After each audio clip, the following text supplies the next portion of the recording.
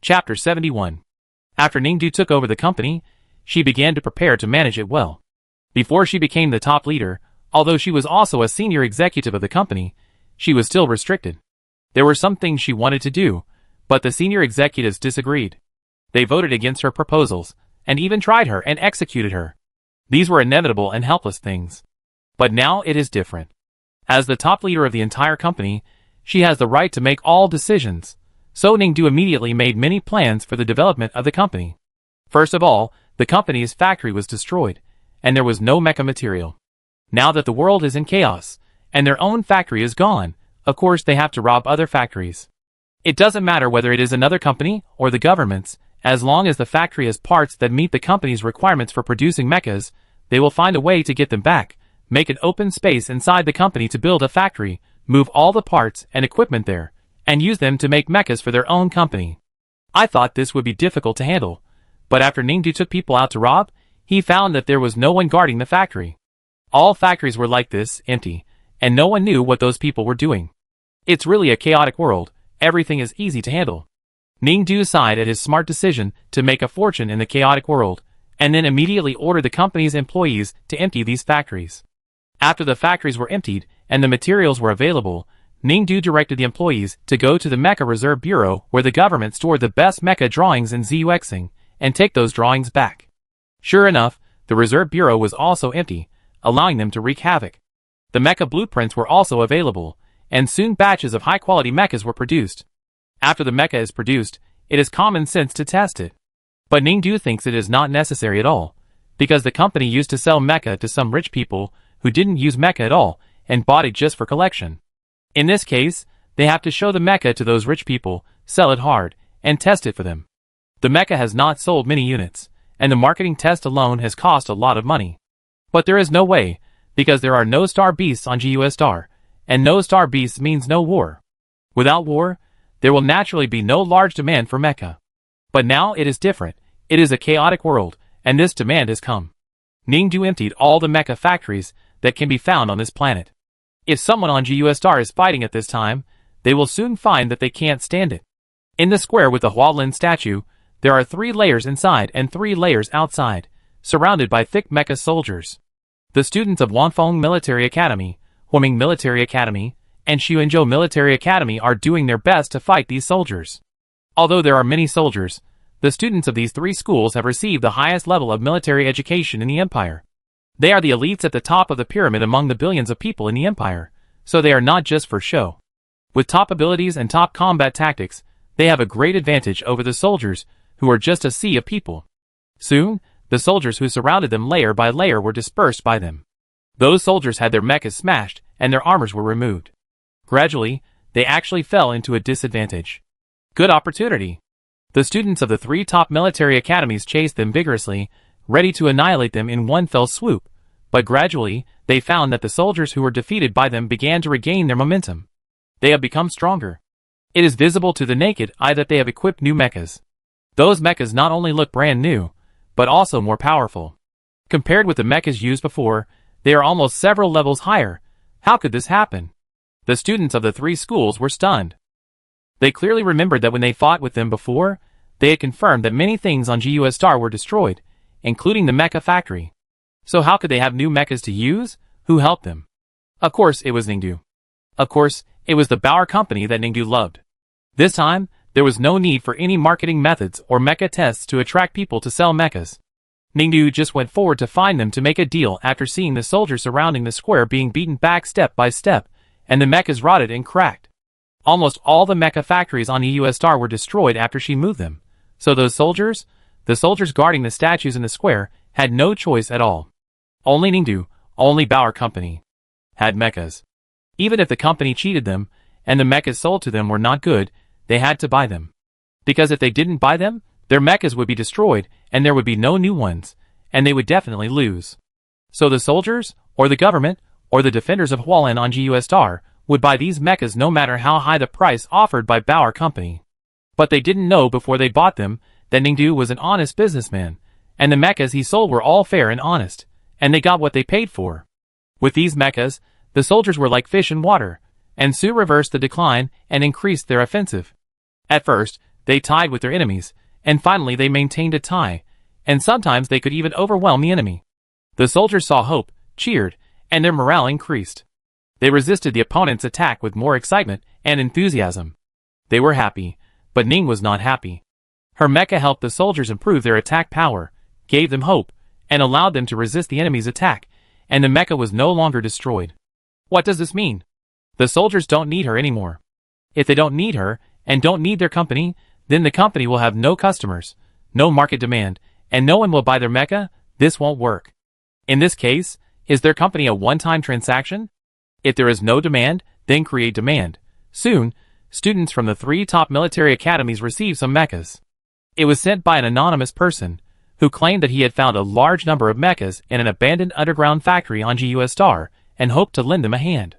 The students of the 3 top military academies certainly doubted the anonymous person's intentions, but at the moment, because the enemy had more people and the mechas had been improved, they had to make some changes if they wanted to win. Even if the students of the individual soldier department brought students from the mecha engineering department, they could only let the students of the mecha division major repair their mechas. It was impossible to get a better mecha suitable for this station. Building mechas requires a factory, and they didn't have one. So although they doubted the anonymous person's identity, they had to try the mecha sample sent by the anonymous person. It really works. It is a high-level mecha that is more suitable for this station. After struggling for a long time, they finally decided to use the money they looted from the previous attack on the Bauer Company factory to buy these mechas. This is an illusion. They have seen through it. Maybe these money will be useless in the future, and they will not use it. Although they don't know what the anonymous people are thinking, the mechas they provide are indeed useful. Since it is useful and the situation is urgent, use it first. So the students of the 3 top military academies decided to buy these mechas. Only after purchasing these mechas, they found that the anonymous person not only sent them mechas, but also attached the tactical description and analysis of the enemy soldiers, and gave them very practical solutions and suggestions for cracking the enemy's tactics. The students of the top military academies have all received a high level of military education, and they can tell at a glance whether the things sent by the anonymous person are nonsense. The anonymous person is not talking nonsense, but very professional and practical suggestions. Who is this person? In addition to being surprised, everyone is more suspicious of the identity of this anonymous person. Of course, they had more important things to do. They had to kill all the soldiers in the square, and destroy the sculptures in the square. The soldiers gradually felt that they could not hold on any longer. For some reason, they had a great advantage on the battlefield, but now suddenly, the opponent also rose. The opponent seemed to have updated and upgraded their mecha equipment and became stronger. They were a little bit defeated. Their mecha was also damaged again. This was not good. Soon, the helpless soldiers contacted Ningdu again, hoping that she would provide better mechas. Ningdu said, of course, that it was no problem.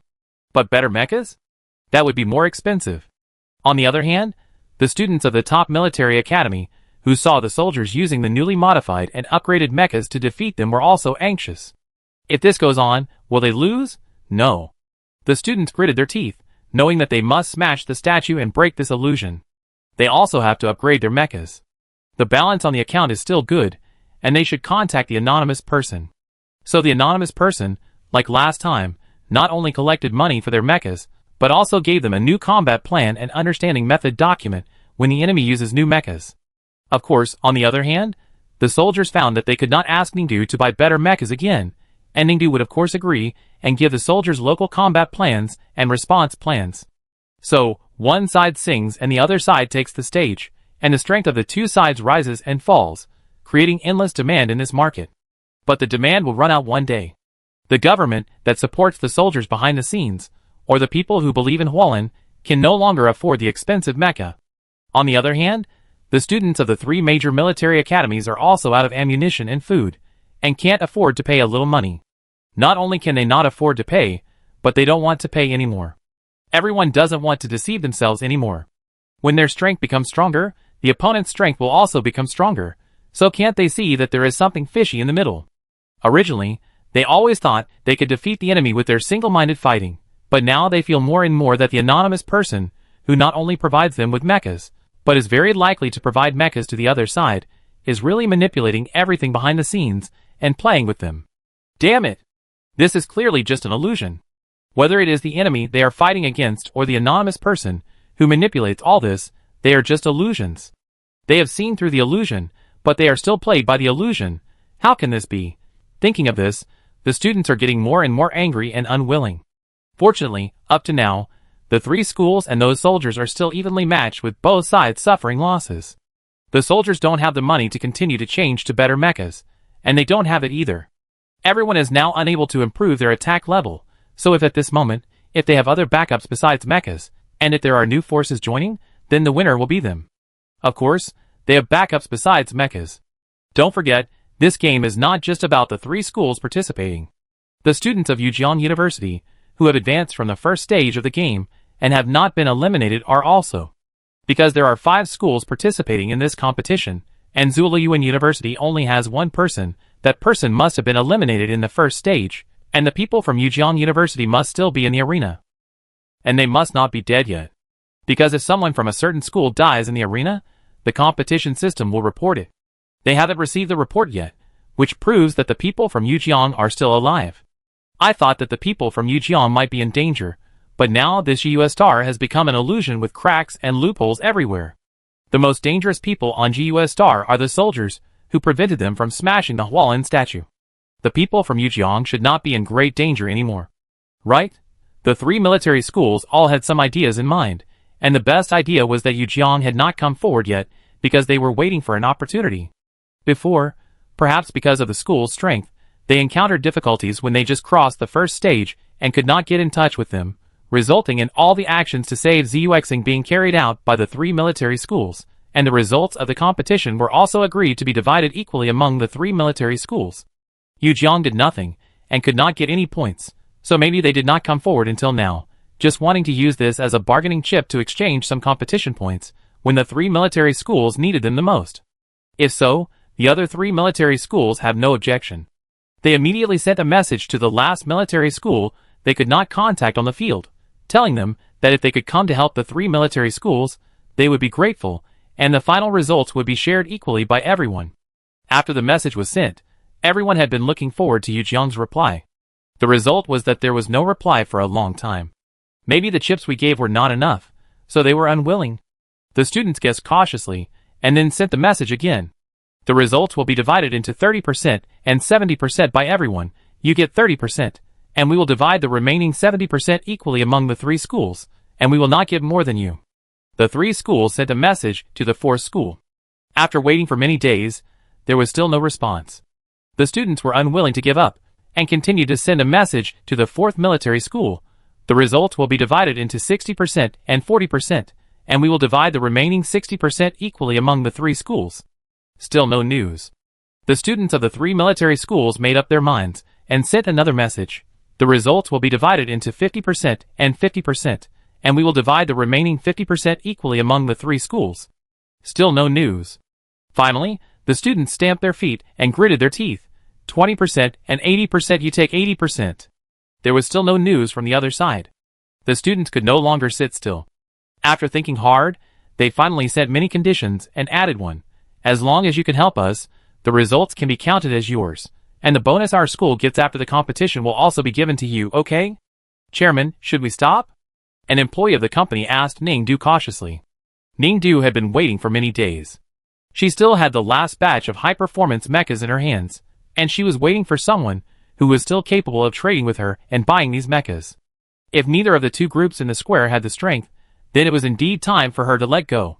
The GUS star in the troubled times no longer had a market, and the company's road to profitability had come to an end.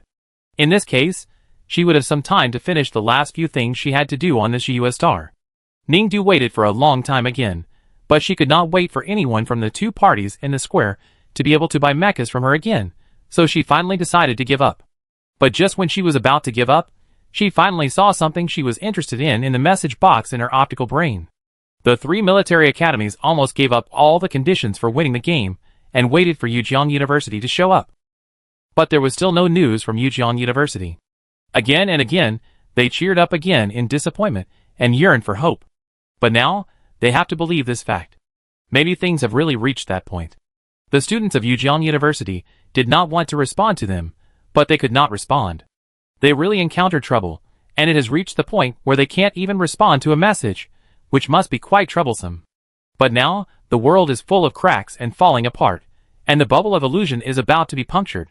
Apart from the guards in the square who stopped them from smashing the statue, who will be the source of the danger and trouble that Yujian University encountered, in the world of illusion, it is clear that those who see through it have the upper hand, but now, they still can't completely break the illusion, so who can create difficulties for those who see through it? Everyone thought of a person they had not yet recognized. The anonymous person who provided them with mechas. They did not understand, in the end of the world, who was still producing mechas to make money.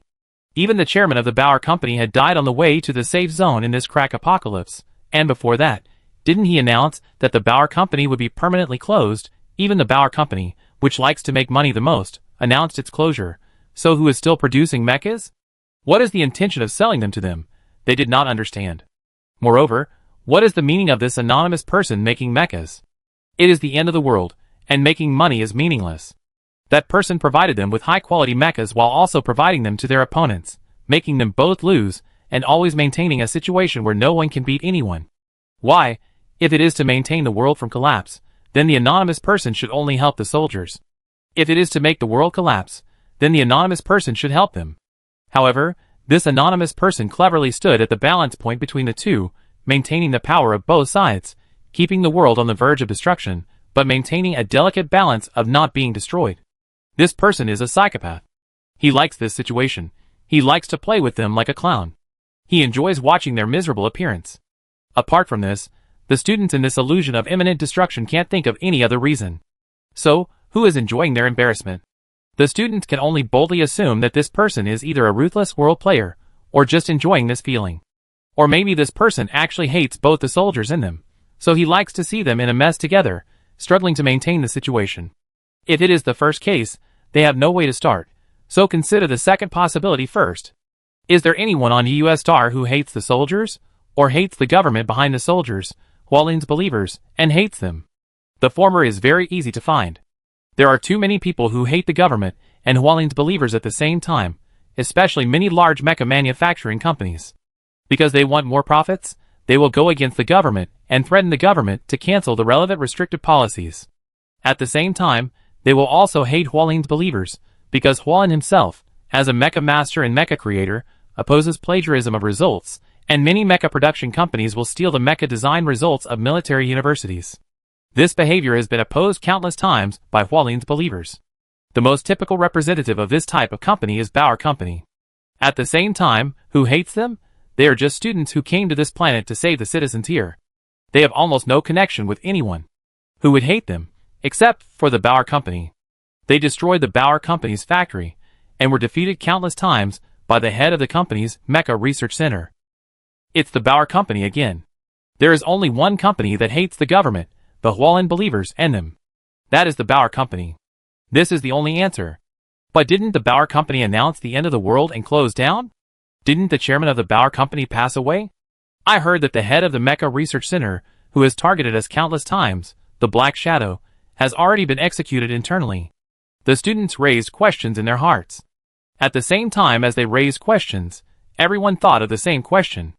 All they said above were rumors they heard, and the discussions of other people in this society. They didn't even think about verifying whether it was true. In fact, the method to verify is very simple. You just need to turn on the long-range function of the optical computer, aim at the direction of the Bauer Company, adjust your anxiety, and take a look at the Bauer Company building to know. All the students raised their hearts and looked at each other in surprise. After hesitating for a while, they finally turned on the long-range function of the optical computer, facing the afterglow of the doomsday, and looked into the distance. In an instant, everyone opened their eyes wide. In the sunset, in the world filled with cracks, in the ruins of the city destroyed by cracks, the towering Bauer Company building was not affected at all, and still stood quietly in the beautiful sunset. On the clean glass windows, the shadows of countless cracks were reflected. The beautiful building made everyone feel desperate again. The next second, the information reminder of the competition venue system sounded. All the students quickly saw that it was a message from the 4th Military Academy that survived in the venue besides them. It was a message from Yujian University. The students who were desperate saw this message and rekindled a little confidence. They immediately opened the message and found that it was what they expected to see. Deal? Let's have a face-to-face meeting. I'm already here behind you. Arrived? The people from Yujiang University are finally here. For a moment, all the students cried with joy, and quickly suppressed their despair just now, and couldn't wait to turn around to see the students from Yujiang University behind them. But the moment they turned around, everyone froze. Yujiang University sent a team of 20 people in this competition, and none of them was in front of them. In front of them, there was only a black shadow. It was the familiar black shadow of the data of the head of the Mecha R&D Center of Bauer Company, who often stood in the company building and looked at them from a distance, and repeatedly destroyed their plans. I will never admit my mistake. The next second, the person in charge spoke again. Why don't you say anything? I'm here. Let's talk about the competition. Just hearing this sentence, the 3 top military school students almost fainted. Sure enough, their competition system was also invaded by the biggest scourge of ZUXing, Bauer Company, right? Chapter 72. Seeing the senior leader of the Bauer Company standing in front of them, and looking at the black shadow, all the students of the 3 military academies felt a huge fear in their hearts. At first, they felt that Bauer Company was indeed difficult to deal with. No matter how hard they tried, the company could deal with their attacks. But later, they found the cracks in this world and found that this world might be an illusion, and everyone's mentality changed immediately. In the past, the seniors were forced to give up the game because they couldn't beat the big boss in the second stage. They thought that the big boss was difficult to beat, but later they found that this game world was far from as simple as they imagined. This world is wrong and illusory. The classmates even highly suspected that the seniors couldn't pass this game before. In fact, it was not because they couldn't beat the big boss, but because they found the wrong way to pass this game, and now they are correct. What defeating Bauer Company and saving the citizens of GUS Star are all fake. The truth of the game can only be known after they expose the truth of this illusory world. That's why they just heard the news that the Bauer Company announced its closure, and the leaders were all dead, and they believed it easily. It was their mistake, because in their minds, the Bauer Company was just an NPC used by this virtual world to confuse them. They were close to the truth, and they just had to devote themselves to bursting this illusion. What Bauer Company was, it didn't matter. So at this moment, when they saw the shadowy leader of the Bauer Company standing in front of them, they suddenly realized it.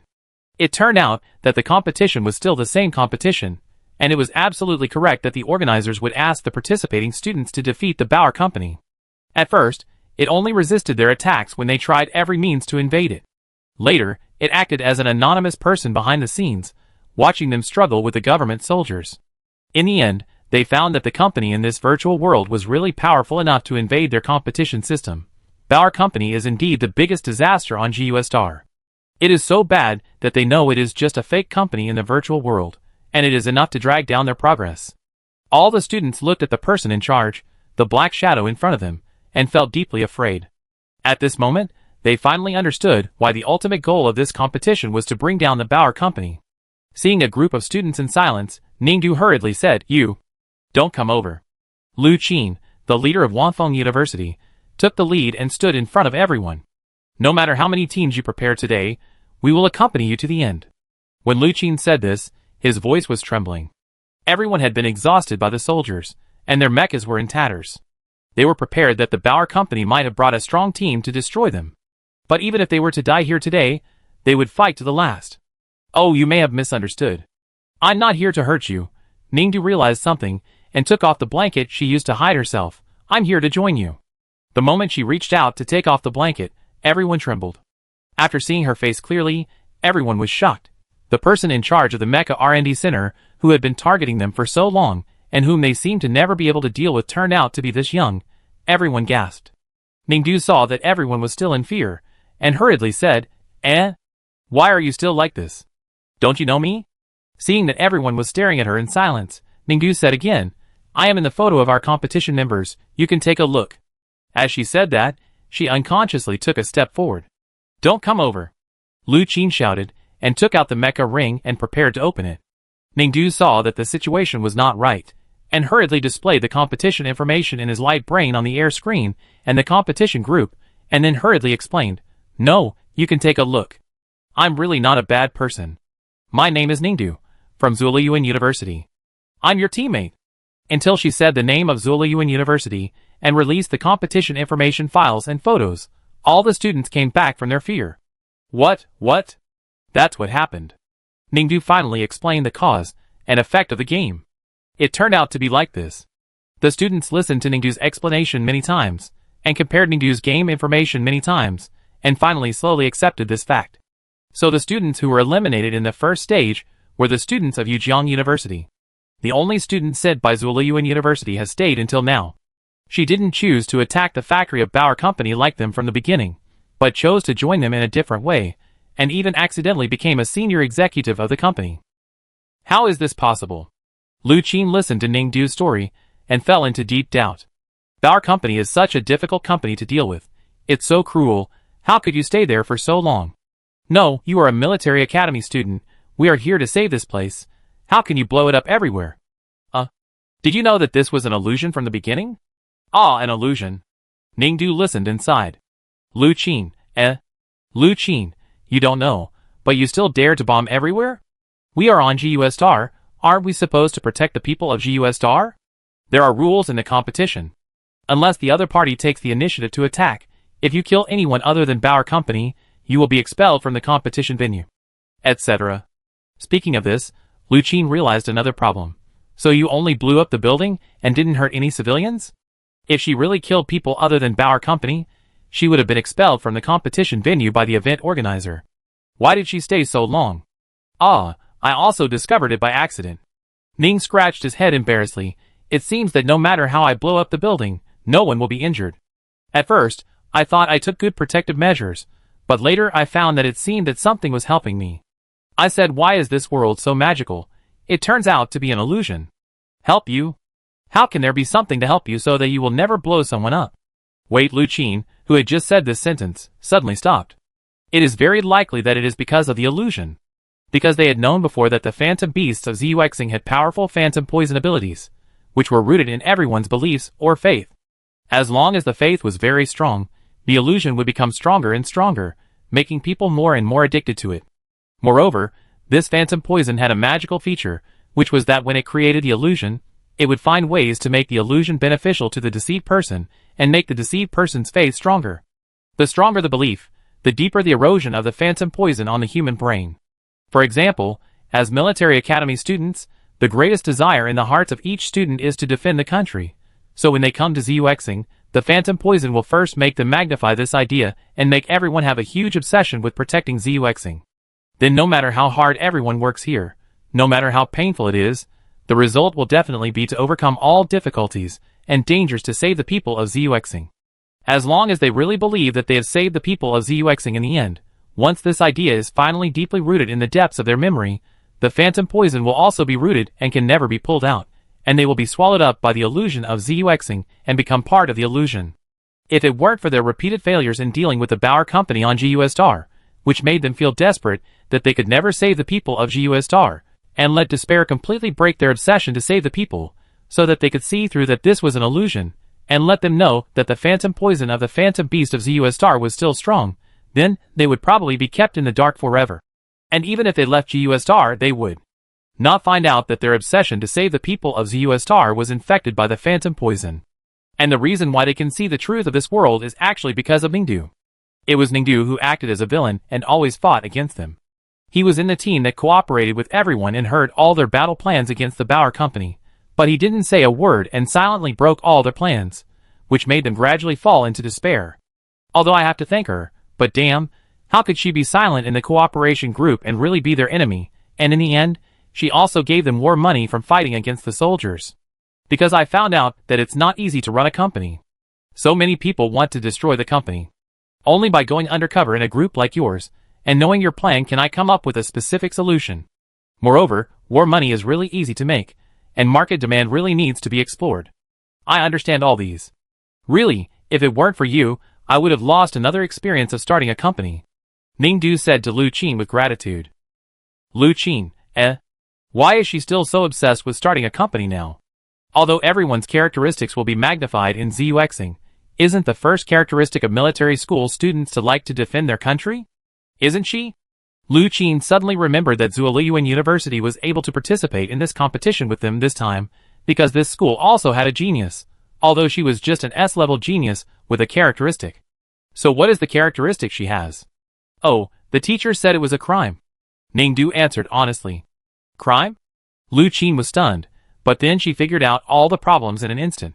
Indeed, if Ningdu's criminal characteristics were magnified on GUS Star, then she would most likely join Bauer Company at the beginning of the game and go on step by step.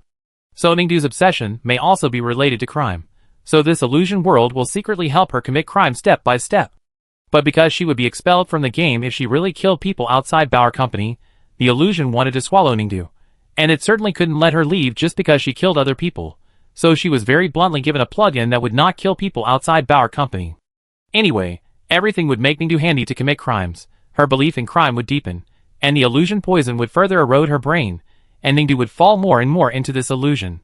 By the way, since this is an illusion, what are you going to do? You still have to kill those people in the square, right? Ningdu said again. We have agreed, right? The scores of the competition belong to me, and the prize money also belongs to me. Lu Qin nodded. Okay, then you can use the last mecha produced by our company to defeat those soldiers. I have been supervising the production of this batch of mechas in our company. The quality is very good, and it will definitely help you a lot. Lu Qin continued to nod.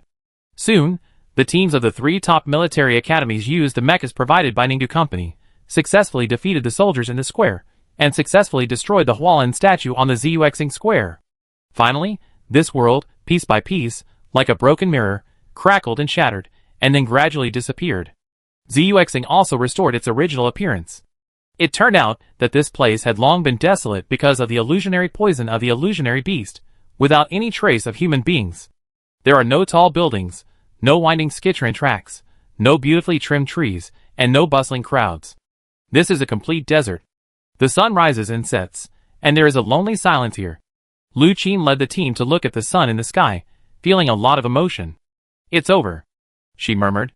The game is over. Are we going to give all the points to that person from Zuoyuan University, as agreed? We have worked so hard for so long, and in the end it is like this. Is it really worth it? A teammate asked her. Lu Qin was very determined. We went back on our word. Do you think it is fair and above board? The teammate beside her blushed when she said that, and stopped talking a little ashamed. But apart from him, Lu Qin, who was resolute just now, was actually a little ashamed in her heart. She felt that she was not fair and honest. It was difficult to express this matter. On the surface, she was happy for the victory of the game, and she was determined to give Ningdu all the points as promised in order to keep her word, but in fact, only she knew in her heart that. She was open-minded about all this just because she was assured that Ningdu was not as good as her, so she was open-minded. Losing points for the entire game was actually nothing to her, because this was a team matter, not her personal responsibility. But during the game, she was frightened by Ningdu, who appeared behind her as a shadow at that time, which was her responsibility. She was a genius with 2 traits, and was regarded as an SS talent, but she was actually frightened by a single S genius with only 1 talent. This was a shameful and funny thing.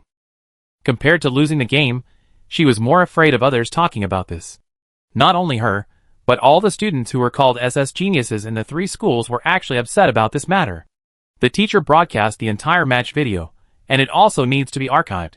They were obviously a genius 1 level higher than Ningdu, but they were frightened by Ningdu. It would be too embarrassing if the teacher saw it. Fortunately, they knew that Ningdu had never known that this was an illusion, and even didn't understand why cracks would appear around him when he felt desperate, so they felt better. Of course, a single S genius is not as sharp as a SS, so it is normal that he can't find these things. Thinking of this, they relaxed a little. Moreover, the trait of Ningdu in Zuoyuan is crime, which is not a good trait. It has a negative nature, and is certainly not as good as theirs. What's more, until now, Ningdu is still telling everyone about her work at Bauer Company, saying how much she has learned in that company, and the excitement between the lines. It seems that her criminal obsession has been infected too deeply by the illusion poison. Even though this world has disappeared, she still can't extricate herself from those things. Other students who are not even as good as her, and do not have genius traits have all woken up. The SS-level genius students of the 3 top universities are now relieved. Look, so comprehensively speaking, this Ningdu from Zuoyuan University is indeed not as good as them. Alas, but in fact, Ningdu is a genius with only 1 trait, and she is not as good as them. Why do they have to repeatedly verify that she is indeed not as good as them? Maybe it was because of this competition, and she was scared by the black shadow of the senior executive of Bauer Company played by her. When she thought that they could see through the illusion, it was mainly because she gave them despair, or it was also because of this competition. In fact, Ningdu was the crucial factor.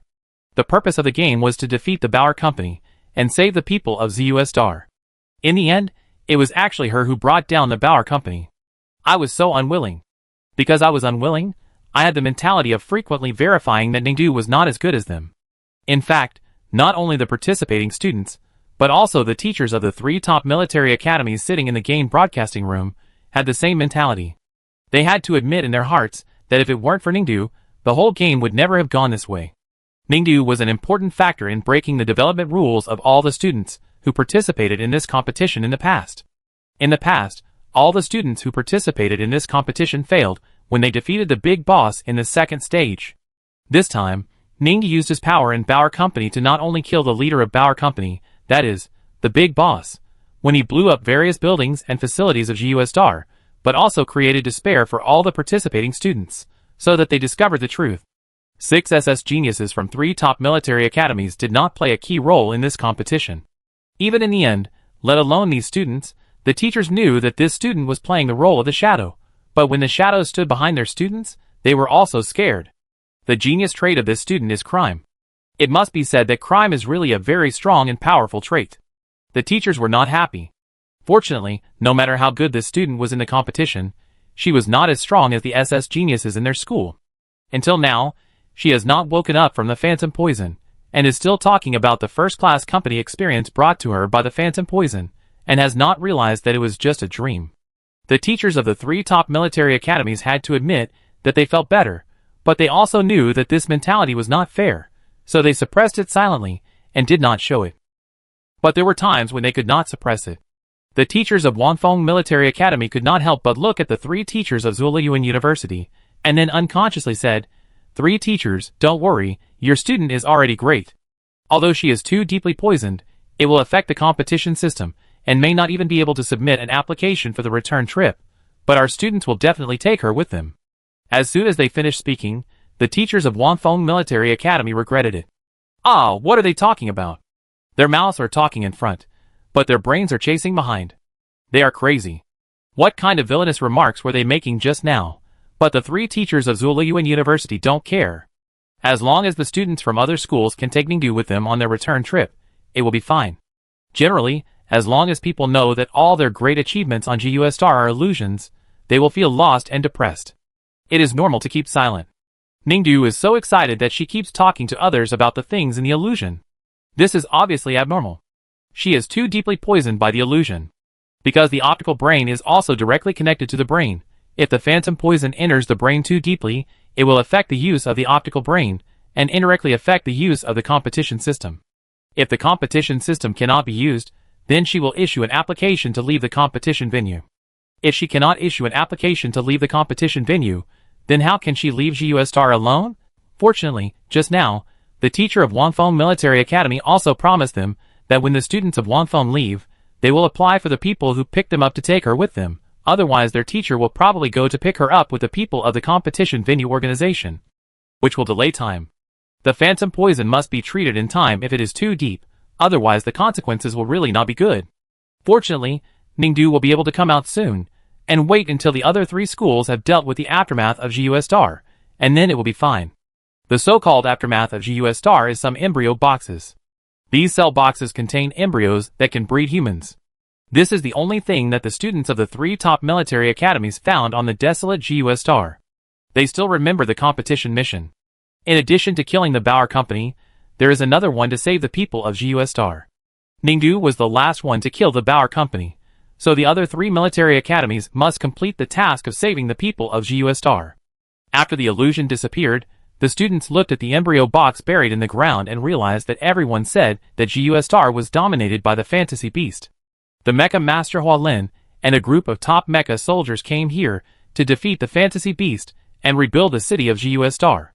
In fact, they might have been poisoned by the fantasy poison. The human embryo box they brought did not actually give birth to the people of ZUS Star, but was left alone in the sand. Hua Lin died on ZUS Star.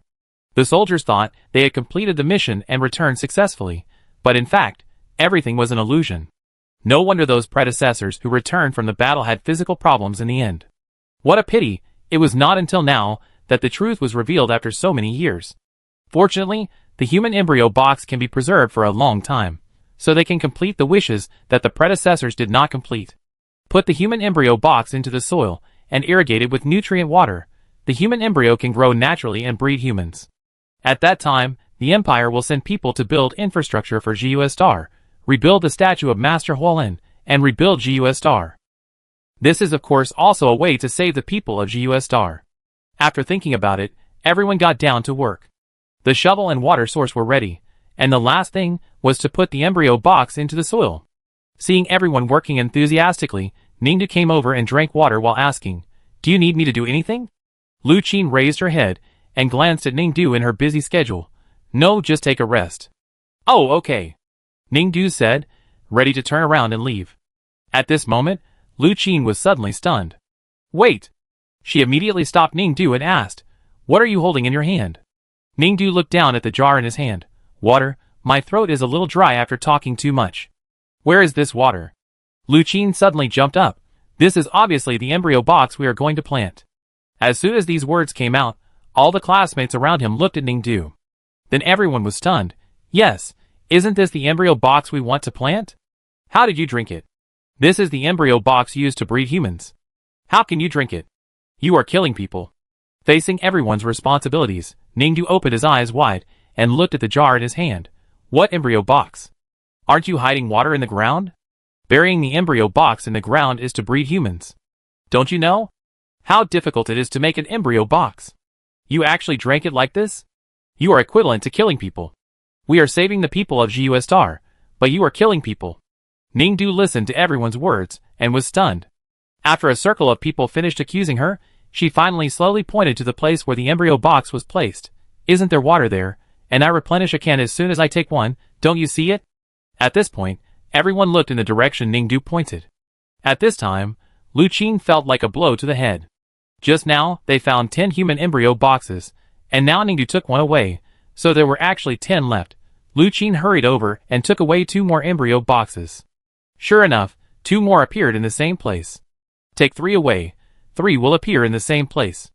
Take 10 away, 10 will appear in the same place. Damn, what's going on? Is she dazzled? How can she take all these embryo boxes? If they are planted in the ground, how many humans will grow? Wait. For a moment, Lu Qin froze in place. Humans shouldn't be planted like seeds. Even if humans want to breed embryos in vitro, she remembered that they need very professional and sterile embryo chambers, not just planting them in the ground. An idea came to her mind. Lu Qin quickly turned on her optical brain and exited the arena system. Sure enough, her arena system was paralyzed and could not perform any operations. She looked at other classmates. The 2 S-level genius classmates had already realized what was going on. It was because they were too obsessed with saving the people of ZUS Star. Their brains had been deeply invaded by the phantom poison. "Everyone, is there anyone else whose arena system can be used? Can we apply to leave the arena now, and have someone pick us up?" Lu Qin asked again. "I can't do it anymore. I can't do it anymore. What should I do? I can't do it anymore." "Ah? You can't do it anymore? Then how do we get out? Are you 2S-level people also not doing it anymore?" After being asked this by their classmates, the 2S-level students were silent. For a moment, the whole place fell silent. Everyone began to get scared. If everyone's competition system was paralyzed, they would not be able to send out a return application. The competition system could not locate them quickly. The vast GUS Star was a desert like the one they were in. It would take a long time for the organization to find them. By then, it was unknown whether the phantom poison would damage their brains more deeply, and whether they could be rescued. Just when everyone was shaking with anxiety, a voice silently emerged from the crowd. "That?" Ningdu raised his hand, motioned everyone and said, "My application to leave the competition venue is still valid. I have already sent you an application." Chapter 73. What do you mean? Hearing Ningdu's words, all the teachers in the broadcasting room of the Zuexing Satellite Stadium were stunned. Our students can't use the stadium system, which proves that they are actually poisoned by the phantom poison. Then this Ningdu can still be used, isn't that proof? She was only slightly poisoned. That shouldn't be the case. She was just discussing with other students about what happened in the illusion so enthusiastically. Knowing it was an illusion, what are they discussing? And from beginning to end, this child should not have shown any shock after knowing it was an illusion, right? If she hadn't been poisoned by the phantom poison and hadn't come out yet, how could someone not even react at all? This child, what's going on? The teachers in the broadcasting room were puzzled. Of course, the students on the field were just as puzzled as the teachers. So what does that mean? Lu Qin stared at Ningdu with wide eyes. Does your stadium system work? Yes, Ningdu nodded. Don't worry, the people from the event organizer are on their way. No, Lu Qin shook her head. This was not what she wanted to ask. Didn't you just talk to us about your company and the illusion? You are like that. Isn't it considered that you have been poisoned by the illusion? Ah, is it? Ningdu thought about the fact that he was really talking about the company just now, so he said, oh, then I might be poisoned quite deeply. Lu Qin, Zheng Jiwei, the chief, located according to the application signal set by Ningdu, and quickly arrived with the people from the event organizer. When she saw the pale faces of the students when she came, she knew that something was wrong. Please take all my classmates back. According to the rules of the competition, whoever submits the application for the organization can only take those back, unless the applicant himself requests to take his classmates with him. Of course, when things got to this point, Zheng Jiwei knew that he should take other students away, but he just waited for Ningdu to say this, and went through the process. Of course, in addition to this process, there are other processes they have to complete. Although looking at the pale faces of the students, knowing that their competition system can't be used, everyone can understand that they are poisoned, but according to the rules, before taking these students away, they still have to test their poisoning level in the end, so that the doctor can treat them quickly.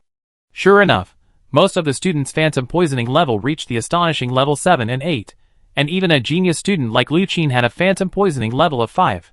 Level 5 phantom poison is enough to make a person's brain malfunction and unable to control the optical brain. It is natural that the competition system can't work on their optical brain. After sending all the students into the rescue cabin, Zheng Jiwei looked at Ningdu, the only student on the field who was not seriously poisoned, and sent her a signal, and called her again. Ningdu, you can come in. After settling the students in critical situations, it was time to let Ningdu enter the rescue cabin, so that everyone could leave together. But after Zheng Jiwei greeted Ningdu, the child turned around and waved his hand. You go first. Zheng Jiwei? ? She walked down the rescue cabin, walked to Ningdu, frowned and asked her, don't you want to leave? I have something else to do, so I have to leave later. Ningdu said again. What do you want? Zheng Jiwei looked at Ningdu. She originally wanted to ask Ningdu that the illusion of GUS Star had been punctured and it was already a wasteland. What else could happen? But she suddenly remembered that her former student Cheng Yuqin, who later worked in the Military Education Bureau of EP71, had mentioned this child to her. He seemed to be very stingy, a person who loved money, and was very crazy about this. When she thought of this, Zheng Jiwei suddenly thought that this child would not want to dig some gold mines on this planet and sell them back, so he didn't go back. Although she also knew that this idea was outrageous, according to Cheng Yuqin's description, it felt that this child could do such a thing. It's just that I still have some money that I haven't asked for back. Ningdu told the truth. As expected, it was related to money. Zheng Jiwei was prepared, and was not surprised to hear Ningdu say that. So she said, okay, then I have someone send the other students back first. I stay here and accompany you. Ah, no need. You go back. I'm fine. Ningdu said again. I know. Zheng Jiwei also said, it's not that I'm afraid of you getting into trouble. Your competition application can only be used once. You have used it now, and brought those classmates back. You are the only one left on GUS Star. When you run to other places, you can't send applications. We can't locate you, and have to look for you all over the planet. It's troublesome. I watch you here. When you get better, I directly send the location and have someone come to pick us up. It's convenient. Besides, she was a little curious. Now this planet is all deserted. What does this student mean by asking for money just now? If other students said this, she might think that this student was mentally ill, but Ningdu. Based on her incident at the Conscience Company and her performance on the field this time, Zheng Jiwei really couldn't think that this child was completely sick. Let's see what she is going to do. Ningdu nodded and agreed after listening to Zheng Jiwei's words. After the rescue cabin drove away under Zheng Jiwei's command, Ningdu also moved his feet and headed in one direction. Where are you going? Zheng Jiwei followed her and asked. Oh, I'm going to find someone who owes me money. Ningdu said again. What? Zheng Jiwei didn't quite understand what Ningdu meant. What do you mean? Someone sold me something, but the thing was expired and he cheated me. I have to get my money back. Ningdu said again. Zheng Jiwei was getting more and more confused as she listened to her words, but she still asked with a brave face. What did that person sell you? Milk? They said it was valuable, but when I got it, I found out it was expired and worthless, alas. Ningdu sighed when he said this. It was all because my boss urged me too much at the time, and he insisted that I buy the milk from the old lady to sponsor her car fare, alas. I didn't pay much attention, and later I found out that I was cheated. The old lady said that the milk in her hand could be sold at a good price, but the milk was expired and spoiled, and my money was wasted. Hearing Ningdu talking to her so excitedly, Zheng Jiwei became more and more confused. But didn't you say that it all happened in the illusion? Yes. Ningdu said again, but my money was actually cheated away. I gave it in cash at the time. Is the degree of your phantom poison really shallow? Zheng Jiwei was even more confused when she heard her say this. Whether it's cash or not, you should know that everything that happened in your previous competition was fake. But I really paid that money, Ningdu said. I gave her cash. Child, Zheng Jiwei didn't know what to say. You have to understand that everything you do in the illusion is false, because you are poisoned by the illusion. Everything you think happened, in fact, did not happen. But my money is really gone. I really gave her cash. Ningdu swore again. Zheng Jiwei, She was completely out of temper. Why can't this child understand what she is saying? Isn't she poisoned less than other students? Is she really poisoned less than those students? If she hadn't really seen Ningdu's competition system working, Zheng Jiwei would have thought that she was really wrong. But this child really speaks incoherently. And she is still walking, not knowing where to go. Zheng Jiwei asked again, Good kid, you are going to find the person who cheated you of your money, but do you know where she is? Of course I know, it's over there. Ningdu pointed in a certain direction again. We will be there in a while. Zheng Jiwei looked at the vast wasteland that Ningdu pointed to, and became even more confused. It seems that there is nothing there, Ningdu. She said again. Yes, there must be. Ningdu said again. How can you be sure there is definitely there? I have seen it many times before. I used the company's weapons to bomb those universities and government research institutes, and found that no matter how I bombed the Mecha Research Center in the university and the government's Mecha Research Building, no one ran out. When other buildings were bombed, people came out, but there was no one inside. But you said, shouldn't there be many researchers in the research building? How come there is no one? Ningdu added, so I finally checked those research centers. Oh, it turns out that there is a pipe under the ground in those research centers, leading to a place. There must be some mecha blueprints in that place. So no one in the research institute actually studies it, and they rely on those blueprints as their output. Oh, that place is the underground of our company, so I came here. Zheng Jiwei looked at Ningdu with her mouth wide open, and then immediately sent a message to her colleague on the optical brain. Please give me the phantom poison test paper according to my location immediately. At this point, she is still talking about things in the illusion. Zheng Jiwei now seriously suspects that Ningdu has actually been completely poisoned in her brain, but because of luck, her competition system can still be used. Just after sending a message to her colleagues, Ningdu suddenly stopped and said, We are here. Zheng Jiwei, How do you know we are here? She asked with a stiff upper lip. Ningdu looked at the sky, according to the direction of the stars in the sky. Actually, it's okay. Our company, I love it so much, I would recognize it even if it turned into ash. Zheng Jiwei, Alas. Ningdu sighed again. It's just that we are going to go to the place where the pipes in the research center lead to. I haven't been there yet, alas. It's the only place I don't know about the company. Zheng Jiwei thought about it again, and still tried. Ningdu, maybe this place is actually the illusion before. In fact, there is nothing now. Kid, the place you are in is an illusion. Now there is nothing, not to mention, according to the competition system, your investigation of the company in the illusion has already reached 100%. That's not the case. Ningdu pointed at the land under his feet. There really is something here. Zheng Jiwei, child, look carefully. This is just a wasteland. There is something inside. It really is. You know when you dig it out, Ningdu said. Suddenly releasing the mecha he brought with him to the competition, immediately went into drive, and then used the mecha arm to operate the digging. Zheng Jiwei was shocked by her mobility, and then wanted to stop her. Child, don't dig yet. Listen to me. What's wrong? Ningdu stopped the mecha again, and looked at Zheng Jiwei. Zheng Jiwei stopped talking for a long time, and then said, Well, even if there is another space here, how can you be sure that the old lady who cheated you of money is in it? Oh, because later I knew that she cheated me. I used the power of the company to check and compared the faces of all the people on GUS Star, and I didn't find anyone who looked like her. Ningdu said again, The person can't be found anywhere on GUS Star, and only this place I haven't searched yet, so the liar must be here.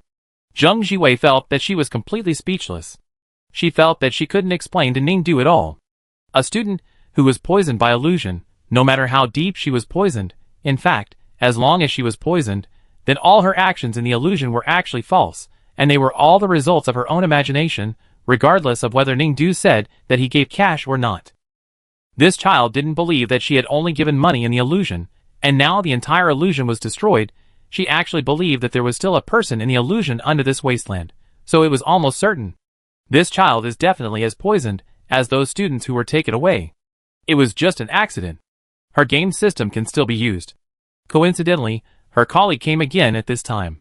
Seeing Ningdu digging on the ground, Zheng Jiwei didn't want to care anymore. She reached out and took the phantom poison test box that her colleague hurriedly brought. She flipped it into Ningdu's mecha cockpit and started to test her. "Teacher, your test won't delay my work, right?" Ningdu asked while testing. Zheng Jiwei was very speechless. "Well, no.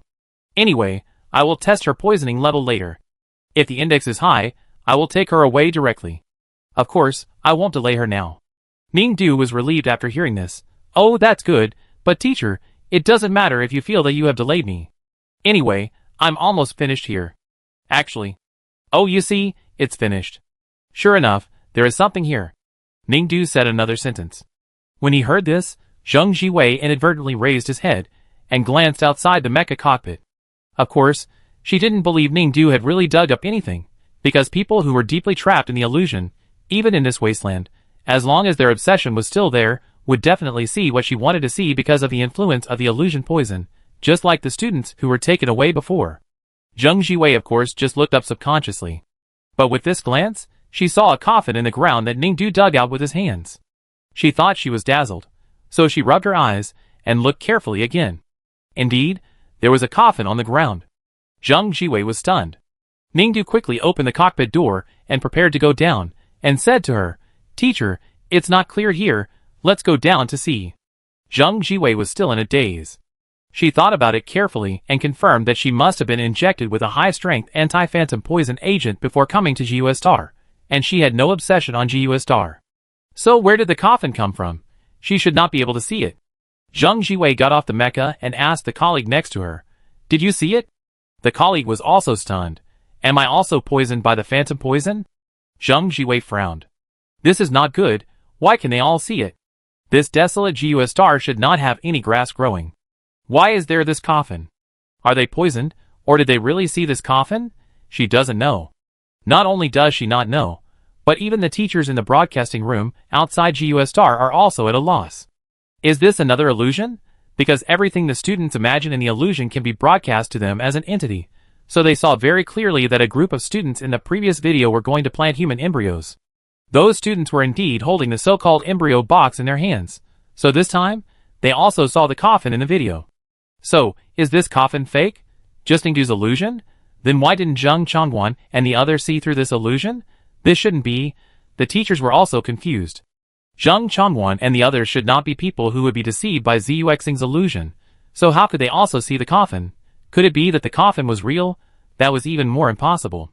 The coffin was so beautifully made, how could it be possible? The teachers stared at the coffin, and the more they stared, the more familiar it felt. For a moment, everyone was silent.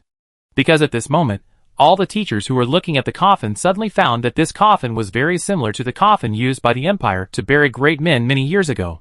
No, it was not just very similar. The longer they stared at the coffin, and the more they carefully discovered the details of the coffin, the more they recognized the entire appearance of the coffin. It was not just similar. The coffin on GUS Star was almost exactly the same as the coffin used by the Empire to bury great men. If all this was false, why did this coffin appear in Ningdu's memory and become Ningdu's illusion? The illusion of someone on GUS Star must have been formed based on her memory. So this coffin was impossible for non-important people in the Empire's military to see.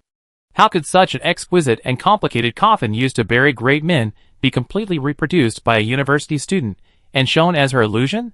No, this is absolutely impossible. But if they rejected this possibility and determined that this coffin was not Ningdu's illusion, then there was only this possibility left in front of them. Zheng Jiwei, who was on the moon star, of course, knew what this last possibility was. She certainly wanted to know the result. So the next moment, Zheng Jiwei suddenly took out the gun from her waist, and with a few bullets, she broke the lock on the coffin in front of her, and then the next moment, she had stepped forward and kicked the coffin lid open. Immediately, the person lying in the coffin was completely exposed to everyone. Zheng Jiwei was about to step forward to check who was lying inside, but unexpectedly, the person inside had already sat up. Not only did she sit up, she also turned her head to Zheng Jiwei and greeted her. "Xiao Zheng, hello, long time no see." At this moment, Zheng Jiwei finally saw the face of the person in the coffin in front of her. Then she froze in place, and her brain went blank in an instant. Teacher Hualin," she murmured unconsciously. Teacher Hualin, who died on Zuexing many years ago, when she followed the army to fight against the Zuexing fantasy beast. How could it be her? How could it be her? She is still alive. Is she here to avenge them? Zheng Jiwei looked at her, trembling all over. Hualin in front of her smiled slightly, as if he had read through her heart. "Yes, I am here to avenge you. You cowardly and cold-blooded liar soldiers, you deserve to die," she said again. Chapter 74.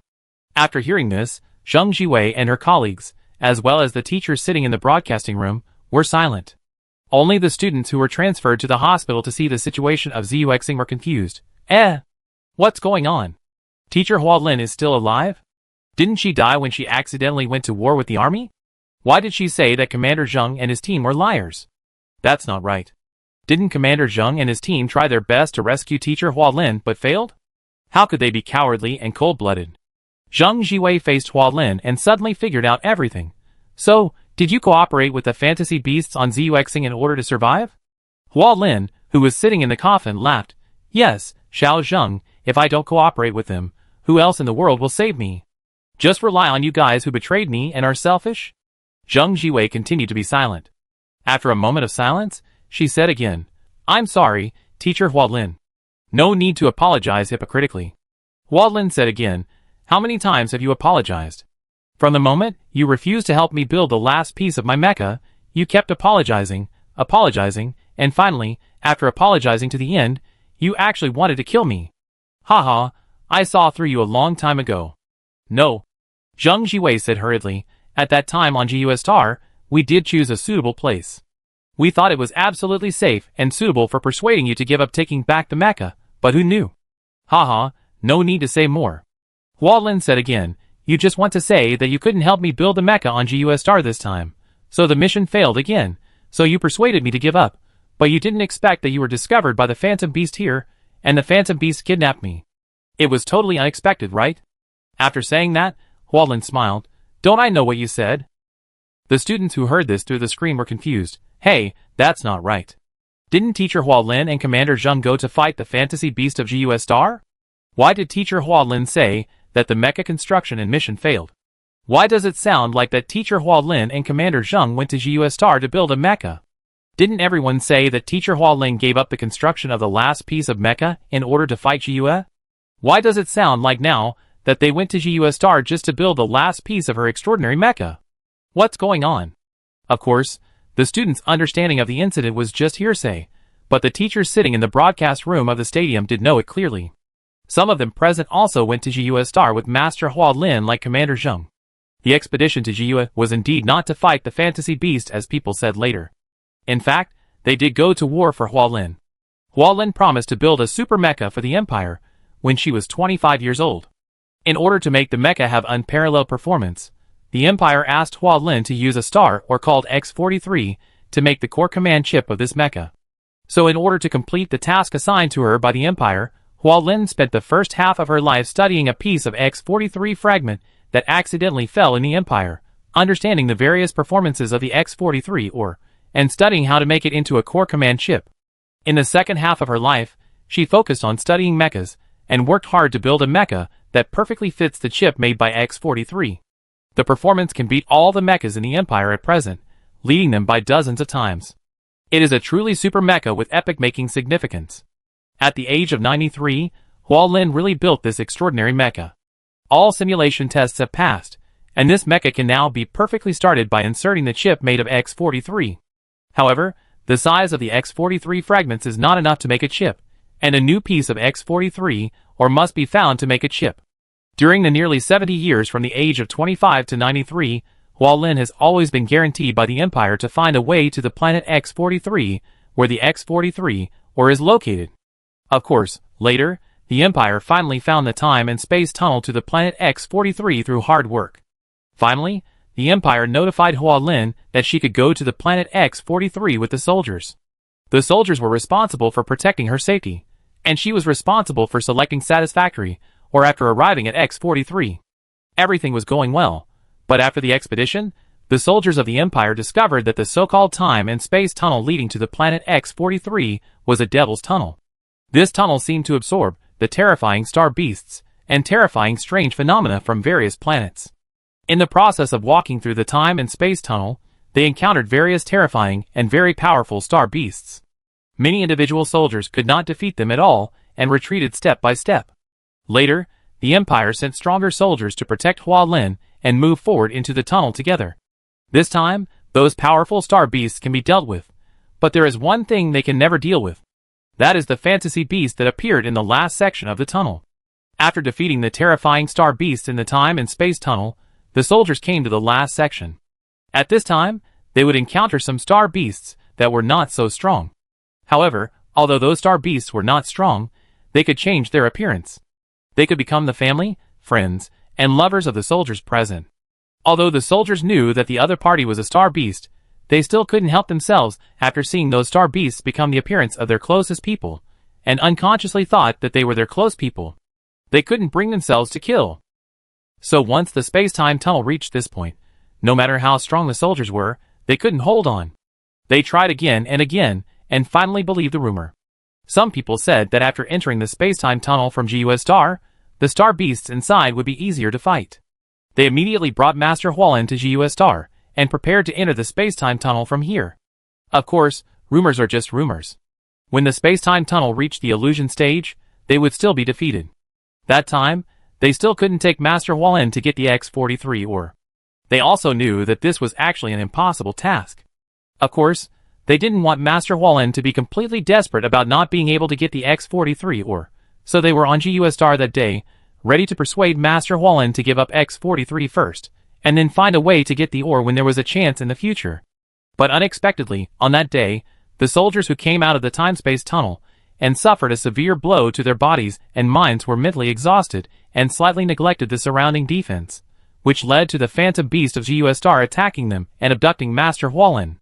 They could have saved Master Hualin, but for some reason, Master Hualin died in front of them so quickly. Zheng Jiwei remembered that she saw Master Hualin alive in the last second, and she ran to save her, but she felt that she did nothing, and the phantom beast did nothing, but Master Hualin died just like that. Cheng Yuqin, who was with her at the time, saw that scene and burst into tears. Later, they dug a grave for Master Hualin on GUS Star and buried her in a coffin amidst the crying. At that time, she was still wondering why Master Hualin had to bury her on GUS Star in the last words he quickly wrote in the optical brain before his death. Now it seems that she was clearly faking her death at that time, and co-starred in a play with the fantasy beasts of GUS Star in order to stay on GUS Star. But what is your purpose in doing this? Zheng Jiwei couldn't help asking Hualin, who had been away for many years. Hualin laughed grimly. Hee, why else? I made a deal with the fantasy beasts of GUS Star. Let them occupy my brain, invade my obsession, and let them thrive in my obsession. For what, don't you know, for one day, these fantasy beasts can be strong enough to leave GUS Star and go directly to you with my resentment, tearing each of you and the entire empire into pieces. Zheng Jiwei looked at her and murmured again, Teacher Hualin. I'm sorry. What's the use of being sorry? I ask you, what's the use of being sorry? Hualin continued to yell, I am now 93 years old, almost 70 years old. My whole life was dedicated to it because of the Empire's order. In this life, my peers were making other mechas, receiving various awards and praises, earning high salaries, and being admired by thousands of people. What was I doing? I spent day and night in the laboratory studying that mecha. I devoted my whole life to that mecha. In the end, you told me that you couldn't get X-43 ore for me, and the most core component of my mecha, the command ship, couldn't be made. What's the point of making this mecha?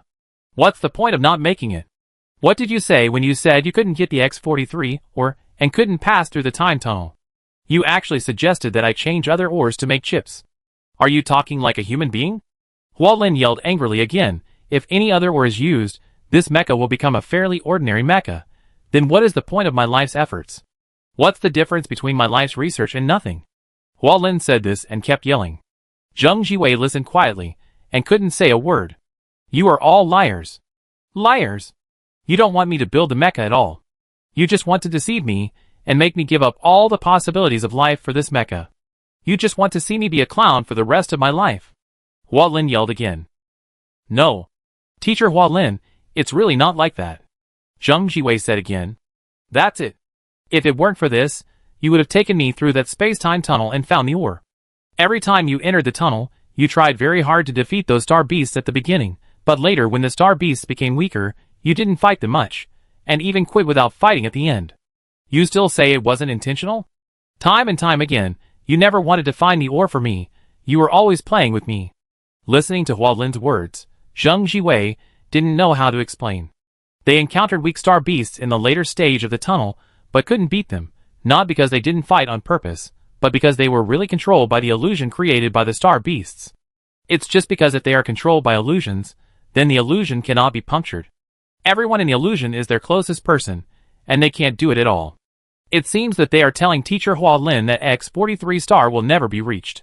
They didn't want to give Teacher Hualin the deepest despair, so they never talked about it.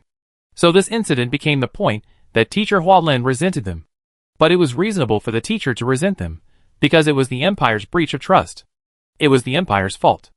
Hualin, you don't have to say anything now. Do you have anything else to do?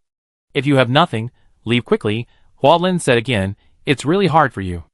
After so many years, Xuexing finally dug me out. Please put me back and cover my coffin tightly. I want to rest. Hualin laid back in the coffin and said again. Teacher Hualin, but it's not a good idea for you to lie on Xuexing like this. Please go back with us.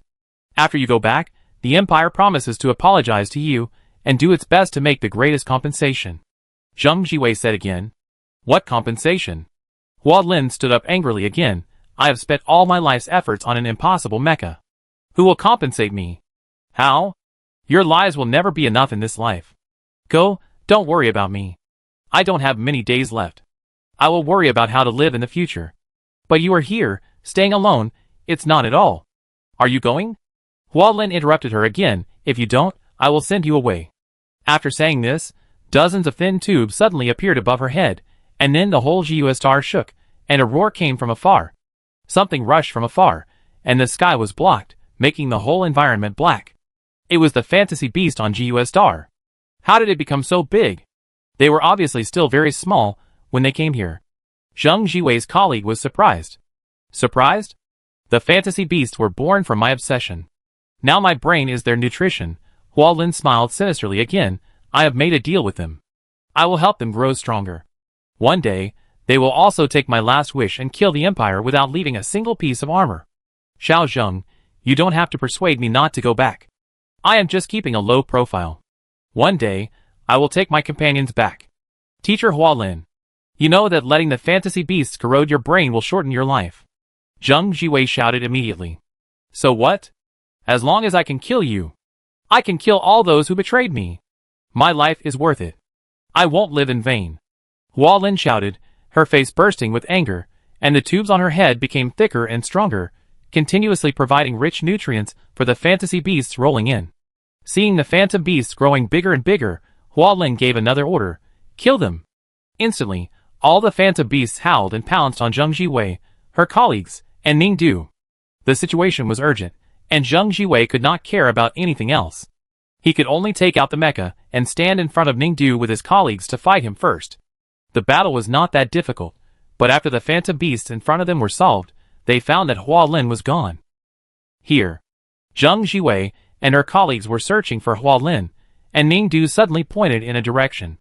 Everyone saw Hualin pushing the coffin board and escaping in the chaos. Teacher Hualin. Zheng Jiwei hurriedly chased after him. Damn it! Seeing them running up again, Hualin continued to use his mind to call more phantom beasts to block their way to find her. After another fierce battle, Zheng Jiwei and her colleagues were panting and finally won. After the fight, they looked at Ning Du behind them and asked her, Are you okay? Ning Du shook her head and pointed in a direction. She went there. Zheng Jiwei and her colleagues immediately followed, and soon found Hua Lin pushing the coffin board and running away. Teacher Hua Lin. Everyone called her, "Don't leave, come back with us, okay? Phantom beasts, kill them." Seeing them catch up again, Hua Lin immediately ordered the phantom beasts again. The phantom beasts quickly pounced on them again, blocking Zheng Jiwei and her colleagues' way. After killing these phantom beasts, Ningdu pointed in a direction, and Zheng Jiwei and her colleagues chased them again. "Why are you still following us?" Hua Lin was going crazy, and quickly released the phantom beasts to stop them.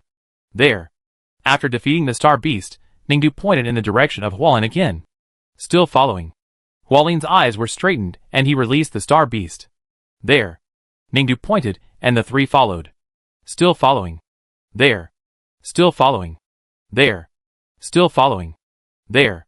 Still following. There. Still. Hua Lin finally couldn't run anymore. The coffin was heavy, and she had a hard time pushing it. Finally, she stopped and looked at the three people who caught up with her. "What do you want?" She collapsed and shouted. "Teacher Hua Lin, come back with us."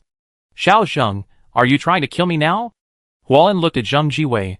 "I have worked hard for the empire in my life, but in the end I got nothing. I don't have many years left. I just want to live for myself now. I just want to do what I want to do.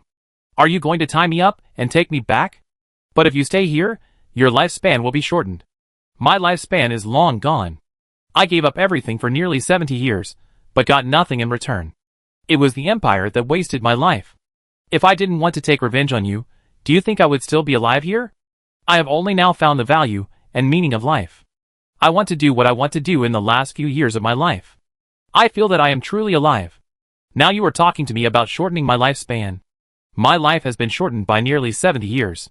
What can you use to compensate me for those 70 years? Hua Lin collapsed and shouted again. Zheng Jiwei was silent. Does your empire really want to eat me up before you stop? You insist on me going back because you want me to have the last bit of happy time in my life when I can do whatever I want, so that you can't ruthlessly deprive me of it, right? Listening to Hua Lin's words, Zheng Jiwei fell into deep thought. With teacher Hua Lin's current mentality, even if she returns to the empire, she will continue to hate. As long as the empire cannot get her X-43 or through the space-time tunnel, and cannot make the mecha she built truly become an extraordinary mecha, then no matter what compensation the empire gives her, it will not be enough, and it will only make her suffer. As she said, at least on GUS Star, she has a dream of revenge, and she is more happy to live. It's all their fault that the empire clearly promised teacher Hua Lin, but in the end, because of the miscalculation of the difficulty of obtaining X-43 or, it ruined her life. It's their empire's fault. Zheng Jiwei raised her head again, and looked at Hua Lin. She finally decided to let go. Teacher Hua Lin, if you feel more comfortable living like this now, then I respect your wishes, and I won't bother you again, she said again. Hearing this, Hua Lin was stunned for a moment. She also looked at Zheng Jiwei, and then frowned deeply. Just go! She gritted her teeth and said angrily. The Empire will try its best to find a way to break through the bottleneck of the space-time tunnel and retrieve the X-43 or you need. When that time comes, I will come to pick you up, Zheng Jiwei said again. Heh. Hua Lin sneered. It's better to listen to the barking of dogs than to believe in your words. A bunch of things that only promise but no results. Get out. Teacher Hua Lin, take care. Zheng Jiwei bowed solemnly, saluted Hua Lin deeply, and then turned and left. Looking at her back as she left, Hua Lin sneered again. Get out. Everyone, get out. The farther the better. It's best if no one comes to disturb her. Get out. Hua Lin turned around, still cursing in his heart, and then pushed his coffin and left in the opposite direction. Get out of here. It's best if no one comes to her, no one bothers her. Let her be alone. When she makes these fantasy beasts stronger, she will let all these cold-blooded imperial soldiers be buried in the sea of corpses. Just wait and see. Cold-blooded, heartless, and heartless empire. Wait. Suddenly, a hand grabbed Hua Lin's arm. Hua Lin was stunned again, opened her eyes wide, and turned to look at the person who stopped her. But the person in front of her was not Zheng Jiwei, but a face that was not familiar. It was the little girl that Zheng Jiwei had been protecting just now, the cold-blooded and heartless offspring cultivated by this cold-blooded empire. What are you doing? Hua Lin shook off her hand and shouted. Pay back the money. Ningdu reached out to her without saying a word. Hua Lin paused. What money do you want to pay back? How could I possibly owe you money? Our company's boss asked me to buy your milk, and I gave you 20 star coins. You said the milk could be sold at a good price, but it wasn't. The milk was expired, Ningdu said again. You lied to me, pay me back. Listening to Ningdu's words, Hualin gradually remembered who she was. It was the student who destroyed the illusion of the city of GUS Star that she created on GUS Star. Damn it, she asked that student for money at that time just to have contact with that student. Once she could meet that student, she could make the illusion poison in that student's brain deeper. She did the same with other students, and they were indeed infected with a deeper illusion poison. Logically speaking, if they were infected with a deeper illusion poison, as long as it was not cleared, these students should not remember her. How could this girl still remember her? What are you thinking about? Pay me back. Ningdu saw that she didn't speak, and said again. What money do you want to pay back? Hualin said again. Don't you know that everything in the illusion is your illusion? Everything you do in the illusion is your imagination. In fact, you have never paid me money. I did in cash. Ningdu said again. That's because you are too poisoned. Pay back the money. Ningdu continued to stretch out his hand to her. Psycho. Hualin didn't want to pay attention to her, and continued to walk forward. Ningdu followed her. Pay back the money. Don't follow me, go back, go to the hospital. If the illusion poison continues, you will become cerebral palsy. Hualin continued. Pay back the money. Ningdu continued. Don't you understand what I say? Pay back the money. Are you done yet? Pay back the money. Don't follow me. Pay back the money. Go. Go away. Don't follow me. Hualin was anxious, and pushed her coffin board and ran. Pay back the money. Ningdu followed behind in an orderly manner. Phantom Beast. Stop this girl for me. Hualin summoned her Phantom Beast again. Ningdu immediately equipped the mecha, and after defeating the Phantom Beast, he still followed Hualin closely. Pay back the money. Are you a ghost? You keep pestering me. Hualin screamed. Damn it, it's all because of this girl who destroyed the Zuxing illusion that she had created for many years. Her Phantom Beast was injured and has not recovered yet, so her strength is not as good as before, so she can't beat this girl. But if she can't beat her, she will run away. Zuxing is so big, let's see how long this girl will follow her. Just like that, after a day and a night. Hualin couldn't hold on any longer. But when she turned around, the girl was still following her steadily. Pay back the money. The girl was as calm as a robot, not even breathing. Ah! Ah! Hualin felt a headache, and was going crazy. Little girl, I tell you, if you follow me again, you be ready to die. Pay back the money. Ningdu just said. Ah! Pay back the money, pay back the money. Hualin now felt that she had a headache, and was about to go insane when she heard this sentence. Well, since this girl is still haunting her, don't blame her for being merciless. Follow me if you have the guts, I see how long you can follow me. Hualin stared at Ningdu and said this hatefully, then turned around and ran in one direction resolutely. Although the fantasy beasts on GUS Star could no longer stop her, she still knew there was a place that could. But that place was very torturous, and would torture people to the point of being worse than death, leaving the little girl with a lifelong shadow. She didn't want to do this either, but the little girl forced her to do it. Just do it. After making up her mind, Hualin looked at the sky and resolutely went to a place where she had walked countless times many years ago, but no one had ever accompanied her to complete the whole journey. That place was the space-time tunnel from GUS Star to planet X-43. Hualin walked towards the entrance of the space-time tunnel step by step. Turning around, Ningdu had indeed caught up. Not long after Zheng Jiwei left, she and her colleagues turned around and realized, where is Ningdu? It was all her fault that she accidentally immersed herself in grief just now. How could she forget the child all of a sudden? Where did she go? Zheng Jiwei hurried to find her with her colleagues. Unfortunately, GUS Star is full of barren mountains, and they all look the same. It is not easy to find the right way to bring Ningdu back. But they still tried their best. Finally, when she saw Ningdu walking towards the entrance of the time-space tunnel, Zheng Jiwei saw her. Ningdu! Come back! Zheng Jiwei was shocked, and hurried over to pull Ningdu over. You can't go into that tunnel. Seeing Ningdu insist on going inside, Zheng Jiwei shouted again. But it was useless. Ningdu had already gone in with Hualin. Zheng Jiwei tried her best, but she couldn't reach the corner of Ningdu's clothes. The right to open the time-space tunnel was given to Hualin. Hualin opened it as she wanted and closed it as she wanted. She had the final say on how many people to let in. So Zheng Jiwei could only watch the tunnel close, and Ningdu and Hualin disappeared in front of her. At that moment, Zheng Jiwei remembered many things. She remembered the phantom parents she met in the time tunnel, her friends, her lover. She also saw the struggling expressions on her companions' faces, and saw the torture they could not bear to do even though they knew the other party was a star beast. She also thought about how she and her colleagues came out of the tunnel, and went through a long treatment period. Ningdu? Zheng Jiwei frowned. What should I do? The colleague next to him was also at a loss when he saw Ningdu being taken in. Contact the doctor urgently and ask the Imperial Capital Star to send a treatment expert in this area. Zheng Jiwei quickly adjusted his state and said, when Xiaoning can't stand coming out of the tunnel, her mind and brain will be the most injured. Contact the best hallucination doctor in the Capital Star immediately, and ask them to come to GUS Star to prepare. Also, she has been poisoned by hallucinations on GUS Star before, and her brain has been poisoned. This time she must be more seriously injured than the last time we came out.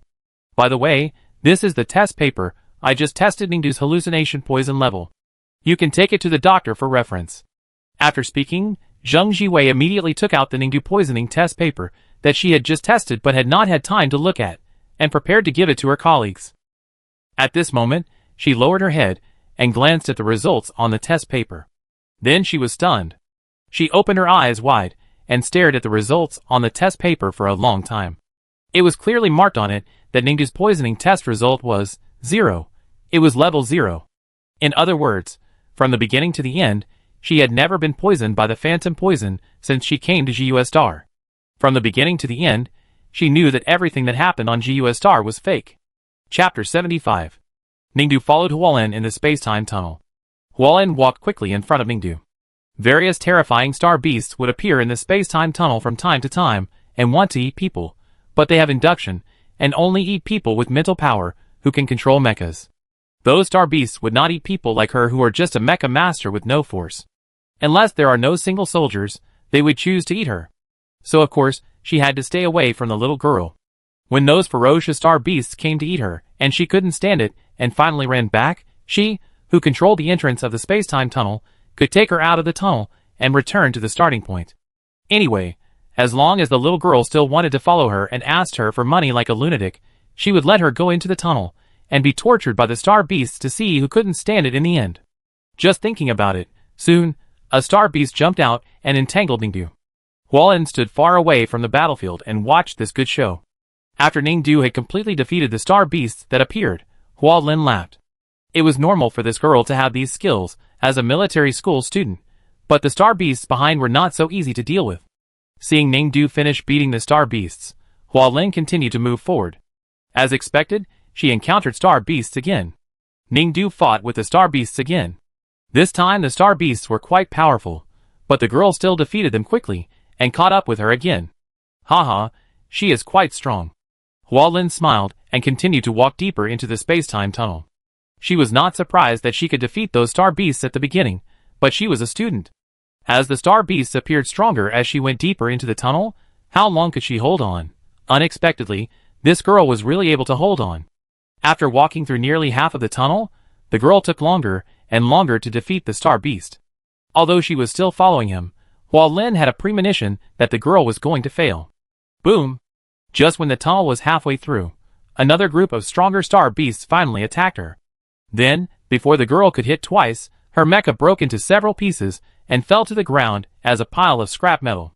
Haha, it's not going to work. She knew that the girl was not going to work. Huolin laughed again, and then stared at Ningdu, waiting for her to find that she was completely powerless, and then turn around and run back. But Ningdu didn't.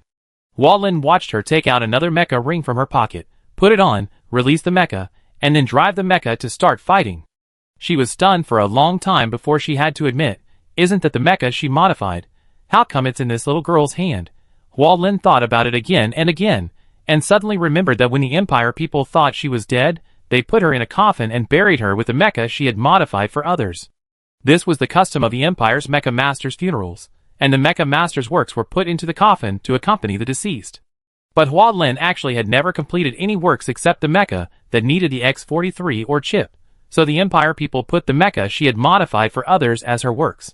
But weren't those mecha rings in her coffin? How could it be? Huolin understood instantly that this little girl must have stolen them from the coffin when she was arguing with Zheng Jiwei. Just like that, she watched Ningdu defeat the star beast this time with the mecha in her coffin.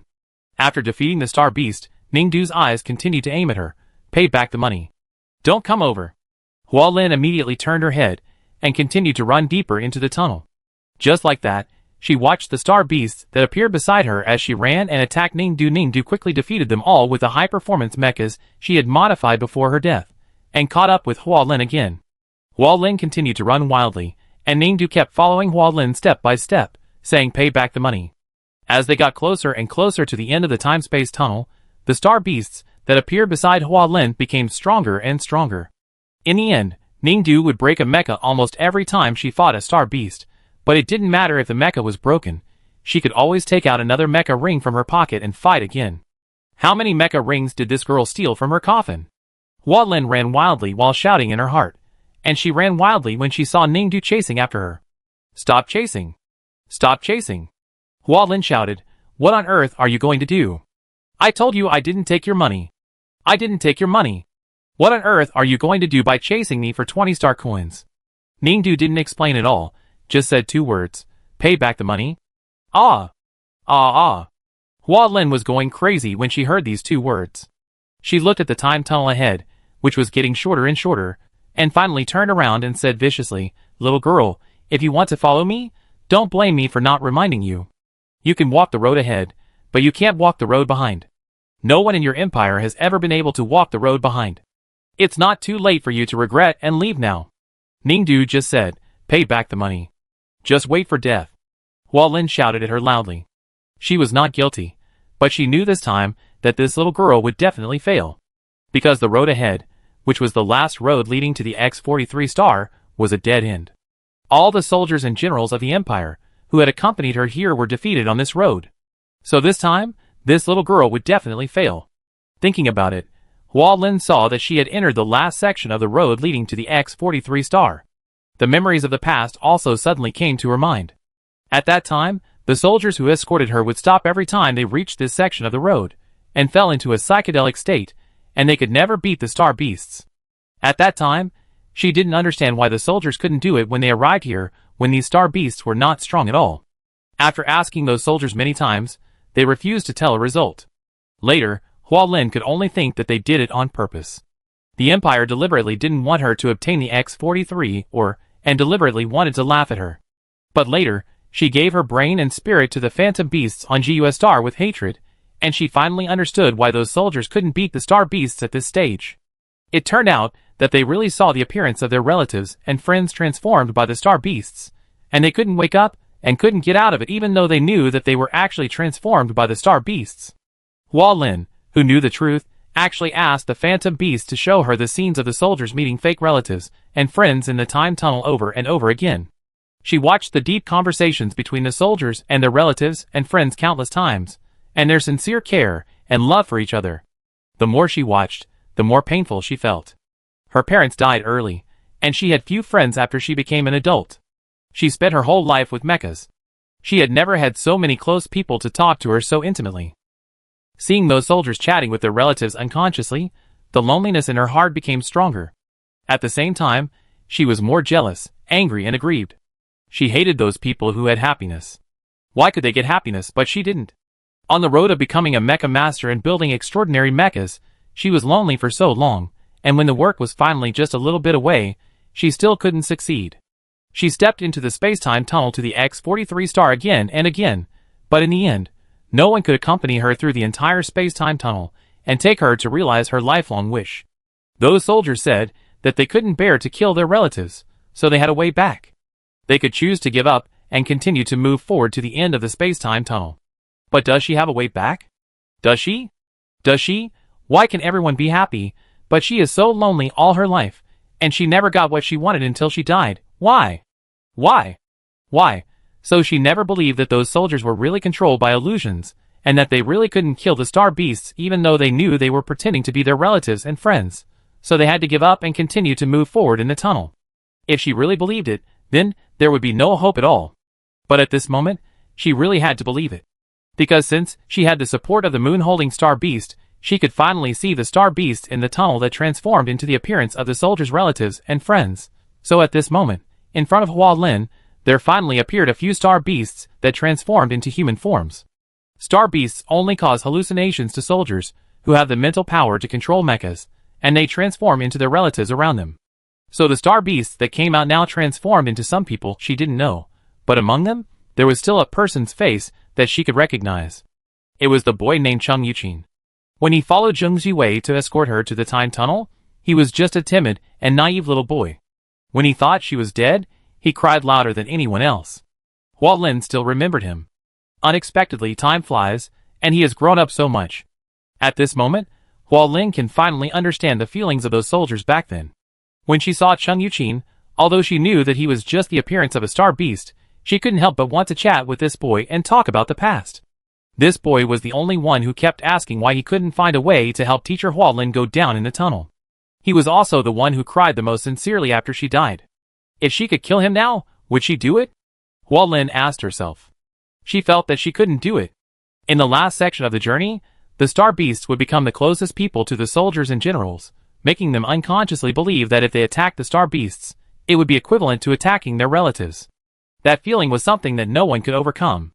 As long as the person's heart was not empty, and there was a little attachment and love for this world, relatives, friends, and lovers, even if it was hatred, anyway, as long as it was not pure and without impurities, they could not escape this kind of knowing that the other party was a star beast transformed into a close person, but still deeply trapped in it, an insurmountable curse. So she can't do it, and the little girl can't do it even more. At this moment, Chung Yuqin has already walked towards Ningdu again. Chung Yuqin's appearance here shows that he is also a person who values the little girl in front of him. Hua Lin looked at this scene, and was already counting down the time to send her and Ningdu back to the entrance of the time-space tunnel. She had to be faster for a while, because she didn't want to see the little girl in pain, unable to bear to kill her relatives and friends, and at a loss. Hua Lin thought so, and her hand had already tightened the switch of the tunnel return entrance. But the next second, she was stunned, because she saw with her own eyes that the blood on Chung Yuqin's body splashed out. Ningdu grabbed Chung Yuqin's head and body with a mecha and twisted him in half. Then came Mu Jin, who was frowning and scolding Ningdu, asking her why she became so bloodthirsty. Ningdu didn't say anything and pierced her body with the mecha sword. Su Shimin came over and asked her if she had studied theoretical knowledge well in college, and was shot in the head by Ningdu. In this way, all the teachers and classmates who cared for her, loved her, and helped her along the way were sent to heaven by her one by one. Hua Lin was stunned in front of her. Ningdu turned his head and stared at Hua Lin, wiped the bloody mecha, and said to her coldly, "Pay back the money." "Oh my god! Crazy! Help!" Hua Lin was about to collapse when she saw Ningdu's appearance. At this moment, she didn't care about anything else, she just ran wildly, running non-stop in that dark tunnel. She finally understood why the girl kept asking for money, and asking her to pay it back. Paying back the money was just a gimmick. She could actually kill people in the last section of the tunnel, which proved that she had no warmth in her heart. She was a truly cold-blooded killer, and a truly heartless monster. Did the Empire know that she was planning to destroy the Empire, so it specially sent such a terrifying person to kill her? It must be. It must be. Hua Lin felt that she was mentally disturbed and crazy. She ran wildly in the time and space tunnel, leaving behind a series of heart-wrenching cries for help. Help! Help! Please don't follow me! Help! Help! One cry after another was more intense and miserable. At the end, Hua Lin turned her head, and saw that Ningdu was still following her slowly. "Pay back the money," Ningdu said again. Ah! Hua Lin was completely crazy. Seeing that the time and space tunnel had reached the end, she had nowhere to hide.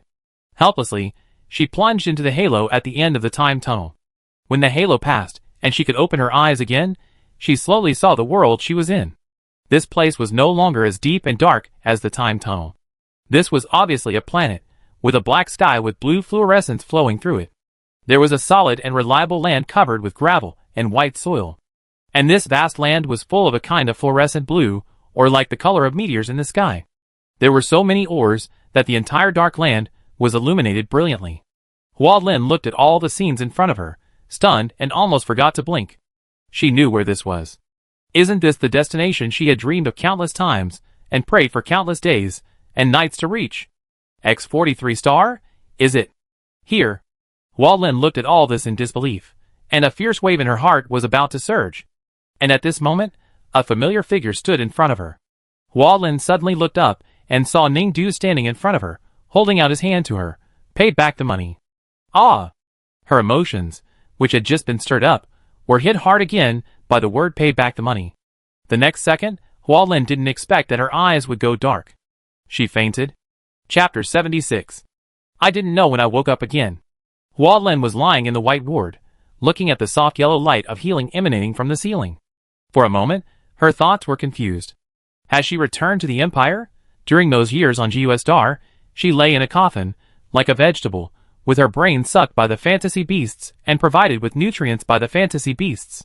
Her thoughts often flew along the pipes inserted into her head by the fantasy beasts, leading to various areas to observe everything on this illusory planet. Sometimes, she felt that she was no longer a person, but a star beast. But now, looking at this familiar ward of the Imperial Hospital, she felt a sense of familiarity, nostalgia, and finally coming back. Why is she in the Imperial ward? Shouldn't she be lying in the coffin of GUS Dar and planning to destroy the Empire? What happened? The moon-controlling star fantasy beasts she created have been the battlefield of the Empire competition for many years. Many people who came here have indirectly absorbed nutrients from the fantasy beasts she raised, making them stronger. Later, several teams landed on the moon-controlling star.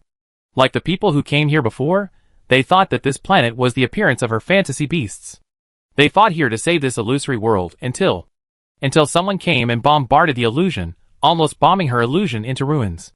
She awakened everyone's illusion consciousness, and then the world collapsed and returned to its original desolate appearance. Then, her thoughts were discovered.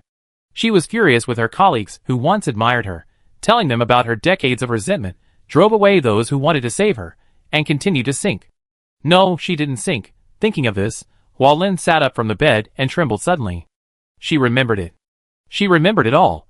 It was the devil who made a lot of noise and trouble in the illusion. The debt collector.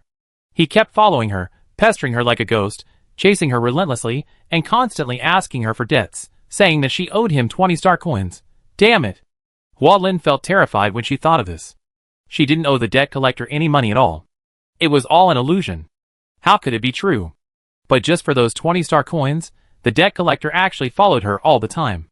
Even when she entered the time-space tunnel to get rid of her, the debt collector still followed. What happened in the end? The debt collector was still a little powerful. He wanted to use the star beasts that came out of the time-space tunnel to drive her away, but she actually defeated all those star beasts in the end. Even the star beast that other soldiers could never get over and would transform into their relatives and friends, she tore it apart with her bare hands. That debt collector. Really a devil. She has no heart at all. When Hualin thought of the scene of the little girl tearing up her relatives and friends with her bare hands, he was scared to death.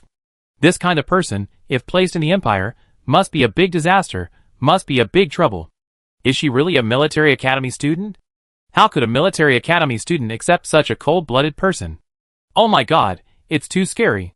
I don't know where the little girl is now, but she is already in the ward of the Empire's hospital. There should be many people taking care of her. It's okay. I won't run into the little girl for the time being. It's okay, she is safe. You're awake. Suddenly a familiar voice sounded from the side of Hualin. Hualin paused, then turned his head silently to look. Ah! Ah! She was so scared that she screamed, what the hell? Why was that cold-blooded girl lying on the bed next to her? Have they been lying in the same ward all this time? Your screams are quite loud. It seems that you have almost recovered. Ningdu stared at Hualin, sat up from the bed next to him, and stretched out his hand to her again. In that case, then shouldn't you pay back the money?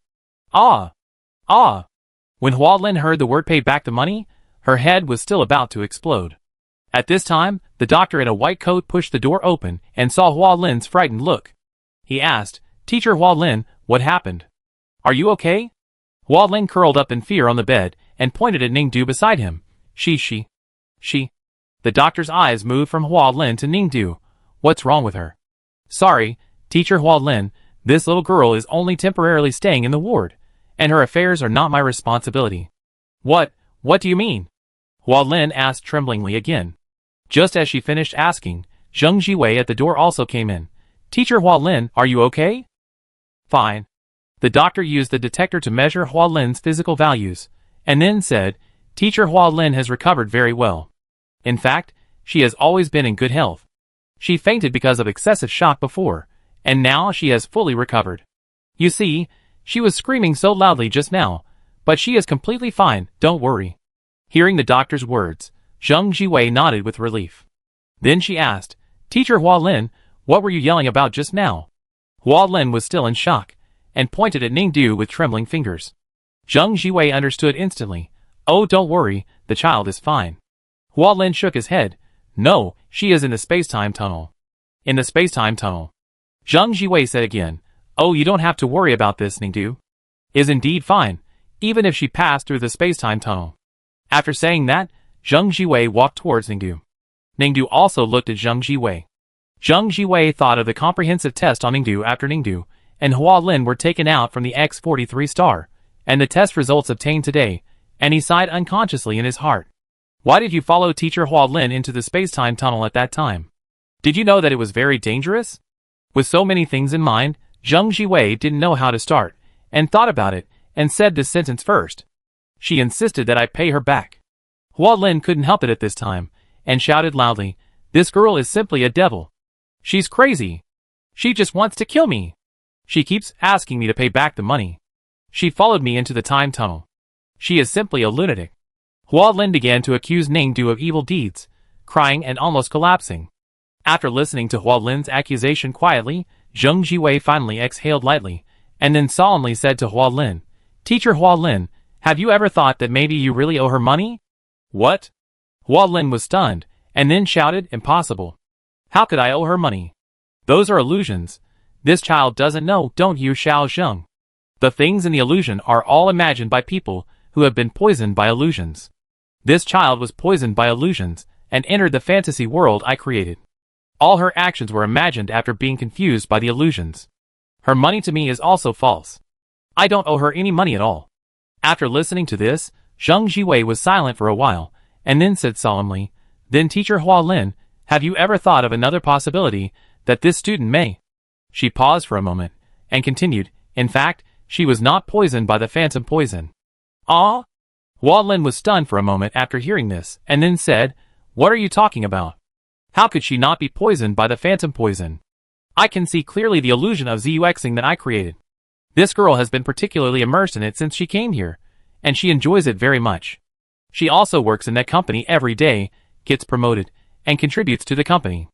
Other students also hope to save the illusory city I built, but who is as motivated as her? She is almost addicted to that atmosphere, and almost merged with that illusion. You say she is not poisoned by the phantom poison? Xiao Zheng, has your brain also been damaged by the phantom poison? Zheng Jiwei shook his head, and finally took out an authoritative phantom poison test certificate, displayed it on micro-photosensitive paper, and handed it to Hualin.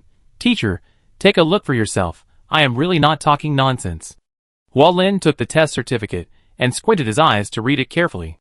After reading it once, she fumbled for the public vision corrector placed on the bedside and put it on, and then carefully read the test certificate again word by word. After reading it this time, Hualin put down the test certificate and smiled. Ha ha ha, I understand. I'm still in the illusion. I'm controlled by those illusion beasts. I'm also hallucinating. Ha ha, I understand. Zheng Jiwei looked at her face with a look of collapse, and said, So Teacher Hualin, this child really hasn't been poisoned by the illusion. Liar! How can there really be someone who doesn't have the illusion poison? If the child hasn't been poisoned, then why is she playing so enthusiastically in the illusion I created? Is she sick and has been playing there all the time knowing that it's an illusion? And are the illusion beasts of our GUS star some low-level creatures? Even if you take full protection and inject a lot of impedance, normal people may be poisoned by trace element illusion poisons. How can you not be poisoned at all? If you are not poisoned at all, then unless your mind is empty, and there is no distraction at all, so that the illusion beasts can't find any place to take root, then there will be no trace of illusion poison in your brain. As she was talking, Hualin suddenly fell silent, because she suddenly remembered the ruthless look when Ningdu tore apart his relatives and friends in the time-space tunnel.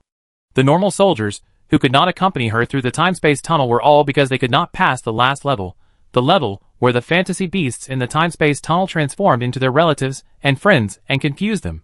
For many years, no one could pass it, because those fantasy beasts were so powerful and could invade people's hearts. Hualin had been mixed with Zuxing's fantasy beasts for so many years, and she knew it very well. As long as this person's heart was not empty, And there was a little attachment and love for this world, relatives, friends, and lovers, even if it was hatred, anyway, as long as it was not clean and without impurities, they could not escape the confusion of these fantasy beasts. And the little girl in front of her escaped. When she saw her relatives and friends, she killed them all one by one without any hesitation or attachment. She was covered in blood, and the blood even splashed on Hua Lin's face, which scared her. So, this girl's heart is empty. If she really has no thoughts in her heart, then she really can't be infected with a trace of phantom poison. Could it be true? Hua Lin looked at Ningdu with suspicion. No, she was puzzled again. If your heart is empty, then why are you still so deeply immersed in the illusion I designed? In my opinion, you should be the one who is most deeply poisoned by the illusion. Ningdu said, because that illusion is really good, I really learned a lot from it. Alas, it's really rare. Ah? Hua Lin listened to Ningdu's words and became more suspicious. No, if a person's heart is really empty, can he say such a thing? She wanted to ask more, but Zheng Jiwei handed her another report. Teacher Hua Lin, please take a look at this. Hua Lin said in a deep voice. What? Hua Lin took the report and opened it. She frowned. Finally understood what was going on. This girl's heart is not empty. Because it was clearly written on the test report that she actually has a natural trait, pure quality. Hua Lin remembered that pure quality, this trait she had only heard of before. 100 years ago, the Empire's most patriotic generals, the most willing to devote mecha masters, and the most dedicated leaders all had such a trait. Pure quality. The common feature of them is that they can accommodate any thoughts and ideas in their hearts. Because any distracting thoughts in their hearts will turn into a pure peace. This kind of people are always self-consistent in their hearts, and any troublesome things in their hearts can almost become pure and simple. This kind of people have an invincible mentality. So this kind of people are easy to succeed, because they have no distractions, and because this kind of people are pure in heart, they are almost 100% kind and good people. Hua Lin thought of this, and looked up at Ningdu. This girl actually has such a talent. No wonder. Such a pure trait has not appeared in the Empire for more than 100 years, and she can still see it today. After staring at Ningdu for a long time, Hua Lin's heart finally calmed down. She suddenly thought of another thing. X43 or a fluorescent blue or sea appeared in front of Hua Lin. Yes, this girl chased her desperately, and finally forced her to the end of the time and space tunnel, forcing her to walk out of the exit of the time and space tunnel. She had forgotten the purpose of her repeatedly going to that time-space tunnel. Wasn't it just to get out of this time-space tunnel and reach the end, the X43 planet? She had wanted to push the soldiers who protected her to walk to the end of the tunnel with her, but no one did it. Now, she was forced to go to the end by someone. X43 or...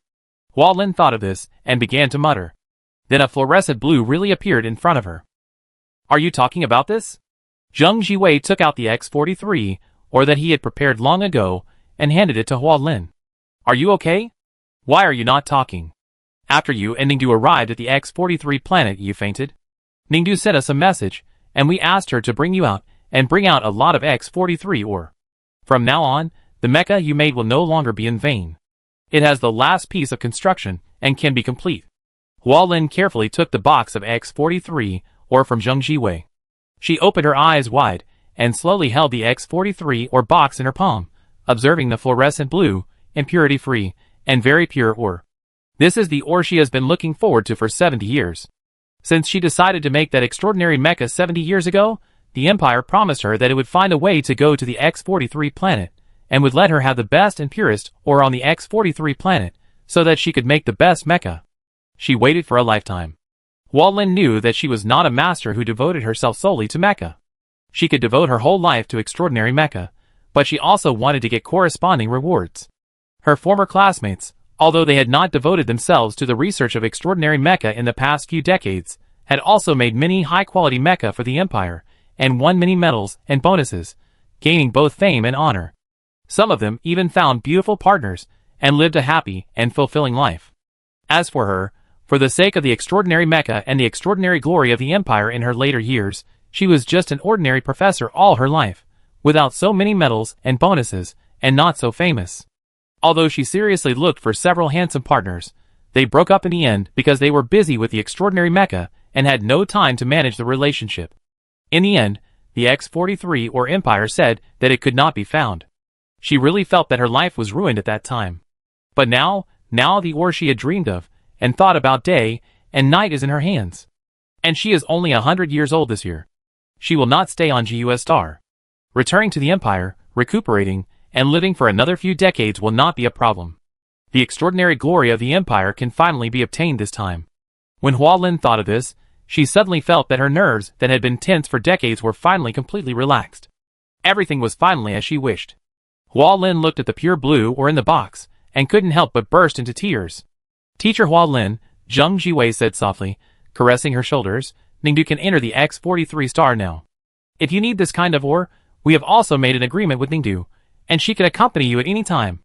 Ningdu interrupted at the right time. 1,000 star coins per hour. The Empire will pay for it.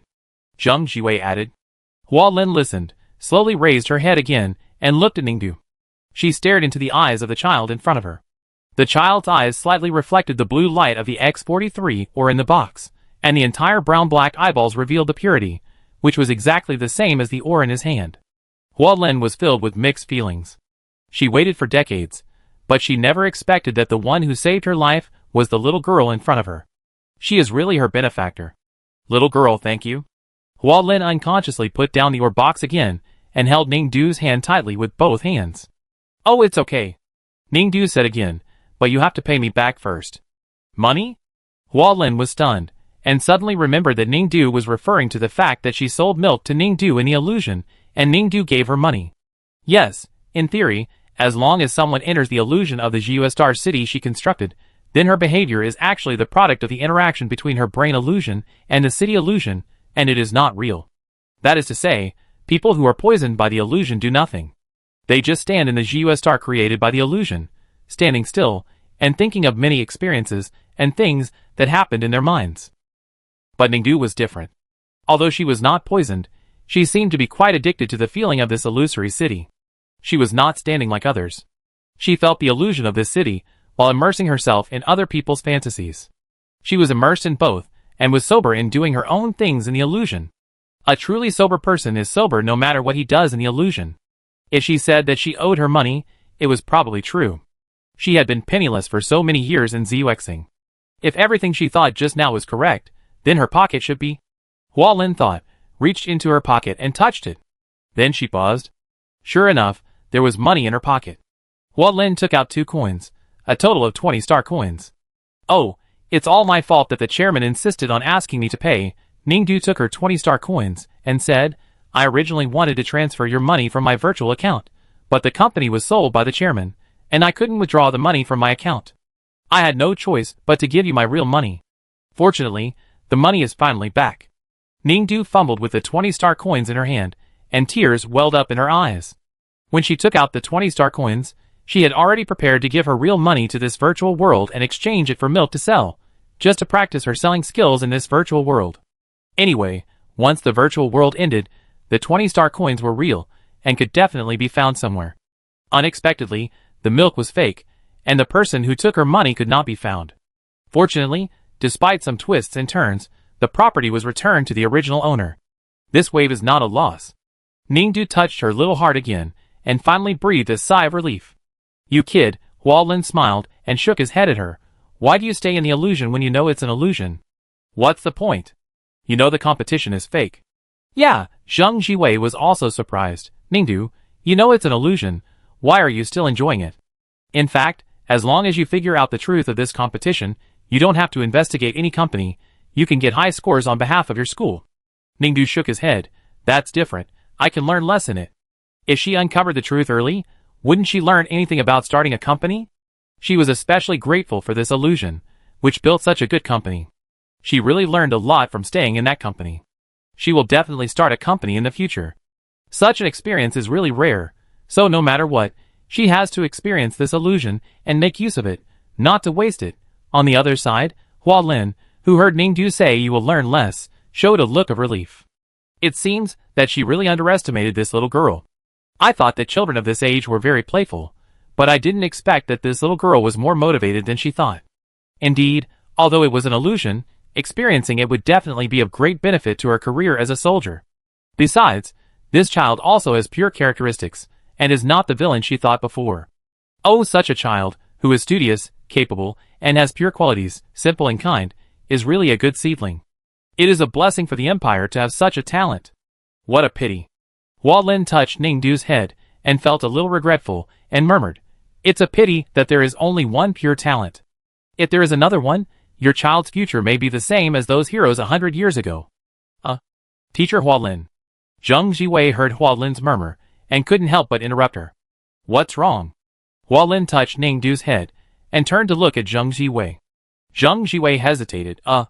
It's that teacher Hua Lin, it's Ningdu's child. In fact, she has more than one talent." "What?" Hua Lin's eyes lit up instantly when he heard this. "You mean, this child has more than one talent? She has 2 talents." Zheng Jiwei nodded. "That's great." Hua Lin was overjoyed and said quickly, "This child has 2 talents, so she has an unlimited future in the Empire. I was worried about this child, but now I don't have to worry at all. Oh, by the way, tell me, what is her other talent?"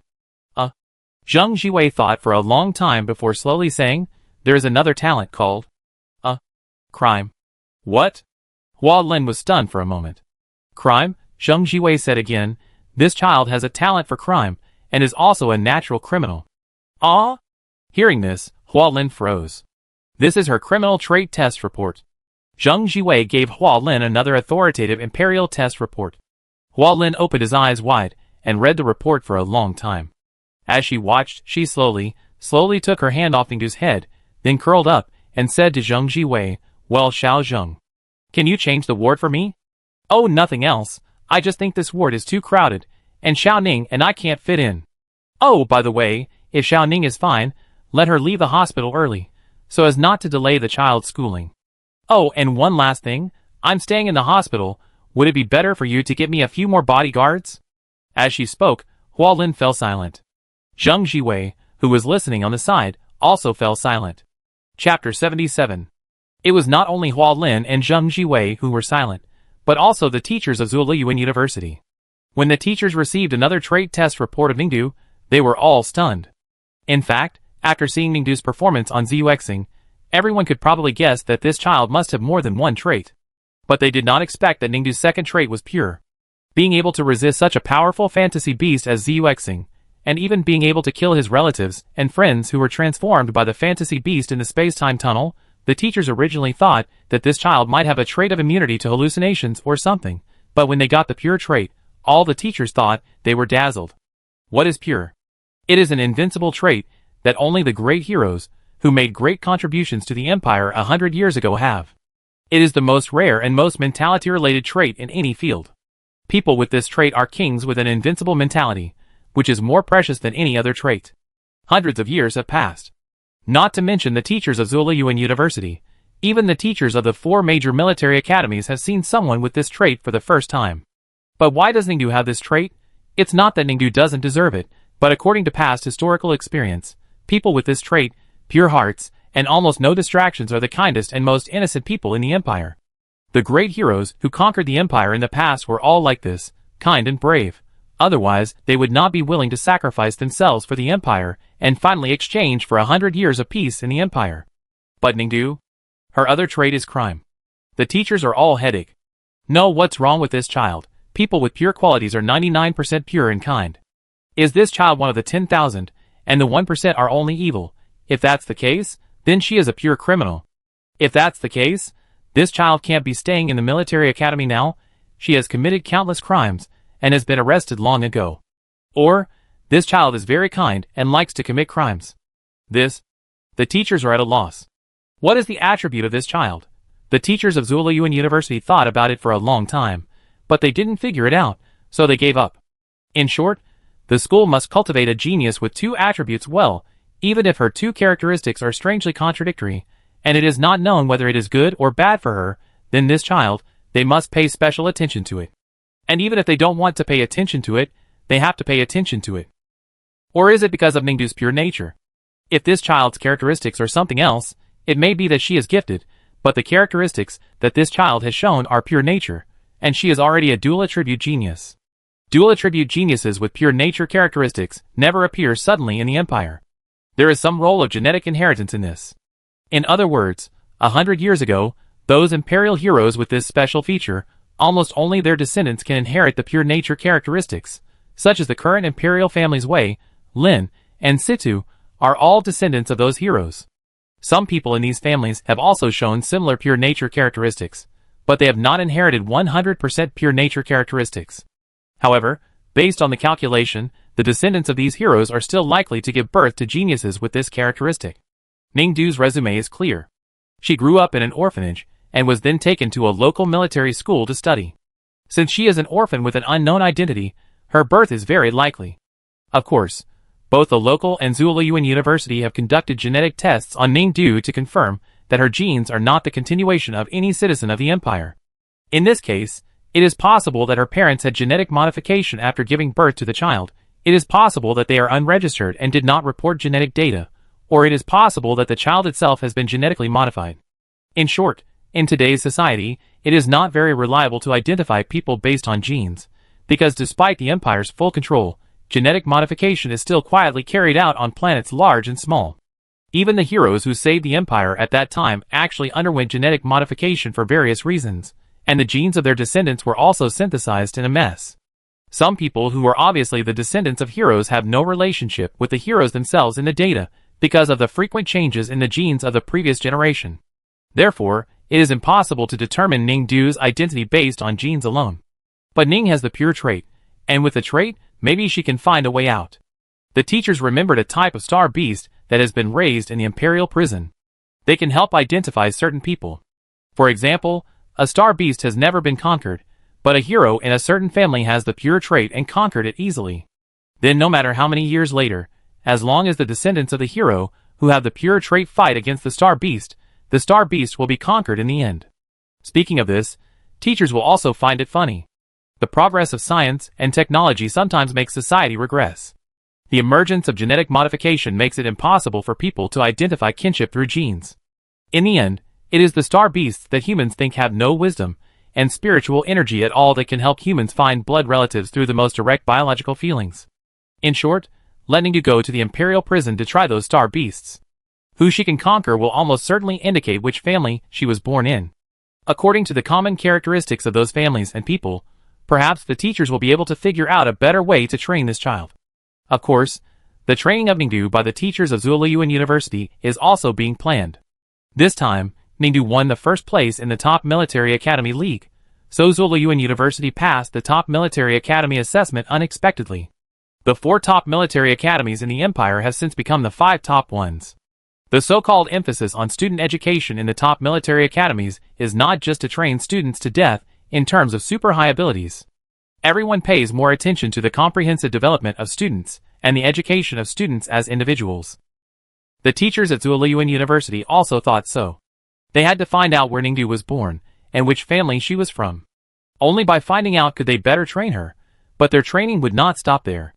In addition to her ability, this child had some other social problems in life, and they had to try their best to help her. For example, the teachers now found that although this child had good abilities, his shortcomings were still quite obvious. This child always had a calm personality and a calm temper, and he always seemed to be a lone ranger. I don't know if it's because of the influence of that pure quality, but Ningdu gives people the feeling that this child is like a little robot, speaking and doing things without any emotion. Children of their age are just enthusiastic and energetic, but this child seems to be out of the scope of her peers and feels dull. The key is that the teachers carefully observed her and found that she really has no friends. It's okay if she doesn't have a partner, but how can she not even have friends? The last time everyone asked her who her friends were, the child thought for a long time and said that the shadowy executives of Bauer Company counted. The teachers were about to collapse. So this time, no matter what, everyone has to find a way to broaden this child's social circle. Whether it's finding a partner or making a few friends, in short, young people should enjoy their days. After the 10th Top Military Academy League, there is a very relaxing and joyful Top Military Academy celebration event. A celebration will be held for about a month, mainly to relax the students. Everyone can prepare more programs and play more games at this celebration. Another very important thing is communication. The teachers at Zhuoyuan University have already signed up Ningdu for various activities at the celebration, and are waiting for her to have fun, relax, and make more friends. In addition, the school will have a special friendship party, and many students have signed up for it. In the end, they all found good partners. I also signed up for that child. so that she can have a relationship and have more beautiful memories in her life. Alas, although the imagination is beautiful, who knows what the ending will be? That child is really a loner, and it seems that he is not very good at socializing. What if she has social phobia, resists, and doesn't say anything when she goes there? Then let's wait and see, step by step. Let the child feel the atmosphere of the school and the warmth of having friends. As soon as they said it, the teachers immediately prepared to register Ningdu for various celebration activities, and then prepared to force Ningdu to participate. They must all go. Just when the registration form was printed, Zhao Liuyu, the head teacher of Ningdu's class at Zuoliyuan University, took the registration form out of the printer. Somehow, he found that he had only printed one registration form, but 2 sheets of paper came out. Zhao Liuyu looked carefully and found that the other one was not the registration form, but the blank trait certificate that was printed when Ningdu's trait test certificate was printed just now. Huh?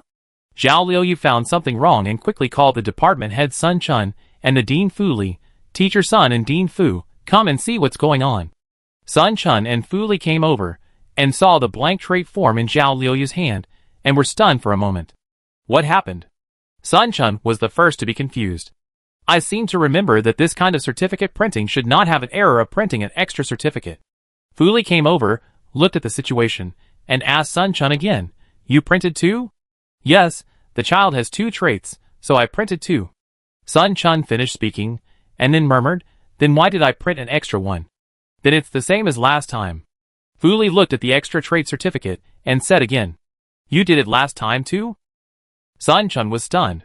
Fu Li nodded. Could it be that there was a problem with the printing of this certificate? The 3 teachers looked at the blank certificate on the table with Ningdu's name on it, but no trait description on it, for a long time. Should be? Sun Chun frowned, but the Empire's trait certificates are all printed on the official website, so there will be so many mistakes? Should, right? Zhao Liuyu said. After speaking, the 3 teachers fell silent together. The 3 of them looked at the certificate in their hands, and couldn't help but frown. Perhaps there was a printing error. Perhaps, right? Chapter 78. The 5-year joint celebration of the top military academies has begun. Usually, the 4 major military academies held a joint celebration. This year, Zuoliyuan was newly promoted to the 5th top military academy. The joint celebration of the 5 major military academies is more lively than usual. The joint celebration of the top military academies lasts for 1 month. During the celebration, the school relaxes the training and management of students a little. Students are allowed to participate in various entertainment activities held during the celebration. Students are also allowed to visit any of the 5 major military academies at will and jointly organize various rich activities with students from other schools. Zuoliyuan University is a double blessing this time. The celebration is one of the blessings. The greater blessing is that they finally got the qualification to be promoted to the top military academy. This is the first celebration activity that the school has participated in since entering the ranks of the top military academies in the empire. The whole school unanimously decided that it must be held in a grand manner. So the teachers of Zuoliyuan University and the students have begun to rush to plan and arrange. Of course, Ningdu does not need to participate in the arrangement and planning of the celebration activities. The teachers have already made arrangements for her. Let her find some heroic soul brain masters, learn some kung fu from them, practice more, and then go to some imperial prison to fight some star beasts. Anyway, it's something she has never heard of. Anyway, just go. And just in time, after returning from GUS Star, she has plenty of time, so it doesn't hurt to go. Originally, she planned to start a company directly after returning from GUS Star, but after thinking for a long time, she found that she was still not sure what the company would sell specifically. After all, she felt that there were too many things that could be done, and it felt better to have more startup capital, so she planned to save some more money and then start a company. At present, she will find some work that can make money. Recently, she has found a job that can make money. She submitted a manuscript to a publishing company and won the bid. She promised to write a book on how to start a company for them. After the book is written and she earns royalties, if it sells well, she will really have money to start a company. She is still looking for other jobs that can make money. She hasn't found any that she likes yet, so she should go to the tasks assigned by the teachers first. After Ningdu thought it through, she prepared to go to the place the teacher told her, the single soldier training ground of Wafeng University. The teachers of Zuoliyuan University wanted to find out Ningdu's background, so they wanted her to fight with the star beasts in the imperial prison who could tell whether they were the descendants of a hero. This was, of course, But they couldn't take Ningdu there to meet the star beasts and let her fend for herself.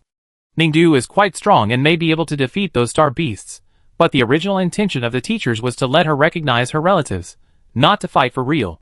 It would be unacceptable to leave the girl with injuries and disability. So the teachers of Zhuoyuan University contacted the teachers of Wanfeng University and explained the situation. The teachers of Wanfeng Military Academy agreed to let the school's treasure, the heroic soul brain masters, go to train Ningdu again. The so-called heroic soul brain is the brain of the heroic generals, who died 100 years ago and made great contributions to the empire. After the death of those generals, the empire used technology to freeze their brains and added mechanical bodies and generators to those brains, allowing them to achieve semi-robotic immortality. The heroic soul brain still retained various experiences of driving mechas when they were alive, as well as various experience memories of deploying troops on the battlefield and dealing with star beasts.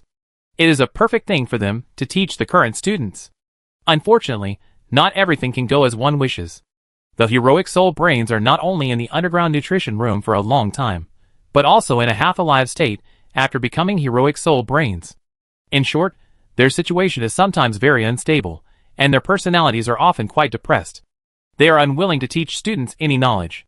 Therefore, even though many heroic soul brains are currently kept by Wanfeng University, in fact, there are very few students in Wanfeng University who can gain their trust and be taught and guided by them in the past few hundred years. So when the teachers of Wanfeng Military Academy agreed to let the teachers of Zhuoyuan University let Ningdu come, they also said that the school agreed to give Ningdu's students heroic soul education, but whether those heroic soul brain teachers agree or not, that's unknown. Ningdu really doesn't know whether those heroic soul brains agree or not. But she knows that if she doesn't report to the heroic soul brain master, but instead reports to the master brain who lives next door to them, the master brain should accept her. The master brain is the brain of another group of great men, opposite to the heroic soul brains. These great men are the famous mecha masters 100 years ago. They made countless amazing mechas in their lives. The soldiers who used these mechas led the empire out of danger and towards prosperity and peace. The main means for the empire to resist foreign enemies is mechas, so for the empire, there are two types of people in this country who deserve the supreme honor. One is the individual hero who defeated the enemy, and the other is the mecha masters who quietly improved and optimized the mechas behind the scenes. So the master brains next to the Yinghun brain have the same status as the Yinghun brain. So when they heard that there were students going to the Yinghun brain to become his apprentices, the master brains were very unhappy. Why are these young military students always sent to those soldiers? Aren't we who make mechas unworthy? Yes, we created so many brilliant mechas back then. Are these young people blind? They are now using the ones we improved. Why don't people ask us to be their apprentices? Then what's the point of us becoming master brains? Alas, each generation is worse than the previous one. These young people would rather spend money on such wasteful things as holding celebrations, and would rather spend time on those particularly stupid celebration activities, and would rather not come to learn from us. That's right. Each generation is lazier than the previous one. Listening to the master brain soaking in the nutrient tanks, complaining in the room, the assistant robots who came to clean them couldn't stand it anymore. Are the students in the school unwilling or lazy to come and learn from them? It's obviously because they have a bad temper, and are not in a hurry to teach people anything. They scold one by one. 5 years ago, they scolded the school principal to tears in person during the celebration. The Wuhuan brain has a bad temper and directly refuses to accept students and refuses to teach them. This group of old brains is like a laser gun. When they see a student, they will keep scolding them and mock them in turns. With this, who dares to become their apprentice? Xiaosong. After the master brain scolded people, after thinking for a long time, everyone came up with a new idea, so they began to instruct the assistant robot, Xiaosong, hang a sign on the door of our room, saying that these brains are now taking advantage of the school anniversary to give back to everyone. We are preparing to hold a mecha training meeting. We hope that interested students will actively sign up. We will accept everyone. Those who perform well can participate in the mecha competition after the celebration. As long as they can participate in the mecha competition with us, we will give money to those students as an encouragement. By the way, don't forget to post on that school forum. Isn't it the 5 schools joint celebration now? In addition to Wanfeng Military Academy, you should also post on other schools and try to find more people to guide them. Another master brain said. Xiaosong wanted to roll his eyes when he heard it, but unfortunately its program did not allow it to make unfriendly actions. but its behavior did not allow it. It was still okay to curse a few words in the chip. These old dings got together and came up with bad ideas again. Do they really want to lead students? They cursed the leaders and teachers of Wanfeng 2 days ago and had no material left, so they thought of finding a few students to satisfy their cravings. Do they think that college students nowadays are all fools? If they really fall for their tricks, if they did, they should have had students sign up a long time ago when they issued similar announcements. Why haven't they? Oh, that's not right.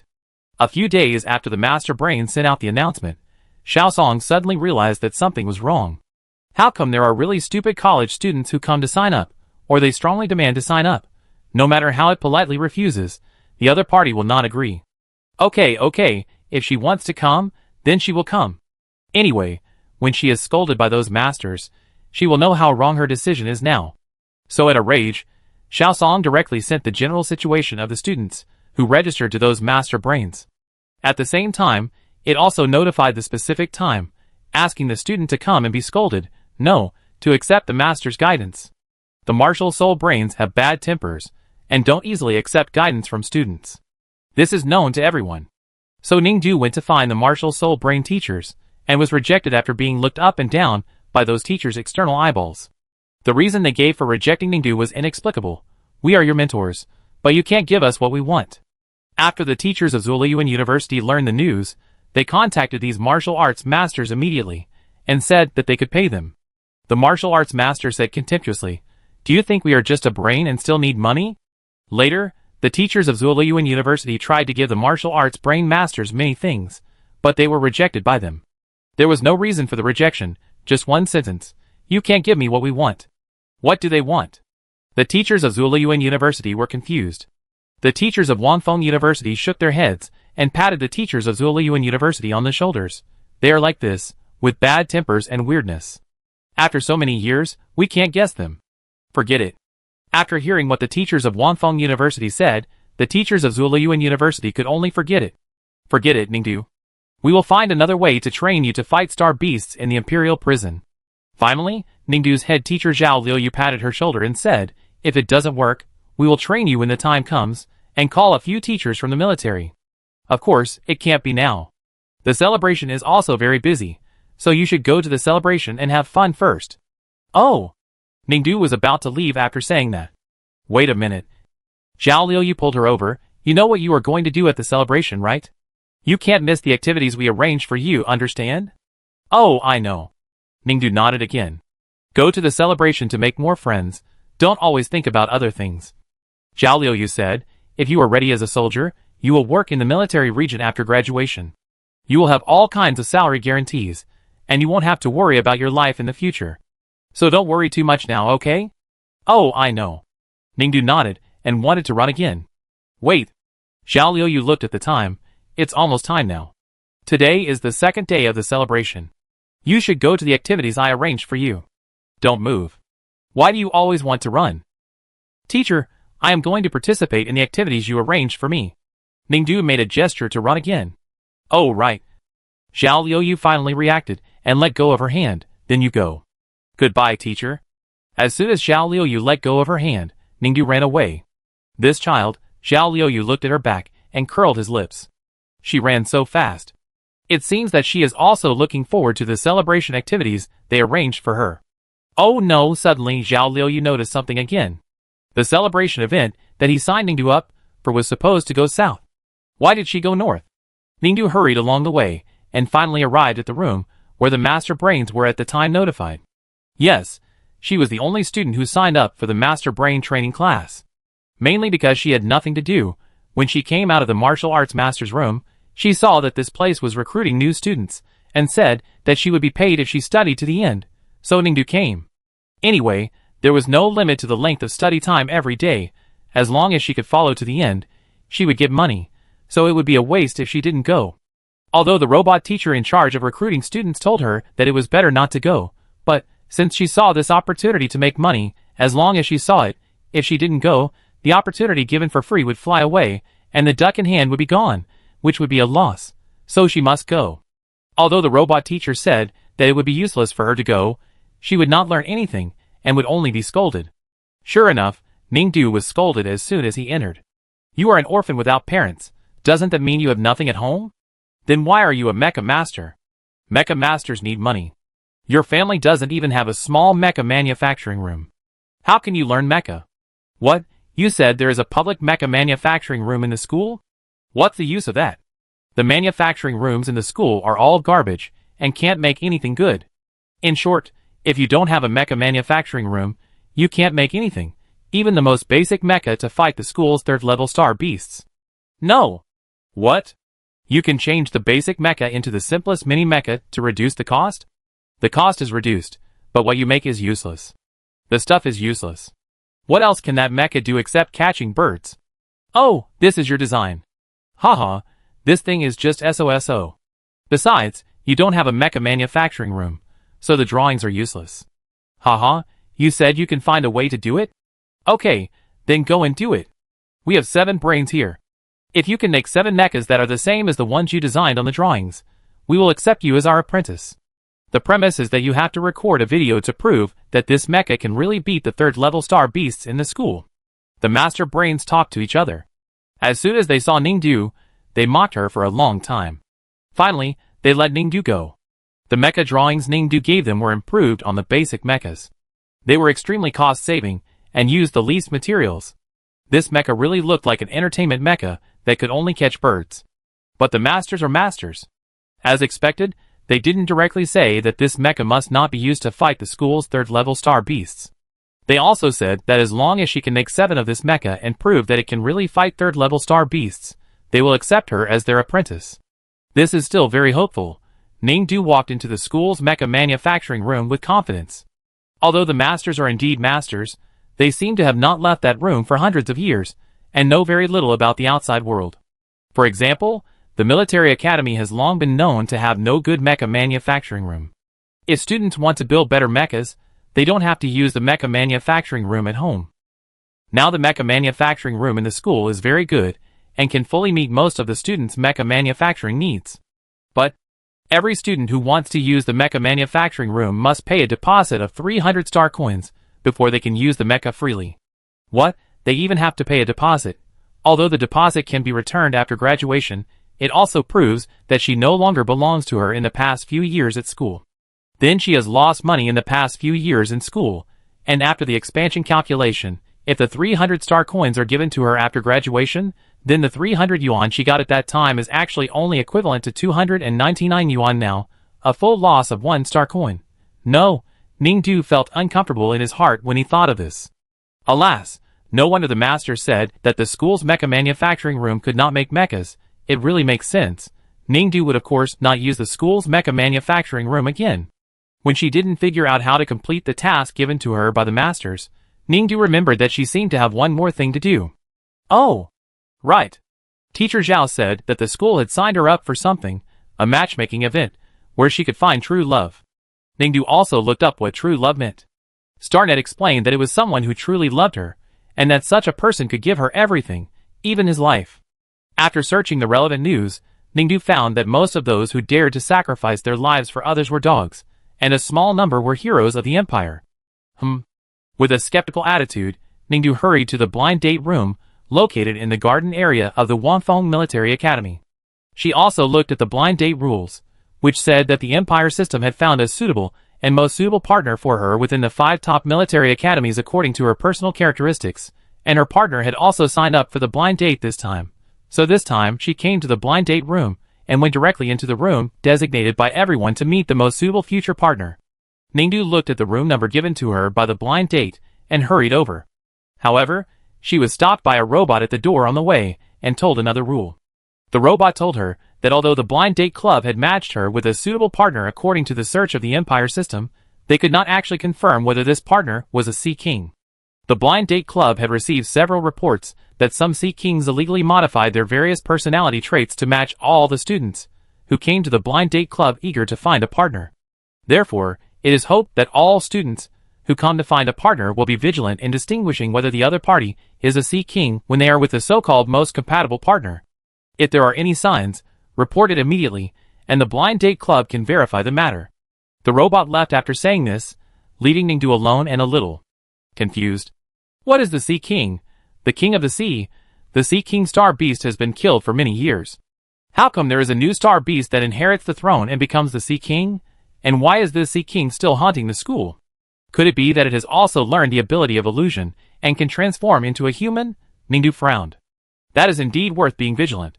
So with a very serious mood, she slowly pushed open the door in front of her, ready to see who the system matched her most suitable partner. However, the moment she pushed open the door of the room, Ningdu found that there was no one in the room. No one.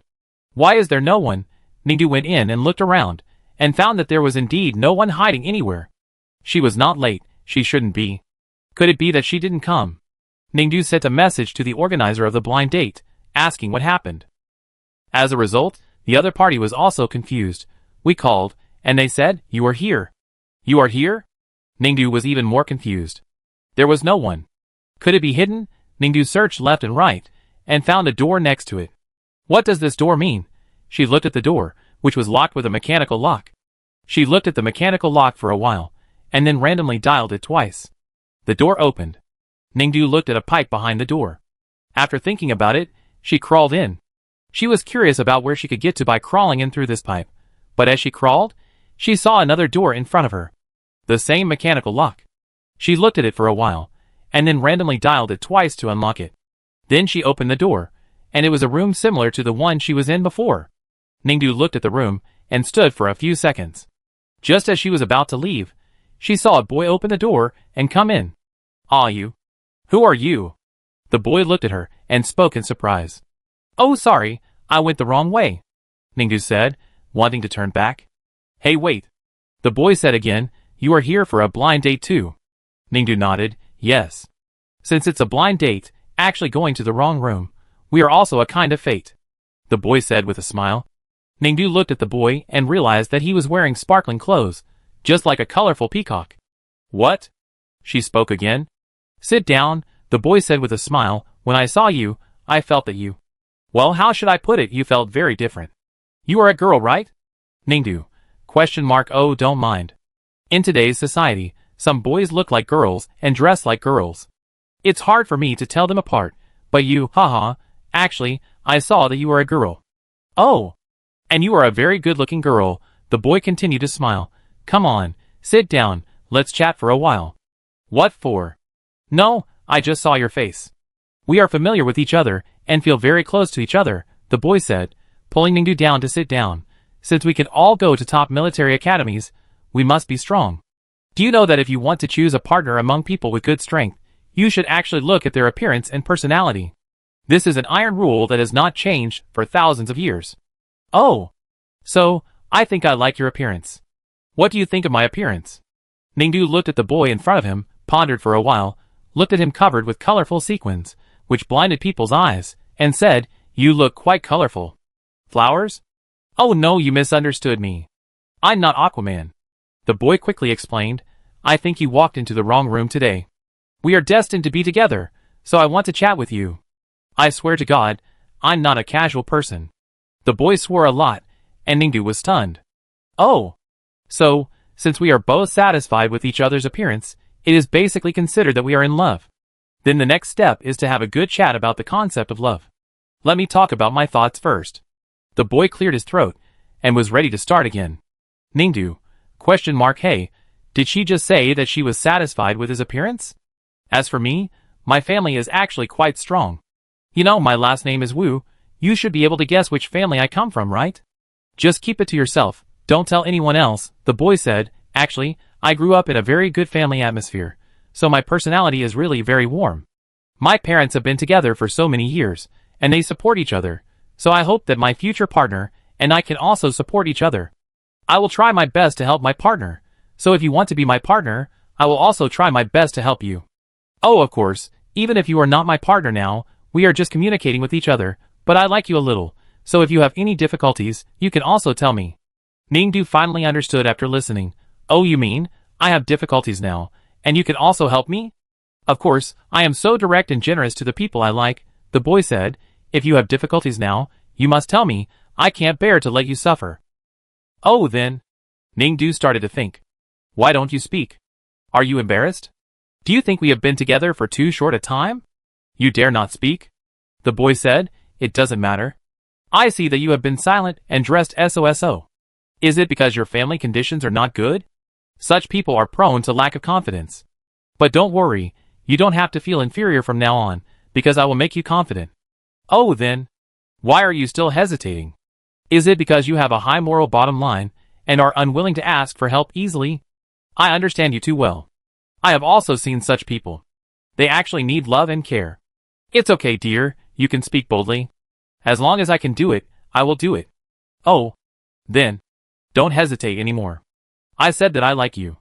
It is a great fate to meet you here today. Seeing that you always speak very little and are very cautious, you still don't trust me. It doesn't matter. You can trust me and speak freely. As long as I can do it, I will. Wait. Ningdu finally couldn't help it and interrupted him. What's wrong, my sweetheart? Can you shut up and give me a chance to speak? Boy, ? You keep interrupting me. How can I express my needs? Boy, ? He was stunned for a moment, then said, Oh, sweetheart, do you really need me? Of course. Oh, that's so touching. The boy stuttered for a moment, then immediately said, You know, in fact, I am rarely really needed by others. I come here for blind dates, and there are always many girls who think I am slick and too enthusiastic. I express my thoughts directly, so I attract a lot of dislike, but I am sincere. I really want to help you. Please don't be afraid. Bravely believe me. Don't think it is unreasonable to talk to me about your needs when you first meet me. Put aside those worldly prejudices. Others may think you are very rude and shameful, but I won't. Don't worry. I think I definitely won't. I want you to make a mecha for me. Ning didn't wait for him to finish, and said again. Boy, you just said that your family is well off. Ning asked him again. Your family should have a mecha workshop, right? Boy, don't you have one at home? Of course. The boy said hurriedly, I was born noble. How could there not be a small mecha workshop? Okay, Ning took out the mecha drawing she had shown to the masters before. Just follow this, please make one for me. Boy, Ning, go on. Boy, He had no choice but to use the optical computer to receive the drawings Ning sent to him. Why are you doing this? Don't worry about it. But, we are not classmates. Have you ever thought that I would actually be unwilling? Didn't you say that you like me and are willing to pay for me? Are these all fake? Ning asked back. You agreed too quickly. It's not difficult to make this. Can you give it to me in 3 days? Ningdu asked again. I wait for you in 3 days at the individual training ground here. You, wait for me. The boy looked at her. Yes. The boy suddenly realized, oh, I understand you. Do you like me too, and want me to make a mecha for you, so that we can meet again in 3 days? I don't like you that much. Ningdu thought for a while, but I like your dedication to others. Boy, haha, it's okay, dear, I will do it. I think the cost of this mecha is not high. Oh no, I think the quality of this mecha is good. After it is made, we will see each other in 3 days. Then it's settled. Ningdu quickly exchanged contact information with the boy, agreed on the specific time and place to meet in 3 days, and then prepared to leave. Before leaving, the boy said behind her, Be careful on the road, Bauer. Hey, why did you name yourself Bauer? It would be better to call yourself Bauer. According to the rules of the blind date, everyone has to use a false identity to get along with each other before the blind date is successful, so Ningdu also gave herself a fake name, using the name of the company she loved in her heart. Hearing what the boy said, Ningdu nodded. You can call me whatever you want. I'm leaving first, Daolong. Walk slowly. No, my name is not Daolong, my name is Tailang. Look carefully. The boy was about to go forward to explain Ningdu's name, but he didn't expect that she was so fast and had already left. Boy, damn. Chapter 79. Ningdu returned through the mechanical door. She wanted to go back to her original room and take the half-drunk free water in the room, so as not to suffer any loss. However, she was in a hurry just now. After entering the mechanical door, she found that after she came out of the boy's room, she did not enter the mechanical door she had just entered, but a new mechanical door opposite. After entering this mechanical door, there are pipes inside. Ningdu originally planned to return the same way, but she didn't know why. She didn't want to see the boy again, so she planned to move forward. Sure enough, there was another mechanical door in front, and it was another room after opening it. Just go out of this room and walk back to your original room. Ningdu originally thought so, but unfortunately, there was someone in this room. It was a girl who was also wearing a fancy sequin outfit. When she saw Ningdu, She was also stunned. "Ah, who are you?" Ningdu explained that she had walked into the wrong room. "Oh, so that's how it is." The girl's eyes were drawn, and she said to her, "It seems that this is a kind of fate." Ningdu, ? I just happen to have no one here, and you just happen to be here. If this is not fate, then heaven can't justify it. The girl looked at her, and took her hand to look at it, and your hands are really the most beautiful I have ever seen, and the most suitable for my heart. Ningdu, ? I only look at fate when I go on blind dates to find a partner. What kind of system matching is irrelevant to me. After the girl finished speaking, she laughed at herself. But it's also funny that the first time I met true love in my life was at a blind date, and it was here. It's really. Life is unpredictable. Ningdu, ah? Ah, what? Don't you understand? The girl stroked Ningdu's hand. You, little sister, should be my true love. After saying that, the girl sighed. Ningdu, I'm sorry, everyone in our family is like this. We like to fall in love based on feelings. The girl said again, since I have chosen you, you don't need to think too much. I will treat you well. Oh, by the way, you don't know my resume yet? Take a look here. As she said that, the girl threw her resume compressed package into Ningdu's light brain for her to check. Ningdu looked at the photo for a long time, frowned and pointed at a person in the photo. I think I have seen this person before. Oh, Lu Qin, my sister, I heard that she failed in the league a few days ago. Forget it. It's not worth mentioning. The girl said again, oh, by the way, don't mind, although the blind date stipulates that the real identity cannot be revealed, but I have no interest in blind dates, so it doesn't matter whether I reveal my identity or not. The information I give you is all true, and I am sincere to you. Oh. Ningdu nodded blankly. The girl smiled. Why, are you scared? Ningdu nodded blankly again. It doesn't matter, take your time. Since we have this fate, we can cultivate feelings in the future, the girl said again. After all, I am an outstanding student of Wanfeng University, and I have won the 3098th Military Academy League Cup. I have always held an important position in the student union of the school's Single Soldier Academy. Now I am a senior student, and have received admission letters from 5 military regions. I have the ability to cultivate feelings with you. Ningdu continued to look at her blankly. What's your expression? Are you scared again? Don't be afraid, the girl smiled again. Forget it, I know a weak little girl like you needs protection the most. Let me think about how I can make you happy. Is there anything you want? Ah? Anything? Hearing this, Ningdu came back to his senses instantly. In principle, yes, but I am a top-notch talent cultivated by this empire, and I don't do those vulgar things. The girl lifted Ningdu's chin again and said, Little girl, you better tell me that my girlfriend, my future partner, can't be like those ordinary little girls who only pursue eating, drinking and having fun, but must have ambitions. Well then? No delicious food. Oh, I mean. No beverages. No, I mean. No toys. I mean this? Ningdu finally sent the mecha blueprint to the girl's light brain. Can you help me make a mecha? What? You said you have a family, so your family should have a mecha manufacturing room. Can you help me make a mecha? Girl, No, she really has ambitions? After the girl agreed to Ningdu, Ningdu was ready to leave. But before leaving, she thought again, and finally decided to open a new mechanical door in the room. Because I always feel that every time she goes to a new room, she will have an adventure. It's true. After passing through the new mechanical door, she really has a new situation. You are different from other girls. I really like this feeling of you. You and I are destined to be together. Ah, I came to the right place. I didn't expect to meet you today, my true love. Ningdu looked at the boy in front of him in confusion. True love, isn't it all about heroes and dogs? I can be your hero, or your dog. Woof woof. The boy said enthusiastically. Ningdu was shocked. Is this possible? That's right. I'm willing to do anything for you. I'm your dog. Ningdu took out a mecha blueprint. Then, are you willing to do me a favor?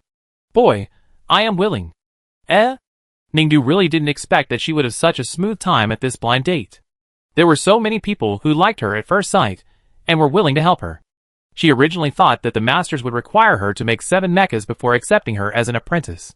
This matter was difficult to do, but unexpectedly, it was solved in one go. She actually met 7 people at the blind date, all of whom were willing to make mechas for her. She was so touched. Well, if that's the case, she won't let everyone down. As long as she passes their mecha inspection in 3 days, she will date them. Just like that, Ningdu, who had made up his mind, left the blind date with a happy look on his face. Ningdu's back from the blind date entered someone's eyes. Ningdu? Lu Qin was talking to the manager of the blind date, but she didn't expect that suddenly, she saw a familiar figure. She wanted to call Ningdu, but seeing that Ningdu had already left, she thought about it, and hesitated, and finally gave up. What's wrong? The manager of the blind date asked her. Why is she here? Lu Qin looked at Ningdu's back and murmured. That little girl? The manager followed Lu Qin's gaze, and looked at Ningdu. Her teacher signed her up, saying that she was not good at socializing, so she came here to learn and find a partner. Ah? Lu Qin felt bad when she heard it. As a member of the discipline committee of the Wanfeng Military Academy, and a member of the discipline inspection team of this joint school celebration, her purpose of coming to the blind date this time was to investigate whether those sea kings who were fishing also came for a blind date. Today, she already knew from the information she collected that more than a dozen sea kings had participated in the blind date, and were ready to cheat on their feelings. As a member of the inspection team, she and her classmates had already notified those students who were matched with the sea king as their best partner to evacuate and not participate in the blind date. Once the blind date starts, no one except the participants can enter. Who knows if the sea kings who know that their matched partners did not come will fool other students who normally participate in the blind date. After all, those sea kings are really good at fooling people and cheating on their feelings. For example, her own sister. Lu Qin always felt that something was wrong. Although she had seen Ningdu's extremely powerful side in the competition, and that he had a strong mind to fight against illusions, the more professional people were, the weaker they were in life, especially in love life, like an idiot. Ningdu looked very simple and naive, so Lu Qin was very worried about her. I hope she won't be fooled by those sea kings at the blind date. 3 days later. During the celebration, all kinds of venues and facilities of the 5 top military academies can be used freely, so Ningdu reserved 7 places in the individual training room of Wanfeng Military Academy in advance for her 7 future partners to bring their finished mechas to her for her to try. Ningdu first entered the number 1 training room that she had reserved, where Wu Tailing, whom she had met for the first time at the blind date, was already waiting for her. As soon as she entered, Wu Tailing took her to see the mecha he had made for her. Really good. Ningdu checked it, and then exclaimed. Of course, our mecha workshop is not ordinary, and we can make the best of any mecha. Although Wu Tailing said this, he knew that the mecha workshop at home was secondary to the mecha making. The main reason for making this mecha was that the mecha drawings were clearly drawn, and the mecha design was very simple and easy to make. But this mecha was so simple in design, and used so few cost materials, it was obvious that it was not a mecha for combat. This mecha was at best used to play with birds and catch fish. What else could it do? So Wu Tailing understood instantly after completing the mecha on the mecha making machine at home. That girl asked him to make this mecha that was not used for fighting. It was obvious that she wanted him to use this mecha to flirt with her. He was familiar with this. Anyway, he was accompanying her to the individual training room now. When he found a suitable opportunity, he would use this mecha to release birds and catch them for her to see. Then, he would use the feathers of those birds to make a hard shape for her. Who wouldn't be confused by this? When Wu Tailing thought of this, his mouth curled up. His plan was perfect, but he didn't know what suitable opportunity to implement it. Oh, but there was no need to think about it. Unexpectedly, the opportunity came soon. Can you help me try this mecha? I'd take a video. Ningdu said again. No problem. Wu Tailing nodded happily and agreed, then quickly drove the small mecha and started to perform. The individual training room they were in was decorated in a natural environment, so there were all kinds of birds and flowers inside. Wu Tailing quickly drove the mecha to catch a lot of birds and showed them to Ningdu. Baby, do you think this is good? Ningdu frowned. It's not enough to just catch birds, I want. Oh, I understand. Wu Tailing interrupted her, and then immediately showed off his skills, plucking a few bird feathers with the mecha's fingers, arranging them into a hard shape, and asked Ningdu, Baby, how do you think this is? Ningdu shook his head. I think you should catch that. Oh, you still think I don't? Romantic enough, isn't it? Wu Tailing immediately drove the mecha to do a show-off backflip, and then quickly picked a few more flowers with the mecha, put them into a bunch, and sent them to Ningdu. Now, how is it? Ningdu, Still not satisfied? Wu Tailing looked at her expression and said, Then tell me, what can you do to be satisfied? Finally, it was Ningdu's turn to speak, and she said, Can you use this mecha to defeat the 3rd-level star beast in this training room? Ah? Wu Tailing was stunned. What did you say? 3rd-level star beast. Ningdu repeated. Wu Tailing smiled. No, baby, you are torturing me. How can a mecha that picks small flowers and grasses beat a third-level star beast? This mecha can, don't worry. Ningdu said again, after all, this is a cost-saving version designed based on the most classic basic mecha that can defeat a third-level star beast, so it must be able to defeat a third-level star beast. Are you so sure? Wu Taling looked at her, baby. Where did you get the mecha blueprint? Were you cheated? No, I drew this blueprint. There should be no problem. You drew it? Hee hee, naughty. Wu Taling laughed. Okay, forget it if you don't tell the truth. You must have been cheated. This mecha can't beat the third-level star beast. It can't be beaten at a glance, forget it. Only I care about you and am willing to tell you the truth. You watch carefully. As he said, he quickly opened the training room panel, then released the simulated third-level star beast in the training room, and drove the mecha to fight it.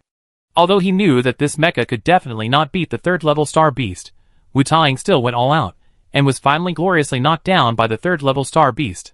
He pretended to be injured, lying on the ground, and said to Ningdu pitifully, Look, baby, I didn't lie to you. I'm in the top 50 of our school's single soldier department, and I didn't beat this level 3 star beast.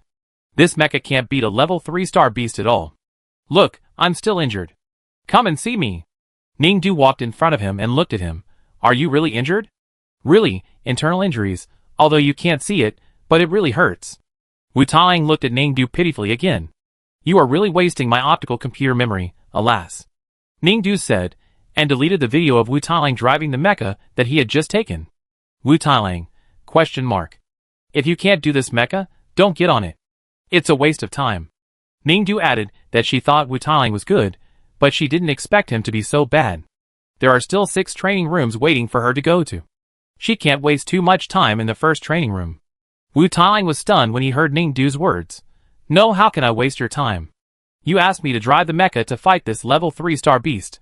I told you that this mecha is not good, but you insisted on letting me fight it. Then I definitely can't beat it. No, this mecha was designed to fight level 3 star beasts. How can it be defeated? Ningdu said again. Who told you that this mecha was designed to fight level 3 star beasts? This mecha is obviously shoddy. How can it beat a level 3 star beast? Which designer told you? He must be lying. Boom! A loud noise suddenly shook Wu Tailing's eardrums, interrupting his words for a moment. Then the next second, Wu Tailing opened his eyes wide. He watched the level 3 star beast in front of him fall down. It was the small mecha that Ningdu said was shoddy, and could only catch birds and pick flowers, and it was knocked to the ground in a few strokes. Ningdu turned around and responded to what he had just said after knocking down the third-level star beast. Didn't I tell you that this mecha was designed by me? Wu Tailing listened to her words, and his eyes widened. By the way, his mouth also opened wide, and couldn't be closed. The whole person was completely stunned. It's really hard. The girl in the second training room, who was the second blind date Ningdu met at the blind date, Lu Qing's sister Lu Qing, finally followed Ningdu's instructions, and used the mecha made for her to defeat the third-level star beast. After defeating it, Lu Qing wiped the sweat off her head, and said to Ningdu, Your request is really strange, but fortunately I am a very good individual soldier in school, so I have completed your unreasonable request. So Xiaobao, although I think it's a good thing that you have the ambition to make progress, don't make it so difficult for yourself, Lu Qing said again. You are asking for trouble by using this mecha that is obviously not used to fight level 3 star beasts. But if you just want to find this excuse to ask me out on a date, then I... As she spoke, she suddenly saw Ningdu operating something on her computer, and paused for a moment. Why are you deleting the video of me fighting level 3 star beasts just now? Lu Qing asked again. Oh, you are a little slow, and it takes up a lot of memory. Ningdu said again. I take up memory? Lu Qing was suspicious. This mecha is not suitable for fighting level 3 star beasts at all. It's good enough that I use it to help you finish the fight. You actually think I take up memory, you? Boom! There was another loud noise. Before Lu Qing finished speaking, Ningdu had already driven the mecha that Lu Qing made for her, and knocked the level 3 star beast to the ground in a few strokes. Lu Qing was stunned. It seems that I am still faster, Ningdu said again. Lu Qing watched her get off the mecha again, and was about to put it back into the ring. Wait, Lu Qing stopped Ningdu. You were really fast just now, but don't underestimate me. As long as I practice, I will definitely be as fast as you. Oh, not bad, Ningdu said perfunctorily. So don't put the mecha away. Lu Qing stopped her again. Let me practice. Oh, then you practice. I have something else to do. so I leave first? Wait. Lu Qing thought for a while, and called her again. You should teach me how to fight just now. Oh, okay. Ningdu then turned back. This time, Ningdu got on the mecha and prepared to show Lu Qing how to quickly beat the third-level star beast, but for some reason, she was much slower in defeating the star beast this time. Lu Qing was timing on the side. Finally, after half an hour, which was longer than the time she had just defeated the third-level star beast, Ningdu finally defeated the other star beast. It was at this time that Lu Qing finally breathed a sigh of relief. She said, how could this junior sister be better than her? If she was better than her, she would definitely take revenge if she knew something in the future. Oh no, Lu Qing thought, and changed her words. Xiao Mao, you were slow this time, right? It doesn't matter. The first time you beat the third-level star beast, it was because the star beast was in a bad state, and you didn't pay attention, so you beat it so quickly. Now is the true level of this star beast. If you can't beat it quickly, I can teach you when we date in the future. I guarantee that you can do it. How about it? Do you want to learn from me seriously? Well, you have to be serious. Ningdu was thoughtful. That's right, don't you have to be serious about learning anything? You have to be more serious when choosing a star beast in the future, Ningdu said to himself. I was wondering why it was so difficult to fight just now. Why do the first-level star beasts and third-level star beasts in the training ground look so similar? Lu Qing said, after hearing this. Immediately, she quickly called up the history record panel of the training ground and took a closer look. Then she was stunned. Because the history record panel clearly stated that the one who just fought with this little sister was indeed a first-level star beast. Why do the star beasts in this damn training room look so similar? Lu Qing looked at this historical record and fell silent. Ningdu originally thought that it would be a relatively simple matter for her prospective partners to make a mecha for her, and then help her shoot a video of defeating a level 3 star beast. But she found that she was still wrong. Originally, the first two prospective partners did not help her defeat the level 3 star beast, and asked her to personally record the video. She thought that the third partner should still have the hope of helping her quickly defeat the level 3 star beast. But unexpectedly, the third partner made the most solemn vows to her, and said that he would be her dog, but in the end, he could not defeat the level 3 star beast with her improved mecha, and in the end, after seeing her punch the head of the level 3 star beast, he directly cried. Ningdu was really puzzled. Didn't you say you would be my dog and protect me in the future? How come you don't have this level? The third boy cried, wow, sorry, maybe I'm just a little puppy. Ningdu, The first three couldn't help her shoot the video. She lost confidence a little, and felt that the next four partners might not be very good. It was true. Two of the last four partners couldn't beat the third-level star beast and cried on the spot when they saw her beat them, and the other two couldn't beat the star beast and ran away on the spot after seeing her beat them. The result was that after the 7 training rooms were completed, Ningdu got the 7 mechas made by her prospective partners for her, and also filmed the video of defeating the third-level star beast. But why didn't her prospective partners wait for her and ran away one by one? Ningdu remembered that when her partners agreed to make mechas for her, it was almost based on the premise that she had to date them. Now that she has the mecha in hand, she is not a person who doesn't keep her promises, and it's time to fulfill her promise. So Ningdu tried to find the addresses of the 7 partners one by one, and went to them in person to express her intention to date them. But for some reason, the 7 partners hid as if they had seen a cat. She caught them, and told them sincerely that she wanted to date them, but they cried and begged her to let them go. Woo, Miss Bauer, Mr. Bauer, please let me go. You are really too good, I am not worthy of you. Woo, I think you are too good, I am afraid that you will betray me in the future, so I don't want to date you anymore, can you let me go? Several people said the same thing, and finally Ningdu had to promise them, don't worry, I will tell you everything I do in the future. Partners should trust each other. We can make an agreement that whoever betrays, and whoever is beaten into a meat paste by the other party must have no complaints. How about it? As soon as these words came out, her prospective partners were so scared that they almost died on the spot. Boss Bauer, please, let's not talk about it. Can you give me this true love card? We will no longer have any relationship after I give it to you. I will give you the mecha as a gift. I wish you can find true love in the future. As he said that, he handed a textured card with a red heart printed on it to Ningdu. True love card? Ningdu was puzzled. What is this? True love card, of course, is not science, but a product of the god of technology.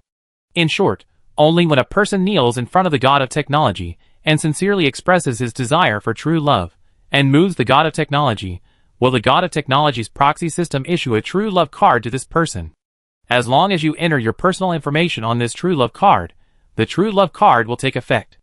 As long as you send a true love card with your name on it to someone you like very much, it means that you have expressed your deep love to him. Although there are not many people in the Empire who believe in the god of technology, everyone recognizes this true love card and is very cautious in using it. Each person can only ask for one true love card from the god of technology, and can only send a true love card to one person in a lifetime. So if someone is given a true love card by someone, it can basically be concluded that the person really loves him very much. True love cards are rare. Not only do you have to spend a lot of money to ask for them, but some people are sincere, and the god of technology system is unwilling to send them a true love card. So some people will go to buy true love cards at a high price. Ningdu's prospective partner really didn't dare to be with her, and it sounded as if Ningdu was going to beat him up. So he decisively took out his expensive true love card, touched it directly to her light brain, entered her identity information into the card, and gave it to her as an apology for fooling her. I'm sorry, I won't do this again. You don't have a true love card, right? You want to ask for true love, so you punish people like us. We know. That thing is hard to get, and it costs a lot of money. I got this card when I was young and innocent, but I never used it. So I give this card to you. I'm not your true love, and I will definitely not play tricks on you again. You take the mecha, and you also take this. I hope you find your true love. Don't contact us anymore. After all, in the Imperial Society, if someone can give the true love card that he has finally obtained to someone else, it also represents the sincere wish for this person to find true love. Ningdu's name and citizen ID were on the true love card, and the system at the Blind Date Club detected it immediately. At that time, Lu Qin had been stationed at the Blind Date Club on behalf of the disciplinary inspection team in order to better prevent the Blind Date Club from causing trouble again. She also saw the news that Ningdu had a true love card from the Blind Date Club system. She finally breathed a sigh of relief. Because Ningdu had a true love card, and her name and ID were written on the true love card, it basically proved that she really wanted to find true love, and gave the other party this card after finding true love. In other words, Ningdu didn't like the person she met at the blind date. This is usually the case. If a classmate asked for a true love card after the blind date, it proves that although he met the blind date with a high matching degree in his system, he was still not satisfied. So he decided not to become a partner with the person he met at the blind date club, but wanted to find true love on his own. At this time, in order to express their determination to find true love, these pure love warriors will ask the god of technology for a true love card to show that they are going to find true love, and true love is up to her. So Lu Qin is relieved. Although Ningdu did not really get together with her matching partner at the blind date, since she has made up her mind to find true love on her own, it proves that she should not have been deceived by those Sea Kings. After all, if she was really deceived, those Sea Kings just wanted to play with her, and would definitely not let her ask for a true love card to give to them. Those who can ask for a true love card are generally those who have not found their true love object yet, but want to have a sincere relationship. They are truly only interested in dating the right person, and are truly pure, loyal and sincere pure love warriors. I can't believe that Ningdu turned out to be this kind of person. Lu Qin sighed again. It happened to be the celebration of the 5 schools, so she sincerely wished Ningdu to find that true love at the celebration. At this moment, Ningdu was standing in the campus of Wanfeng University, which was full of celebration atmosphere, looking at the true love card in her hand in confusion. She had checked and found that the true love card was quite expensive and could be sold. But now it has her information. It can't be sold. Ningdu sighed with regret. If it can't be sold, there is nothing she can do. She can only use it herself. Moreover, she checked online and found that whoever she gave this true love card to would represent her true love for that person, and the corresponding person would look at her differently and be friendly. She didn't know whether it was true or not. Anyway, it should be useful at some point. Since I have received it, I will try it. Ningdu thought of this and sighed again. Then she put the 7 true love cards in her hand into her pocket, and continued to walk towards the school celebration venue. Chapter 80. Ningdu returned to the room of the Master Brain again. What are you doing here again? I told you, if you can't make those 7 mechas, we won't accept you. It's useless to beg for mercy. Making mechas is like this. If your family has no money, you can't make mechas. If you are a child from a poor family and have no talent, change your major quickly, and don't waste time. What? You made it? You made 7? There are 7 here in total? No, did you really make it? Did you ask someone to help you make it? Is the gift book also here? The 7 master brains looked at the 7 mechas in front of them, put on their mechanical bodies, carefully touched them, and then looked at the detailed data of the 7 mechas. The master brains felt their phantom faces darken. Although we have accepted you, it does not mean that you can stay here peacefully forever. We have very high requirements for students. Don't think we didn't see that you asked your classmates to help you make these mechas, right? Look at the final bids for each mecha in different production studios. It's a classmate's favor for them to help you. After all, it's just making a simple mecha like this, and it doesn't involve other things. If you really ask them for help, do you think they can do it? If you want to be a real mecha master, you can't be ignorant of the design ideas of popular mechas nowadays. But for those students from big families, their families have a set of exclusive design ideas for designing mechas that they have passed down to them, so that they can make faster progress. You can only look at the mechas in your hands. It's impossible for them to tell you the internal structure mechanism and let you master it. So you say that you are alone, fighting alone to learn mechas, without the support of a big family, and you are far behind them. Others can just inherit the school of making mechas from their families, but you have to set up your own business.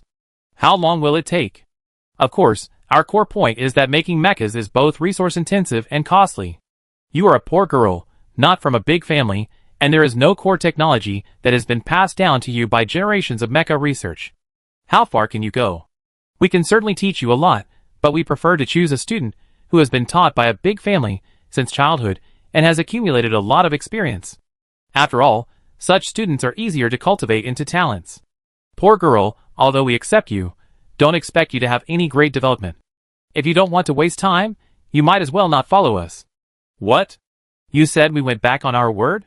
What a joke, how could we? This is just the teacher's kind advice to you, hoping that you will leave in time and don't do useless work. After all, if you really accept our teachings, you have to complete our countless requirements. You agreed before we even asked for anything? You said you can complete our requirements? Ha, why are you so? A confident poor girl. Okay, if you say so, then you can give it a try. Take a look at this. It is a mecha that combines some characteristics of various family mecha schools. We know you are poor, so we don't ask you to really make a mecha. As long as you can run more than 80% of the parameters of this mecha using a mecha simulator, we will consider your first task completed and continue to guide you. Girl, do you dare to take this task? Okay, you say there is no problem, right? Then go and do it. Let me tell you, it's difficult. If you want to know the data of this mecha, then you must make one, at least simulate it, right? This mecha combines the technical points of so many big family schools. If you don't study the mechas of other big families, how can you figure out how this mecha combines other people's? This brings up the first problem. How do you figure out the internal structure of the mechas of other big families? If you find classmates from those families, they will definitely not tell you. The second problem is more difficult to solve than the first one. Even if you, a poor girl, really understand some of the technology, how can you make this mecha, even if it is made on a virtual simulation table? We tell you clearly that this mecha requires a very heavy process to make it. The material used is very hard. You have to buy that kind of ultra-high voltage equipment on the simulation table to use this material to make it deform to meet your needs.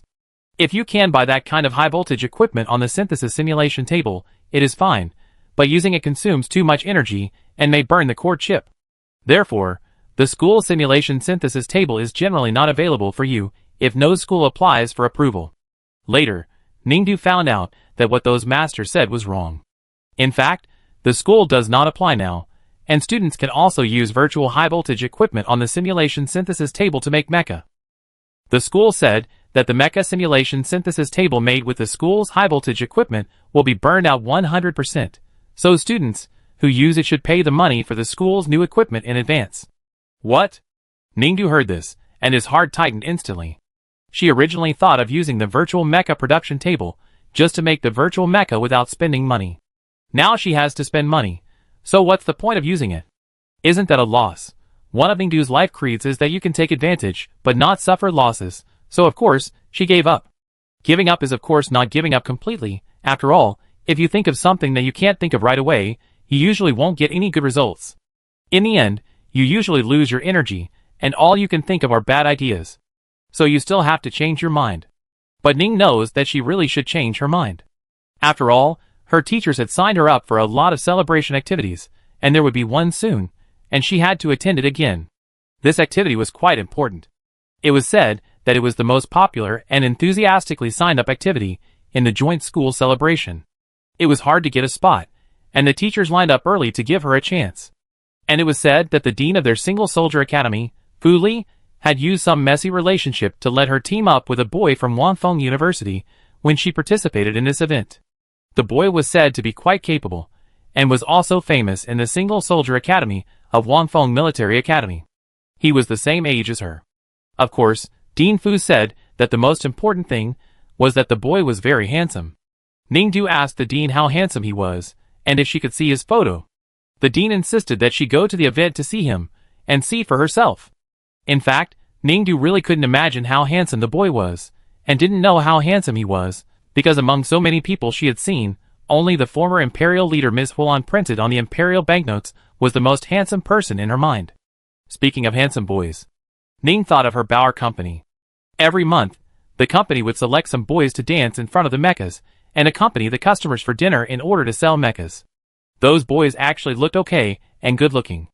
Is the guy who teamed up with her to participate in the event that kind of person? If so, if she opens a company related to mechas in the future, maybe she can ask him to dance for her. Well, then she went to the event site to get along well with him, and it just so happened that she saw that the theme of this event was to support each other and overcome difficulties together. Anyway, everyone had to enter the simulation cabin and feel the real horror, tension and fear in the virtual scene, and then everyone helped each other and walked out of the horror atmosphere arranged in the virtual scene to pass the level. This activity is also said to be the best way to test the true feelings of the two people in adversity, and it is a powerful tool to quickly warm up the relationship between the two people in difficult situations. Ningdu now thinks that it is really great. When she goes to the event, she will help the boy more and let their relationship quickly warm up. While thinking this, Ningdu walked into the venue of the celebration where she was about to participate.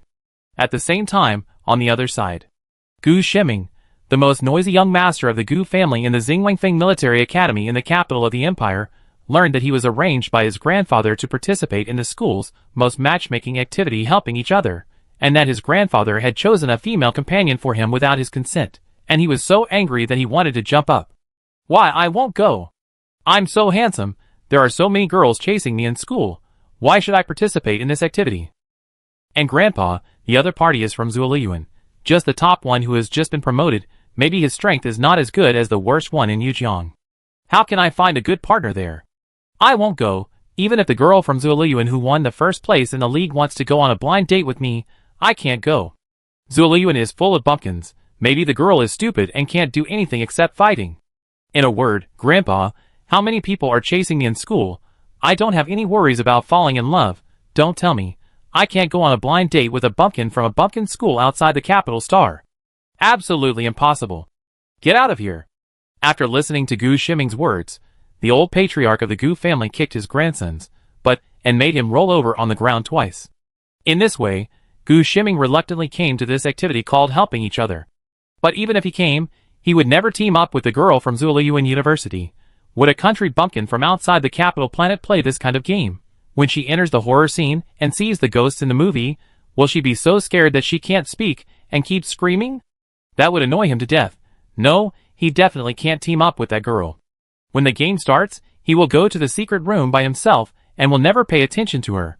So, when the event started, Ning stood in the team area and waited for a long time, but the legendary handsome boy didn't come. In the end, the game started and everyone entered the scene to try to escape the secret room.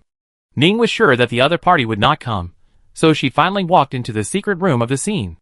It's a bit of a pity. She didn't see how handsome he was, and lost a potential mecha treasure resource. Forget it, but since she came here to participate in the event, it can't be in vain. When Ningdu first entered the venue, she saw that the event said that the best players would get rewards, and they would be given money. Seeing the opportunity to make money meant that she should have gotten the money. If she didn't play the best and didn't get the money, it would be a loss. She absolutely couldn't lose.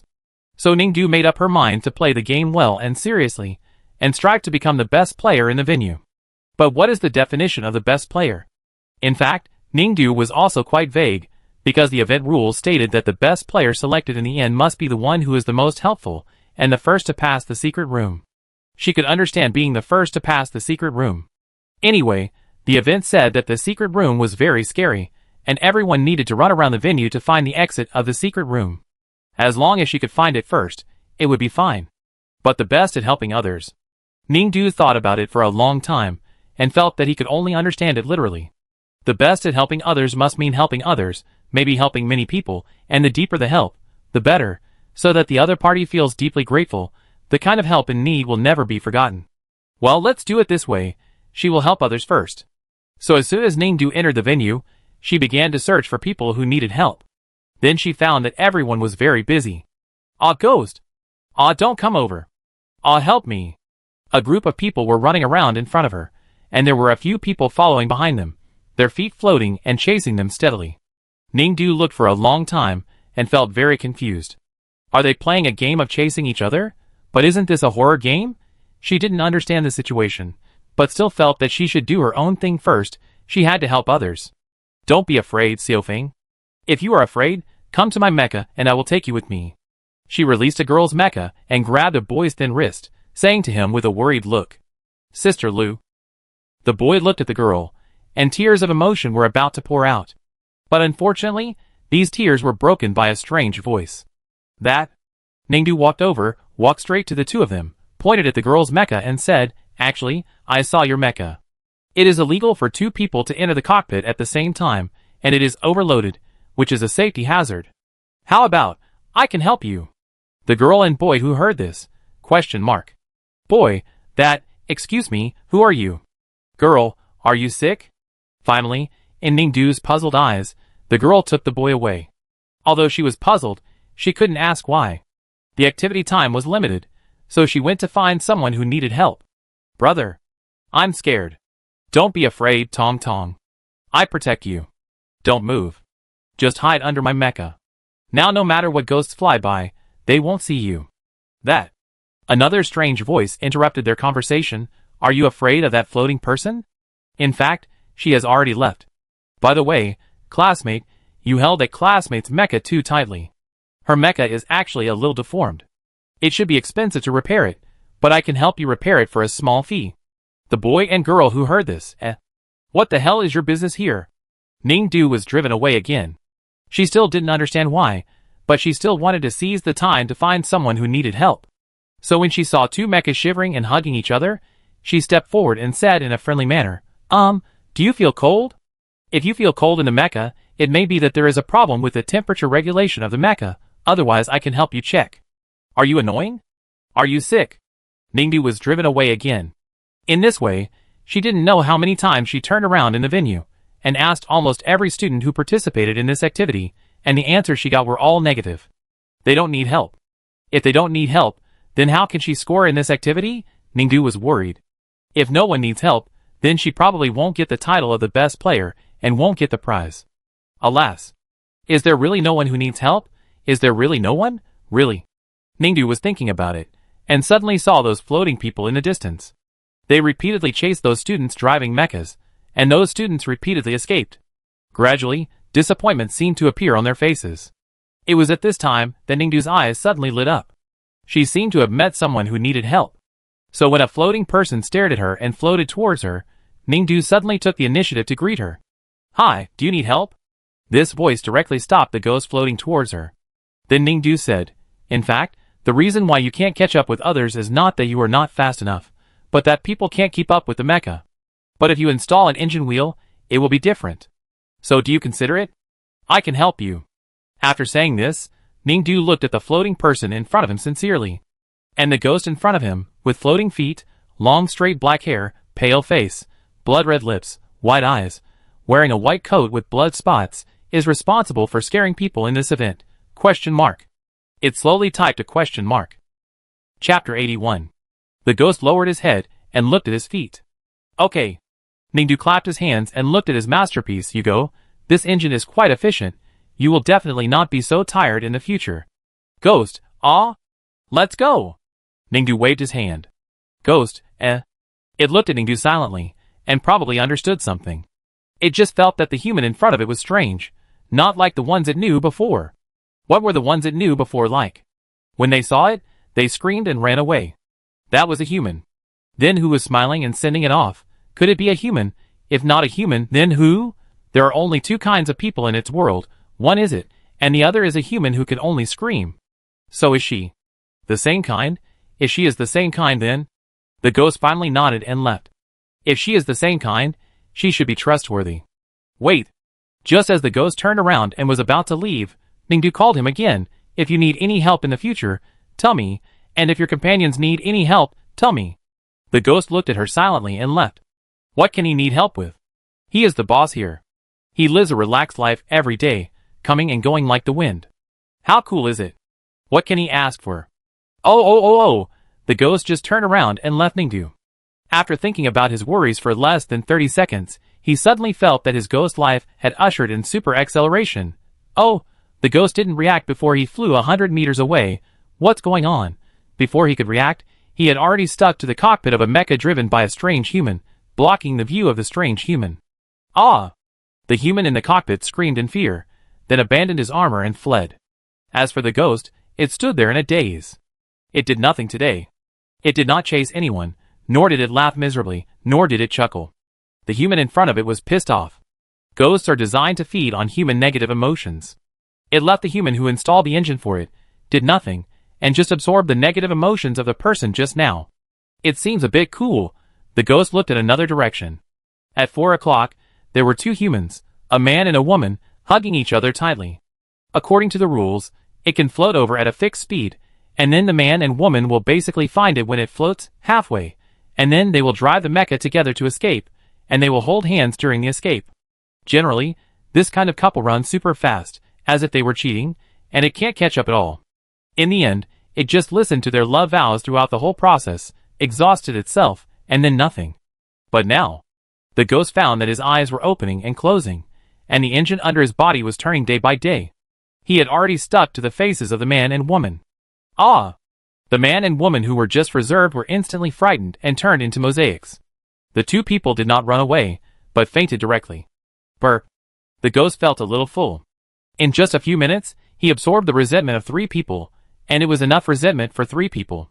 Unexpectedly, he touched his slightly bloated belly, and looked at the engine under his legs, and he had a different feeling.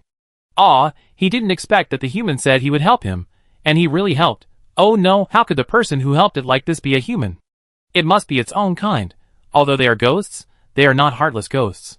Since its own kind helped it like this, it will definitely express gratitude.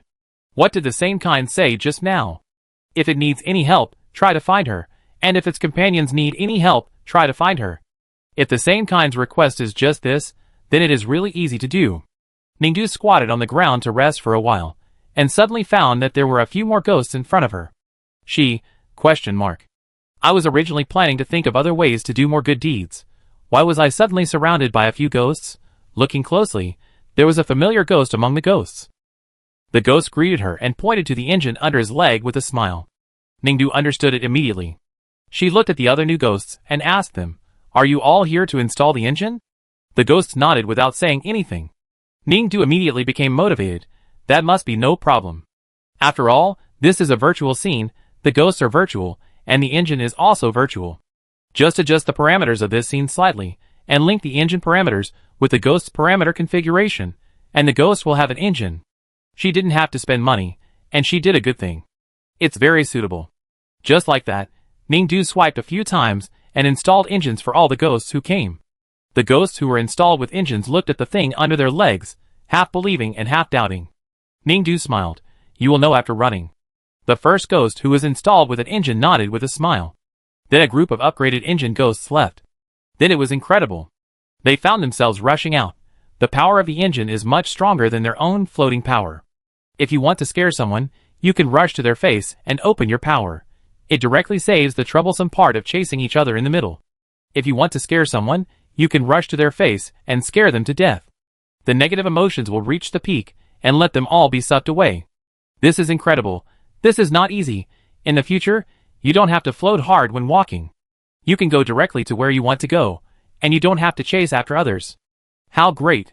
For a while, all the ghosts in the vintage were excited, and they rushed to Ningdu one by one, asking her to get them a high-tech. Ningdu was of course willing.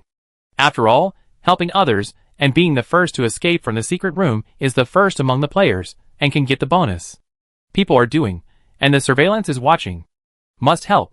But there are too many ghosts waiting in line for her to install the wheel engine, and Ningdu can't make one for those ghosts in a few seconds.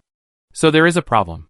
Many ghosts are eager to get the engine, but if they want to get the engine, they have to queue up. There are many ghosts and few engines, and it is unknown how long this queue will end. Ningdu can do it slowly, but the ghosts, some ghosts, can't wait. They want to cut in line. But if they cut in line, they will be beaten back by other ghosts. So forcibly cutting in line will definitely not work. So some smart ghosts thought of other ways. Bribe. If they can bribe Ningdu, they can definitely cut in line and install the engine wheel first. But what to bribe with? There was nothing in this venue, except ghosts and humans. What could she give her? Some ghosts brought human hair that they had plucked off. Some ghosts brought pieces of human clothes that they had torn off. Some ghosts brought toilet paper from human pockets. Ningdu accepted all of them, and then told them to queue up in the back to wait for the engine. Until a ghost brought an arm.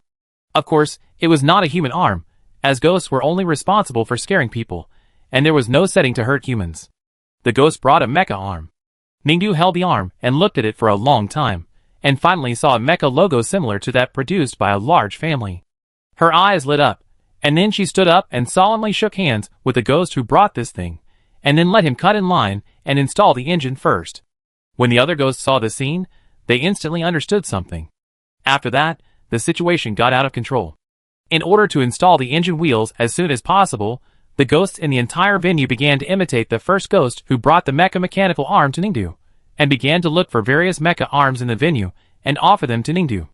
At the beginning, offering the mecha arm did give priority to the engine installation, but later, as more ghosts took the arm, everyone had to queue up again, so some ghosts began to try to grab other things, such as mecha mechanical legs. Well, they can queue up ahead of mecha arms, mecha heads. Well, they can queue up further, mecha cockpits. Well, even further ahead, mecha internal components, even further ahead.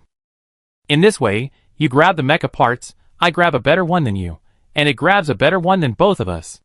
All of a sudden, all the ghosts began to scramble to grab the mecha parts, wishing to grab all the parts of the mecha and offer them all to Ningdu. It's not impossible. Finally, a ghost really brought a complete mecha.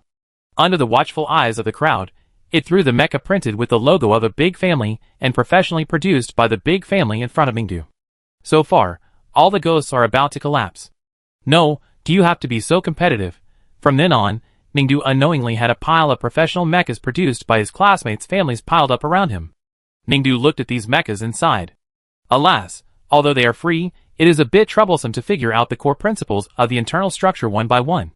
Other students whose mechas were robbed by ghosts also scratched their heads. No, they just came to participate in a blind date game. Didn't they say that the ghosts in it would only scare them? How could they steal things? And weren't these ghosts supposed to be not that strong? How come they are getting stronger and stronger, more and more scary, and can even snatch their mechas intact? The students whose mechas were robbed were puzzled by this problem. And those ghosts are getting more and more scary, and people can be scared to death when they see them. In fact, the ghosts also feel very strange. They are not strong at first, and ghosts can only become stronger by absorbing the negative emotions of humans. But since they installed the engine, their lives have been greatly improved. They are in a better mood every day. They always smile when they meet those humans.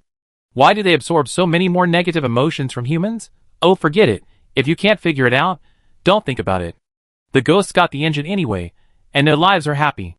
Ningdu got a lot of mechas to study, and he was very busy. It seems that only the students who were originally in the secret room felt confused.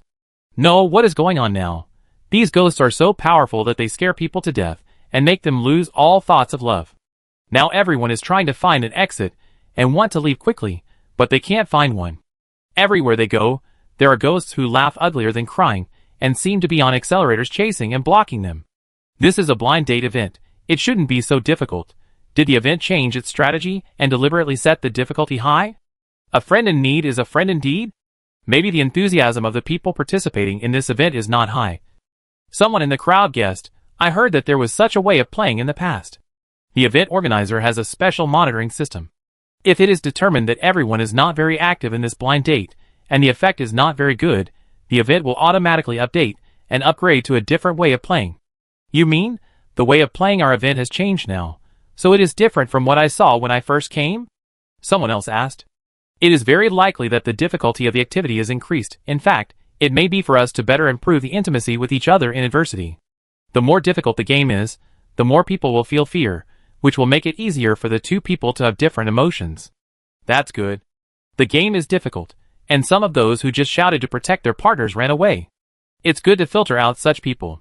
The remaining ones, who can really share adversity with their partners, are the truly worthy ones. Then don't be a deserter. Fight against those so-called ghosts with your partner, and let's go to the end together. Yes, and if any of you have a weaker partner, this is a good opportunity to show your strength. Protect your partner. Yes, yes. That's right, the game has become more terrifying, more realistic, and more exciting. Everyone, seize this opportunity. Everyone reviewed the entire incident, and finally came to such an exciting conclusion. For a while, the men and women present, the youthful students, all began to swear to their partners. Let's work together, and get out of here. You are not in good health, so let me protect you. No, let's do it together.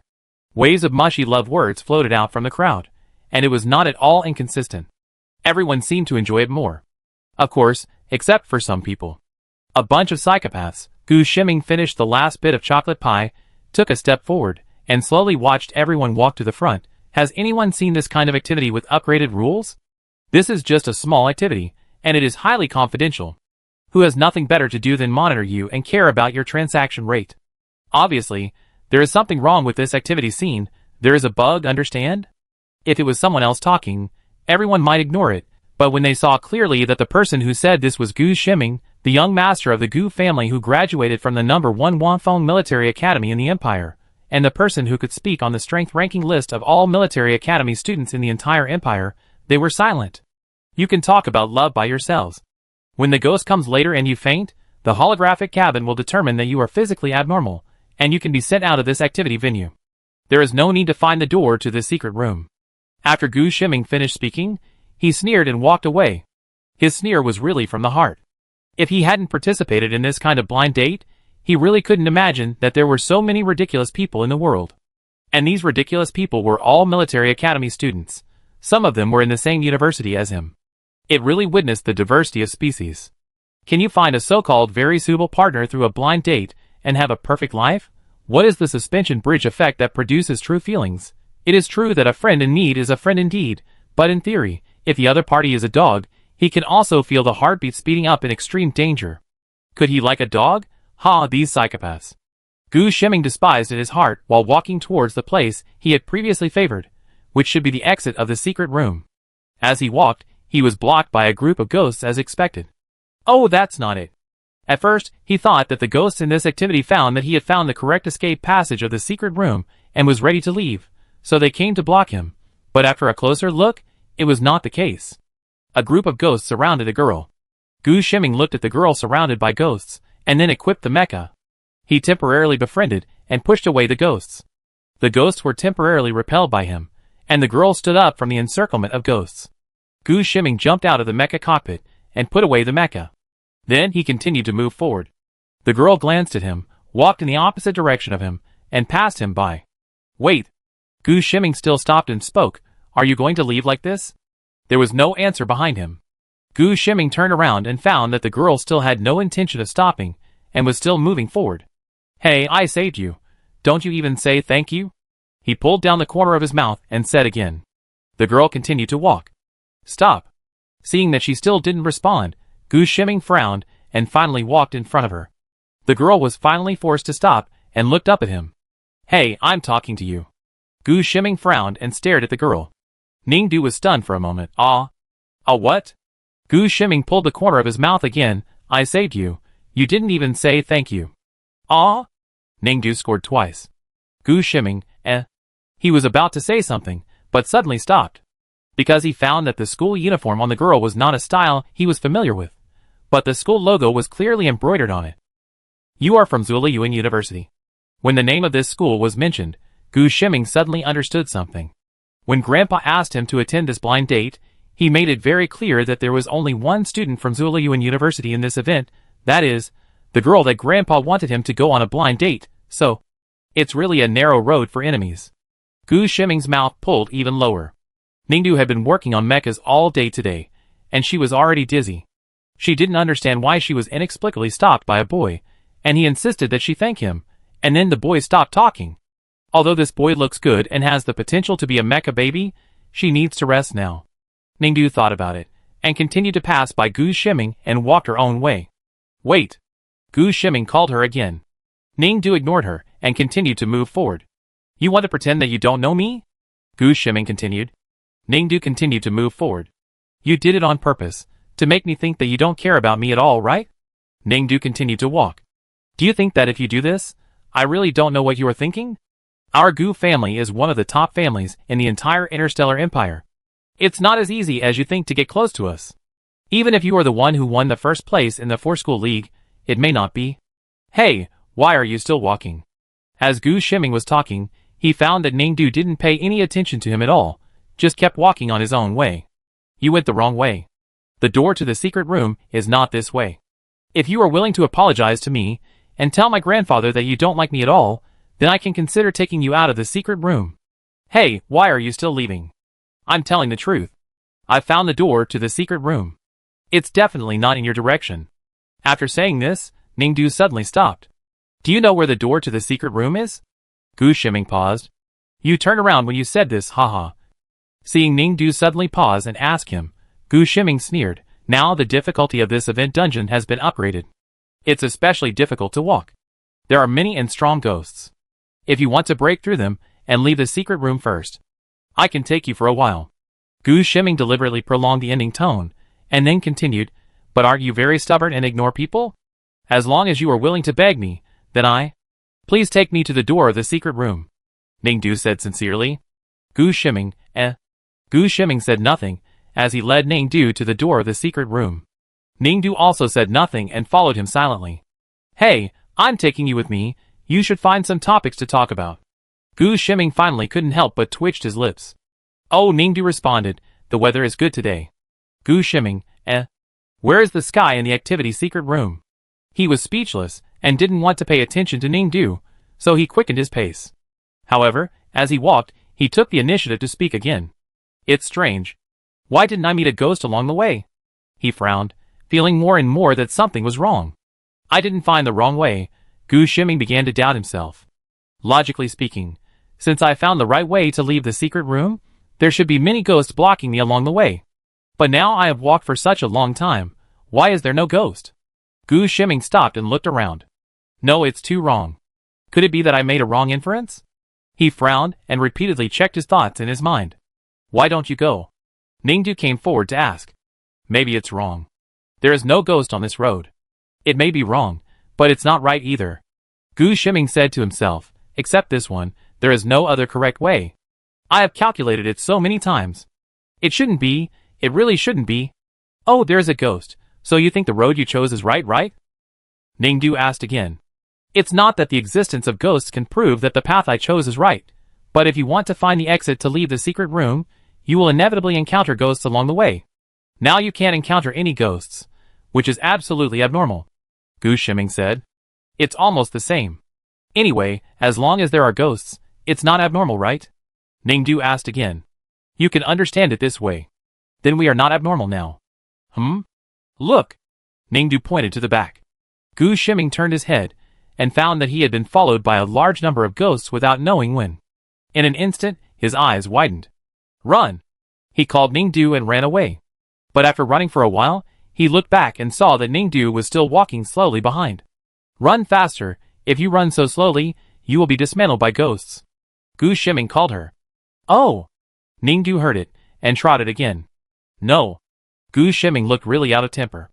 Was she too scared to run?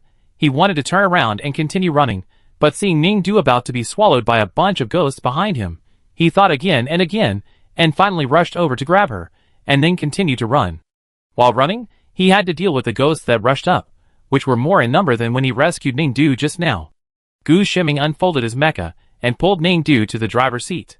Can you let me get off? Sit still. Gu Shiming said, and drove the mecha towards the group of ghosts.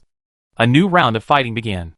It always felt like these ghosts had taken some special potion, and their strength increased too quickly.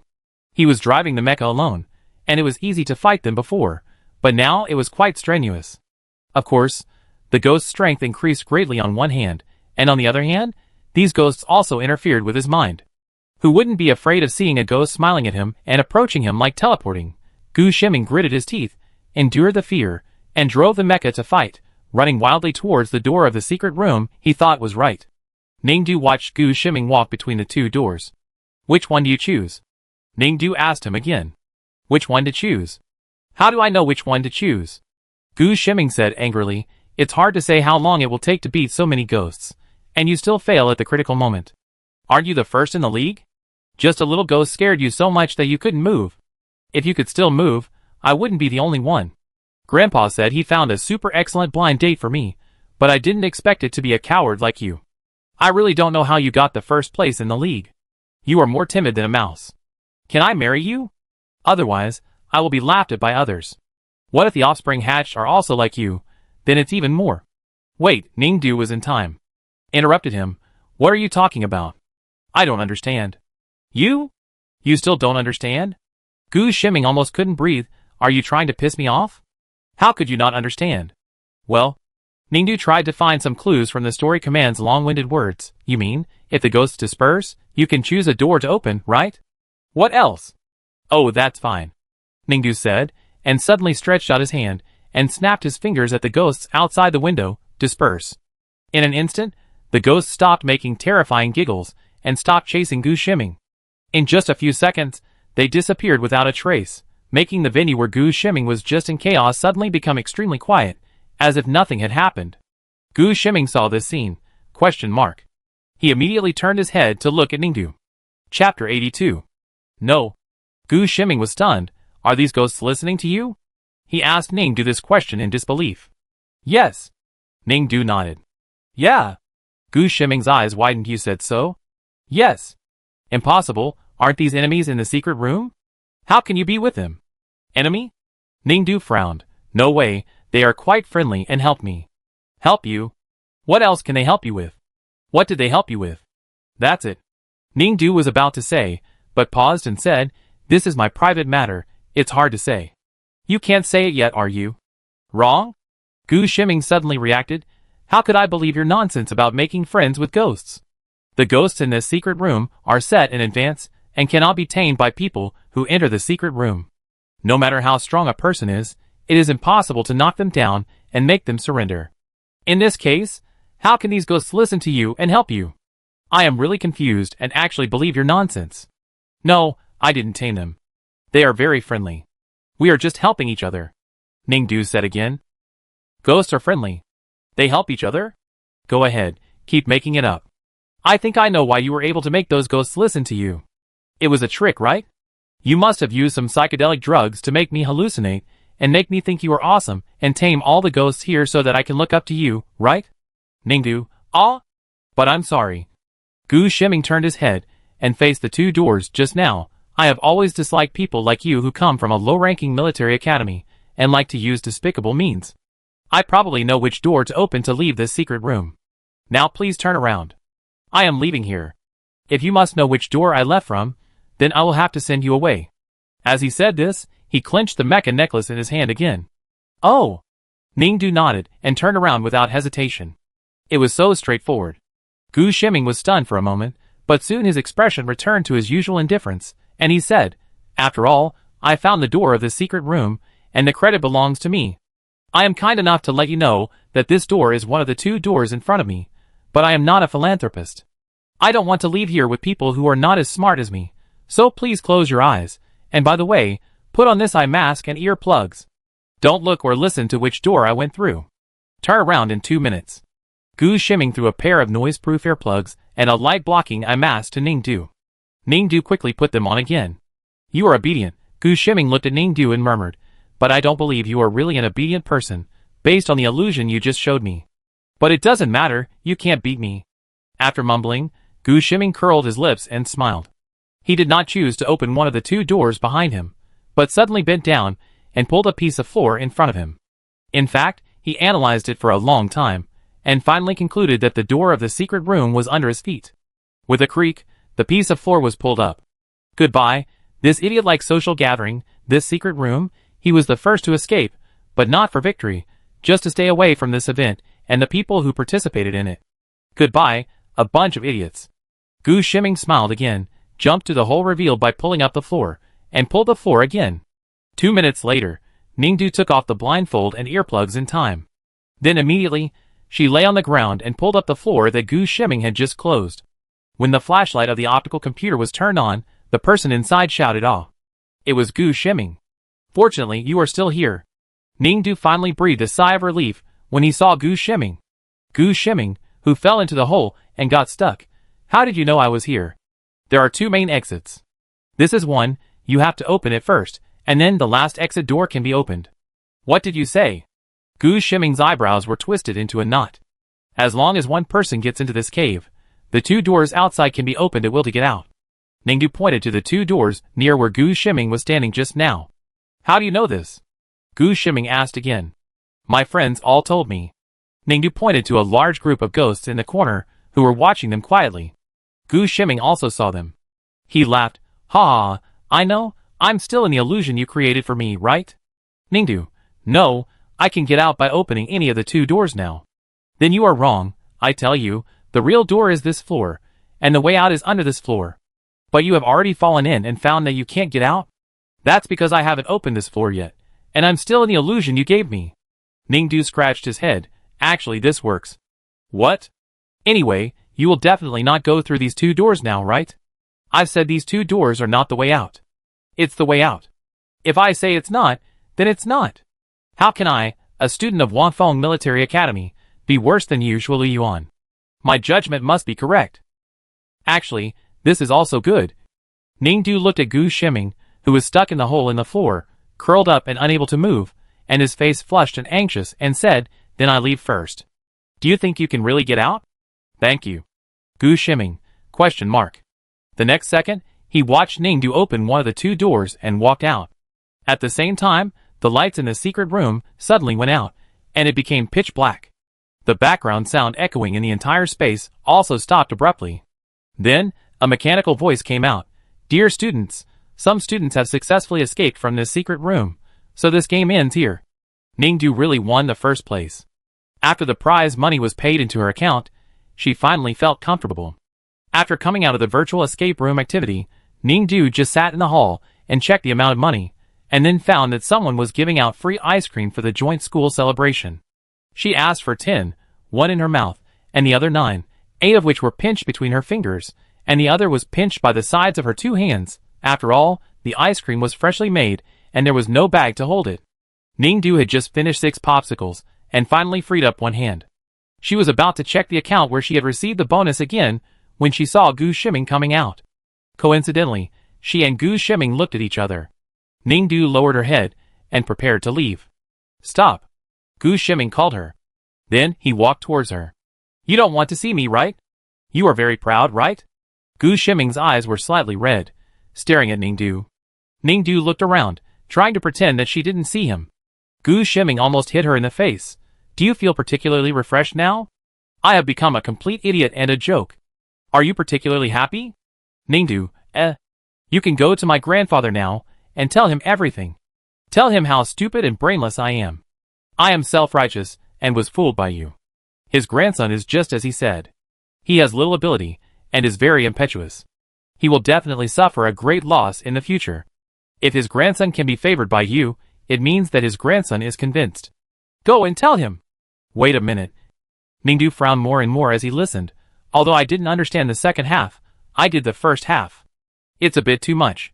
I didn't tell you that the floor really requires one person to sacrifice and be trapped, so that the other person can open the 2 doors and walk out to become the first person. I did use you, and I feel very embarrassed. How about I give you something as compensation? What is it?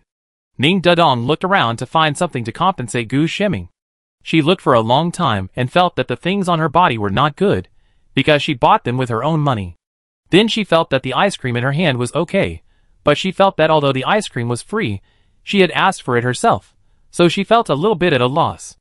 After thinking about it for a long time, she still couldn't make up her mind, and Gu Shiming got angry again. What are you compensating for? You were very happy to see me make a fool of myself after beating me. You felt proud of yourself as a student of Zuliyuan, who had defeated a student of Wanfeng Military Academy. Do you want to say that if that's the case, you should get engaged to me to compensate me? Our blind date was successful? Do you want to pity me with this? Gu Shiming became more and more excited as he spoke. I don't need your pity at all, and you don't need to comfort me with high-sounding words. Although I also like to marry a strong man, marriage is more about feelings. Blind dates are originally a choice that goes against feelings and only looks at conditions. So if you don't like me, you don't have to give an explanation to your family and my grandfather after the blind date and get engaged to me. I don't need it. Ningdu touched his head, confused. What on earth was he talking about? Seeing Ningdu's frowning and puzzled expression, Gu Shiming felt even worse. Do you think I'm sick? Generally, as long as a family like ours arranges a blind date, it basically means choosing a marriage partner, but I insist on having feelings. Without a foundation of feelings, we won't be happy together in the future. As for you, you don't like me, so there's no need to say anything, and you don't have to compensate. I don't need it. From now on, we will pretend that we don't know each other, or that we have never met, or that we are enemies, or people we hate. It doesn't matter. Ningdu listened and felt that something was wrong. No, I don't want to hate you. I feel guilty, so I want to compensate you. You don't have to compensate. You don't like me at all. There's no need. From now on, we will be enemies or enemies. You don't have to talk to me, and you can hate me. Ningdu felt that she couldn't explain it clearly. Why did you suddenly become an enemy? I was wrong. I just took advantage of you a little bit to let me get the first place. Then I also wanted to get the prize money for the secret room. The secret room didn't say that you can't cheat your classmates to get the first place. Forget it, this is immoral. I said I would compensate you, but I haven't decided what to compensate. But I really don't hate you, and I don't hate you. I really like you. Really? I really don't want to. I will compensate you. Compensation. Ningdu thought about it for a long time and touched her body. She felt that everything was bought with money, and she felt bad to give it away. But suddenly, she really took out something from her pocket. It was not bought by her. It would not make much money if she sold it. It was useless to keep it. This is for you. I really like you. Please accept my compensation, Ningdu said, and handed over a card. Gu Shiming, who was still immersed in the fact that he had not been able to find the exit of the secret room, and could not beat Ningdu, and felt that he had lost to Ningdu, and let the other party laugh at him, looked up. Then, he was stunned. After all, he did not expect that Ningdu would actually give him a true love card. True love card, although he did not believe in any messy technology god, but the true love card issued by the technology god was a proof of true love recognized by almost everyone in the Interstellar Empire. This card is very precious. People will only hand over this card to someone they really love deeply, and want to spend their lives with. But now, Ningdu actually handed such a precious and solemn card to him. This? Gu Shiming was stunned, and his face turned red. Hey, you should know that I really like you, so don't be angry anymore, Ningdu said to him again. You, stay away from me. Gu Shiming took several steps back and instantly distanced himself from Ningdu. You are too frivolous. You just gave me the true love card? When he said the 3 words true love card, his voice was obviously weak. Yes, to express my love for you. Ningdu nodded. But we just met and haven't communicated much. How is it possible? I like you when I see you, isn't it okay? Ningdu scratched his head again. What? Gu Shiming was stunned. He didn't believe in love at first sight before, but now? Could it really happen to him? Then he should also think about it. He is the young master of the Gu family, the jewel in the palm of his hand, and the right to choose a spouse is clearly in his hands. Why should he agree to this girl's love for him? He doesn't want to. Ningdu, let me tell you, I, Gu Shiming, am the heir born in the main family of the Gu family. I am quite outstanding in both family background and personal ability, so some things are not just okay with you saying yes. You like me, but that's not necessarily the case. Please keep your distance from me if I don't agree. Don't come to harass me. After saying that, Gu Shiming turned around and left. Ningdu, ? This true love card was given to him. Why is he still like this? Then her true love card was not given in vain. The key is, he can continue to be angry if he is angry, and he cannot accept her compensation if he does not accept it, but why doesn't she return the true love card? Ningdu felt a slight pain in his heart. The loss of true love card is increased by 1. Chapter 83. In the master brain room, the 7 master brains were silent again. 80% of the parameters of the mecha that integrated the characteristics of the mechas of various families in the Empire were actually run out by Ningdu using the simulation platform. How did you run it out? The Master Brains frowned and asked Ningdu. Ningdu thought for a while. I asked for help from the ghost. The Master Brains. ? Is she angry? Is she deliberately not saying it? Is it because she thinks that these old guys think that she can't do what they ask, and sneered at her before, so she is still brooding, so now she deliberately doesn't say how she ran out of the parameters, deliberately making them curious and uncomfortable? We spoke a little harshly to you before, but this time, cough cough, we really want to know how you did it. Did you make friends with some people from the aristocratic families? No, didn't I say it was the ghost gang? The ghost gang's help. Asking for the ghost gang's help is really a ghost. The 7 Master Brains shouted again. See ghosts? Ningdu thought for a while. It's not impossible. Master Brains. ? Do you want to see them? Ningdu looked at them and asked, I can take you to see those ghosts. Master Brains' head straightened. What does this kid mean, take them to see ghosts? Does he mean to kill them? This is not okay. Their bodies have long been dead, and their brains have been saved with great effort. For them, there is nothing more terrible than death. How can this kid say he wants to kill them? They are a little mean and fierce to her, but they are not going to lose their last lingering lives, although their brains were well sealed in a highly hard explosion-proof hard transparent stone jar, and the security system in this house was very comprehensive and reliable. The Master Brains, who had been in the world for hundreds of years, looked at the girl in front of them, and felt a sense of insecurity. They always felt that if this child really wanted to mess with them, it might be possible. I can't think about it anymore. The Master Brains fell into fear for a short time, so they hurriedly changed the subject and said to Ningdu, Oh, you kid, we do think you are a good seedling now, and we can accept you. Really? Ningdu's eyes finally lit up. I can learn from you until the celebration is over, and I participate in the mecha competition, right? Yes. The Master Brains nodded repeatedly. Then can I get the money? Ningdu asked again. Can. Okay, sign the contract. Ningdu quickly retrieved a contract for apprenticeship from the optical brain and sent it to the 7 brains in front of him. Master Brains, why do you want us to sign a contract when you want to become our apprentices? There has never been such a thing. They are the great mecha masters of the interstellar empire. Those who come to them to become their apprentices beg them and do whatever they want. They accept apprentices when they want and abandon them when they want. Why do they need to sign a contract? Are they trying to kidnap them? Ningdu looked at the Master Brains, each with a frown on his face, and felt that he had understood their thoughts. Well, why don't you want to sign? Don't you still trust me? The mecha data you asked me to run was really helped by ghosts. I was able to run away. Otherwise, I'd better take you to see ghosts. As soon as these words came out, the Master Brains all straightened their faces again. Okay, we sign. Feeling threatened by this girl, they always felt that their brains would be in danger, so the Master Brains were scared and began to enter their facial data on the contract for signing. Damn, they didn't know why they were so afraid of this child. They had only known each other for a few days, and she was just a college student. Why were they so afraid? They were so scared that they even signed a contract.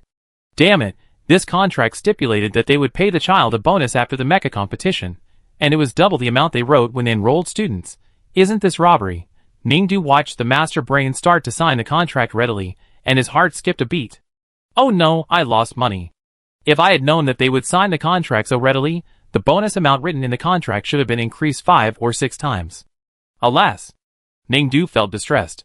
After the contract was signed and verified by the Imperial Interstellar Online Court, Ningdu officially became the apprentice of the 7 Master Brains in front of her in terms of mecha manufacturing. Since she was an apprentice, the Master Brains had to really teach her some skills. Ningdu looked at a lot of mecha information in the optical brain, and immediately lay on the ground and read it. You, a student, don't know how to sit. Why do you lie down? The Master Brains were so angry when they saw Ningdu's posture. You can learn like this. Ningdu replied lightly. After all, sitting would put a high pressure on her lumbar spine. It was okay to sit for a while, but if she sat all the time, she might have to go to the school's rehabilitation department to customize a metal skeleton lumbar spine one day. That would cost a lot of money. The masters wanted to run out of the jar of nutrient solution and beat Ningdu up, but when they thought that they only had brains left and couldn't do anything, they got even angrier. Several masters stared at Ningdu with anger. Ningdu pointed at the mecha learning materials given to her by the masters and said, It's not teachers. Look, this is your former student. Isn't he lying there too? The masters took a look and saw that it was a photo of a former student studying and researching. They said unhappily, "You dare to compare with him? Do you know who he is?" Ningdu looked at it carefully. It should be a man. The masters were speechless. "Silly girl, that's your senior brother.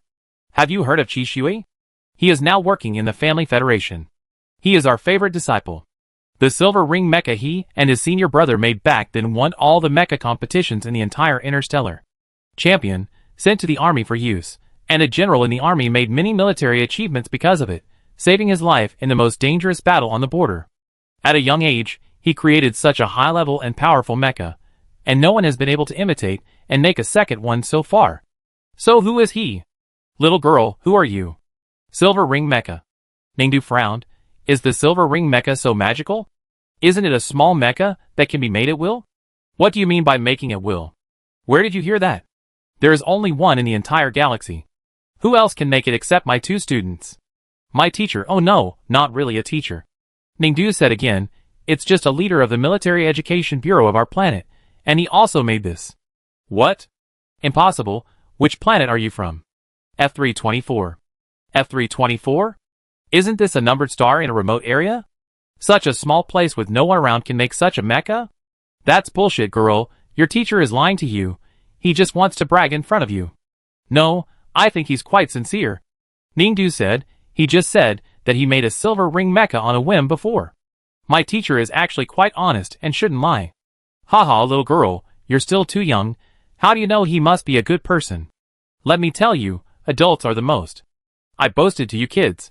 A small leader of a small numbered star, he boasted, and even made a silver ring mecha on a whim.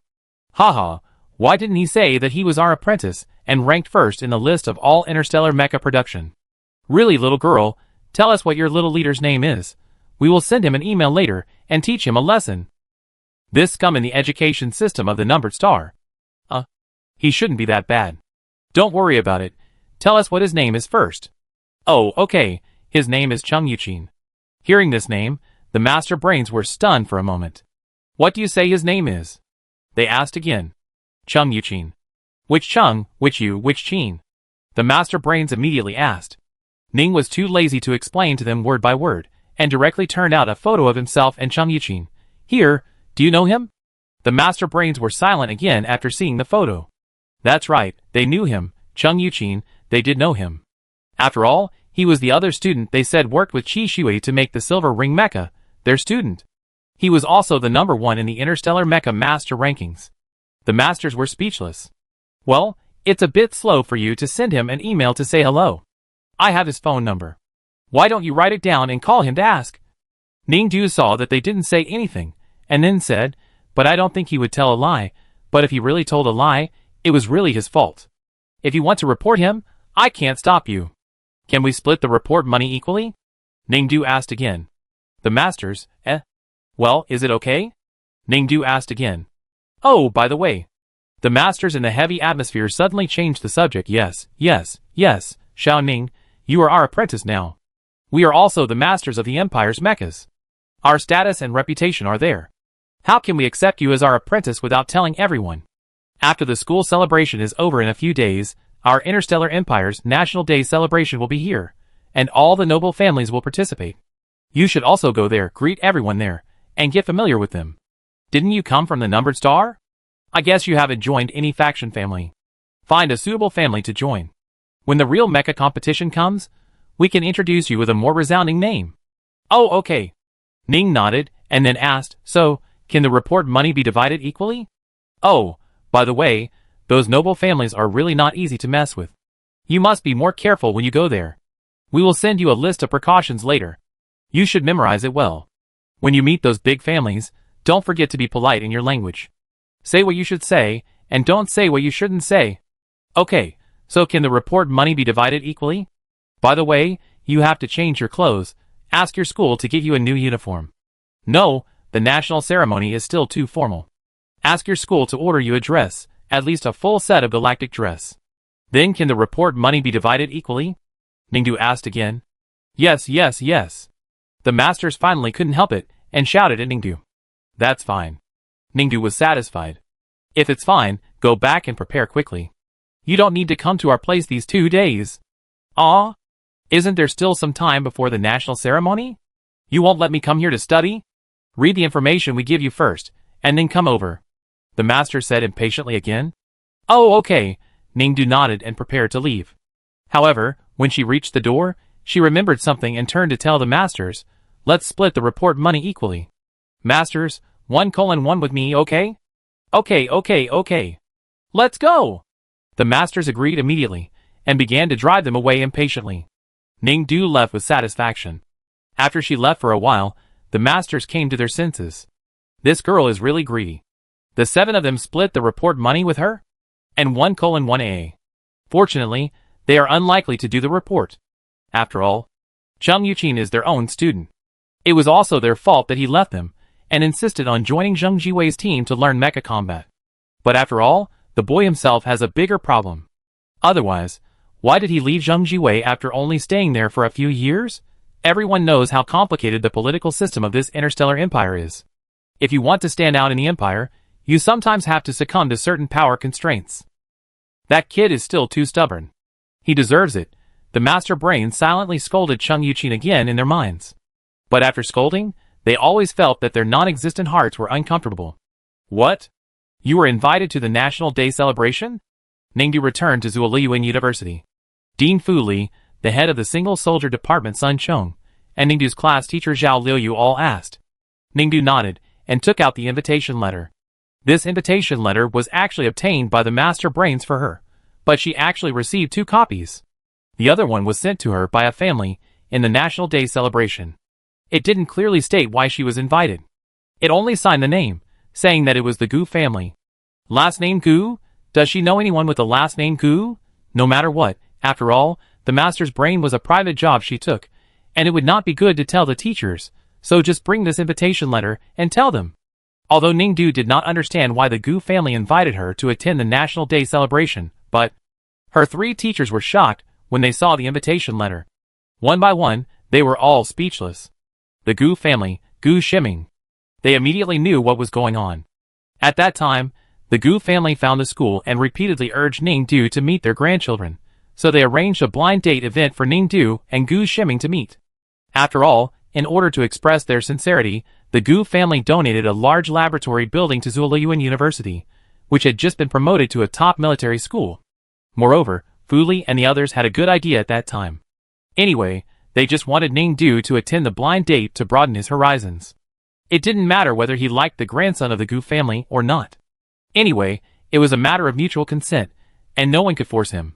At most, it was not suitable, and they would no longer interact. Anyway, the Gu family had invested money, signed the contract, and the building was almost completed. But the 3 teachers never expected. After the blind date that day, it was heard that the little grandson of the Gu family went back and burst into tears. He locked himself in the room for several days, and didn't come out. He was in a depressed state. When asked about Ningdu, the child didn't say anything. He just said he didn't know, and didn't know. He kept silent about what happened in the blind date that day. After all, the surveillance would be deleted after the blind date to keep everyone's privacy confidential, and the teachers couldn't investigate what happened that day. So they could only make reasonable guesses. Xiaoning is a child who is skilled and smart, so he didn't beat up the little grandson, right? Beating and insulting? So the other party burst into tears, and couldn't leave the room for several days? The 3 teachers looked at Ningdu, hesitant to speak. Since the Gu family invited Ningdu to the national ceremony this time, the possibility of the Hongmen banquet was relatively high, so the teachers tactfully advised, Xiaoning, why don't you not go? Ningdu was of course puzzled. Well, you don't know, our empire, this most powerful military force, all comes from various noble families. Our empire's king is just an honorary king, and the chief consul is also elected by various noble families, and has little say. The real ones who control the lifeline of the entire interstellar empire are these noble families. These noble families have accumulated for hundreds of years, and have become the imperial dignitaries. Let's not talk about anything else. Although they also appreciate talented people, they pay more attention to their origins. Children like you who are born in a numbered star, and are not affiliated with a certain noble family for the time being, will really suffer a lot if you go. What kind of suffering? Ningdu asked. The suffering of discrimination, class teacher Zhao Liuyu said hurriedly. Think about it, Xiaoning. When you go to the national ceremony, Everyone who goes to the venue to attend the national ceremony will be called to the king to show what they have learned and represent their families to fight for honor, but you can't go anywhere. You can only eat fruit cakes, roast chicken, lamb legs, seafood buffets, etc. at the venue. In addition, everyone can go on stage to speak and receive honorary medals, but you can only receive a few commemorative gold mine medals for participating in the celebration. Everyone can go on stage to fight with others at the main venue, but you can't even watch it. You can only be invited to the holographic theater to play games and watch movies. Tell me, how uncomfortable this is. So good. Ningdu's eyes widened. Ah? I didn't expect that I could eat a luxurious buffet, get gold bars, watch movies, and play games at the national convention. Ningdu excitedly held Xiao Liuyu's hands. Teacher, I know, I will definitely live up to your expectations. I will definitely attend the national convention. Please help me buy a dress. I will go back to prepare. Thank you. Looking at Ningdu running away, the three teachers were stunned. No, did they remember it wrong? Didn't they just tell Ningdu not to go to the national convention? After repeated persuasion, Ningdu still insisted on going to the national convention, so the teachers no longer insisted and agreed. In fact, the important military forces of the entire interstellar empire are controlled by various aristocratic families. Most of the teachers and students from the top military academies in the empire are from aristocratic families, but they are also divided into main branches, side branches, and end branches. The three teachers are naturally the same. They originally wanted to find ways to organize Ningdu's resume and apply for aristocratic family admission qualifications, and at least pull Ningdu into a certain aristocratic family camp, so that no matter when they take her to attend any national activities in the future, it will be more convenient and more respected. But everything happened too fast. The child is now an ordinary citizen without any status, attending such a level of celebration. I hope she won't come back crying. Zuliyuan University applied for the travel expenses for Ningdu, and also planned to send someone who was familiar with the ways of the noble families, could handle the national ceremony with ease, and was respected by those noble families, and respected Ningdu to be Ningdu's guide, so that she could try to be more calm in the national ceremony. After all, the entire Zuliyuan University was promoted to a top military school this year. According to convention, it would take until next year to participate in the national ceremony in the name of the school.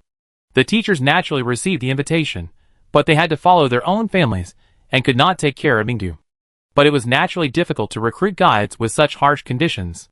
It seemed that they could not find any at all. But just when they were at a loss, someone suddenly contacted them. That person said that he was the most suitable person for the position of guide. However, he had to make an additional request. That is, he did not need their school to pay him, because he was an acquaintance of Ningdu. To be precise, he could also be considered one of her guardians before she turns 18 this year. He said his name is Cheng Yuqin. Xiao Ning, I heard you are going to the national ceremony. You must be polite and civilized when you go to the national ceremony. Don't be too reckless and bring honor to our F324 star. On the other end of the optical computer phone, Mu Jin, the director of the teaching department of the Galaxy Military Academy, the first military academy Ningdu enrolled in, and her theory teacher Su Xinming were telling her about various precautions for going to the national ceremony. Ningdu nodded repeatedly and said very seriously, "Teachers, don't worry, I promise to be a good person and abide by the law." After hearing such a firm promise, for some reason, Mu Jin and Su Xinming felt uneasy. By the way, during the national ceremony, the Capital Military Education Bureau also summoned the leaders of the military education bureaus of our various planets to a meeting. President Chum also attended. He should have arrived at the capital planet. Aren't you still attending the joint school celebration at Wanfeng University in the capital planet these days? He may come to visit you. Ningdu frowned. Who is President Chung? I forgot to say. Mu Jin cleared his throat again and said, "It's Cheng Yuqin." Now, in addition to being the director of the Academic Affairs Department, he also serves as the chairman of the Military Academy Development Committee of our planet. In general, he has been promoted several levels. Oh, then can the salary be 10 times more? Is this something you should ask about? Mu Jin lowered his eyebrows and looked at her. Ningdu's neck shrank, and he stopped talking. Okay, that's it for today. If you see your teacher Chung, maybe you could ask him about the national ceremony. Oh! Forget it, don't ask. That's it. If you have any questions, feel free to contact me. Mu Jin and Su Ximing hung up the phone. Ning didn't know what teacher Mu meant. Anyway, since she hung up the phone, there was no possibility of asking, so she didn't think about it. But a few days later, Cheng Yuqin really contacted her. invite her to go out for dinner at a good restaurant near the school. Ning went there happily. Chung Yuqin sat in a beautifully decorated restaurant with a marine star style, listening to the comfortable frequency of the tune, elegantly drinking a cup of tea, looking at the person opposite, frowning. Shuolu didn't give you food again. He couldn't help but ask Ningdu, who was wolfing down his food across from him. Ningdu raised his head in the midst of his busy schedule. Wait a minute. Then he buried his head in his food again. Chung Yuqin, He knew Ningdu's character from the F324-star military academy competition. No matter if she needed it or not, as long as it was free, she would definitely take advantage of it. Chung Yuqin was slightly worried. Don't eat too much. Ningdu made an okay gesture. Chung Yuqin, It must be said that eating with Ningdu is a pleasant thing. Because of some official business recently, he often feels no appetite, but when he invited her to dinner today, Chung Yuqin himself felt very hungry. He originally ordered a lot of dishes, thinking that he would eat some and leave the rest for her, but he didn't expect that she would wolf down and kill them all, and there was a tendency to leave no food for him. In order to fill his stomach, he could only snatch food from Ningdu's wolf mouth, and the food he snatched was particularly delicious. Today, he had doubled the amount of dishes he expected for many days, and the two of them walked out of the restaurant contentedly. Even he felt the long-lost feeling of fullness. Burp. Ningdu burped softly, looked at Chung Yuqin and whispered, "Thank you for spending money today." Chung Yuqin looked at Ningdu and raised his eyebrows. "Your college life is not in vain. You have learned how to be polite to others." "Well, that's for sure. I have grown a lot, and it is right for me to care about President Chung. After all, it's not easy for you to come here. Well, after eating today, do you have money for the trip back? You want to give me some? The trip is a small thing. You will definitely pay it back when I lend it to you. I was just thinking that if you go bankrupt and have no place to stay at night, I can lend you my dormitory. It's 5 points below the market price. It must be super cost-effective." Chung Yuqin, She still has this bad habit. He was speechless and just walked in front. Ningdu said behind him, "Well, President Chung, I go back first if I have nothing to do. You're busy, and I'm busy too. We can have dinner together again when we have time." Chung Yuqin turned his head. "Are we going in the same direction? Are you afraid that I ask you to borrow money for the trip?" Ningdu laughed. "Not really, you definitely pay me back." "Then will you lend it to me?" Ningdu, Chung Yuqin twitched the corner of his mouth, walked to Ningdu again, and said to her, "Let's go, I go to your place." Ningdu, You really have no money." Chung Yuqin folded his arms helplessly and looked at her. "I say, why do I always feel that you think I'm very poor? I think you are indeed very poor."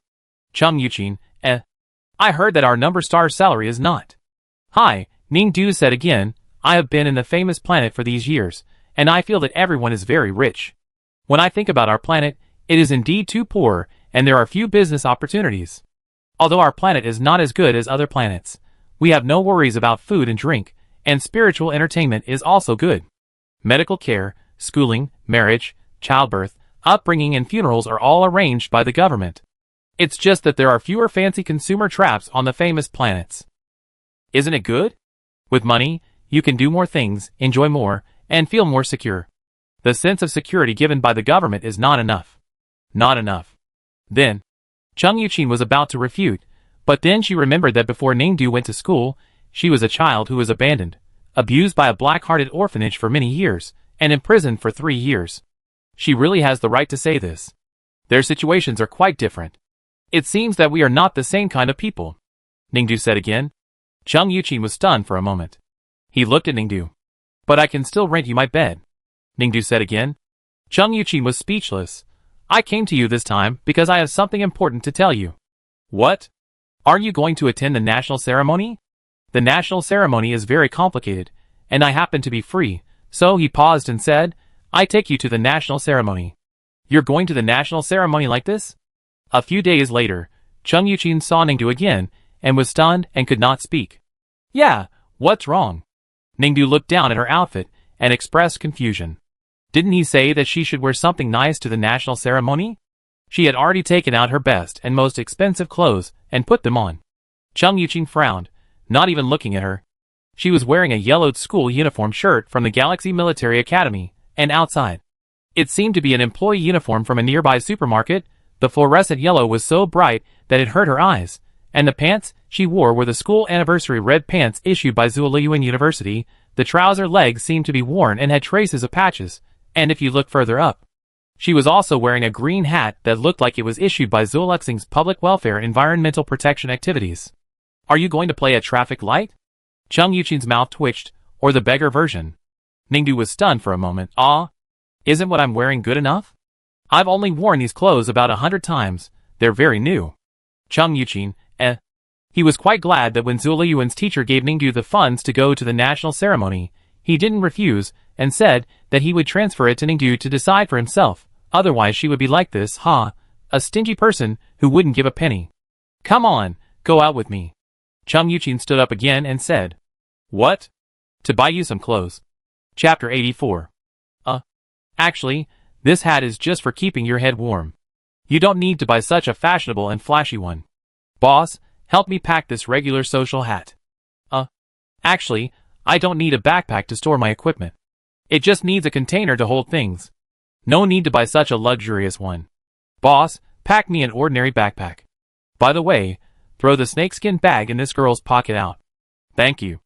Chung Yuchin said again. Actually, my optical computer is still usable. I don't need it at all. Boss, please get another latest model of optical computer. Wait! This one won't work. Ningdu tried to lower his voice as much as possible. This optical computer is old, so when I didn't pay, the network fluctuated. Sometimes they would help me pay a few dollars less, so I can't. Boss, please get a latest model, top-end optical computer with a good network. Chung Yuchin said without changing his expression. Ningdu, Coming out of the equipment store, Chung Yuchin looked at the time and felt that it was about time. So he said to Ningdu again, It's about time, we should take a bus to the national ceremony venue. Oh, okay, Xiao Chung. Ningdu said with a dark face. What did you say? Chung Yuchin frowned. Didn't the school entrust you to be my national ceremony assistant? Assistant, isn't that what you should call me? Chung Yuchin, Seeing Ningdu's dark face, he knew that she was still angry about what happened just now, and he didn't bother with her. After all, she was still young, and what happened just now would probably be nothing in a while. So he continued to talk to Ningdu about the itinerary. I have rented a flying machine, it is just in front. I will fly the flying machine today, and we will be able to reach the national ceremony in a while. Okay, Xiao Chung. Do you want to eat something first? Are you treating me, Xiao Chung? Yes. Okay, Xiao Chung. Chung Yuchin, He didn't say anything. Chung Yuchin chose a noodle restaurant, because he remembered that there was also such a noodle restaurant near the Galaxy Military Academy, which was very popular among the students in the school. After entering the restaurant and sitting down, he asked Ningdu again, Choose what you want to eat. This money will not be spent on the funds given by my school, Xiao Chung. Ningdu asked again. Chung Yuchin, I will treat you. Then do you have money, Xiao Chung? Ningdu asked again. Yes. Oh, Xiao Chung. Ningdu nodded and started to choose food. Chung Yuchin's mouth twitched again. Do you have to add those 2 words to every sentence? Ningdu did not answer, but his hands moved quickly. Chung Yuchin glanced at the synchronized menu and found that she had selected all the expensive items in the store and ordered 10 copies of each. Are you sure you can finish them all? Chung Yuchin's mouth twitched again. You have no money, Xiao Chung? Ningdu asked back. Chung Yuchin, He was silent, without saying a word, and quickly paid the bill, and waited for the meal. How is life in Zuliyuan? While waiting for the meal, he asked Ningdu again. Very good. Ningdu answered briefly, but she no longer used Xiao Chung as a comma. Don't you want to say a few more words? Chung Yuchin asked her again. No.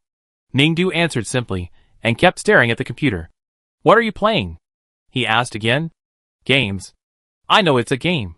Chung Yuchin wanted to continue, and asked her what game she was playing, but suddenly, he shut up. Since stepping into this restaurant, Ningdu has not actually looked at him properly. I don't know if he is still angry or something else. But Chung Yuchin suddenly didn't want to ask anything.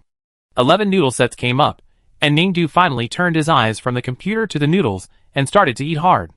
Seeing her slurping noodles, Chung Yuchin couldn't help but say, Eat slowly. Ningdu ignored him. He looked at Ningdu, said nothing more, and continued to eat. Of course, Ningdu didn't finish 10 bowls. After packing the remaining noodles, he followed Chung Yuchin to the aircraft. Chung Yuchin walked in front of Ningdu. Just as he walked to the passenger seat, and was about to open the door for Ningdu, Ningdu took her 5 servings of noodles, and sat in the back seat. Chung Yuchin pursed his lips, and sat in the driver's seat without saying a word. The aircraft was basically fully automatic, so he didn't need to pay special attention. Seeing Ningdu in the back seat start eating bowls of noodles, he asked Ningdu again, "Is this noodle delicious?" Ningdu didn't answer again. Chung Yuqin stopped talking and drove the aircraft in silence. Until all 5 bowls of noodles were eaten, finally, the venue of the national ceremony appeared in front of Ningdu. "Get off," Chung Yuqin said, and opened the door of the aircraft first. Ningdu also got off and looked at the magnificent building in front of him.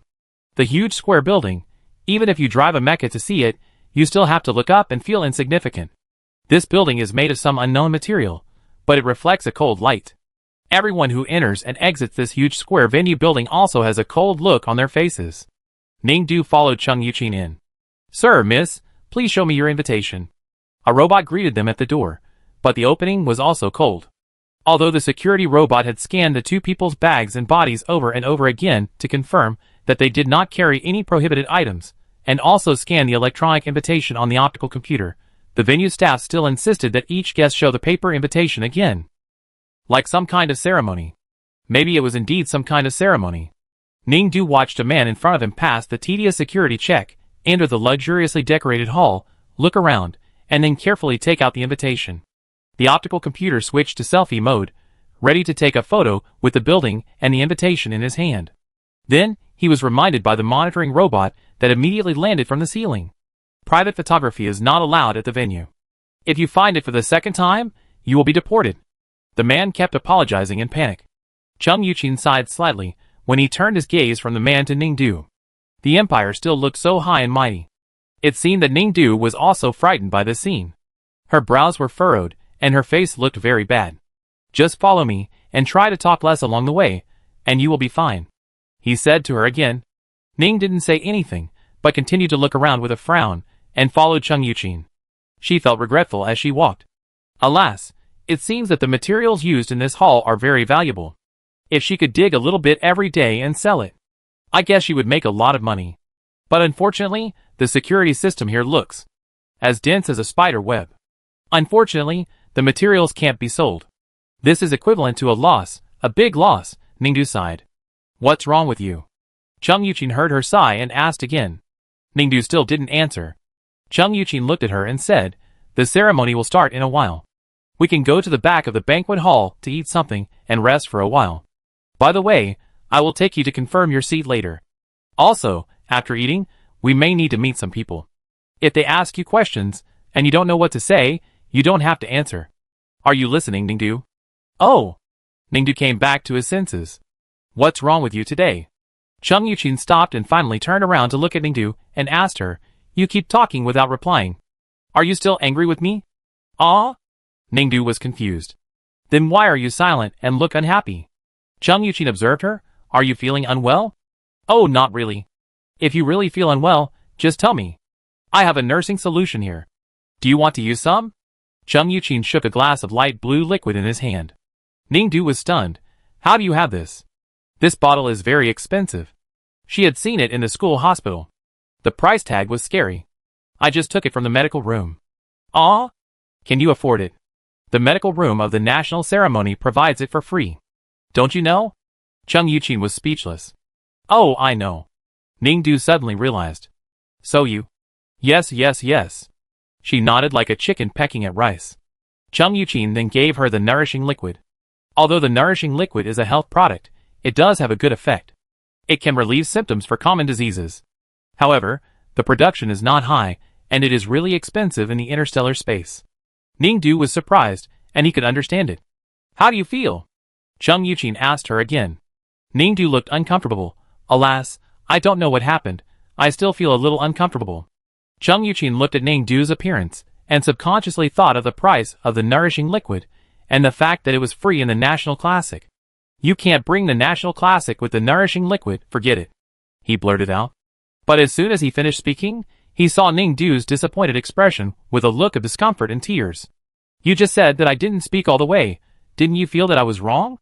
Ningdu lowered his head. "Alas, forget it. Anyway, you will doubt me." After she finished speaking, she dragged her heavy feet forward bit by bit. At that moment, Chung Yuqin looked at her back and felt that the whole noisy venue had quieted down. Unable to think about this feeling carefully, Chung Yuqin just stepped forward immediately, grabbed Ningdu's arm, and said again, "My fault." Ningdu turned his head to look at him in surprise. "I take you to the medical room now," he said again. "Don't blame me."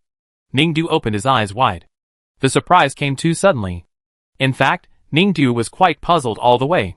It stands to reason that Minister Chung is sometimes good at guessing her thoughts. How could he be so fooled this time? He was fooled by a little trick.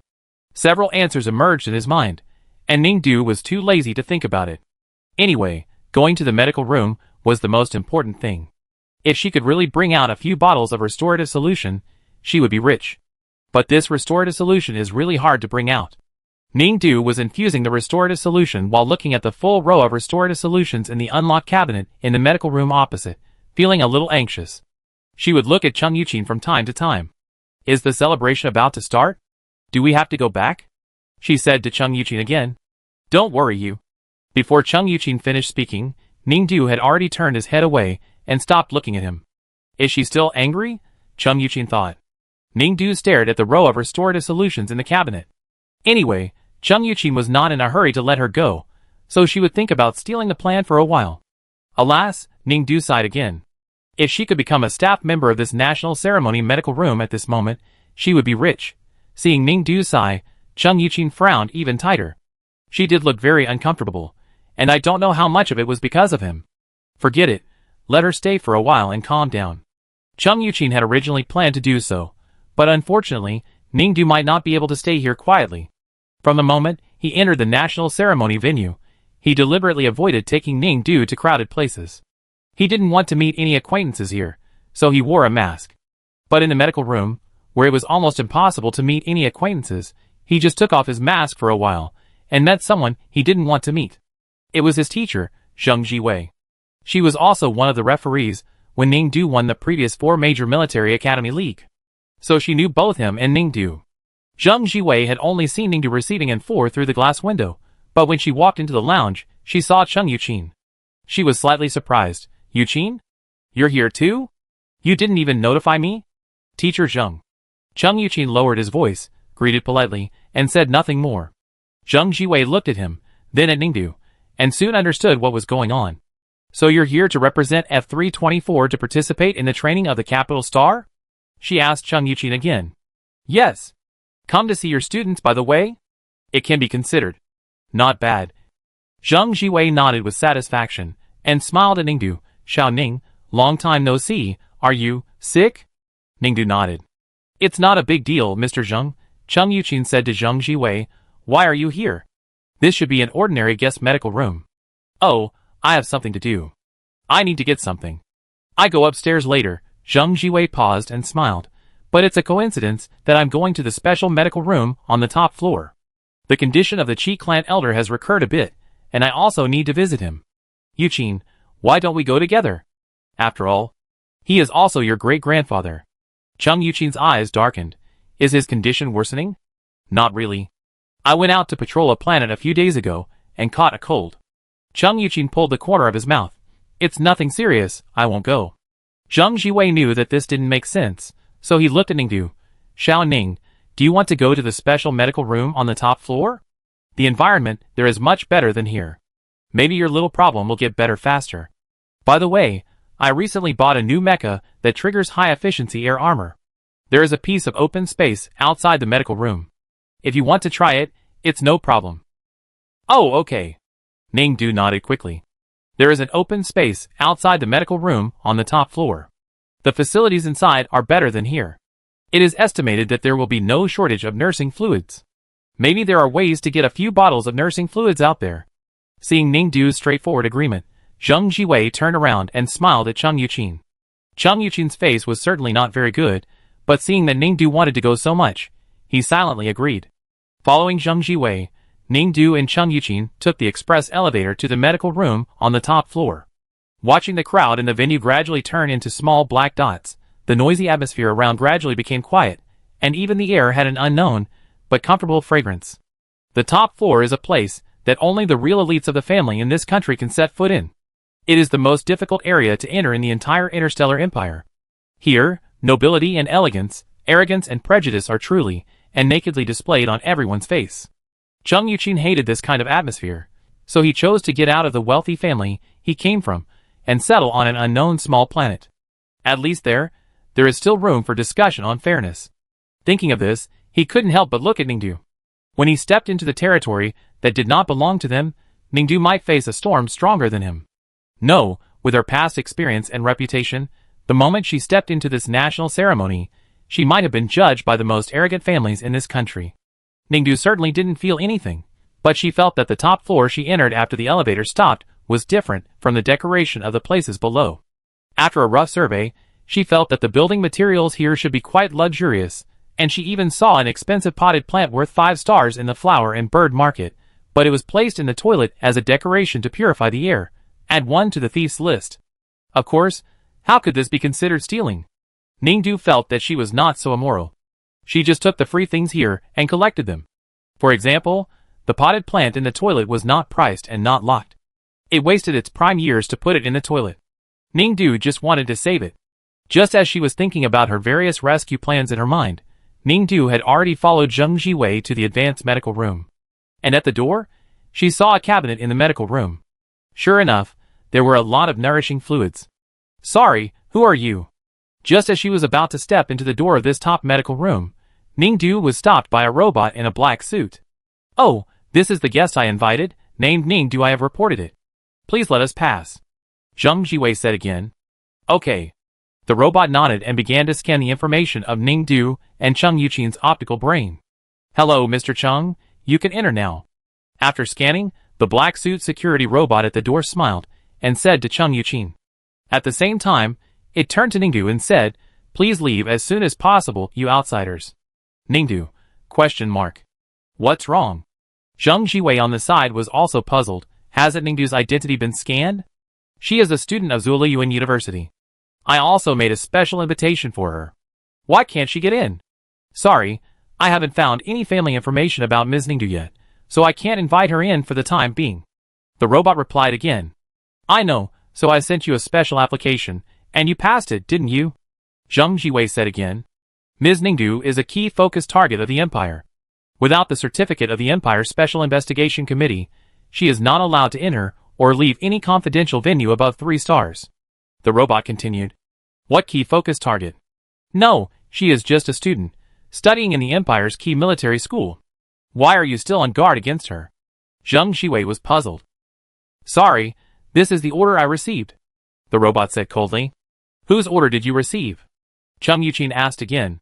The Empire Special Investigation Committee. The robot answered. The Special Investigation Committee, that is the joint office of the Empire's great families. I know.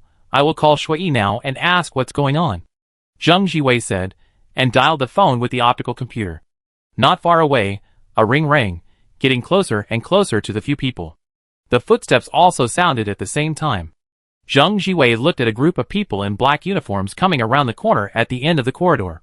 She was stunned for a moment at the leader and then said, Shui, what a coincidence. The Imperial Special Investigation Committee is also an important organization that serves as a window for the declaration of the interests of the imperial aristocratic families. The main members of the Imperial Aristocratic Joint Office are now in front of Zheng Jiwei. The person she wanted to call just now was the young man standing in the middle of this group of main members. He was the chairman of the Special Investigation Committee at the age of 24. He was her former student, Qi Shui. Qi Shui smiled when he saw Zheng Jiwei, took off the black gloves on his hands, bowed slightly and nodded, and shook hands with his teacher solemnly. Long time no see, Teacher Zheng. After he finished speaking, he turned his eyes to the side. The person next to him hadn't seen him for a long time either. Senior, long time no see. Qi Shui looked calm, and said to Chung Yuqin again. Chung Yuqin didn't extend his hand to shake his, but asked, Ningdu, a student from our planet, are you targeting her? I just called you for this matter. I have already submitted a special application to Ningdu. I just want to take her to the special medical room to deal with her condition. Why do you want to stop her? Zheng Jiwei also asked quickly. Ningdu looked at Qi Shui, also waiting for an answer. But Qi Shui even looked at her and just said lightly, Sorry, Teacher Zheng, Senior Brother Chung, in accordance with the opinions of the 5 major families of the Empire, the committee has indeed decided to exclude all privileges of Ningdu's student first. Why? You treat her like this, it seems to be excluding her. No, the 5 major families and the committee are actually very interested in her experience. A genius, who was not born in an imperial family, can win the top military school league and receive the joint recommendation of the 7 former mecha masters of the empire to come here. I think the family will not exclude her. But what you did is indeed excluding her. If I want to bring someone here, I just need to apply, even if they are not from a family. It doesn't matter. Only Xiaoning, you treat her like this. Zheng Jiwei was dissatisfied again. Sorry, teacher, the committee is just following the rules. Regarding the arrangement of Ningdu's student, this is the unanimous decision of the 5 major families. Zheng Jiwei looked at Qi Shui and wanted to say something, but never spoke. Cheng Yuqin said coldly, long time no see, why don't we chat, Junior? Well, sure. I still have some free time. Qi Shui quickly agreed and left with Cheng Yuqin. Zheng Jiwei felt very embarrassed and guilty when facing Ningdu, and asked her how she was, and whether she was feeling well. Ningdu immediately seized the opportunity, and said that she felt uncomfortable, and it would be better if she had some more restorative fluid. Zheng Jiwei immediately brought her a few more bottles from the special medical room, and asked her to find a quiet lounge downstairs for infusion. She sighed and felt it was a pity that Ningdu's body had not fully recovered, and she had no chance to show her the new mecha. Ningdu heard it, and hurriedly said, "It's okay, I really want to see that mecha." Zheng Jiwei felt relieved when she heard it. "Don't force yourself, Ningdu, I know you are studious, but your health is important." Ningdu hurriedly tried his best. In fact, it is common for soldiers to get sick. When encountering an emergency on the battlefield, you have to fight the enemy to the death regardless of whether you are sick or not. So seeing Ningdu insisting on watching the mecha despite being sick, and not being pretentious at all, Zheng Jiwei of course agreed. But she didn't know that Ningdu wanted to see the mecha, but he didn't really want to see it. The main reason was that if he wanted to test drive the mecha, he had to go to an open place without any surveillance. Ningdu had several bottles of restorative solution in his arms, and that place was the best place to see if there was a chance to get the restorative solution out. Zheng Jiwei actually had a lot of things to do today. After unfolding the mecha on the rooftop, he simply taught Ningdu the driving essentials and left. Ningdu got on the mecha alone, pretending to train while driving the mecha, while looking for a suitable opportunity to get the restorative solution down. While driving the mecha, Ningdu accidentally heard 2 people chatting in a corner, but they were obviously far away from her. When she lowered her head, it turned out that the sound wave amplifier inside the mecha was not turned off, and there was no interference band on the rooftop, so even though the voice of the person in the distance was low, she could hear it clearly in the mecha. At the beginning, you said you wanted to stay in the capital, retain talents for the empire, and contribute your own strength to the future of the empire. It turns out that you are a dog that informs these noble families. Brother, it seems that you are still living in your ideals. When you wanted to go to the numbered star, I also advised you that not everyone is as idealistic as you. There are indeed many unsatisfactory aspects of the noble families, but so far, the prosperity of the empire still relies on them. Maybe I was as indignant as you, but in the final analysis, I am just an ordinary human being. I need a stable and comfortable life. I am just making the decision that most normal ordinary people in the empire are making. It seems that you have forgotten everything about the past. Cheng Yuqin sneered. Qi Shui's expression was calm. Sister Zhao Yan's death on the deserted planet was indeed a family misjudgment, but you cannot deny that even now or in the future, the 5 major families will still play an unparalleled role in the development of the empire. So Zhao Yan is just an unnecessary sacrifice to you. Let me remind you that Zhao Yan was not the family's mistake. She was assassinated in the battle against the family's hegemony. There is no evidence of assassination. She was also a member of the family. I can't hastily confirm whether she was assassinated. Cheng Yuqin smiled coldly. When we were making mechas together and discussing the future of the empire, I could not have imagined that you would be like this today. For your personal future, you have forgotten everything we agreed on for the sake of the empire. You said it the other way around, Senior, Qi Shui said again. It was for the sake of the empire that I decided to stand on the side of the aristocratic families. You have been away from the numbered stars for so many years to discover talents and fight against the aristocratic family bloodline. Didn't you bring Ningdu, a person who is not from an aristocratic family, to the empire? I have the opposite view from you. The power of an individual is a drop in the bucket. Since the aristocratic family is the key factor in promoting the development of the empire, if you want to help the empire move forward, you might as well stay in the aristocratic family. Maybe this is a not-so-clean place, but if I leave it, how much can I do? That's a high-sounding statement. In these years, besides helping the 5 major families take care of everything, what have you done? At least the power is in my hands. Qi Shui looked Chung Yuqin in the eye. Since you have the power and are willing to change the situation where the noble families control everything for the empire, why not try to use your power to solve some problems, such as Ningdu?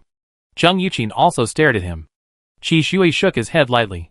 Sorry, Senior, Ningdu's matter is a shock to the noble families. Although they have watched the replays of her games, the noble families still have prejudices against her because of her background. So at present, she cannot get some equal treatment. When the national ceremony officially begins, someone will consider her identity and make other decisions. I have known about the noble family's prejudice against her for a long time, but she is a genius, and everyone can see it. They don't like her like this, but you turn a blind eye. You should also know how much impact the noble family's prejudice will have on Ningdu's future development, job assignments after graduation, and even whether she can graduate smoothly. As long as they want to embarrass her, there is always a way. Shouldn't you solve these things? I said that the noble family will consider her, and the special commission will make a decision based on this. Qi Shui continued indifferently. Chung Yuqin laughed. Oh, so what you said just now is nonsense, right? Senior? What do you mean that for the development of the empire, you reluctantly entered the noble family to continue working? In essence, you are just doing it for your own future and reputation. What you are doing now, isn't it all saying that you and the noble family that we once hated together are now a community of interests? Okay, since Senior said so, then I did this for my personal development. I said that I also want to contribute to the empire, but I also said before that I am an ordinary person, and I also want to get all the vanity I want in my short life.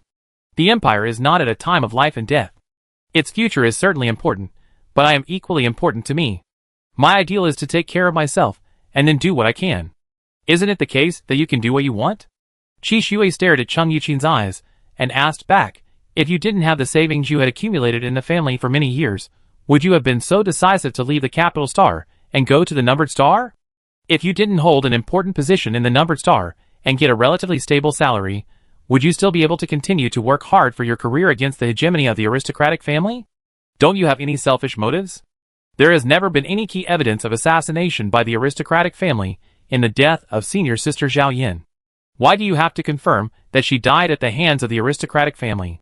Why don't you believe that senior sister may have committed suicide? Does your hatred for the aristocratic family come from the social crisis brought about by the hegemony and injustice of the aristocratic family? I have seen senior sister Zhao Yin, and you get close. How many people envy your 95% genetic matching rate? Does your hatred have any selfish motives at all? Qi Shui. Chung Yuqin interrupted him in a heavy tone. Senior, you know, Qi Shui pointed to the monitoring screen of her own computer and showed it to Chung Yuqin. Someone heard our conversation throughout. I don't think you want her to know that before you liked her, you also had a first love who almost got married, right? Qi Shui, stop your speculation. Chung Yuqin lowered his voice and slowly clenched his hands. Qi Shui smiled gently. Okay, Senior, but from what I know about you, you are not someone who can give such special care to any member of the opposite sex. I rarely see that kind of look in your eyes. Maybe I saw it from my senior sister many years ago, so I think I can see your thoughts about Ningdu. Anyway, I just want to give you some advice. Ningdu's identity is more dangerous. I think if you want to find a suitable marriage partner, you should still find someone from a noble family with a promising future. Of course, considering that you have left the noble family and gone to the numbered star, Ningdu, and you are almost the same. I have something else to do, I leave first. Chung Yuqin turned around and was about to leave. Senior, if you need help with anything, contact me, Qi Shui said from behind. Chung Yuqin didn't say anything, turned on the light brain and deleted all the contact information of Qi Shui. Chapter 85. Only when he came back from the rooftop did Chung Yuqin know that Ningdu had gone to the medical room downstairs to receive a nursing fluid. Chung Yuqin walked down quickly and saw Ningdu in the medical room downstairs. Sorry. Seeing Ningdu sitting in his seat, receiving N4 and concentrating on eating the free fruit in the medical room, Chung Yuqin didn't know what to say for a moment. After thinking about it again and again, he finally uttered these 2 words. She should have heard the conversation between him and Qi Shui just now. What are you sorry for? Ningdu turned his head and asked Chung Yuqin. Chung Yuqin was stunned for a moment, forced his brain to think for a few seconds, and then said, I was entrusted by your university teacher to take good care of you at the national ceremony, but something like that happened just now. The prejudice of the people of the imperial family against you is obvious. I will be more careful at the national ceremony in the next few days. Yeah. After Ningdu finished speaking, he turned his head and continued to eat fruit. Chung Yuqin still felt at a loss. But the silent air needed to be broken. I go check your room. They should have booked it. Since the noble family has such a big prejudice against you, what if they cut your room rate? Also, I confirm the seats for tonight's banquet for you again. I send you a confirmation card later. Wear the clothes I bought for you before. Wear your mecha ring. There may be a competition after the banquet. You'd better deploy more mechas to check if any are damaged. I know you are using the basic mechas from school. I have already repaired them for you before you came. Also, remember to drink more water, eat less fruit, and eat more dinner. Chung Yuqin said a lot about Ningdu's arrangements tonight. Ningdu had been listening quietly, and nodded after listening. Okay. Then I go prepare first. Wait. Ningdu suddenly called Chung Yuqin. I have a few questions to ask you. What? Chung Yuqin turned his head and looked at Ningdu. Ningdu was chewing a big watermelon, turning his body to look at him and asked, Do you like me? Chung Yuqin stood still. Don't listen to my junior brother's nonsense. After a long time, his voice was a little hoarse, and he said softly. Ningdu was sitting on the sofa for infusion. After listening to Chung Yuqin's words, she simply lay on the back of the sofa, took a bite of watermelon, stretched her head to look at Chung Yuqin and asked, You work in our F3 24-star military education bureau. How much money do you make a month now? Hearing this, Chung Yuqin was stunned. Ningdu? In fact, for those people in Julustar, you are still quite poor. Ningdu said again. Chung Yuqin, But you are still a little old. I saw people online saying that you should look for a partner of the same age or younger. The minimum standard is 5 years older. But you are 10 years older than me. You will be 30 soon, right? Chung Yuqin, But people online also say that 30-year-olds are fine, because most 30-year-old men, especially those in the military, actually keep a good figure all year round. Online, it is said that when looking for a partner, especially a man, you must look at the other person's figure, and it is best to be able to touch it. So can you lift up your clothes so that I can see it? Ningdu! Chung Yuqin interrupted her sharply. Can you go online less every day? It's free here. Ningdu said again. Don't you have anything to do? Chung Yuqin frowned and said seriously, What are you doing here? The national ceremony is about to start. After the infusion of the nursing fluid, you should prepare quickly. So many noble families are watching you. I don't know what trouble they will cause you. You should be prepared in your heart. The national ceremony is a serious place. What are you thinking about all day? But they said that many people come to the national ceremony to find a partner. Ningdu said again. When our school teacher came, he specifically asked me to look for a suitable person at the national ceremony. Why can't I do that? That has to wait until the right opportunity. Anyway, you should prepare what you should prepare now. Chung Yuqin turned around. Come out after the infusion. We will meet in the hall of the ceremony. I will take care of your things first. Can you do it? What's wrong with this? Why is your face red? Do you feel like you have a fever? Do you want to try infusion in the medical room? Ningdu said again. Chung Yuqin froze. Then he said nothing, opened the door, and went out. The national ceremony officially began. Ningdu finally put on a set of etiquette uniforms that Chung Yuqin had specially selected for her, and finally entered the final banquet hall. Needless to say, the entire hall was so magnificent that Ningdu felt that the lights inside were almost blinding her eyes when she first entered. Later, she found that it was not the light from the hall lights that blinded her eyes, but the light reflected from the wall material. Ningdu went forward and looked at the materials from a distance. They were delicate and hard. She didn't know what the specific materials were, but the price would definitely not be cheap. After the national ceremony began, many people went up to the stage in the middle of the hall to perform spontaneously. The most famous artists of the entire empire at that time gathered here. Some sang familiar and soothing songs, some told stories to make people laugh, some started dancing. Their graceful dance moves made people stunned, and some picked up their pens to paint, and in a few strokes they painted the entire scene of the celebration in detail, without relying on any machine power. After the painter finished painting, she took off the mask, and people discovered that she was Liang Wen, who has been rated as one of the greatest contemporary artists. Liang Wen's painting was hung in the most conspicuous position in the entire banquet hall for people to visit. Soon, on the art auction platform, the value of this painting skyrocketed and was soon listed as the most worthy of collection. The zeros behind the value. Ning couldn't count them. Really making money. Ningdu envied it in her heart, And at the same time, she began to ask herself if it was too late to start learning painting now. It was definitely too late. Alas, if she could tie an artist like Liang Wen to her side, and force her to paint dozens of paintings for her every day to sell. Unfortunately, she couldn't squeeze into the crowd to talk to Liang Wen now. There were always many reporters, admirers, and flatterers around the great painter, and it was crowded. Ningdu suddenly felt that there was no future in being a soldier. But when she turned around, she saw that there were more people surrounding the stage in the center than before, and everyone was quiet. Someone was performing mecha driving. From the transparent rigid glass cover of the cockpit, Ning could vaguely see the appearance of the person inside. She couldn't remember who it was, but she had seen him before. He should be a student of Wanfeng Military Academy. It was not until the student finished his performance and stepped off the mecha that she realized that this person's face was more than just a little familiar. She should have seen this person more than once, and seemed to have talked to him. But she really couldn't remember the details. After all, she didn't care about things that didn't make money. But it felt like the other person also knew her. As soon as Gu Shiming stepped off the mecha, he saw the audience around him burst into thunderous applause and praised him. Someone immediately threw flowers at him, and several fans asked him for autographs. Gu Shiming's vanity was greatly satisfied. He looked around among those who admired him. Occasionally, he looked up and saw someone looking at him in the distance. Oh, it must be another little fan who admired him so much that she didn't dare to get close to him. Wait, why is it her? Gu Shiming looked carefully again, and felt that it was absolutely correct. It was that Ningdu. For a moment, he felt uncomfortable in his stomach. When he thought about how she saw his stupid side at the event that day, and how he was completely defeated by her, he felt uncomfortable and angry. He blamed himself. What's more hateful is that she actually gave him a true love card to humiliate him. What does that mean? It must be to humiliate him. Otherwise, could it be that she really likes him, so she gave it to him? Impossible, impossible. Gu Shiming roared in his heart, his face flushed in an instant, and suddenly lost all interest. He didn't sign autographs for others, and hurried off the stage to stay away from this place of right and wrong. Why did Master Gu leave? Is he feeling unwell? Your face is red. Is it because you are too tired to operate the mecha? Everyone was confused. Fortunately, new students from the military university came to the stage and continued to demonstrate the mecha. Everyone's attention was drawn away in an instant.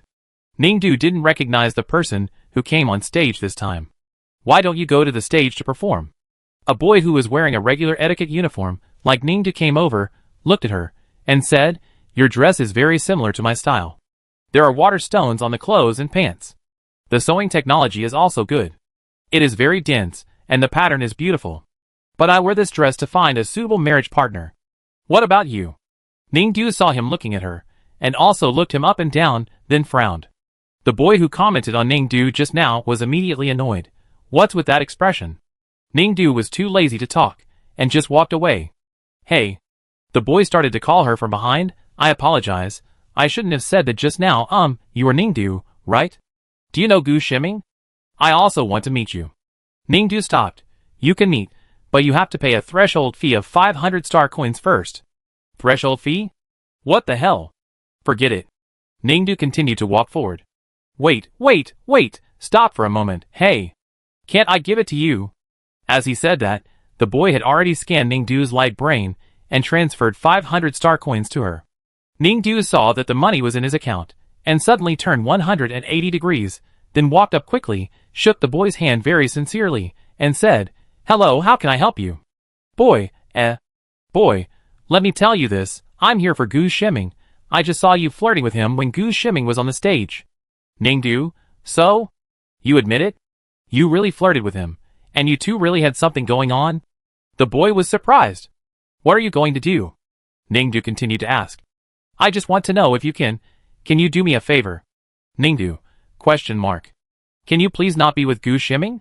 You guys went on a blind date before, and I don't know what he said to his grandfather when he got home. His grandfather was very happy. Anyway, he had a blind date, and his grandfather said that he didn't need to contact her for now. But if that blind date doesn't contact Gu Shiming, she will definitely come to me. I don't want to date that girl. So, please don't date Gu Shiming, and let him date the girl properly, okay? As the boy spoke, he put his hands together and raised them above his head, bowing to Ningdu and asking. Ningdu was puzzled. Why did that girl have to choose between you two? Don't you know? Although our empire allows people to freely date when they are almost 20 years old, it depends on the genetic compatibility, but, in fact, children from aristocratic families rarely have free love. Most of them have to be arranged by their elders. Unless the person has a strong desire for someone, the family will compromise. So the girl's family is optimistic about Gu Shiming's family.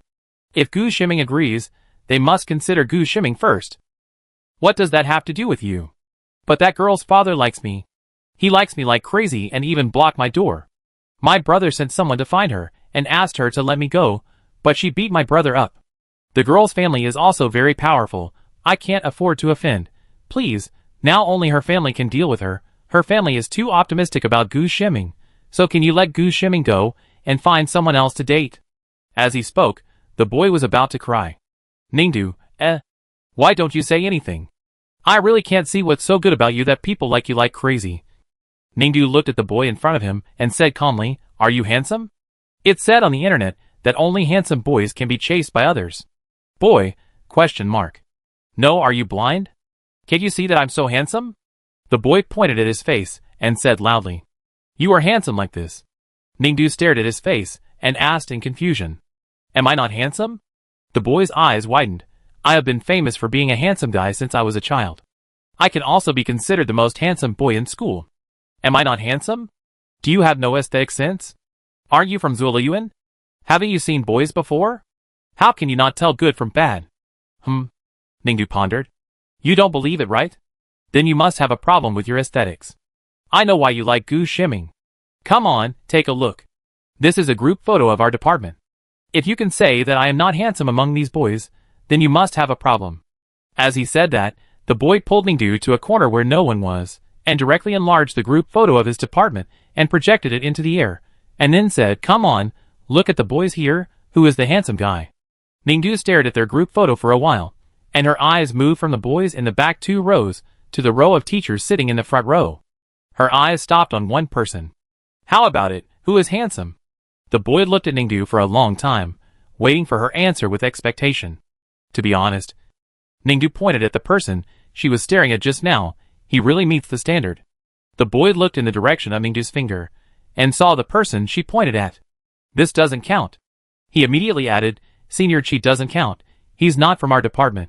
He just took part in our group photo. Why, he looks the same age as you guys? Don't you know, Chi Shui, you don't know him. When he was the same age as us, he and his senior brother built the Silver Ring Mecha, which shocked the entire empire. That mecha was truly a transcendental creation.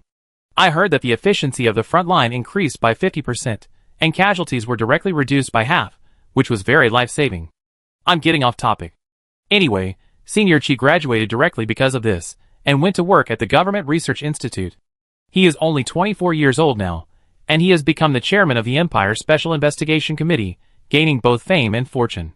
Alas, how can there be such a person in the world, who is good at research, can get along well in politics, and is really handsome, so?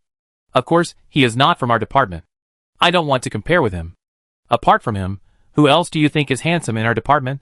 No more. Ningdu shook his head regretfully. No more. Are you kidding? I can see there are many handsome guys with my naked eyes. Where? Boy, Boy, I said your aesthetics. He just said half of it, and felt something was wrong. Not really, you can see that Senior Chi is good looking. How can you say your aesthetics are okay?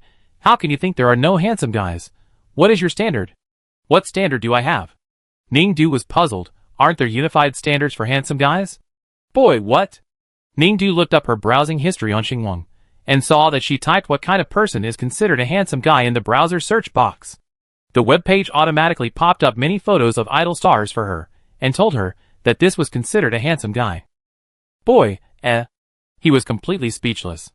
If they had to choose according to the standards of big stars, then their department probably wouldn't have qualified people. Forget it. The boy stopped arguing with Ningdu. Just tell me, can you give up Gu Shiming? Well, didn't you say that your standard is a big star? Then Gu Shiming is not handsome, right? You won't let go of him, right? Don't you girls pay the most attention to a boy's appearance when looking for a partner? Does Gu Shiming put on makeup when he sees you? Ningdu, that's not the reason. I don't believe it. There is no girl who doesn't like handsome guys. Gu Shiming must have looked good after dressing up, so he deceived you. The boy said firmly. Ningdu, I'm special, I don't really care about appearance. Are you sure? Really, I never look at appearance when I'm looking for a partner. I'm really not such a superficial person. Ningdu said again. Are you sure? Of course. You really don't look at appearance? Of course. What if the person standing in front of you now is Chi Shui? You won't talk about it. No, I've said that I don't care about appearance. The appearance of boys is the same to me. I don't really know beauty and ugliness. Look at me just now. Didn't I show you that I even have to search the internet to know what a handsome guy looks like? So do you think I have it? After hearing what Ningdu said, the boy suddenly felt that it seemed to be true. Do you all have your own set of standards? I heard Senior Chi say that he doesn't look at appearance when looking for a partner. Now you're here. Didn't you win first place in the 4-school league? I remember that you are the first in the top military school rankings. Do you have any hobbies? I really don't, Ningdu said to him earnestly. I'm just not that superficial. Then you're pretty good. No, what I want to say is, what about Gu Shiming? The boy started to worry again. What do I need to do to make you give up on him? To be honest, I'm a philanthropic person, Ningdu sighed. I understand your situation and want to help you. Besides, I'm not from a noble family like you. It's not good for Gu Shiming to be with me, right? You're so amazing. I guess people from noble families will be scrambling to get you into their families during this national ceremony. Then I'm not original either. I can't compare to you, who were born in noble families since childhood. It's okay. If you can't, come to our family.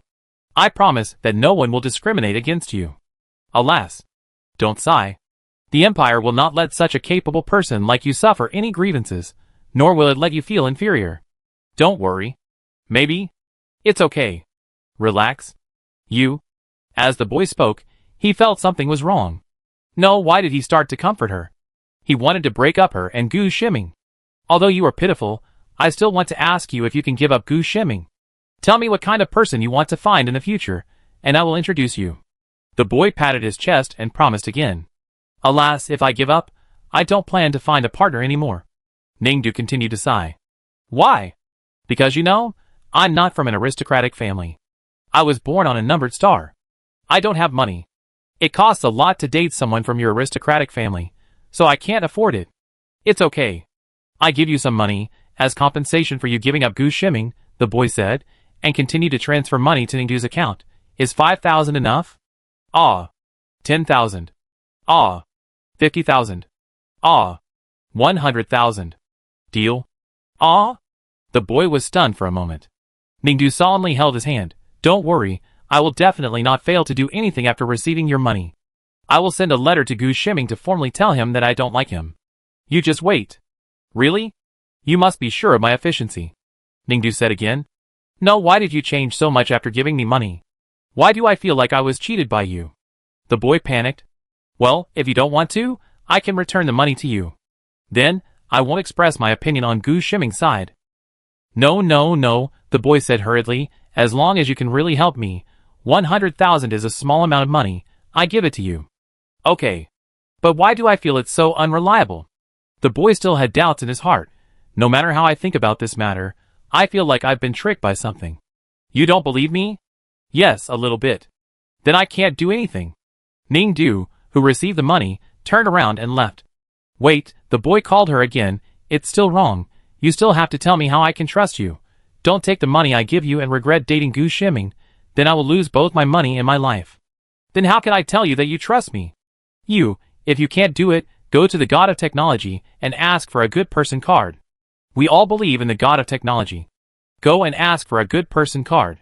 As long as you are a good person, I will believe you. What good person card? Ningdu asked again. It's a certificate card that can prove that you are a good person. The God of Technology thinks you are a good person, so I believe you. This card looks like this. The boy found a similar picture pattern on the Star Network. The back is this style, and the front is your confidential information.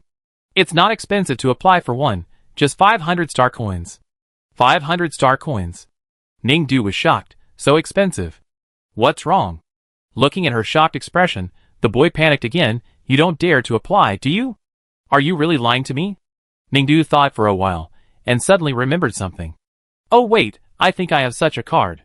She suddenly remembered that she did have a card in her pocket that was given by someone else. When did someone give it to her? She didn't remember it a little bit. Anyway, She knew it was a worthless card at that time, so she must have forgotten it. But she didn't expect that such a worthless card would be so expensive to apply for. This tech god makes a lot of money. Is there any way for her to become a tech god? Ningdu thought about it, and took out a card from the stack of cards in her pocket that she had given to Gu Shiming before, and showed the back to the boy. Such a card? You have it? When did you apply for it? Is it a good person card? If it is really approved by the tech god, then I can believe it. It must be approved by the tech god, don't worry, Ningdu said, handing the card to the boy. You can't doubt me after taking this card. Definitely, the boy took the card and said, turning it over, as long as it is a good person card, I will definitely not. He suddenly lost his voice. The whole person was stunned. Wait, did Ningdu give it to the wrong person? What he held in his hand was clearly a true love card. It was the one that you would only take out once in your life when you really found your true love, really liked the other person, and wanted to be with the other person. The card did indeed have Ningdu's information written on it. Did she make a mistake? The boy was still thinking about this question, but when he looked up, he found that Ningdu had disappeared. Chapter 86. School Celebration 9. National Ceremony Entertainment Bees Taming Competition. The first part of the national ceremony, the free performance and free socializing, is over.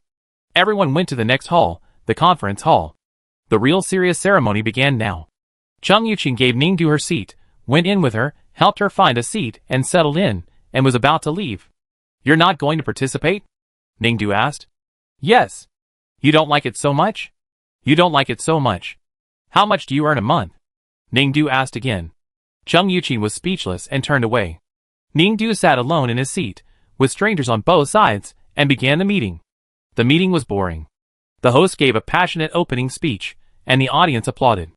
Then a few old men and women came on stage and said a few words. Everyone present, all the people who were well-known, influential and famous in the Interstellar Empire, stood up and saluted, and then sat down to listen. Ningdu numbly did the same thing as everyone else, and then sat down to listen. When she was bored, she would look at the decorations of the entire venue, and felt that everything was very valuable, but she couldn't take anything away. Alas, she looked carefully at what was hanging on the clothes of the old ladies and old men who kept talking on the stage and holding a symposium. It seemed to be badges, and they all looked very valuable. If only she could have them. She scanned the badges with her optical brain, and the Star Network immediately said that they were things that only the patriarchs of each family in the empire could wear. Ningdu then remembered that the host just went on stage to introduce those old men, and they seemed to be the patriarchs of the 5 most prestigious families in the empire. Alas, she began to envy him deeply again. If only she could be the clan leader too. A grand meeting is tedious. She didn't know how long she listened to the symposium of the 5 clan leaders. At the beginning, she could still look at the decoration of the venue and calculate how much the things on the 5 old men and women on the stage were worth, but soon, she felt drowsy. Just when Ningdu was about to close her eyes and go to bed, the symposium finally ended. The 5 old men and women were thirsty, and drank a few sips of water. It was time for someone else to give a speech. The name of the person who was going to give a speech after the 5 clan leaders was a little familiar. He was a member of the Empire's Special Investigation Committee. As soon as this name came out, the people in the venue were much more energetic and sat up straight. Ningdu quickly recognized a familiar face. She had seen this person at the door of the medical room on the top floor of the National Ceremony building, heard this person arguing with Chung Yuqing on the rooftop, and had also seen him in the photo of the boy just now. Ningdu found that this person was indeed different. The other people in the special commission should know that they are of high status, so they are quite cold and hardly look at the people in the audience. But he did not do so throughout the whole process. It seemed as if the people in the audience were all his relatives and friends. His smile was light, and his voice was friendly, making people feel like spring breeze. At first glance, he felt that he was a special bargain among these noble members of the special commission. But as Ningdu listened, he always felt that in his unhurried and friendly voice, there was some hidden impolite arrogance and disdain. There was always a temperament that pretended to be friendly, but actually kept people away. But it seemed that the more such a temperament, the more attractive it was. When the symposium of the patriarchs of the 5 major families started just now, everyone asked questions in a flattering way, but when it came to Qi Shui, he was obviously much kinder than those patriarchs, but the questioners were more cautious.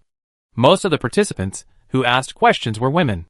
Some even quietly turned on their laptop cameras to record his tall and slender figure in a neat black uniform with gold trim. Qi Shui said politely and gently after answering 3 questions, I'm sorry. Due to time constraints, the discussion between the Special Commission and everyone may stop here. If you have better suggestions for the work of the Special Commission, please send us an email. After saying this, Qi Shui and his subordinates, who worked with him in the Special Commission, walked off the stage. The elders who had just finished the symposium were sitting in the first row of seats on the side of the stage. Ningdu looked over and saw Qi Shui walking over and stopping in front of them. His friendly face was still smiling, and he was chatting and laughing with them. The chairman of the Special Commission should have a high salary. Ningdu suddenly thought. The entire national ceremony is actually a large-scale report meeting on imperial affairs. The national ceremony is held every 5 years. The development of the empire in the past 5 years is reported each time. The elites of the entire empire gather together to discuss major decisions related to the country. After the lengthy report meeting, everyone finally went to another huge banquet hall to enjoy the most sumptuous buffet dinner of the day. Ningdu looked at the long row of dazzling dishes with his eyes wide open. Alas, what a pity! What a pity! Why can't these dishes be packed and taken out? If they are sold as boxed lunches, it is estimated that they can make a lot of money. Since she came to this national ceremony, she has seen too many things that can obviously make money but cannot be taken away. Ningdu's heart has gradually become numb. Really numb. Ningdu feels more and more numb, and eats a big bowl of pepper star lake fish. Hey Ningdu, why did I see you just now? A girl's voice sounded. Ningdu looked up and saw Lu Qin. She knew Lu Qin. They had dealt with each other a lot during the top military academy league. Ning knew that she was a very powerful figure in the individual soldier academy of Wangfeng Military Academy. During the league, she was the captain of their school team. Later, she helped her a lot when she participated in the celebration of Wangfeng Military Academy, so they were considered friends. Lu Qin patted Ningdu's shoulder and asked her quietly, I forgot to ask, how was your blind date at the school celebration last time? Ningdu thought for a while. It was okay. Did you find the right one? I told you that there were a lot of sea kings at that blind date. All of them were unreliable people, don't be fooled. Lu Qin said worriedly. Oh, I see. What do you mean? Did you really find one at that blind date? Lu Qin asked again. No. Ningdu shook his head. Oh, so that's it. I'm scared to death. Ningdu, you don't know. In fact, although the Empire says that you should start looking for a partner at the age of 20, you don't have to be so anxious, because there are too many scammers in the world now. Don't look at us military school people who are serious. There are a lot of people who mess around, especially blind dates, so you can slowly screen. If there is really a suitable one, we can go out and test the genetic compatibility. Lu Qin said to Ningdu again, with a serious face. Ningdu looked at Lu Qin's worried and sincere eyebrows, and thought again and again, do you like me too? Lu Qin, No, of course not, mainly as your friend. Isn't that why I'm worried? She continued, you said that so many people at this dinner are socializing, everyone is seizing the opportunity to meet more people. Why are you eating alone? I'm really afraid that you found an unreliable blind date at the blind date, so you don't socialize. So many people want to know you, you just ignore them. Ningdu, ? Didn't you see that these people around you are always around you? Can't you see it? Ningdu, She noticed that there were always so many people around her, but she thought that they were all competing with her for food, so she didn't pay much attention to them. So they all want to know me? Ningdu asked again. Of course. Lu Qin immediately affirmed, the 4 major military academies are the most concerned objects of the empire, responsible for the safety of national life, who cannot pay attention to them, and you are now the first in the league, who cannot want to get in touch with you. But seeing that you are oblivious to the outside world and only focus on eating buffet, everyone thinks that you are a stranger and dare not approach you. Is that so? Ningdu thought about it. If that's the case, she should take the initiative to find these people to get to know them. In fact, the more people she knows, the better. With a larger circle of friends, if she has any business in the future, she can give priority to them, and they can also be considered a source of customers. With this mentality, Ningdu felt that she should take the initiative to say hello to the people around her. But just as she was about to step forward, someone came up to her and called her. Excuse me, are you Ningdu's classmate? The man came up to her very politely and greeted her with a smile. I've heard a lot about you. Ningdu looked at the woman in front of her and felt a little familiar. Oh, I remember, it's the painter just now, Liang something. Oh, her paintings are very valuable. Thinking of this, Ningdu instantly perked up and greeted her very enthusiastically. She quickly shook the hand of the gold-eating, no, great painter in front of her and took the initiative to say, "Hello, hello, hello, I've heard a lot about you, and I've liked you for a long time." Liangwen is indeed a well-known painter and artist, and has a great reputation in the art circle, but she herself is also very clear that the level of the art circle is only a marginal role compared to the political and military circles that truly possess the absolute power of the empire. And Ningdu, a genius with super mecha control ability, is seen by everyone as the future leader of the imperial army. It is the ordinary people like them, who have no special mental power, and cannot drive mechas, that can only look up to and cannot reach. Liangwen thought that such a genius might look down on people like them, but she didn't expect Ningdu to be so warm and friendly. Geniuses like her in her early 20s are at the time of arrogance. She has met several people like her, all of whom are cold and arrogant. She has never seen someone like Ningdu. This made Liangwen flattered, especially because she knew that geniuses who came from the army actually had no artistic aesthetics, let alone hobbies. But this classmate Ningdu could talk to her about her paintings. She was really stunned. What's even more terrible is that she actually knows how much her paintings, big and small, were sold for. She can even accurately tell these dazzling figures that she herself can't remember. Liangwen looked at the girl in front of her. She had a slender and upright figure, a long neck, and the contours of her face were clear and smooth under the light. Her eyebrows and eyes were bright, and the fan-shaped eyelid wrinkles just happened to be in her aesthetic point. She couldn't help but ask Ningdu, "Well, can I draw a portrait for you?" "Me?" "Yes." Liangwen nodded. Ningdu's eyes lit up. "Are portraits the kind that can be auctioned and sold at a very high price?" Liangwen couldn't help laughing when she heard this. "It can be sold at auction, but I don't know how much it can be sold for." "Sure." Ningdu agreed immediately. "Isn't this money set for free? If she doesn't want it, she will lose money." Liangwen heard this and happily opened the light brain. "In this case, let's add another close friend." "Ningdu, didn't I add your contact information just now?" "It's a close friend." Liangwen explained. "Close friend, is it okay?" "Close friend?" Ningdu was puzzled and checked on the light brain. "What is a close friend?" "It's a more intimate communication channel, can I?" Ningdu is already. After finding out what a close friend is, she frowned. "Do I have to add them?" Liangwen's heart skipped a beat. "When I usually paint this kind of exclusive portrait, I always add the other person's close friend, because only with this kind of relationship will I paint their portrait, because the creation of portraits requires knowing the other person's various conditions, in addition to appearance, personality, behavior habits, and more broadly speaking, 3 views, I need to understand them. Generally, the clients I paint portraits for are celebrities. When we talk about these personal issues, it is safer to use the close friend method." "Oh, I don't care about this. Just ordinary contact is fine." Ningdu waved his hand. When Liangwen heard this, his heart sank. In fact, she wanted to add Ningdu as a close friend, of course, not only for the sake of confidentiality. In fact, portraits must be added as close friends, and there is another reason that I want to become the other person's friend. My portraits are sold at a very high price, and there are too many people who want to ask for them. I am a person who pursues the heart. I am not willing to paint for those who are not my close relatives and friends, because I will only be willing to do so if we gain the trust of both parties. So I want to add you as a close friend, and I also want to become a close friend with you, and we have a sense of trust in each other." "Does it have to be like this?" Ningdu continued to frown. "This close friend is really It's too expensive. To open the Empire Close Friend Contact platform, you have to pay a tax. She wants Liangwen to draw for her and earn money from drawing. But who says that you have to pay to make money? She came here to make money. Why should she pay a tax for no reason?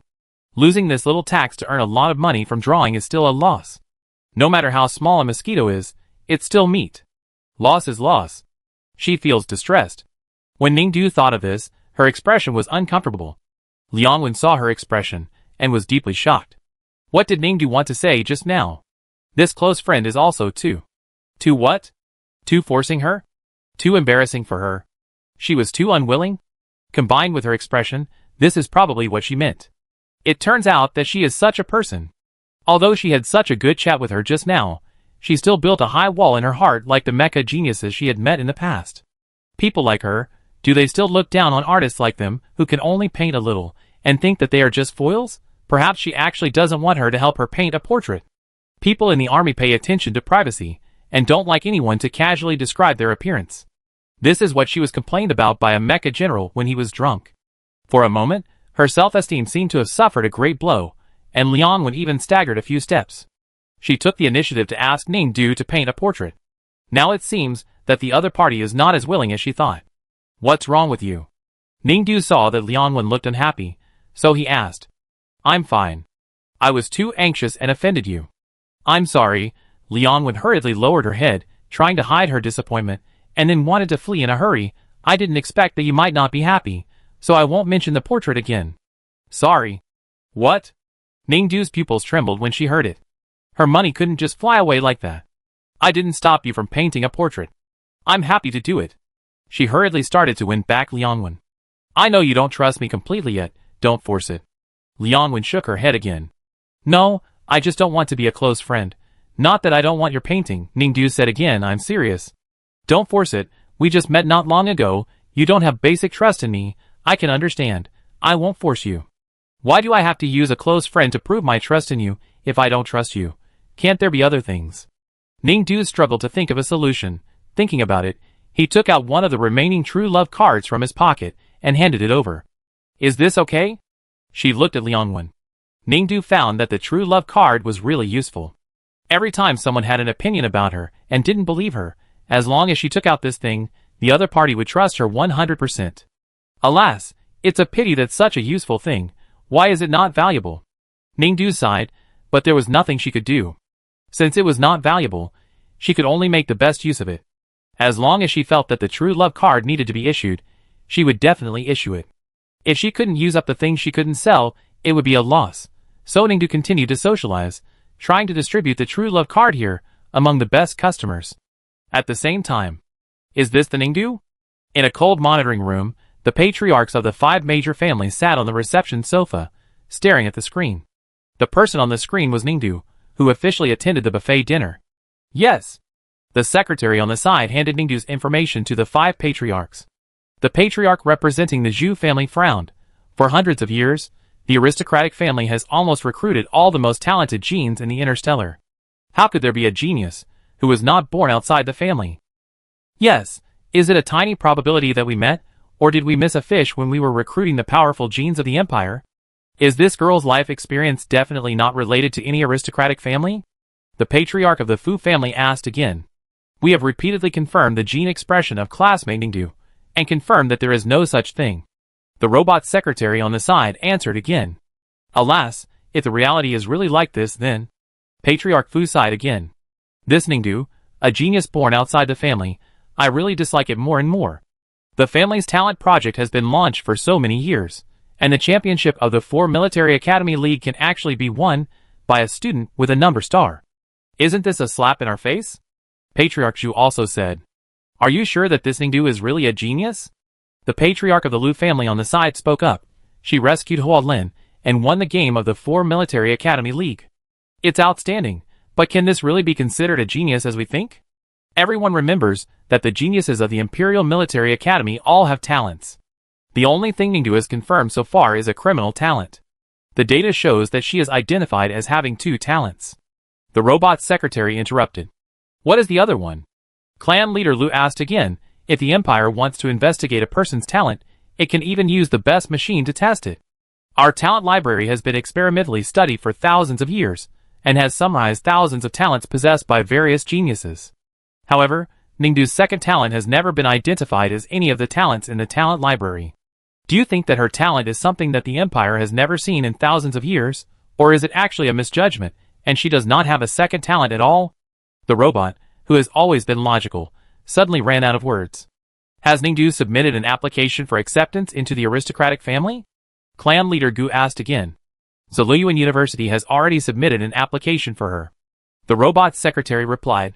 If she only has 1 talent, then we don't need to accept her into the family. After all, we have many geniuses with 1 talent, and it's not rare, unless she has 2. Moreover, for thousands of years, everyone in the Empire has assumed that geniuses come from the Empire's aristocratic families. If we accept Ningdu at this time, it means that there are still places outside of aristocratic families where geniuses can be born. The head of the Lu family continued. It's a bad signal. If this is the case, the outside world may question the uniqueness of aristocratic families in the birth of geniuses. Aristocratic families have always had the final say in the Empire, because of such absolute strength. If someone finds a loophole in our talent recruitment plan because we accept Ningdu into the family, and goes to various numbered stars to research genes to find the next genius, and then takes this opportunity to incite and stir up public sentiment against us, it will really be a threat. The head of the Fu family was hesitant to speak, especially in such a critical and dangerous period when the empire is about to enter such a critical moment. The head of the Qi family, who had been silent all the time, finally spoke. The national ceremony of animal taming competition will be announced starting tomorrow, and the winner of that competition will receive a prize from the aristocratic family, right? Yes, the secretary robot replied. But I remember that another rule of the competition is that if the winner is not from an aristocratic family, then the other party will be given aristocratic family status and then a prize, right? The head of the Qi family asked again. Has Ningdu also signed up for this competition? Ziliyuan University has already signed her up a long time ago. The robot secretary said. I'm afraid it's too late to change the rules. We have to find a way to prevent her from really becoming the first place. The head of the Qi family said again. If she only has one trait, she is not a genius among geniuses. There will be many geniuses of the same level as her in this competition. Although it is just an entertainment competition, it also takes strength into consideration. Ningdu should not be able to take first place. But what if she really has two traits as the report says? If she has two traits, she is a genius among geniuses. No matter how much risk the family takes, it is worth it to accept her. But do you think it is possible? We have lived for more than 100 years. How can we not know what kind of genius she is? Even if she does not have two traits, there are no geniuses with two traits in this generation. The young people who will participate in the entertainment competition tomorrow are geniuses like her, but everyone is different. How can you be sure that Ningdu will not win? Old Fu's worry is justified, said the head of the Qi family. We must be cautious in everything. Even if she only has one trait, she can still win the championship. We need to do something to ensure that Ningdu will not win the championship of this entertainment competition. After a discussion, the heads of the 5 major families finally decided that, first, they would not accept Ningdu into the family, and second, they would never let Ningdu win the next national entertainment competition to ensure that she would not be absorbed into the imperial family in other ways. To this end, they finally discussed a decent plan that would not appear to be deliberately restricting Ningdu's participation. Time came to the second day. This was the second day of Ningdu's participation in the imperial celebration. The celebration was an activity day from the second day. There would be a variety of activities. Everyone had to gather at the venue early, first collectively participate in a hero memorial ceremony, and then officially start participating in their own activities. In order to let her spend more time at the celebration, the deputy dean of Ziliyuan University and her department head and class teacher signed her up for some entertainment competition, saying that she could see the world. Ningdu didn't want to go at first, but she heard that the first prize of this entertainment competition was very high, so she came. So after attending the hero memorial ceremony this morning, she looked at the time, and it was almost time for her to report to the competition. The hero ceremony was also a boring process. Ningdu followed the crowd to the square behind the national ceremony building. The huge and open square was empty except for the statue in the center. Ningdu looked at the statue from a distance and listened to the explanation of the robot on the side. Only then did he know that the huge bronze statue in front of him, kneeling on the ground, without his entire face, but still with a painful look on his hands, was the greatest hero in history, Pokai, who had sacrificed his life in dealing with the most serious crisis since the founding of the empire. Pokai, this name is unlucky, just like Pokai, she felt that she couldn't bear to hear such words. The great hero of the empire, our brave leader, who is always worth remembering, General Pokai, was in great pain because his entire army was annihilated in the 5-star battle. He felt that he had no way to apologize, and no face to go back to see the citizens he needed to protect. That's why he tore off his entire face in great pain, knelt for a long time, and died. Ningdu listened to the explanation of General Pokai in the light brain, and while silently mourning for the hero statue, like everyone else, she watched the time. As time passed, the morning ended, and she could finally go to the competition venue. Here, Ningdu realized what competition the teachers had signed her up for. Tamer competition? For a country like the Interstellar Empire, which is so powerful in the interstellar that there is almost no competing country. In fact, the biggest enemy of the entire country is the Star Beast, in addition to the anti-imperialist organizations that have risen up within the country. 1,000 years ago, people discovered that Star Beasts were not only their enemies, but some of them could also be domesticated to help humans. So since then, the profession of mecha trainer has emerged. Some people specialize in making corresponding mecha armor shells for star beasts, training star beasts to wear and use them, and assisting humans in battle. Today's competition is related to this. The organizers of the competition have selected several special star beasts that have not been domesticated but have great potential in the Empire for contestants to choose. After the contestants choose the star beasts they want to tame, they will take them back to tame. After 2 weeks, the contestants will bring the tamed star beasts to the competition venue. The tamed star beasts will be placed under the mountains, and use the mecha suits they wear, and the mecha usage knowledge and guidance taught by the contestants to try to climb to the top. The competition will be ranked according to the time it takes for the star beast to reach the top of the mountain. The star beast that takes the shortest time to reach the top, that is, the first place in this competition, will receive a generous bonus. In addition, although this competition is for entertainment, since the level of the contestants in this competition is quite high, if the winner of this competition is not a member of the aristocratic family, it will be deemed that this person has the qualification to apply for the admission to the aristocratic family assessment. The winner can directly choose one of the 5 major families in the Empire to enter, and become a member of this family. After understanding the rules clearly, Ningdu entered the competition venue, and lined up to draw lots to choose the star beast. After the draw, everyone will choose the star beast they want to train in order from small to large. Ning was very lucky and drew number 1, which was her first choice of star beast. Chapter 87. Opening the competition website platform, Ningdu was just about to read through the introductions of so many star beasts and choose the best one, when suddenly a person came over and stood in front of her. Ningdu, I suggest you withdraw from this competition. She raised her head, and it was Chung Yuqin. No, she answered simply and neatly. This competition has a lot of prize money. If you don't make money, wouldn't it be a loss? Chung Yuqin said again. The winner of this competition can directly join the 5 major families. Do you think the 5 major families will let you join them? Why not? Definitely not. Chung Yuqin said firmly. The current situation in the Empire is actually much more complicated than most people imagine. For their own status and reputation, the aristocratic families will never accept you into their range, so they will definitely make some moves in this competition. What moves? Ningdu asked. This takes time to investigate. That means no moves. Ningdu continued to choose star beasts. I hope you give up this competition now. Although this is just an entertainment competition, the star beasts in this animal tamer competition are all special grade, and their ferocity may be beyond your imagination. You can go to the Star Network to check the number of contestants who die in this animal tamer competition every year. I hope you don't gamble with your life. Chung Yuqin frowned more and more as he spoke. Oh, so you are willing to give up the competition? Ningdu shook his head. No. Chung Yuqin pursed his lips. Ningdu, I'm not kidding you. If you are willing to pay me 20 million now, I can give up this competition. Ningdu pointed to the 20 million prize money, written in large letters on the competition poster. Chung Yuqin lowered his brows. Is money more important to you than life? Yeah. Ningdu nodded. Chung Yuqin, He was speechless, turned around and started to open the light computer. I transfer it to you now. Ningdu's eyes lit up. You have so much money. Chung Yuqin said nothing else. Give me your account number. Okay, but you have to promise to transfer it within 50 seconds. Ningdu said again. The competition system only has 50 seconds left for me to choose a star beast. If I don't choose after 50 seconds, it will automatically be considered that I have given up the competition. Chung Yuqin's fingers paused while operating. My account funds are all in F324 star.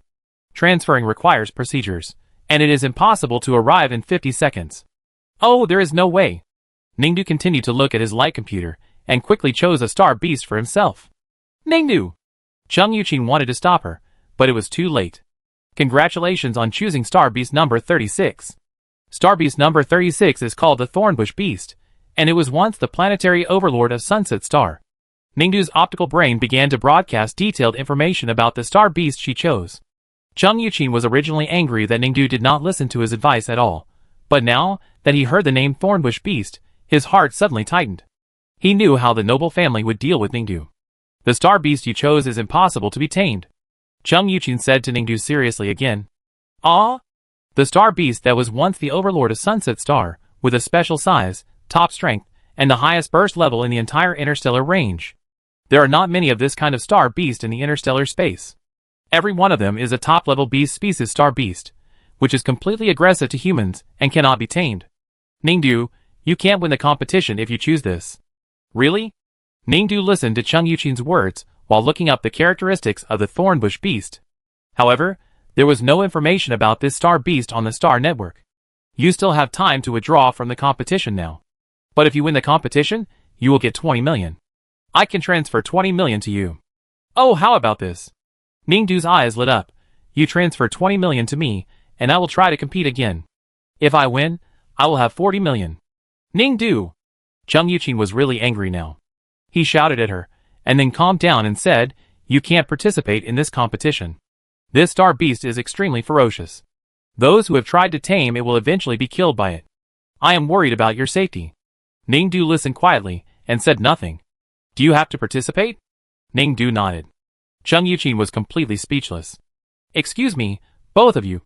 A familiar voice suddenly came from in front of the two of them. A team of equestrian guards will be leaving here in a while. If you two don't have anything important to do, can you please make way?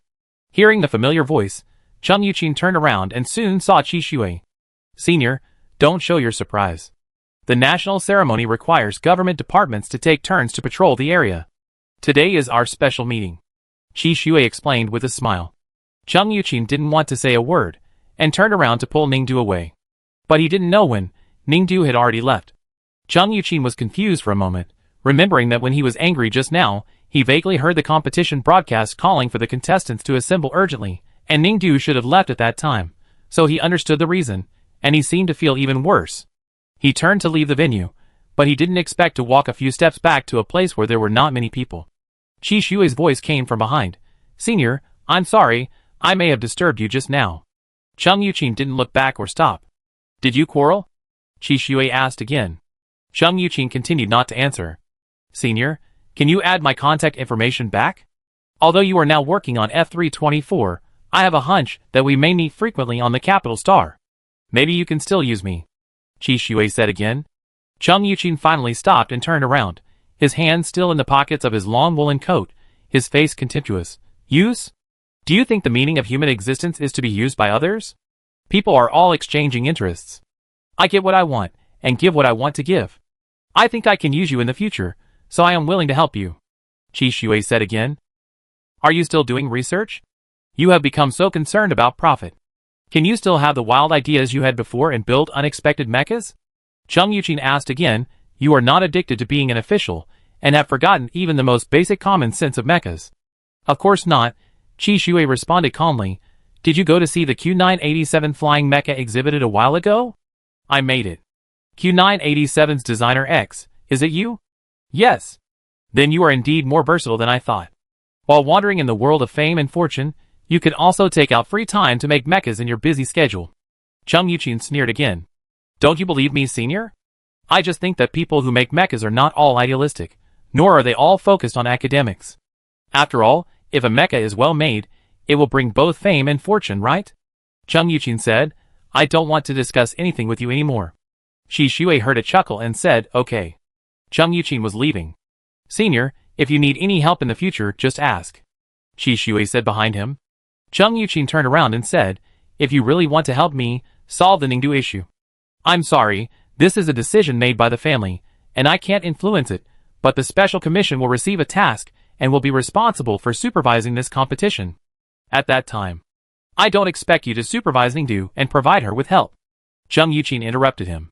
Qi Shui chuckled again. No, as the chairman of the special commission, I don't need to go to the scene to supervise the game in person. My people will supervise Ningdu for me. If she has any accidents, or you need it, I can inform you of her situation at any time.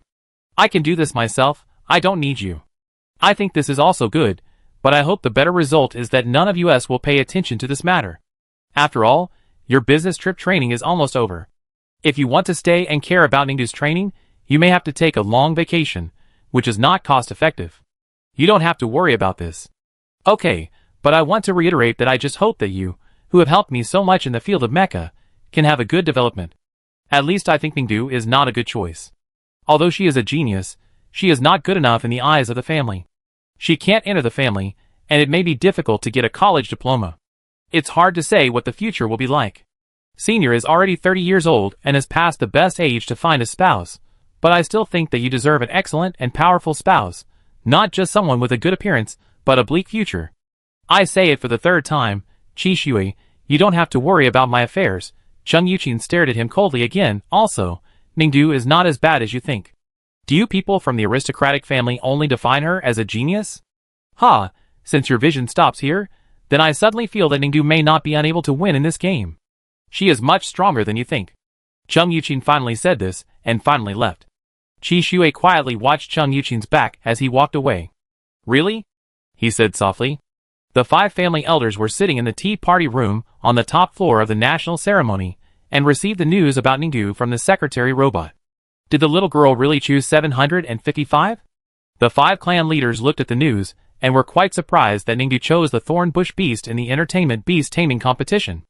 Originally, everyone deliberately arranged Ningdu to be the first to choose a star beast, just to try their luck and see if she would choose the star beast that looked the most powerful, most likely to win the first place, and the star beast with the strongest overall strength among the star beasts.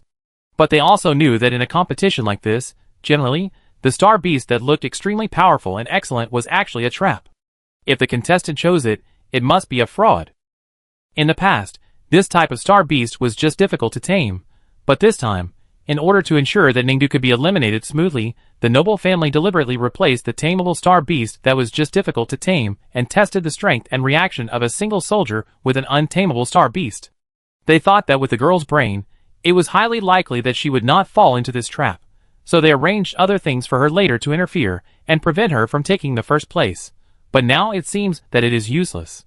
If she had chosen the 755 Thornbush beast, she would not have been able to get a place in the competition, let alone the championship. The head of the Liu family nodded. Alas, it's a pity that my son is still optimistic about this girl and wants to introduce my great-grandson to them. The head of the Gu family sighed again. Your son is the head of your Gu family, but he is really not stable at all. The head of the Liu family commented. So I must choose my daughter as the next head of the family. The head of the Gu family said again. Actually, I'm still a little worried, said the Fu clan leader who usually thinks the most. This Ningdu, I think we should find someone to watch over the competition. Aren't there monitoring machines during the competition? Said the Gu clan leader, and then thought about it, but it's true, geniuses still need some supervision. Shui will lead people to do this, said the Qi clan leader. The inside of the animal training ground is closed, so there is no need to watch. He will arrange people outside to prevent any accidents. That's good. Several clan leaders were relieved. Having Shui in charge is really reassuring. After all, it's just a small entertainment game, but it can cause such a big trouble. Otherwise, we don't have to go through so much trouble to refuse the girl from joining the family. The rules of this game should be changed. In this kind of game, we shouldn't give outsiders such high rewards as joining the family. Perhaps it is also a solution to directly prohibit non-family members from participating in such games. Okay, let's not talk about this. Aren't we here for fun today? Come on, finish the star cards that we didn't finish last time. The head of the Zhu family, who had been silent all the time, said again. Several clan leaders responded and began to prepare. But everyone sighed. It's a pity that we can only rely on robots to deal cards today. Shui is busy with the national ceremony recently, otherwise we still like him to deal cards for us. Shui is still a good child. He is thoughtful and considerate of all of us. Qi Yun's children are still good. Our grandchildren are all spoiled. The head of the Qi family smiled. His parents died early, so he became sensible early, which is normal. Shui is one of the few grandchildren in our family who is so motivated. I don't know what's wrong with our grandchildren. They are not motivated and think about eating, drinking and playing all day long. Happy? Yes, my little grandchildren want to kick them when they see them. I don't know how your family raised them, Qi Yun. You have to tell us. Otherwise, if it goes on like this, the heirs of the 5 major families will be useless, and the empire will be finished. Qi Yun, the head of the Qi family, smiled. It's over, isn't it because of you old people who spoiled them? Our Qi family tradition is that no one except parents will spoil grandchildren. His parents are dead, and many relatives want to occupy the family property. He doesn't keep it well, so he will be a grandchild that the Qi family can't talk about in the future. Won't you help? The head of the Gu family asked. Help? The family is so big, with so many people, only the fittest survive. If Shui can't make a name for himself, it can only mean that he is not good enough, and my real heir must be a strong one. Qi Yun continued. That's right. The other clan leaders nodded. They had to admit that Qi Yun's approach was right, but after thinking about it again and again, they felt that they couldn't be like Qi Yun and be so cruel as not to protect their grandchildren who were alone in the turbulent big family. Just thinking of their grandchildren's cute smiles. Forget it, they should continue to protect them. Oh, it's all because of the current society, which always advocates that children should be cherished and cared for like dew, and that material conditions should not be lacking, and spiritual needs should also be met. It is said that children who are not given enough love will be followed by others, when they grow up just by giving them a piece of candy. When we were young, it was not like this. We have come through it all well. It's really. The clan leaders were unwilling to accept it, and still wanted to complain. Love? If children are given too much love, and don't know how to be satisfied, they will only become spoiled. The heir of the empire needs to be decisive and independent. Qian said. This is the most important lesson he has learned in this society that advocates love and happiness. Otherwise, his beloved daughter would not have died because of this. Okay, no more talk. Qian felt uncomfortable when he thought of his daughter, so he quickly changed the subject. Let's play cards, otherwise there will be no time again. The animal taming entertainment competition officially began. After each contestant has chosen a team, they will go to the special venue provided by the organizer, the super large training ground on the 6th floor underground of the Imperial State Building. This training ground also contains many small training grounds. Each contestant has his own small training ground, which is fully enclosed and has strict security, so he can focus on keeping secrets and taming the star beasts alone. In addition, the contestants need to live here for a long time, so each contestant also has a single room in the training ground for temporary accommodation. Ningdu first put down her luggage in the single room assigned to her, and rested for a while, and then prepared to go to the small training ground assigned to her by the organizer. In the small training ground, the star beasts they need to tame have been transported there. All contestants received the taming manual and many teaching materials and videos, and started to enter the competition state and train the star beasts in a race against time. Ningdu is no exception. Walking into her own enclosed small training ground, she saw from a distance a 10-story high star beast standing in the corner, like a huge long-necked dinosaur, with 2 sharp fangs exposed, a sharp thorn on its back from head to tail, and dark blue fish scales densely arranged on its body, flashing cold silver light, so sharp that ordinary steel would be cut open if it touched it. The star beast was indeed in a bad temper. As soon as it saw Ningdu, it began to roar in anger, and then rushed over, ready to do her. Of course, it did not succeed. There was a safe air wall in the training ground to block people and star beasts, and Ningdu had the authority to close the air wall. The thorn bush beast was unwilling to give up, and continued to roar and attack Ningdu, and each time it hit the air wall heavily. Ning ignored it, and started watching various teaching videos on taming star beasts, and also specially read the star beast taming guide released by the official competition. Then she was shocked. It turns out that to tame a star beast, you need to use love to influence it. The principle of taming a star beast is actually the same as taming a star dog. You need to suppress it at first, and then use love to influence it, so that these star beasts can feel the love of their masters, and know that their masters are very powerful people, and naturally succumb. However, the organizers have helped to do this process of suppression. The star beasts they provided this year have been successfully suppressed by the Imperial Army in advance. Each star beast is equipped with an explosion-proof device. Although the star beasts equipped with the device are still wild, they will no longer kill people because of the control of the device, which can ensure the safety of the players in the competition. After all, there have been too many cases of star beasts injuring and killing people in the previous few sessions. Therefore, in the process of taming star beasts, each contestant needs to consider not only ensuring loving interaction with the star beasts, but also beating them when they are disobedient, and often showing their ability to drive mechas in front of the star beasts, flying over eaves and walls, and using competition props, from time to time releasing illusory but realistic simulated star beasts. Letting those simulated star beasts attack the star beasts that need to be tamed, and then the owner comes forward to protect them, so that the star beasts worship the owner more. The secret of the entertainment taming competition is here.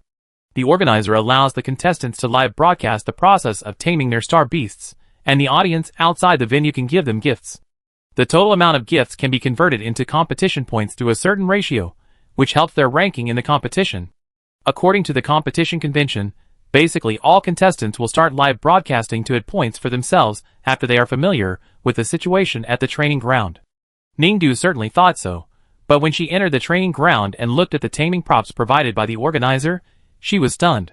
Super tough stainless steel star beast food bowls, super nutritious star beast food made from star pig, star cow, star deer, star leopard, and star tiger meat, star beast toys made from high-quality metal ore, and star beast nests made from the best 888 star cashmere fur.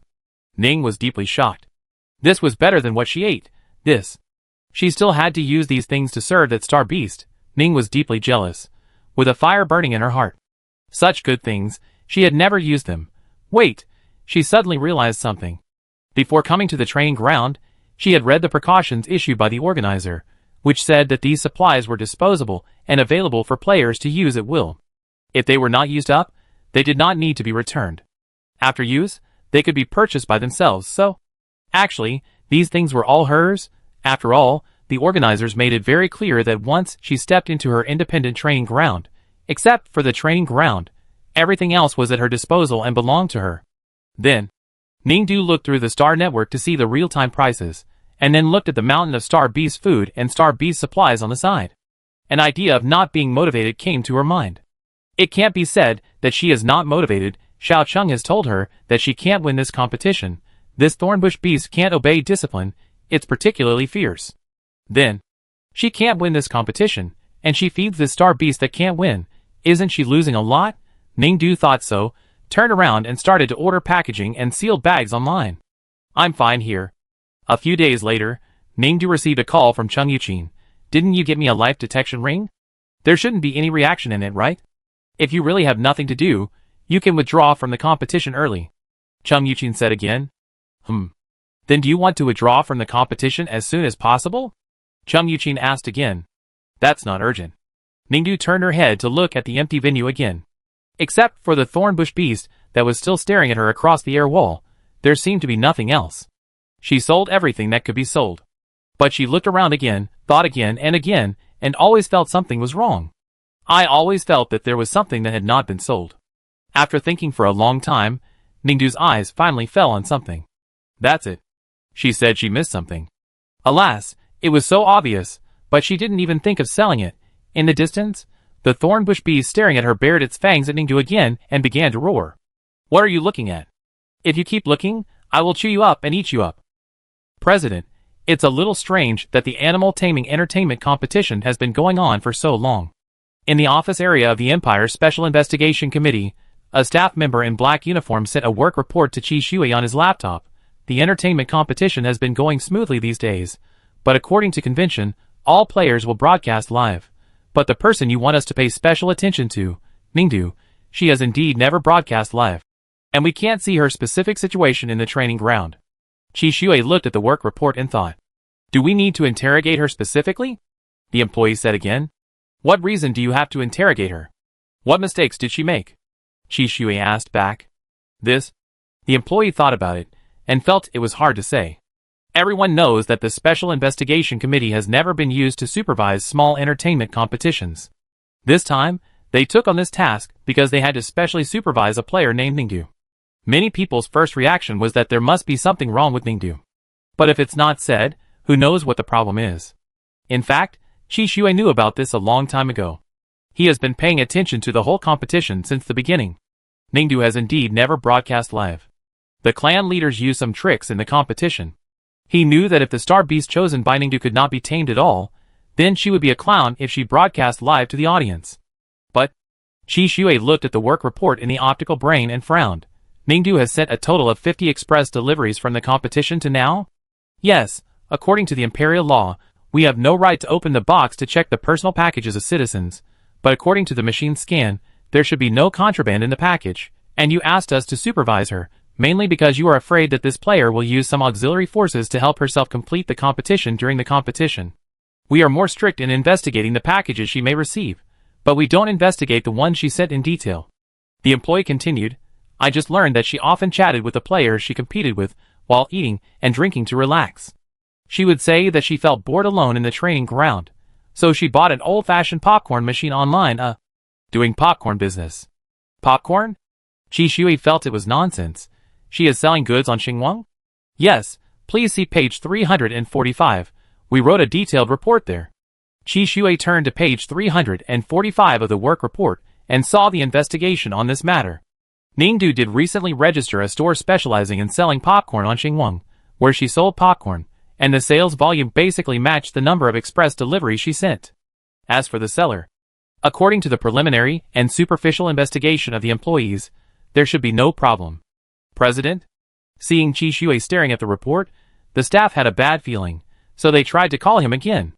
It's all right, Qi Shui said again. I checked, everything is basically normal. Then if you have nothing else to do, I leave first. The employee said again. Are you going to the competition venue to do daily discipline inspections next? Qi Shui asked again. Yes. I go too. Qi Shui stood up. The animal taming entertainment competition requires contestants not to leave the entire large venue during the competition, so in order to ensure the physical and mental health of the contestants, the organizers arranged many entertainment activities in the main square of the large venue, including audiovisual halls, tea halls, ball games, mecha entertainment competition holographic halls, yoga halls, and chat halls. The contestants have a fixed time every day to come out of their small training grounds and residences and relax in the hall. When Qi Shui followed the staff of the special commission to the competition venue, the contestants were just in their rest time, chatting and entertaining in the hall. Seeing the members of the special commission coming to inspect the discipline, everyone just restrained their voices and movements a little, and was a little restrained. Originally, there would be no discipline inspection for such a competition, but for some reason, there was one this time, and it was the special commission that came out, so everyone felt a little nervous. Today, when they suddenly saw the president of the special commission coming to inspect, everyone became visibly more nervous. They spoke in a lower voice and moved more lightly. Why is Qi Shui here too? Is something serious? It's a recreational competition. It's strange that the special commission often comes to inspect the discipline. Why is the president here now? What happened? The people below were whispering, but Ningdu didn't think there was anything wrong. The food in the recreational competition was very delicious, but she couldn't take it away, so every time she took a break, she could only feel regretful and hurry up to eat the free meals and fruitcakes. But while eating, she suddenly felt something was wrong and wanted to go up to take a look. As soon as she raised her head, she saw Qi Shui looking away. Ningdu just stared at Qi Shui. Qi Shui walked around the second floor and met Ningdu's eyes again when he returned to the third floor. This time he did not look away, but looked at Ningdu. The two of them kept looking at each other for a long time. Chapter 88.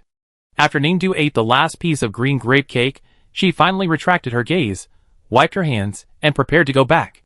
After all, she still had something important to do. After communicating with many people on the dark web, she finally confirmed that, as expected, the thornbush beast had valuable things on it. It was the blade-like scales on its body, and the sharp horns on its back. These horns and scales were as valuable as they could be on the black market, but many people didn't believe that she really had the scales and horns of the thornbush beast, and said that if she could really get them, they would be willing to pay 10 times the price to buy them all. Ningdu calculated that if she could really pluck the scales and horns of the thornbush beast and sell them, she could get much more money than the prize money of this competition. Then she had to do it. Anyway, the organizer said that she could freely use everything in this training ground except the ground, so she could also use the thornbush beast freely, right? Ningdu did what she said. She quickly took out the training mecha that the school gave her for free when she came here, then closed the air wall and rushed towards the thornbush beast. Her goal was to pull out the scales of the thornbush beast first. As for which scale she would choose to pull out first among the many scales with a peacock blue luster, Ningdu had already aimed at the target. She wanted to pull out the most shining, even slightly green, and the most special one on the thornbush beast. Although Chung Yuqin said that the thornbush beast was particularly ferocious, and in order to capture it, the government had to exclude the power of an entire army and bombard it wildly before it was taken down. It was particularly difficult to deal with, but the organizer also said that they installed explosion-proof devices on the star beasts, which greatly weakened the mobility of these star beasts and prevented them from killing humans, so it should not be a big problem. So Ningdu went up, avoiding the roar of the thornbush beast and its almost crazy attacking claws and fangs, and rushed to the slightly different scale, trying hard. No, the news from the dark web said that although the thornbush beast is not easy to deal with, as long as you can get close to it, its scales should be easy to pull off. Is she using too little strength? So Ningdu gritted her teeth and stomped her feet and tried her best again. After a while, finally, she pulled the scale off. With a clang, the half-human length scale was thrown to the ground by her. Because the scale is hard, it will not crack at all. The scale is fine, but the thornbush beast is in trouble. Suddenly, the thornbush beast let out a sound that almost shattered Ningdu's eardrums. Its huge claws suddenly went crazy, and it rushed towards Ningdu with a violent gust of wind and clouds. The force and speed were obviously much higher than before. Ningdu dodged the claw immediately, and then climbed onto another scale, ready to continue pulling out the scales. But when she was about to start, a sharp fang had almost poked her in front of her eyes. In an instant, Ningdu jumped out of the mecha, opened the rapid parachute, and landed on the ground. In midair, her mecha had been smashed into a damaged version by the thornbush beast. What does a damaged version mean? It means that she can apply for a new mecha from the school. It means that she can turn the damaged mecha into a few pieces of scrap metal according to the school's requirements and sell them for money. But now she can't. Because she still had to pluck the scales and horns of the star beast, she still needed a mecha, but the mecha was damaged in the battle, so she could only go to the mecha manufacturing room provided in the training ground to repair the mecha. Ningdu felt very uncomfortable when she thought of this. She could have sold the scrap mechas for money, but now, in order to pluck the scales and horns of this star beast, she could only transform this pile of scrap metal into another mecha. No matter how she thought about it, she felt that she had lost out. With regret, she walked into the mecha repair room. She originally planned to repair the mecha, but when she thought of the attack speed and attack strength of the thornbush beast just now, she suddenly felt that it was not possible. If she just repaired the existing mecha, it would not be enough. She had to transform the mecha. She thought about it again, and had to admit that the thornbush beast was powerful, had high explosive power, and had a fast attack speed, so it was not a good idea to fight it head-on. Her goal was just to pluck the scales and horns, which required reaction speed. As long as the mecha reacted quickly enough, she could quickly dodge the attack of the thornbush beast and pluck its scales and horns while it paused. So Ningdu decided to drastically transform the existing mecha, sacrificing all its offensiveness and adding all to its agility. She quickly made a plan, and then ran the data on the simulation table in the production room. Looking at the speed and agility bonus data of this mecha, Ningdu was a little unsure. Is her mecha very extreme? Ningdu suddenly remembered her 7 brain teachers in the luxurious office of Wafeng University. Soon, Ningdu called the 7 master brains and sent them the mecha plan she made, asking them to see if the mecha they made was too extreme. As soon as the 7 master brains finished reading her plan, they started to curse. What kind of mecha did you make? Rubbish. It only has agility, and the attack power is just at the floor level. You still ask us if it is extreme? This is simply too extreme. Okay. Ningdu was relieved after hearing this. Okay, she understood. Since it was extreme enough, this mecha plan was feasible. After the mecha was completed, could we continue to remove the scales and horns? Ningdu thought so, but she didn't take action. I don't know why.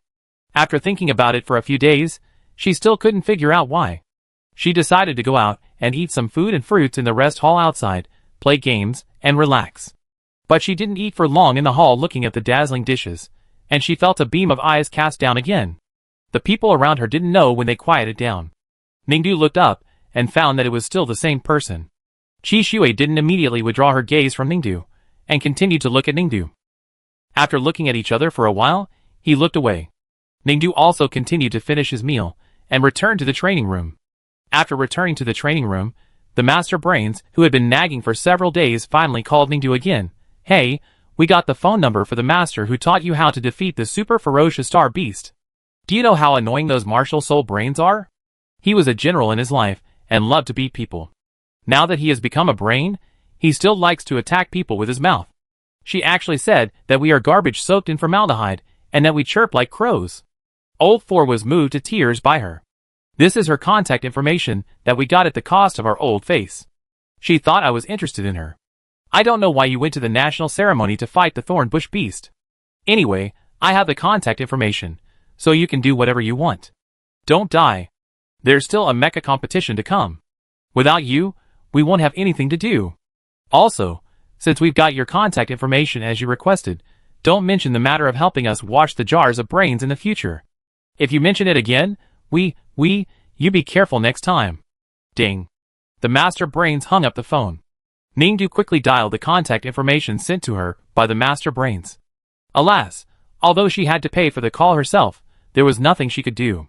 She had searched the internet for a long time before she found out that there was a former great general of the empire, Xiejiu, who had died and was made into a brain. He had defeated the first generation of thornbush beasts. At that time, the thornbush beasts were all over the planet, eating people at will, and people were terrified. At that time, the military technology of the Empire was not developed enough, and there were not many advanced weapons. No one could do anything with them. Only Siejiu could kill them. It was said that Siejiu had a unique method. So Ningdu asked the Master Brains to contact Siejiu, who is now one of the hero's brains, hoping that she could teach her how she defeated the thornbush beasts at that time. Ningdu waited for a while on the computer phone, and finally Siejiu answered the call.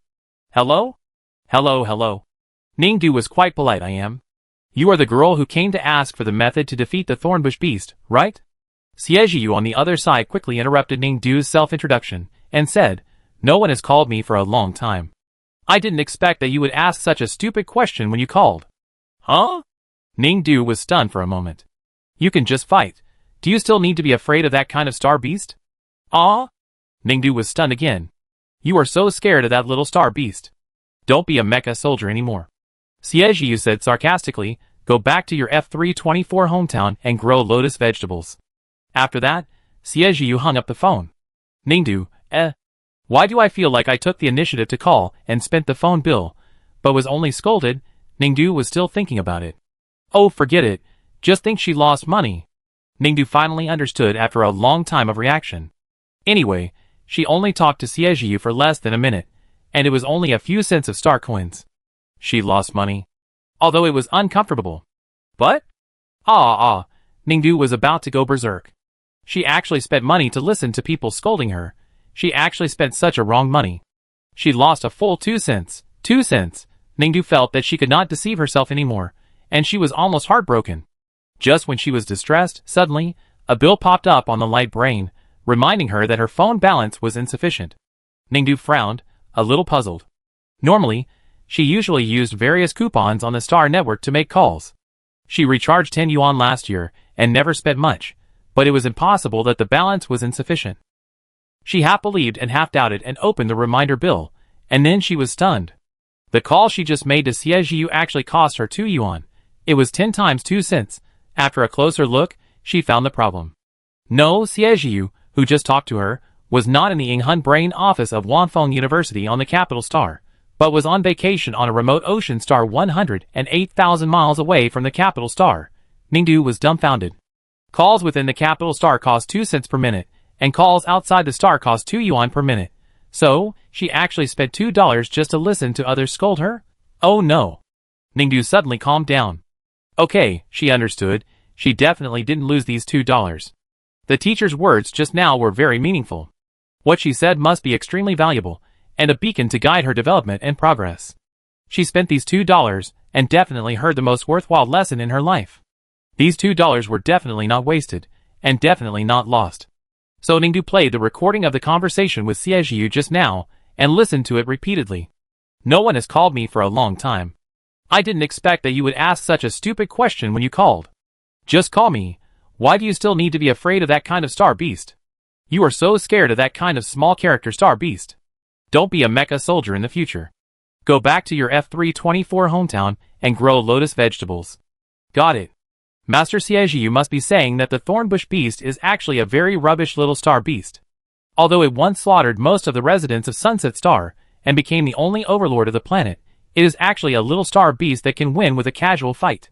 Not to be feared. Ningdu now completely understood that the thornbush beast is just a little loser. She just needs to go over and take its scales and horns. It's as simple as one. So Ningdu quickly drove her modified mecha, closed the air wall, and continued to attack the thornbush beast. Attack! Attack! Bang! The thornbush beast hit with a sharp claw, almost knocking Ningdu and the mecha over. But it doesn't matter. Anyway, she spent $2, and Master Siejiu also said that the thornbush beast is just a little trash and not worth mentioning. Just fight it. What the master said must be true, so Ningdu continued to get ready, driving his most agile mecha towards the scales of the thornbush beast. Bang! With a loud noise, the sharp claws of the thornbush beast slapped again. Ningdu's mecha's agility had reached its limit and quickly dodged, and then, when the thornbush beast continued to attack, it suddenly rushed to its scales again. The thornbush beast's fangs stretched out.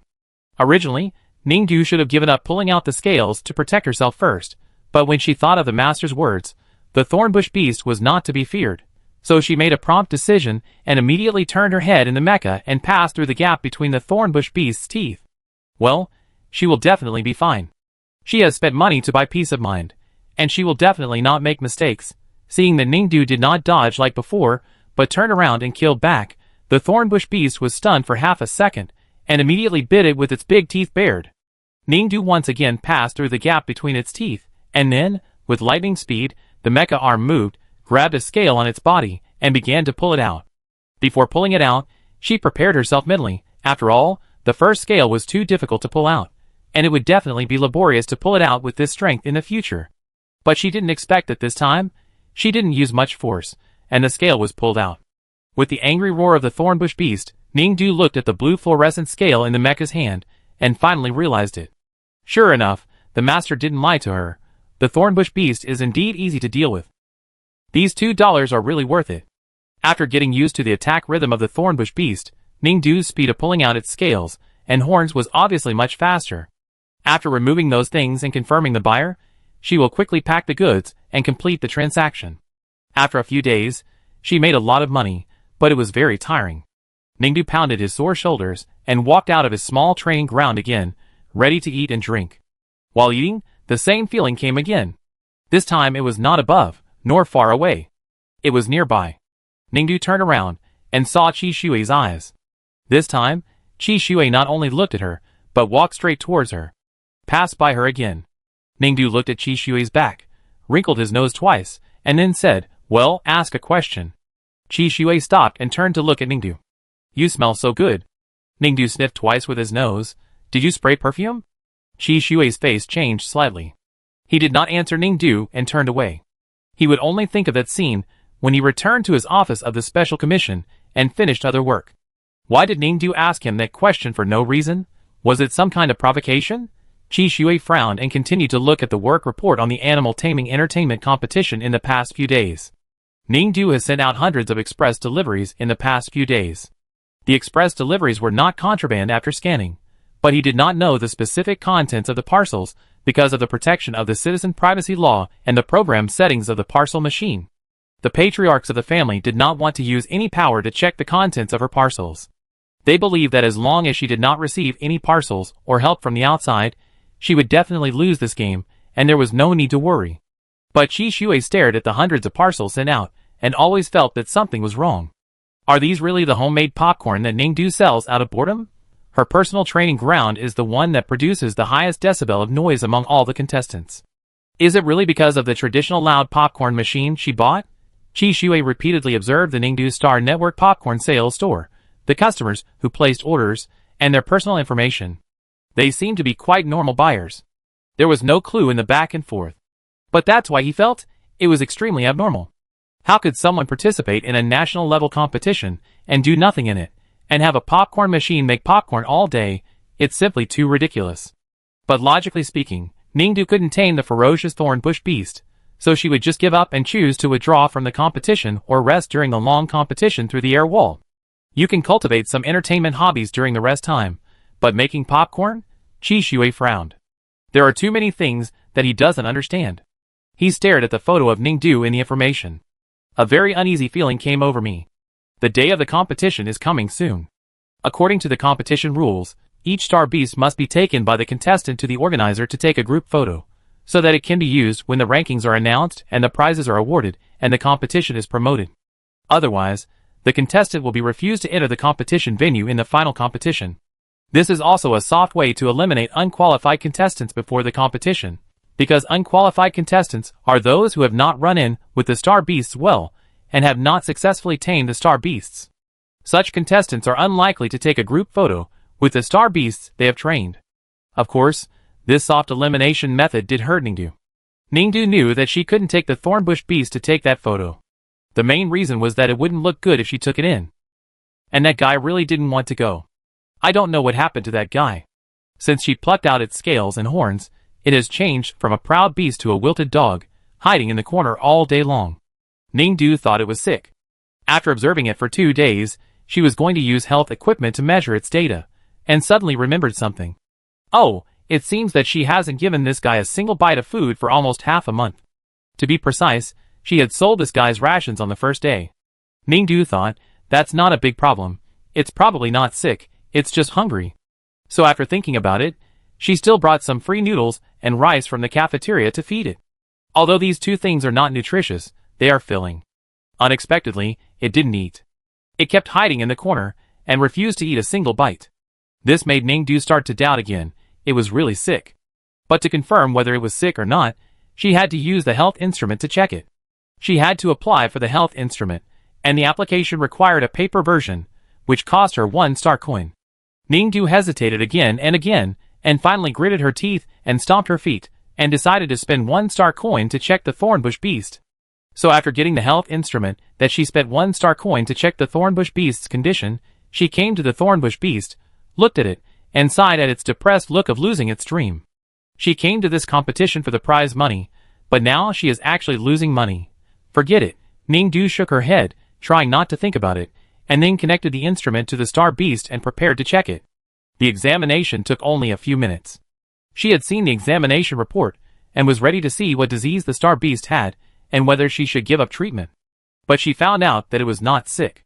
Except for the fact that it was a little weak, because it had not eaten. Everything else was fine. What? It was not sick. Ningdu was shocked, and then her heart tightened. It was not sick. She had spent money to use equipment to treat it. The money was not wasted. Ningdu felt as if a knife was stabbed in the heart. She took a deep look at the thornbush beast in front of her, and could no longer hold back and uttered, "It's a waste." Then she left. The competition had to continue, and the star beast could not pay her back for the time being, so she had no choice but to bite the bullet and forget about the fact that she had paid money for the competition. However, since the star beast was not sick, why was it so listless? Later, Ningdu looked up the information, and found out that the thornbush beast was a star beast that loved beauty very much. Although it was tall and mighty, and could kill ordinary people in a small town with one palm, it was a real beauty lover. The beast spends 2/3 of its life maintaining its scales and horns. Every day, it soaks its scales and horns in various ponds, lakes and seas, and then rubs the dirt off on stones. Occasionally, if conditions permit, it will raise a few licking beasts to help them lick their scales and horns, indirectly removing the bacteria on them and covering them with a layer of protective oil film. The thornbush beast that was originally transported here had no environment to take care of its scales and horns. It was very angry, and was ready to kill the human who lived in the same room with it. But now, instead of killing the human, she plucked its scales and horns, dragging it from the top 10 of the list of beautiful beasts in the galaxy to the bottom of the valley, turning it into a super ugly hairless, long-necked, stupid beast. This is not the end of the beast's life. It lived in this life, first to dominate the human world and make all the bad guys in the world submit to it, and second to show its beauty in front of all creatures in the galaxy, and exude its charm as the most beautiful star beast. But now, the scales and horns cannot be regenerated after being plucked out. It's over. Everything is over. The human beings that it despises the most destroy the things it is most proud of. Then what is the value and meaning of its life? It's better to die. Such a life is worse than death, but any creature has the instinct to survive. The thornbush beast cannot really die, nor can it face the cruel reality. The feeling of powerlessness spreads throughout its body. At this point, it finally fell into the abyss, and became a bad beast that can no longer stand up.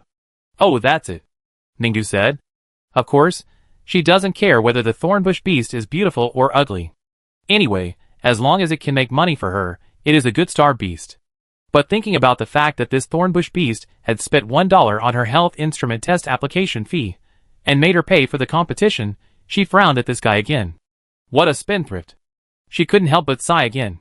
She had to find a way to make this guy pay back the money. The final match of the beast taming entertainment competition was finally about to begin. As soon as this day came, all the contestants who had gone through a long half-month of training star beasts were ready to go, bringing their trained star beasts to their respective competition venues, turning on the live broadcast of the competition, and preparing to start the competition. This competition was originally just a regular entertainment competition, but this year, for some reason, the judges on the jury were replaced by members of the Empire's Special Investigation Committee from teachers transferred from major military academies in previous years, and the spectators were replaced by special officials from several senior government officials in previous years. And the patriarchs of the 5 major families would also watch the competition online. As soon as the news came out, the Empire was in an uproar. In an instant, the audience of the animal taming entertainment competition increased dozens of times compared with previous years. As soon as the contestants turned on the live broadcast of their respective competition venues, they could see a large number of audiences pouring in. So many people. Everyone took a breath and became more nervous. We must perform well. Of course, in addition to performing well, it is more important to see how the opponent is. Because the final competition is to put each star beast at the foot of a separate closed mountain, each star beast must climb the peak under the command of the trainer, and strive to reach the top of the mountain in the shortest time. So there will be a personal foot of the mountain live broadcast room for each contestant on the live broadcast platform.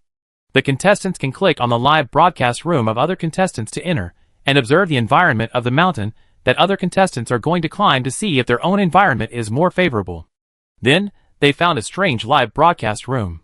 Why does the star beast in this live broadcast room look like a hairless giraffe? Or it is a fat and big-eared version, so ugly. Moreover, in this live broadcast room, how come they can't see the trainer at the foot of the mountain when they turn the camera left and right? What kind of species is the star beast in this live broadcast room? Why is it always hiding in the corner, looking like it's about to die? And how can it climb the mountain without a trainer? The contestants are all confused. They have guessed that the trainer has trained the star beast to perfection, and the contestants don't have to be there, but when they think about it, it's impossible. The star beasts that the organizers let them train can't climb. Even if humans train them to climb, they won't climb on their own without human guidance, so this assumption is impossible. And so on. The contestants remembered that when they were selecting the star beasts on the day of the competition, there was one that was particularly good at climbing among the star beasts that the organizers gave them. That was the thorn beast. But that should be fake, because they didn't see it on the list of star beasts to be selected when they were selecting the star beasts. And even if it was there, who would choose it? That guy can't be tamed at all. Besides, even if someone really chose it, they all have common sense. The thorn beast has been described in textbooks since childhood as having beautiful scales and horns like peacock feathers. How can it not be this ugly thing in the live broadcast room? So what is the situation in this live broadcast room? The live broadcast room of the contestant called Ningdu?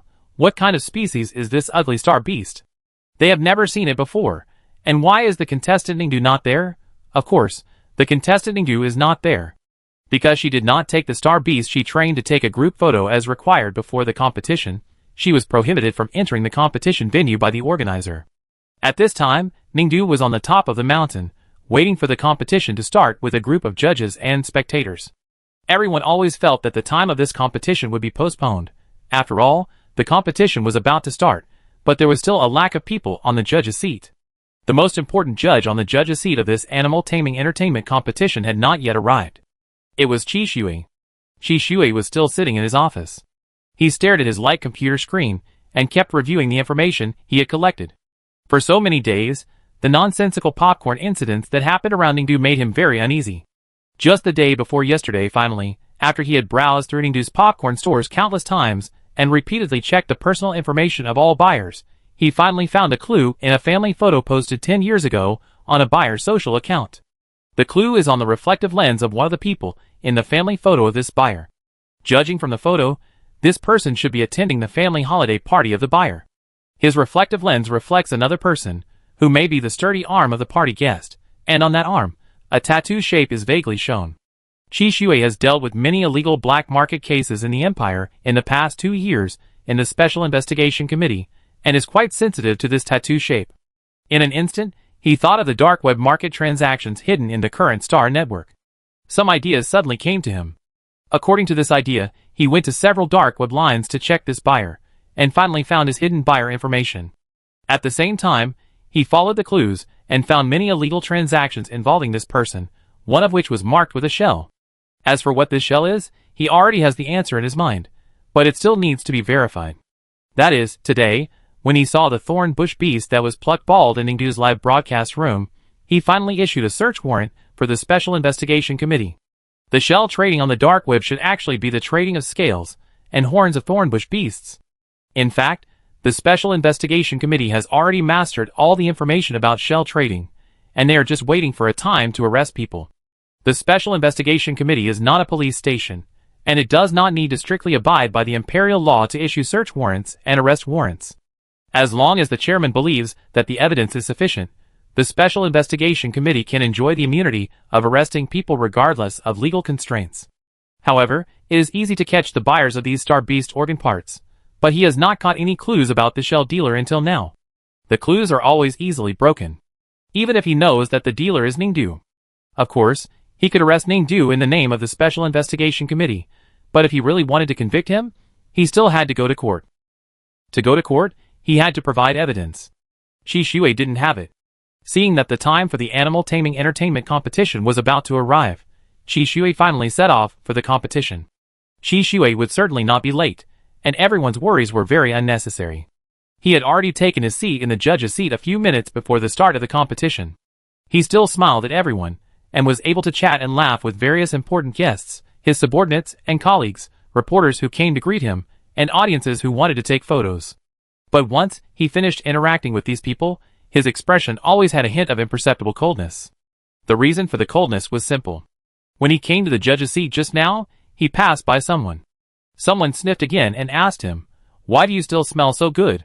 What perfume do you wear?" Qi Shui replied calmly as usual, "Please take care of yourself." "I'm fine," Ningdu replied. "As far as I know, you can't even go to the competition venue today.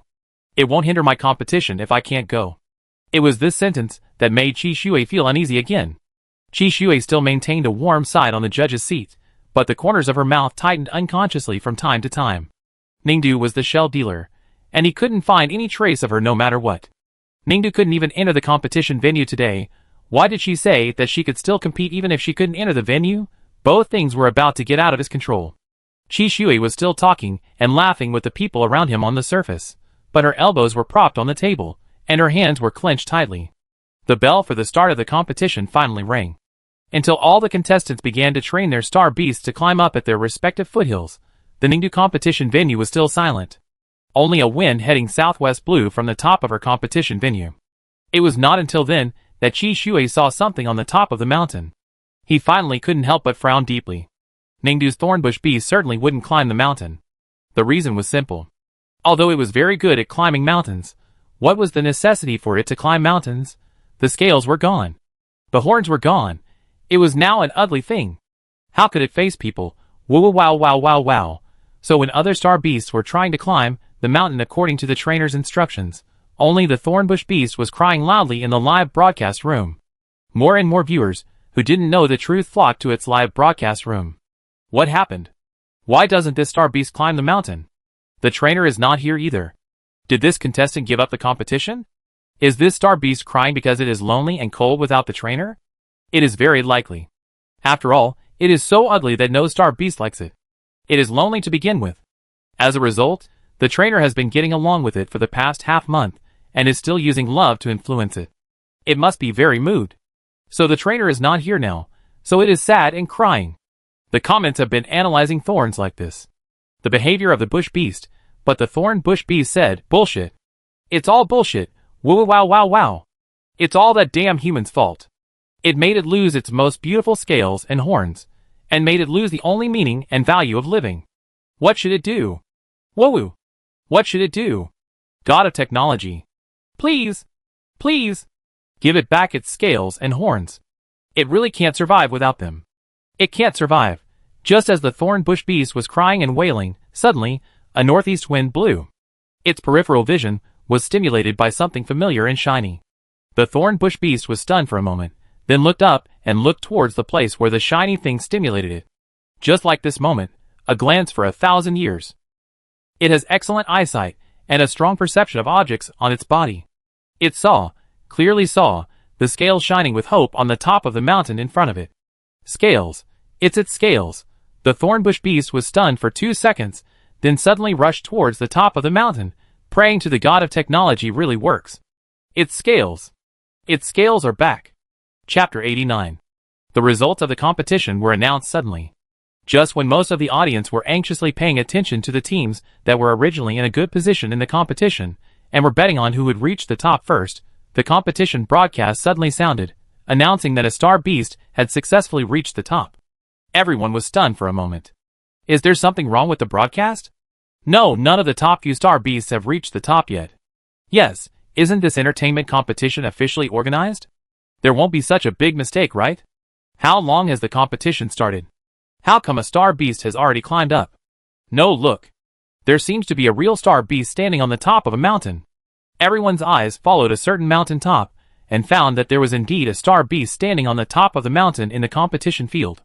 What kind of star beast is this? Why is it so ugly? It doesn't even have hair? Is this a regular star beast in the arena? Shouldn't entertainment competitions also be entertaining? How can such an ugly star beast be allowed to participate?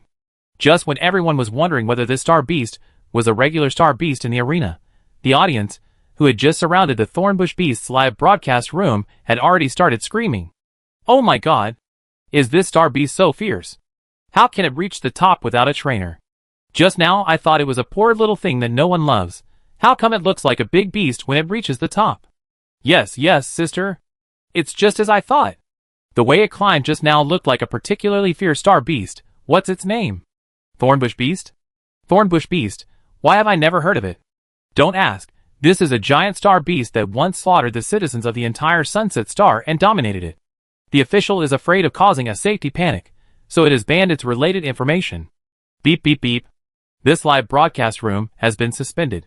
When they saw a star beast that had already reached the top of a mountain suddenly appear on the competition field, and were informed that the star beast was tamed by Ningdu, the heads of the Sher family, who were originally leisurely drinking tea and eating snacks, stopped what they were doing. They stared at the result of the game for several seconds, repeatedly confirmed, and then found that it was indeed Ningdu's star beast that reached the top. But that was not right. The star beast that won the championship on the air screen in front of them was an ugly guy without hair, and the one they gave to Ningdu was not the famous and notorious interstellar super beast Thornbush Beast. The patriarchs of the 5 major families stared carefully for a long time before they found that the star beast that reached the top had been standing still since it reached the top, and there was something in its claws. When it was enlarged, it seemed to be a piece of peacock blue scale. At this time, the secretary robot serving the 5 clan leaders said, "Clan leaders, I'm sorry, the identification information has just been transmitted back.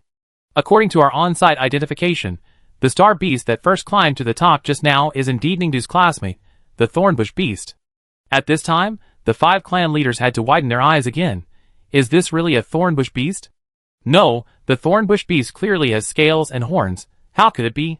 Could it be that these things were given to Ningdu by that junior? Sorry, clan leaders. The secretary robot spoke again at this time. I just received another special call. The report said by President Chi shows that they have captured 10 teams that illegally traded star beast scales and horns in the dark market. All the scales and horns that were traded have been recovered. These scales and horns are confirmed to be obtained from the Thornbush Beast, but no information about the seller has been obtained. However, during the competition, classmate Ningdu has been sending out packages. The whereabouts of those packages were not traced according to the Empire Privacy Protection Law at the time. Therefore, President Chi applied to the clan leaders for permission to bypass the Privacy Protection Law to track the whereabouts of the packages sent by classmate Ningdu. I hope that the clan leaders will approve it. As soon as the robot finished speaking, the entire meeting room for the competition viewing was strangely quiet. The 5 presidents looked at each other, unable to say a word. Based on the appearance of the Thornbush Beast at the scene, the report sent back by Chi Shui, the characteristics of the Thornbush Beast that they knew well, and the Thornbush Beast scales that appeared inexplicably on the top of the mountain. The answer to why the first place in the competition was the Thornbush Beast was about to come out. But they couldn't accept the result they had deduced in their hearts. A dignified imperial super beast, a planetary overlord beast that once slaughtered the entire Sunset Star human beings and other beasts. Could the Thornbush Beast really be stripped of all the scales and horns that it was most proud of in just half a month by a female college student? Did this Ningdu really do all this? They slowly turned their heads and looked at the air screen again. In the picture, Ningdu, who won the first place in the game, was still sitting in the audience without any injury. Even if the camera was pointed at her, she was not nervous at all. She smiled at the camera and held a billboard in her hand. It seemed to be a marketing advertisement for a popcorn online store. Ningdu won the entertainment game and won the championship. After the game, she stood on the podium, not only holding the trophy and flowers, but also the sales advertisement of her popcorn online store around her neck. What a good exposure opportunity, don't waste it. Besides, she really bought a popcorn machine, so she must use it and sell some popcorn to earn back the money she spent on the machine, otherwise it would be a loss. So Ningdu took the trophy, flowers, and billboards to speak in front of various interview media and promote her online store. There were many people in front of her, asking a variety of questions. Ningdu was talking so fast that her shadow kept turning. In the gaps, she could see Chung Yuqin standing on the high platform in the distance. She waved the trophy in her hand and greeted Chung Yuqin. Chung Yuqin smiled naturally in response. Then he looked at Qi Shui, who was standing with him. If it is true as you said, she traded the scales and horns of the thornbush beast in the black market under the name of the Popcorn online store, do you think she would hang up the advertisement of her own store as a sign so openly? Chung Yuqin asked Qi Shui again. Qi Shui smiled. Maybe you forgot that, as a highly talented individual reserve soldier in the Empire, one of her detected talents is crime. Criminals who are extremely confident in themselves will generously show their methods of committing crimes, and be proud of it, and show off their power. He said again. Oh, then have you got the key evidence of her black market transactions? Chung Yuqin asked again. Qi Shui was silent. Why do you have to hate her so much? Chung Yuqin said to Qi Shui again, you can clearly see that she is a special genius. No matter how you encircle her, she can find a breakthrough, and she is calm inside. She will hardly be affected by anything. If I were the imperial government, I would only focus on training such a talented and focused student immediately. How many talents can the Empire have in hundreds of years? Senior, let me correct you. I don't hate her, Qi Shui said again, but she is currently standing on the opposite side of me. Out of consideration for the 5 major families, there are some things that I must be fair to. What is your justice? The probability that Ningdu is trading on the black market is as high as 80%. This is the calculation result given by the most accurate god of science and technology. Many indirect evidences indicate that she is the seller behind the trading of thornbush beast scales and horns. It's just that I haven't got the key evidence. In this matter, I have no personal emotions, so I have been tracking her down.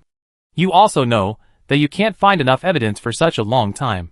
But as the first suspect, she has enough reasons to arouse my suspicion. Based on this, I will keep investigating. Is this the justice you keep talking about? Ningdu is just gifted. She didn't provoke anyone. The people of the family inferred that she would pose a threat to them based on their imagination, so they didn't let her join the family and gave her unfair treatment at the national ceremony. Is this also justice? Chung Yuqin continued to ask back. You are right, Senior, Qi Shui smiled. My so-called fairness is indeed limited. My fairness is based on the scope of the aristocratic family, but this is my choice. No matter how angry you are about the aristocratic family's behavior, you have chosen to stand on this side. Therefore, I will continue to investigate the black market transaction in the direction of Ningdu. This is the first time I have seen someone being a dog for the aristocratic family so confidently. Chung Yuqin also smiled. Qi Shui continued to speak slowly. Senior, I have said many times that this is my choice. You do not agree with the aristocratic family's practice of controlling everything, leaving the aristocratic family, and walking your own way. I am different from you. The 5 major families control the lifeline of the empire. I just want to live a better life in the empire, and have some power. I will definitely go to the government, and serve the aristocratic family. You can abandon wealth, status and power, but I can't. These things are the source of my sense of security. We are just sticking to our inner voices, aren't we? Chung Yuqin didn't want to say anything more, and turned to leave. Senior. Qi Shui said again, I will continue to investigate Ningdu's case. If necessary, I may contact you to investigate her. Please don't block me anymore. She is not that kind of person. What if it is true? I can guarantee that you will not find out anything from her. Senior, do you mean that if I find out anything, you will help cover it up? Chung Yuqin didn't say anything. Don't you hate this kind of thing the most? It's unfair and unlawful. How can you do this just because you like Ningdu? I suggest you don't discuss things that haven't happened. Okay, the more I see you like this, the less I like Ningdu. Qi Shui said again, what charm does she have that makes you care so much? Well, thinking about it, I have to investigate her more carefully. If it's just an ordinary student who won the first place in the beast taming entertainment competition, it would just be a trophy to celebrate, and everyone would continue to pay attention to the situation of the players after the game. Like this time, everyone in the galaxy knew that Ningdu won the first place in the beast taming entertainment competition and paid close attention to it. This is the first time that this has happened. It's because Ningdu is not from a noble family, and the beast taming entertainment competition has a rule that if a player who is not born in a noble family wins the first place in the competition, he can choose one of the 5 major families unconditionally to enter, and become a member of the family. This can be regarded as the top honor in the galaxy. Before the game, the 5 major families tried every means to prevent Ningdu from obtaining this honor, but now after the game, that Thornbush Beast is still following Ningdu after the game? Doesn't the Thornbush Beast never obey human discipline? The key is that the scales and horns have been plucked out. A human with absolute strength wants it to surrender. How dare it not obey? The patriarchs of the 5 major families discussed, and they had to accept a fact. The Thornbush Beast, Ningdu really conquered it. A few years ago, only the Imperial superhero generals could subdue it. Decades ago, the Imperial government used all high-tech weapons to capture it, and today, Ningdu can subdue it by himself. But the Star Beast is also equipped with the government's anti-explosion device, which greatly reduces the degree of damage. Ningdu can subdue it. That's powerful enough. The anti-explosion device can only guarantee to drag the beast as much as possible to prevent it from killing people, but it doesn't say that it can torture the Star Beast to that extent. The patriarchs of the 5 major families thought about it, and didn't want to find a reason to refuse Ningdu to come in. No one can refuse an absolute genius and absolute strength. Although they were so afraid of the negative impact that accepting Ningdu into the family would bring to them before. Forget it, why don't we let our Gu family take Ningdu in? The head of the Gu family spoke first. My son wanted his grandson to have a blind date with Ningdu before. We have some connections. It's good for her to join our family.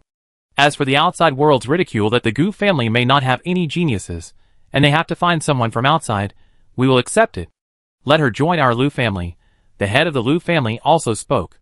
This Ningdu is indeed strong, but we didn't treat her well before. It's inevitable that we have to give her a little warning even if she joins the family. She will also participate in the mecha competition held by Wangfeng Military Academy.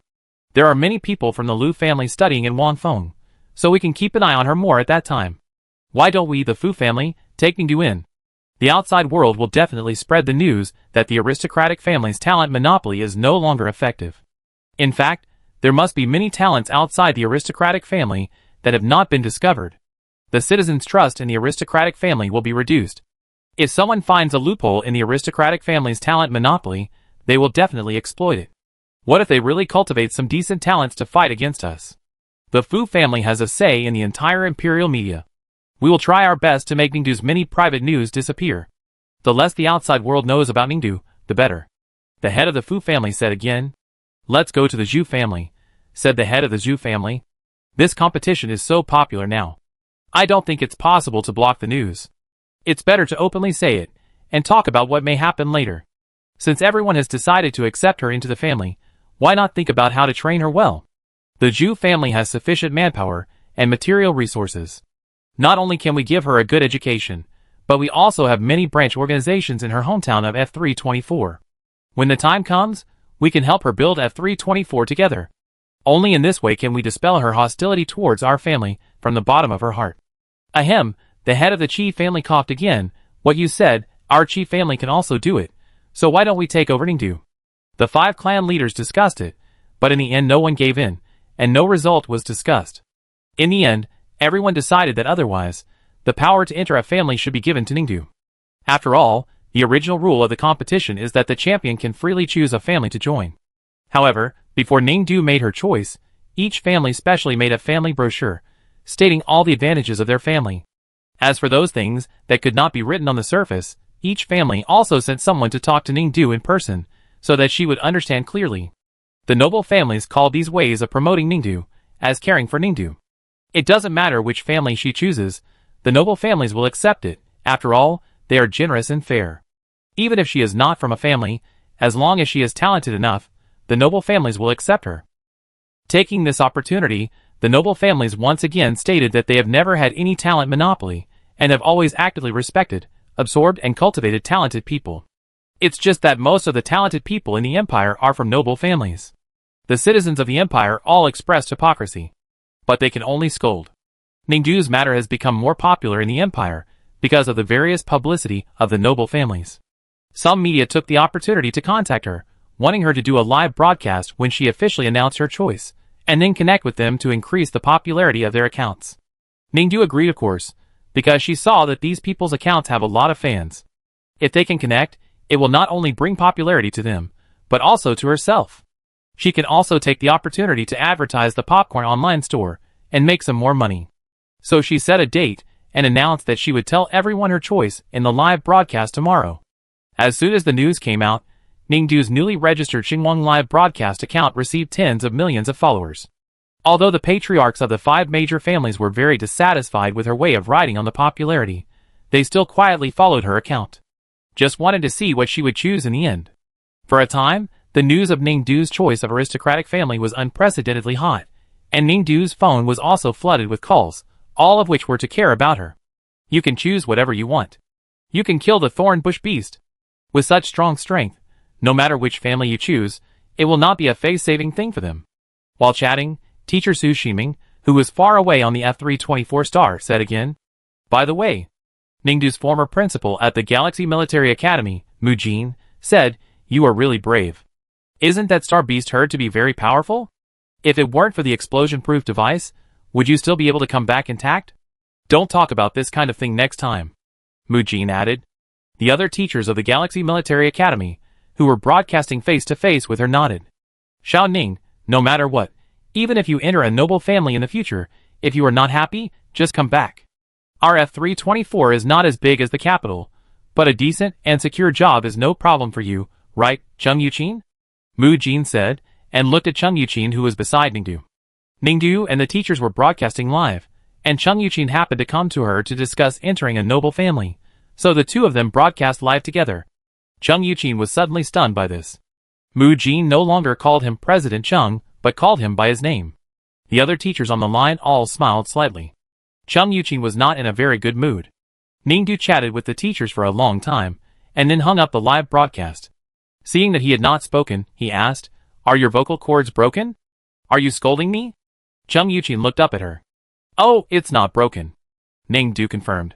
Chung Yuqin's lips straightened, and after thinking for a while, he said, "Principal Mu talked a lot.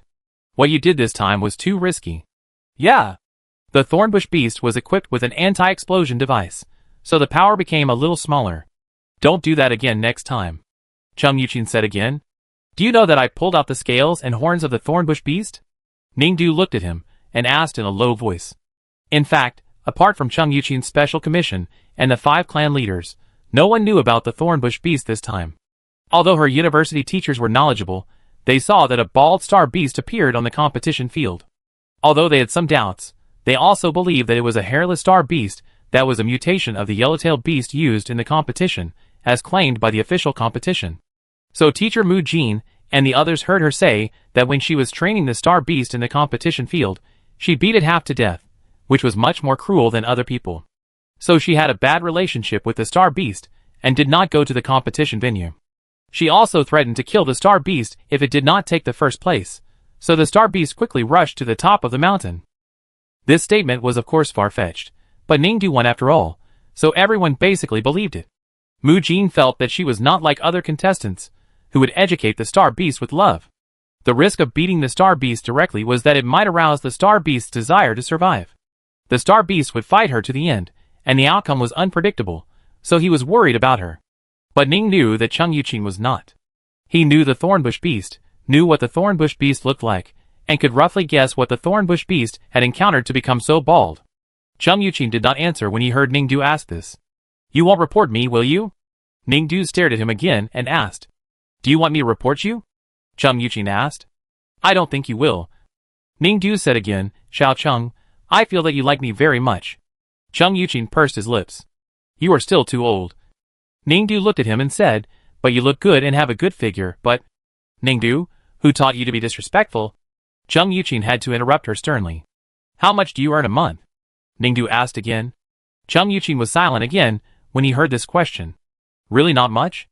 Ningdu asked again. "Is salary important to you?" When he said this, his voice was very light. "Yes." Ningdu nodded very sincerely. "I can definitely make a lot of money.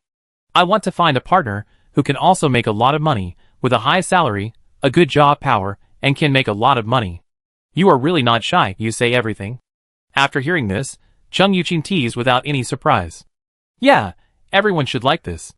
Do you really not understand the Interstellar Empire's view on marriage and love at all? Conditions are secondary.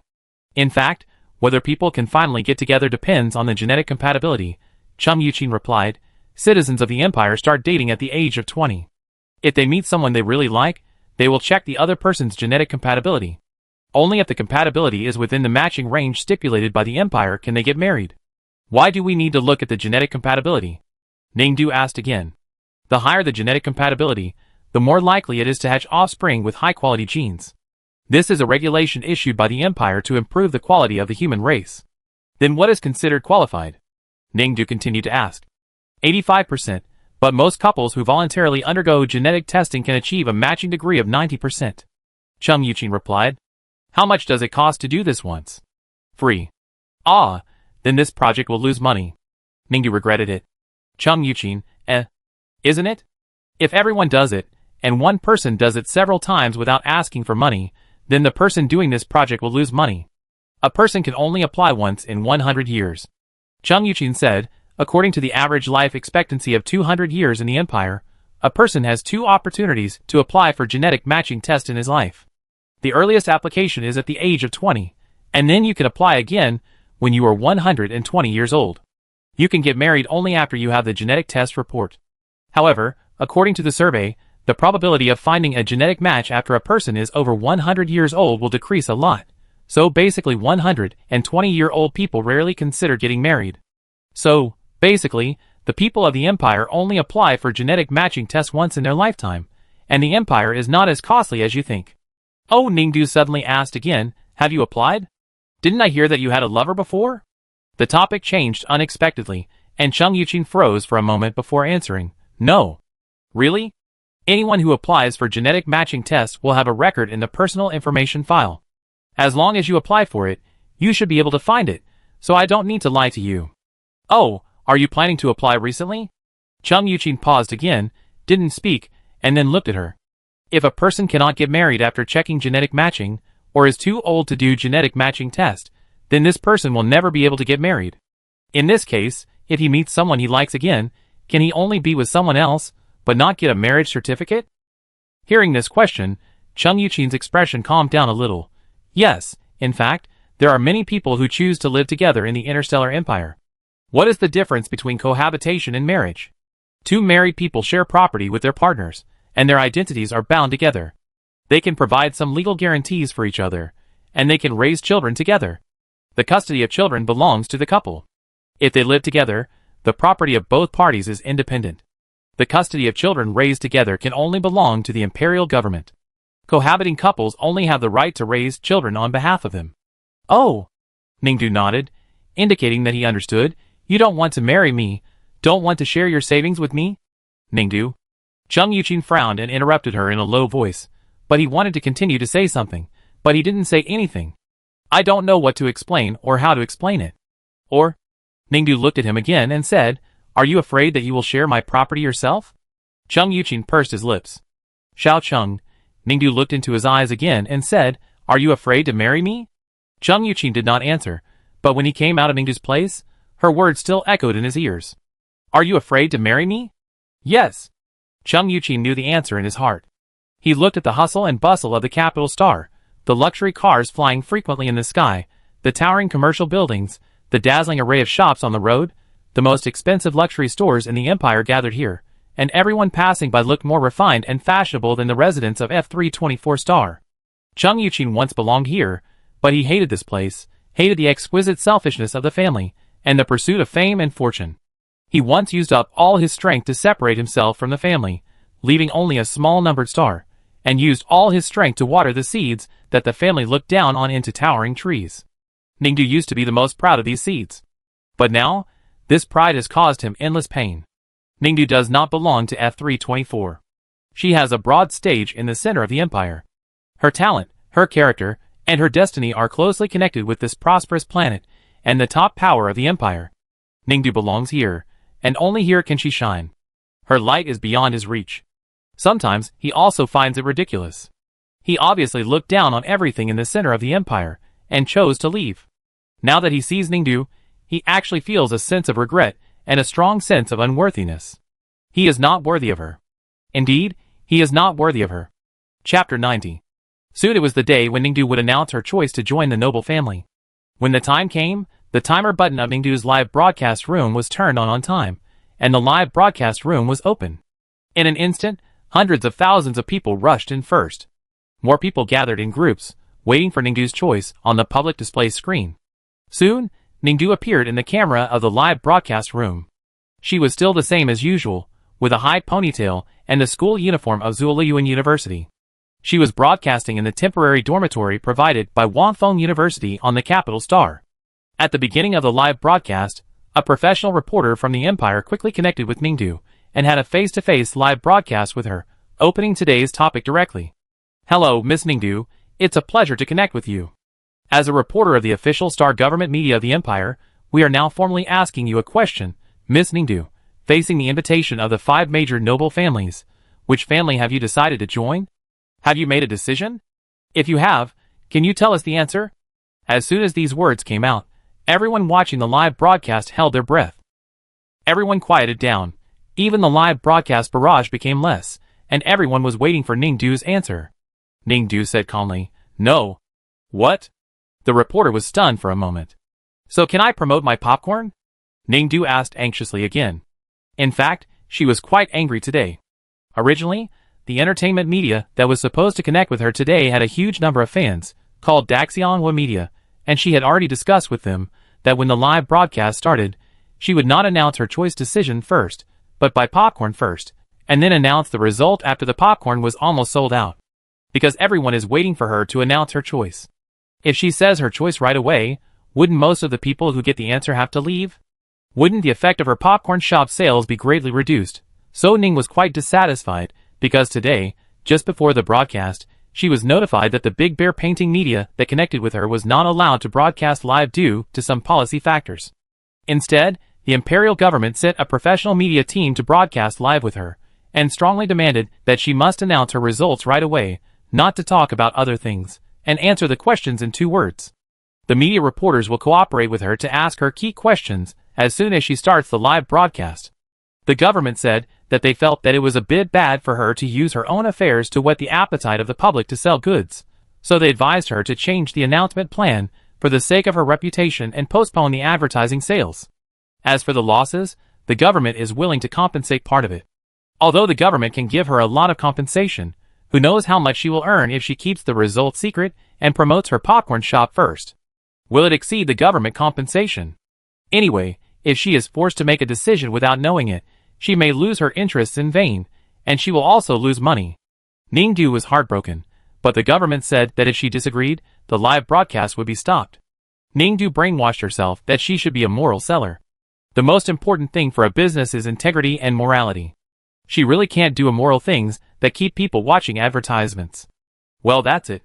She repeatedly convinced herself in her heart. So she reluctantly gave up and agreed to the government's plan. But her heart was really hurting.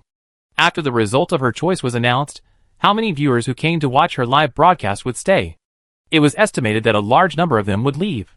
Her potential traffic was lost in vain. But what could she do? Ningdu could only accept the result and continue to work hard to promote her popcorn shop, promoting how safe and delicious her popcorn was. She wanted to keep a customer. So she started to sell with a dry mouth.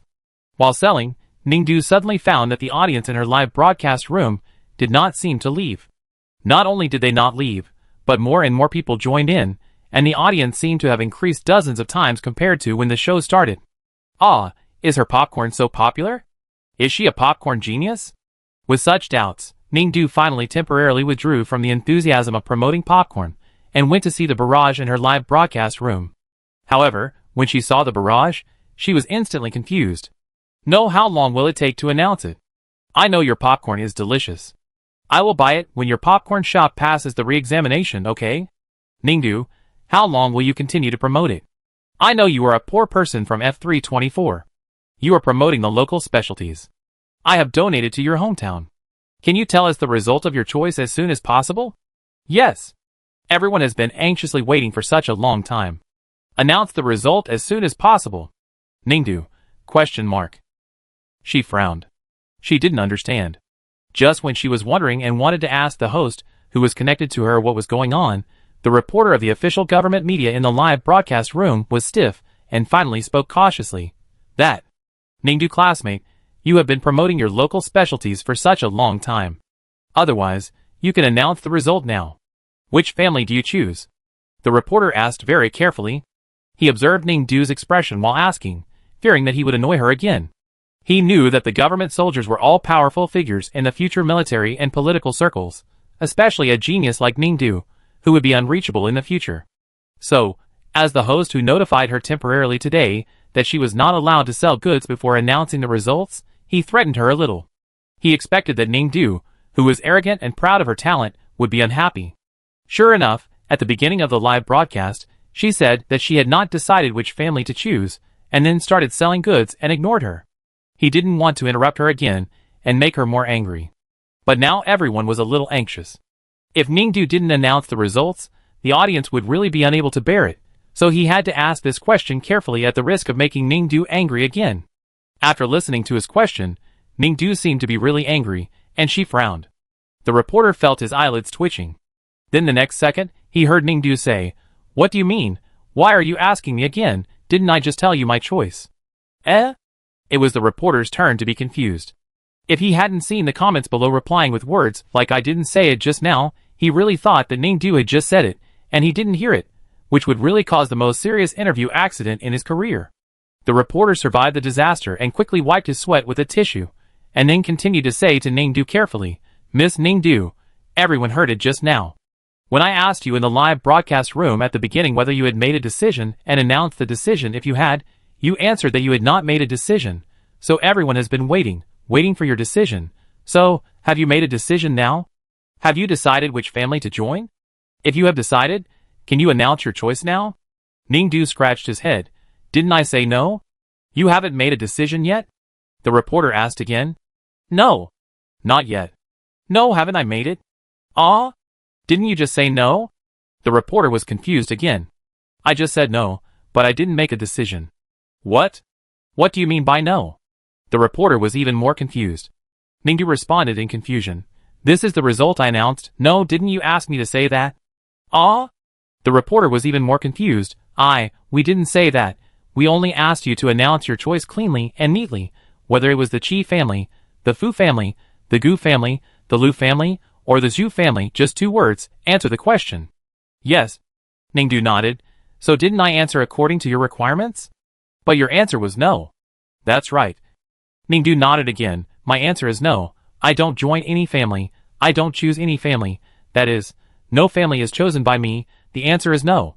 I strictly followed your requirements to answer your questions cleanly and neatly with only 2 words from the beginning." Ningdu immediately said, "I am a good citizen." After she said this, the reporter was speechless. The live broadcast room was silent, and even the barrage stopped. Everyone was dumbfounded. The patriarchs of the 5 major families were also dumbfounded. For a moment, they all thought that they were old and had problems with their ears. Did Ningdu mean not to join any family? Really? She is just messing around.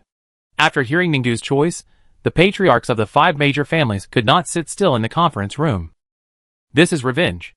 After the head of the Gu family vented his anger, the head of the Qi family said calmly. "Yes."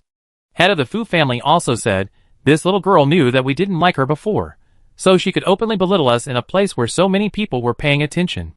By the way, this is the first time that a noble family has invited a commoner to join, and was rejected."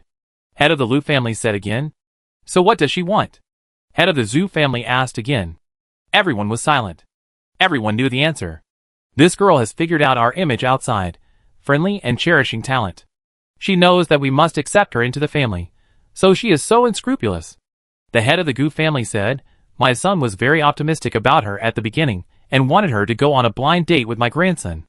That boy is simply blind. This girl is an ungrateful person." The Gu family showed her kindness at that time. "Okay, calm down," said the head of the Zhu clan. "This girl looks like she wants to deal with us, but in fact, she is just venting her anger. As long as she was born in the Interstellar Empire, and embarked on the path of a single soldier, the best development is to join the family. No matter how much she wants to embarrass us in the end, she still has to join us. Yes, let her be proud for 2 days. The family is not so petty. She is now making a fuss about not joining the family just to make us bow our heads, and make us apologize to her for our previous arrogance. In this way, give her some benefits, let her enjoy the treatment of entering the family in advance, let her be satisfied, and this matter will be over." Chief Lu said again. "Who said we should just let it go? I just can't get over it. Chief Gu said again. Chief Gu smiled and said, if you can't get over it, you can get over it slowly. Even though we have promised to accept the girl, we didn't say when. We wait for her to calm down, and wait for the news that we will accept her. Then we can slowly wear her down, and make her anxious. Can't you get over it? Chief Gu said, that's true. Slowly wear. I don't think it's possible. How long can a person withstand slow wear? The empire is not the same as before. Don't forget the prophecy of the god of technology.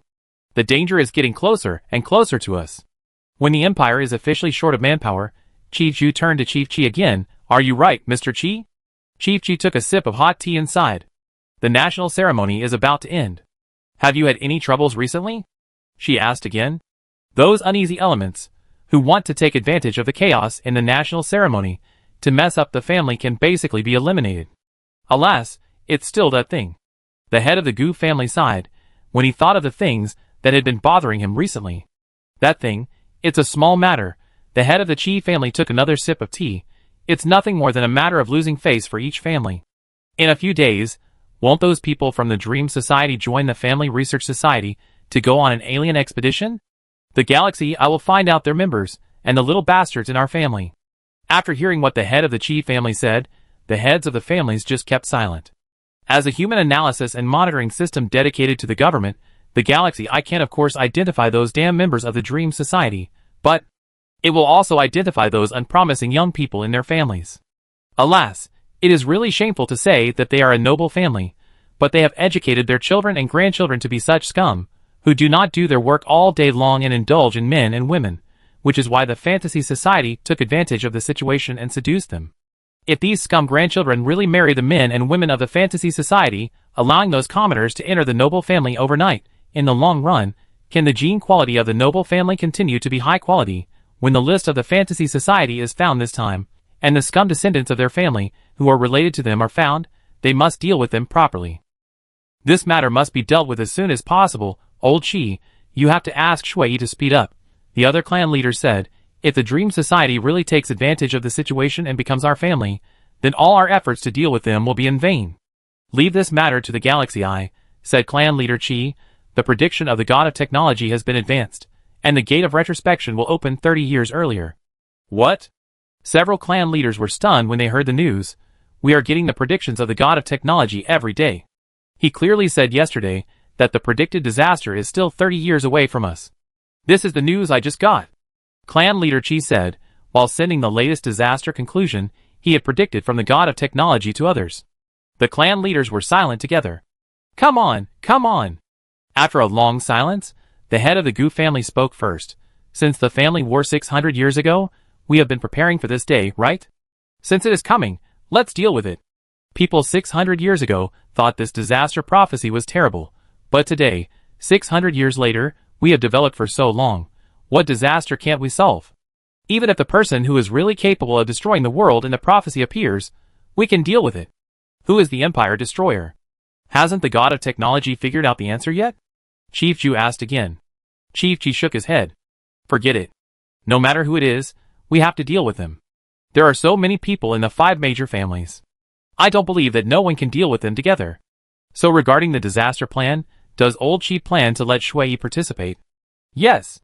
Chief Chi nodded.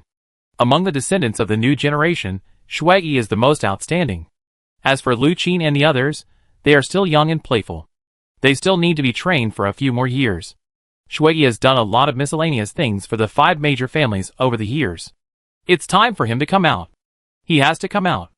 It's not known how many years the disaster plan will last. When the old ones die, it will be the young ones. There will be no successors.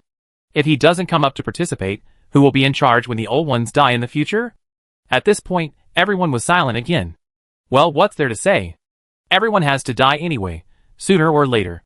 By the way, the Dream Society is a big deal. When Shui finds out who is involved in this matter, you must ask him to send the list as soon as possible. I will beat anyone in our Gu family who is related to this with a stick. Gu, I think you are really confused. Chi just said that Shui is busy with the disaster plan and will not get involved in the Dream Society. That doesn't mean he doesn't care at all. He has always been in charge of the Dream Society. He will know the result. Yes, Chi nodded. Although this matter is almost entirely handed over to Galaxy Eye, Shueki is still the main person in charge of the Dream Society case. Don't worry, he will notify everyone as soon as there is news about this matter. That's right, it's time to give a good warning to the future of these empires. And Ningdu, when she joins the family, she must be given a good warning. We don't have to worry about Ningdu at all. As long as she successfully joins the family, she will definitely participate in the disaster plan. When the time comes, the disaster will make the child realize everything. That's right. After all, disaster itself is the best textbook for a genius. It's too early to worry about those. The first thing we have to do is to ensure that she can successfully join the family. Yes, we may have thought that there was still more time before, but now the disaster prediction has been advanced, and we urgently need talents. So no matter how the future develops, our family must ensure that Ningdu will do her best. Soon we will take her in. Well, it seems that this matter must be resolved as soon as possible. It doesn't matter if it can't be resolved. If she still jumps up and down in the end, there are many ways to hold her down. Yes, in the end, no matter how talented she is just a citizen of a small planet without the support of a family. Let her go first and satisfy her desire for revenge. When the time is right, even if it is forced to be incorporated, it is not a bad idea. So why do you refuse to join the family? After getting the live broadcast results, everyone was asking Ningdu why she made such a choice. Chung Yuqi knew the news and went directly to her residence to ask in person. You should know that if you still want to continue the life you want in the top area of the Interstellar Empire and join the family, you have no choice, Ningdu. Chung Yuqi said to her very sincerely. But I don't think it's worth it. Ningdu shook his head. Not worthwhile. Chung Yuqi frowned. What do you think is worthwhile? If you don't join the family, even graduating from college will be a problem. There will be no place for you in the Capital Star and Zhuolu Star in the future. Or do you want to go back to F324 Star to work in the future? If I go back, I will definitely be happy to marry you. Ningdu thought for a while and said. Chung Yuqi paused, then frowned even deeper. I'm not kidding you, Xiaoning. Yeah. So what do you think? I think if I join the family, it will definitely work. The family will give me scholarships and subsidies, and the unit I will be assigned to after graduation will be better, but... Ningdu clicked his tongue. I feel like I'm losing out. Chung Yuqi pulled the corner of his mouth, and he already knew what Ningdu was thinking. Then tell me, how do you think it's not a loss? If I can have a family, I will definitely make a lot of money. Ningdu nodded as he spoke. Chung Yuqi took a deep breath. You are really bold. I looked it up. It's actually free to set up a family, and the application is free. Ningdu said again. Well, the application is free, but the prerequisite is that you have to have a military university that has been established for more than 100 years, at least one enterprise with assets of hundreds of millions of yuan, at least 100 combat-grade mechas, 100 students ranked within 10,000 in the interstellar individual soldiers, and a guarantee from a higher government agency. In order to establish a small family in the name of building a military school. This is the minimum standard. Oh! So what do you have? Nothing. Then you can't apply successfully. But I can have one. How? Chung Yuqi asked again. Actually, I am a very smart person. Ningdu said again. Building a school is quite simple. There are many schools that are about to close down in the interstellar space. I will find one and contact it. Just in case it works. Chung Yuqi was speechless after hearing this. I am not trying to discourage you. Not to mention how you can convince others to set up a family service for you after you find such a school, with a history of more than 100 years, and is about to close down. Such schools are difficult to find, and even if you find them, such schools generally have many debt problems. Their leaders are almost impossible to show up, unless the government is willing to help them transform from a school to a service agency, and has helped them solve the debt problem for this. Chung Yuqi paused. How do you know? Oh, I saw it in a spring outing booklet. Spring outing booklet? Ningdu said the file in his light brain to Chung Yuqi. Chung Yuqi picked up the booklet, and saw that it was a study tour organized by the family. This kind of study tour is open to military college students, who are not from noble families, and they are carefully selected from the entire interstellar empire. The children of noble families take them to participate in practical activities. This one in Ningdu's booklet is to take students to a university that was desolate 100 years ago, to help such schools actively transform into organizations that are beneficial to social development. He is very familiar with this activity, because someone from the noble family had approached him before and said that if he wanted to pay for his previous willfulness, he could start with this activity. It's not that he really wants him to participate in the activity, but to deal with something. He is familiar with the appearance of some of the heads and faces of the fantasy society. So the purpose of the family organizing this event. He basically understood it in his mind. Chung Yuqin thought about it, and then asked Ningdu, "Are you sure you want to participate in this?" "Well, this school meets the conditions you mentioned," Ningdu replied. "But do you know who the participants in this activity are? Are they all good citizens?" Chung Yuqin, Chung Yuqin, Dream Club, you probably haven't heard of it. What is that? An illegal organization that specializes in helping non-aristocratic family members obtain aristocratic family status through marriage. Ningdu, it doesn't sound illegal. It's a means. Chung Yuqin added, these members of the Dream Club are very good at making some biological agents to let the target, that is, the children of the aristocratic family, inadvertently get infected. The consciousness of the children of the aristocratic family will be affected, and their hormones will be controlled. They will unconsciously be attracted by the agents that control them, similar to the feeling of falling in love, losing their minds, and willing to do anything for them. The people of the Dream Club use this to defraud money, cheat marriages, and get the status of aristocratic families. Oh! Someone asked me for help with this activity before, and I know a little bit of the inside story. The participants in this activity are basically members of the Dream Club. The aristocratic family will monitor these people, and they will also monitor those family children. Observe who has close contact with these people. Once the activity is over, those who have problems will be brought to trial. Yes. Don't you understand, Xiaoning?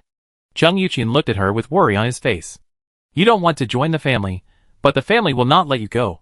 If you have any connection with this activity, the family can make a big fuss that you join the fantasy club and you are in a relationship with a member of the family. At that time, they will say that although you don't want to join the family, you use the means of the fantasy club to seduce the people of the family to marry you. You openly don't want to join the family, but secretly do this and pretend to refuse. But the children of the family love you so much and want to marry you. Under the double pressure, the family can only pay more money and status according to your wishes. When such rumors spread, those people in the family will have enough reasons to secretly operate to change your marriage status with a member of the family to married.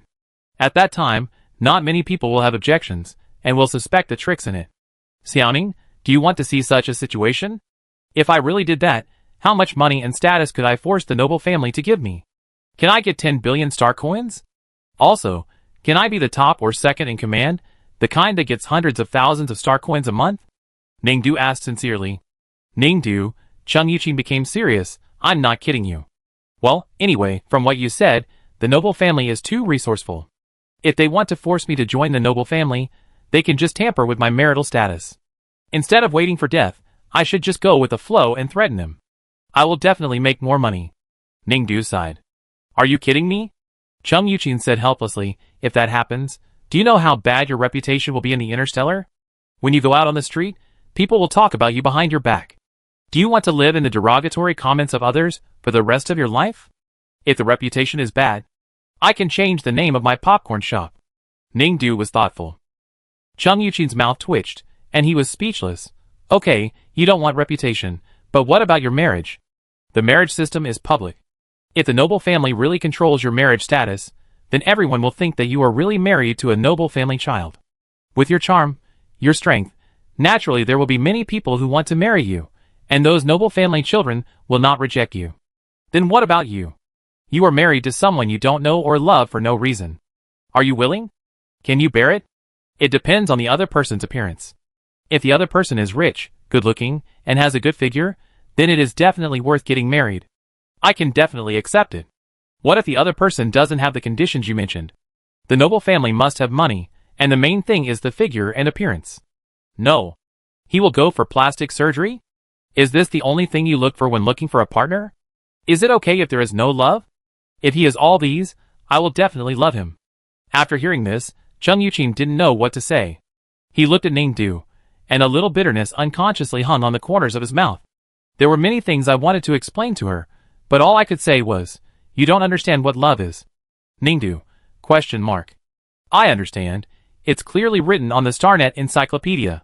She explained again. Chung Yuqin had nothing to say. Chapter 91. Ningdu still went to the study tour, although she heard from Chung Yuqin that the people there were not actually there for study tours, but were there to flirt with the children of the noble families. But she was not there for study tours. The focus was still on discussing cooperation. If it really didn't work out, well, the noble family could arrange a marriage for her. But Ningdu could certainly figure that getting married was not as cost-effective as starting a family. Forget it, let's try to negotiate a cooperation. Just like that, Ningdu packed his bags and set off for his career. In fact, this time it was called a study tour, but in fact the activity was arranged by the people of the 5 major noble families for the participating students to solve a troublesome problem. Of course, this troublesome thing happened in the place where they went to study, which had existed for 100 years. It was a military university in name only, but the teachers and students had left, and it was no longer in operation. It was the Liaoyuan 10th Military University located on Liaoyuan Star, one of the famous stars of the Interstellar Empire. This university was quite glorious 100 years ago. One of the most important reasons was that a mecha research team in this university discovered a constant flow of volcanic lava under the school. These lava actually contained the most valuable precious metals in the empire, gold and stone ore. Therefore, the school established a more top team and created a top machine that could be called rare in the empire at that time to continuously extract gold and stone ore from lava, which brought prosperity to the school. To this day, the machine is still in operation, but the school is no longer glorious. Why the school is so lonely is simple to say, just because they encountered an antisocial personality when they were recruiting students. After the antisocial personality was recruited into the school, it was normal at first. The antisocial student was also very good at studying, with all grades above A. He was also very nice, friendly, and gentle. He was an absolutely good student with both good character and good academic performance in the hearts of his classmates and teachers. It can be said that this student was quite excellent in everything except that his family background was a bit bad. But such a student suddenly became a different person overnight. The reason was that the school accidentally wrote the wrong grades of this student when evaluating the scholarship, which resulted in this student not being selected. The school apologized to this student and said that they would make up for it in the next semester. As a result, the school changed the school leaders in the next semester. The new leaders did not know about this and did not care. This student waited for a semester and finally found that the school still did not give him any compensation. When the student exploded and went to the school because of this incident, it was too late for the school to compensate because this student was about to graduate.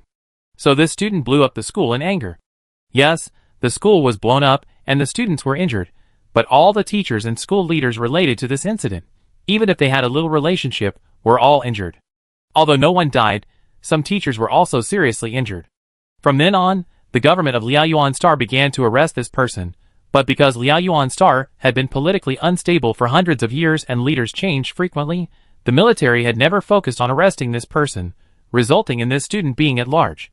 It was also from this time that the 10th Military University of Liaoyuan Star had frequent accidents every year, either losing things or inexplicable accidents. In the end, teachers did not dare to teach here, and students did not dare to apply for the exam. Later, it was completely in decline. Before, some people only speculated that the frequent accidents in this school were caused by that student. Later, the political situation of Liaoyuan Star gradually stabilized, and the military came to concentrate on handling the case, and then it was determined that this student should have been hiding in Liaoyuan Star for many years, constantly destroying the school. Until now, this student has been destroying the school. Some people wonder what is worth stealing and destroying in such a dilapidated school.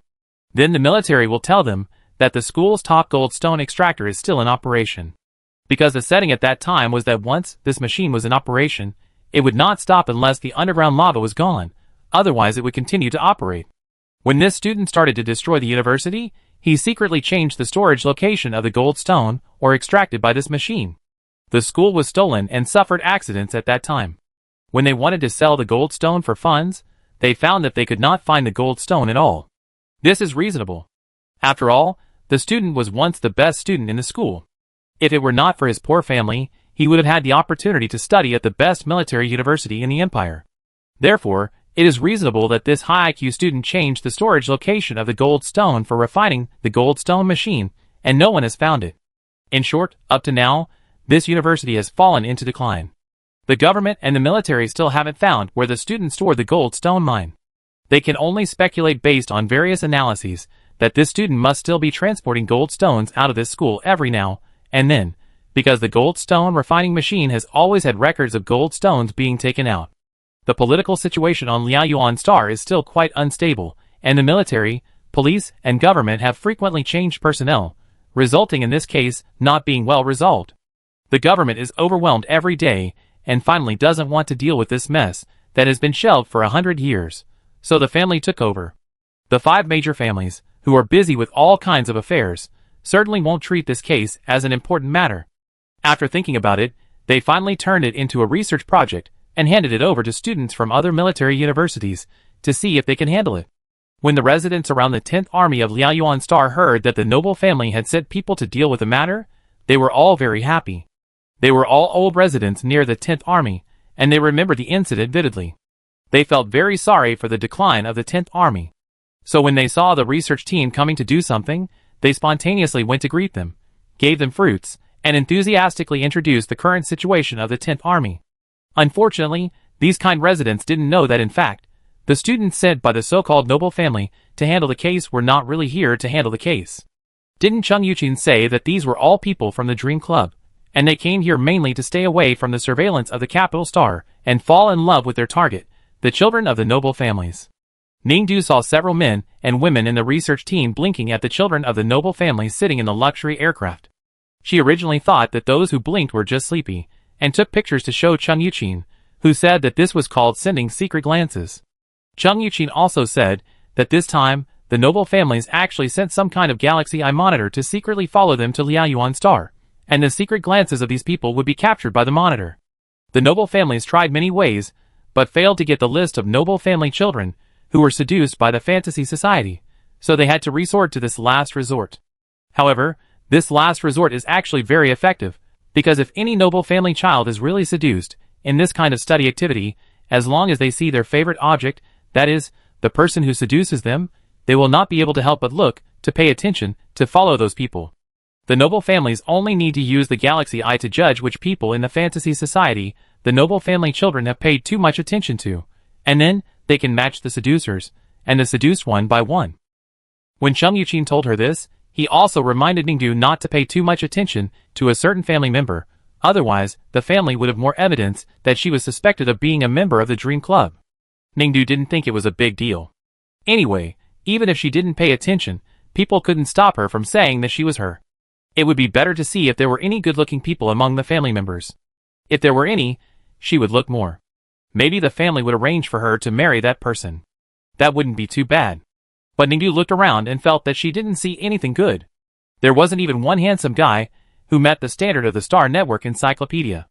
Ningdu regretfully retracted his gaze and continued to follow the main group. Alas, I really want to thank you students from the Capital Star this time. As soon as the research team entered the gate of the 10th Military University of Liaoyuan Star, an old lady in work uniform came up and greeted them very warmly.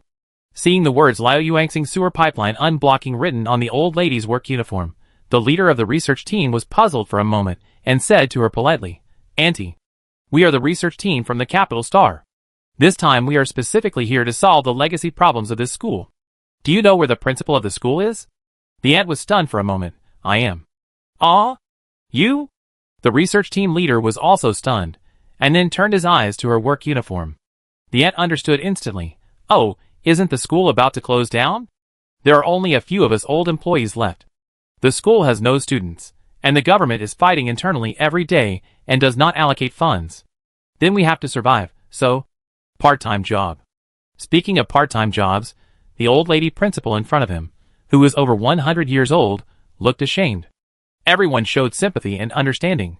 The leader of the research team said that they would actively solve the school's problems this time, and would definitely catch the antisocial personality who had existed for 100 years, and let that person tell the school's goldstone storage location, so that the 10th Army University would be glorious again. When he said this to the head, his expression was quite righteous and resolute. Ning was a little stunned, and then silently admired and learned. Obviously, they were all members of the Dream Club, who came here to seduce people, and they would not solve the problems of this school at all, but they could perform so sincerely.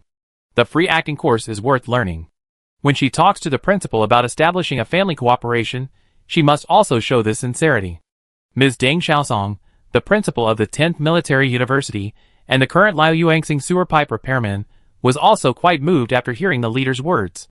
She was about to shed tears. She hurriedly took the research team to move into the newly cleaned 10th Military University dormitory, as agreed, and found a classroom to gather everyone and explain the current situation to everyone. At present, there are almost no people in the 10th Military University. The school has not updated any qualifications for many years. It is estimated that its military school qualification will be revoked soon. As the principal, she has to take care of the old employees who have been working in this school and have not left. So she took over the government sewer pipe repair work and repaired the sewer pipes in the 10th Military University area to make a living. During these years, they have been troubled by the student with antisocial personality. I heard that the student often deliberately broke the school's glass windows in the middle of the night, cutting off the school's energy supply and making the people living here feel scared. This is still a way to vent anger at the school. Moreover, they have been testing the situation of the gold stone extractor in the school's basement. It has been producing gold stones all the time. The inventory of gold stones will show a decrease every time. The antisocial should come here to transfer gold stones every time at this time. At present, the military has actually mastered some information and made some route maps about the antisocial every time it transfers gold stones. It has deduced several places where the antisocial transfers and hides gold stones. The military and Ms. Ding Xiaosong hope that the research team can search quickly according to this map and catch this antisocial as soon as possible. Just after saying this, suddenly, the lights in the classroom went out. It's not the classroom, but the lights of the entire school suddenly went out. Ah! Principal Ms. Ding Xiaosong screamed in fear, and then heard some banging noises from the building in the distance, as if something was being smashed, and the loud noises were heard by everyone. Principal Ding was so scared that he crawled under the podium and waited for several minutes before the sound slowly stopped. At this time, the school's power system was restored to normal. Principal Ding was so scared that he gasped for breath. After a long time, he crawled out from under the table again, wiped the cold sweat on his head, and said to the students present, "I'm sorry, everyone, I scared you just now. Don't be afraid. This is a routine operation of the student who wants to retaliate against the school. It's okay, it's just a little scary, but it won't kill anyone, no." She comforted the students in the research with a trembling voice. But the students below all looked calm. It was only after a few seconds that they began to get scared as if they realized something, and began to cover their chests, and said that fortunately they were fine. Ningdu then remembered that Cheng Yuqin had said that most of the people in this group of research were either from the Dream Society, or from noble families, whose minds were bewitched by the Dream Society. The bewitched members of the noble families were full of only certain people in the Dream Society, and their perception of other things became weaker. The Dream Society itself was also an illegal criminal organization. They had repeatedly sneaked into various university laboratories to study temptation agents, turned off the power, released smoke sprays, and stole other people's academic achievements. Oh, Ningdu understood. No wonder they were not afraid. So, many people present were actually in the same industry as that antisocial student. Well, people in the same industry should understand people in the same industry better. Ning was thinking about this problem, because actually when she came to this school today, she had already communicated with Principal Ding about her intention to cooperate with her, but Principal Ding was very anxious and insisted on waiting for the research team to catch the antisocial student and relieve her worries. So Ning had no choice but to wait until the case of this school was closed. This matter should be quite easy for these colleagues in the Dream Club, because colleagues understand colleagues, so it should not be difficult to catch the antisocial student. Ning was still quite anxious. Everyone has taken action. Although they are not really here for research, they have to pretend. Just now, the antisocial has already stuck to everyone's face to do things, and the intelligence also said that generally antisocial people come to the school to do this, and most likely they will transfer the golden stone by the way. It just so happens that it is time for everyone to take action. So everyone asked Principal Ding to relax. After all, she was too frightened just now. They were here, so they asked her to go back and rest and wait for their good news. Okay, then everyone pay attention to safety, and call me if there is any situation. Finally, Principal Ding finally agreed. After all the persuasion, Principal Ding was settled, and everyone began to prepare to catch the antisocial. Based on the clues provided by the government and the military, everyone roughly delineated several possible dens where the antisocial hid the gold stone. It was simply inferred that this guy just gave them a warning, and he probably went to his own den with the gold stone. As long as he went to those dens and searched them, he would definitely find the man. Everyone thought about it, confirmed a few places, and then explored them one by one. Ning didn't say a word, and followed the large group to move together. In fact, she felt that these people's judgments were quite arbitrary. They didn't study it carefully, and just went on the road. But she could understand it. After all, their main business was not this. They could just deal with it perfunctorily. As for whether it could be done or not, they didn't care. Anyway, the research and study set a time. No matter whether the case was solved or not, they would go back and be done. In this way, the whole research and study team seemed very serious. But in fact they went to various possible antisocial dens provided by the military, and checked them one by one. Of course, no one was found in each den. Because everyone searched too quickly, they finished visiting all the dens in a short time. Maybe everyone felt that it was not good to report the results at this time, which seemed that they were not serious, so everyone began to discuss whether to add more dens. How about we go to the abandoned factory number 3 in Chengning district and search again? How about we go to the construction site in Luo district? How about we go to Xiangchuan mountain and have a look? Listening to everyone discussing the place to search later, the more they discussed, the more they said that the antisocial den should be very secretive and far away, and the place to go was set to be more and more remote. Ningdu felt more relieved. Originally, she thought that this group of people in the Dream Club should understand each other, and might be able to guess where the antisocial was. But now she heard that it was okay. They didn't think about this problem at all, and they just made random conclusions in the discussion. As they listened, everyone simply decided to choose a very far place, and take a walk back to make up the time. Ningdu heard that the place was a remote mountainous area in a remote suburb called Qingdao district on Liaoyuan Star, called Yuanfeng Mountain, and it felt okay. But she thought about it, and suggested to everyone. In fact, there is a place farther away. There should be a mountain tunnel, halfway up the Luyuan Peak next to Yuanfeng Mountain. You can go and have a look. Mountain tunnel? When everyone heard this, they hurriedly looked it up on the map. After searching for a long time, they couldn't find it. But Ningdu said there was one. They looked at the dynamic map carefully for a long time, until they saw a night crow rushing into the mountainside of Luyuan Peak, and never coming out. Only then did they realize that there was indeed a tunnel there. Who are you? How can you find a tunnel in such a vague place? The research leader looked at Ningdu with some doubts. He felt that Ningdu didn't look like one of them, and he felt that Ningdu seemed to have seen him somewhere. But they were too lazy to think about it carefully. Anyway, the location was set, and the first thing to do was to set off quickly, so that everyone would appear more active. Ningdu followed the large group and boarded the air car to the mountain tunnel mentioned earlier. She should have been in a good mood, but looking at the scenery outside the window along the way, she always felt a little worried. So Ningdu thought about it, took advantage of the night, turned to a deserted corner, and dialed a phone. As soon as the call was connected, a mechanical voice came from the other side.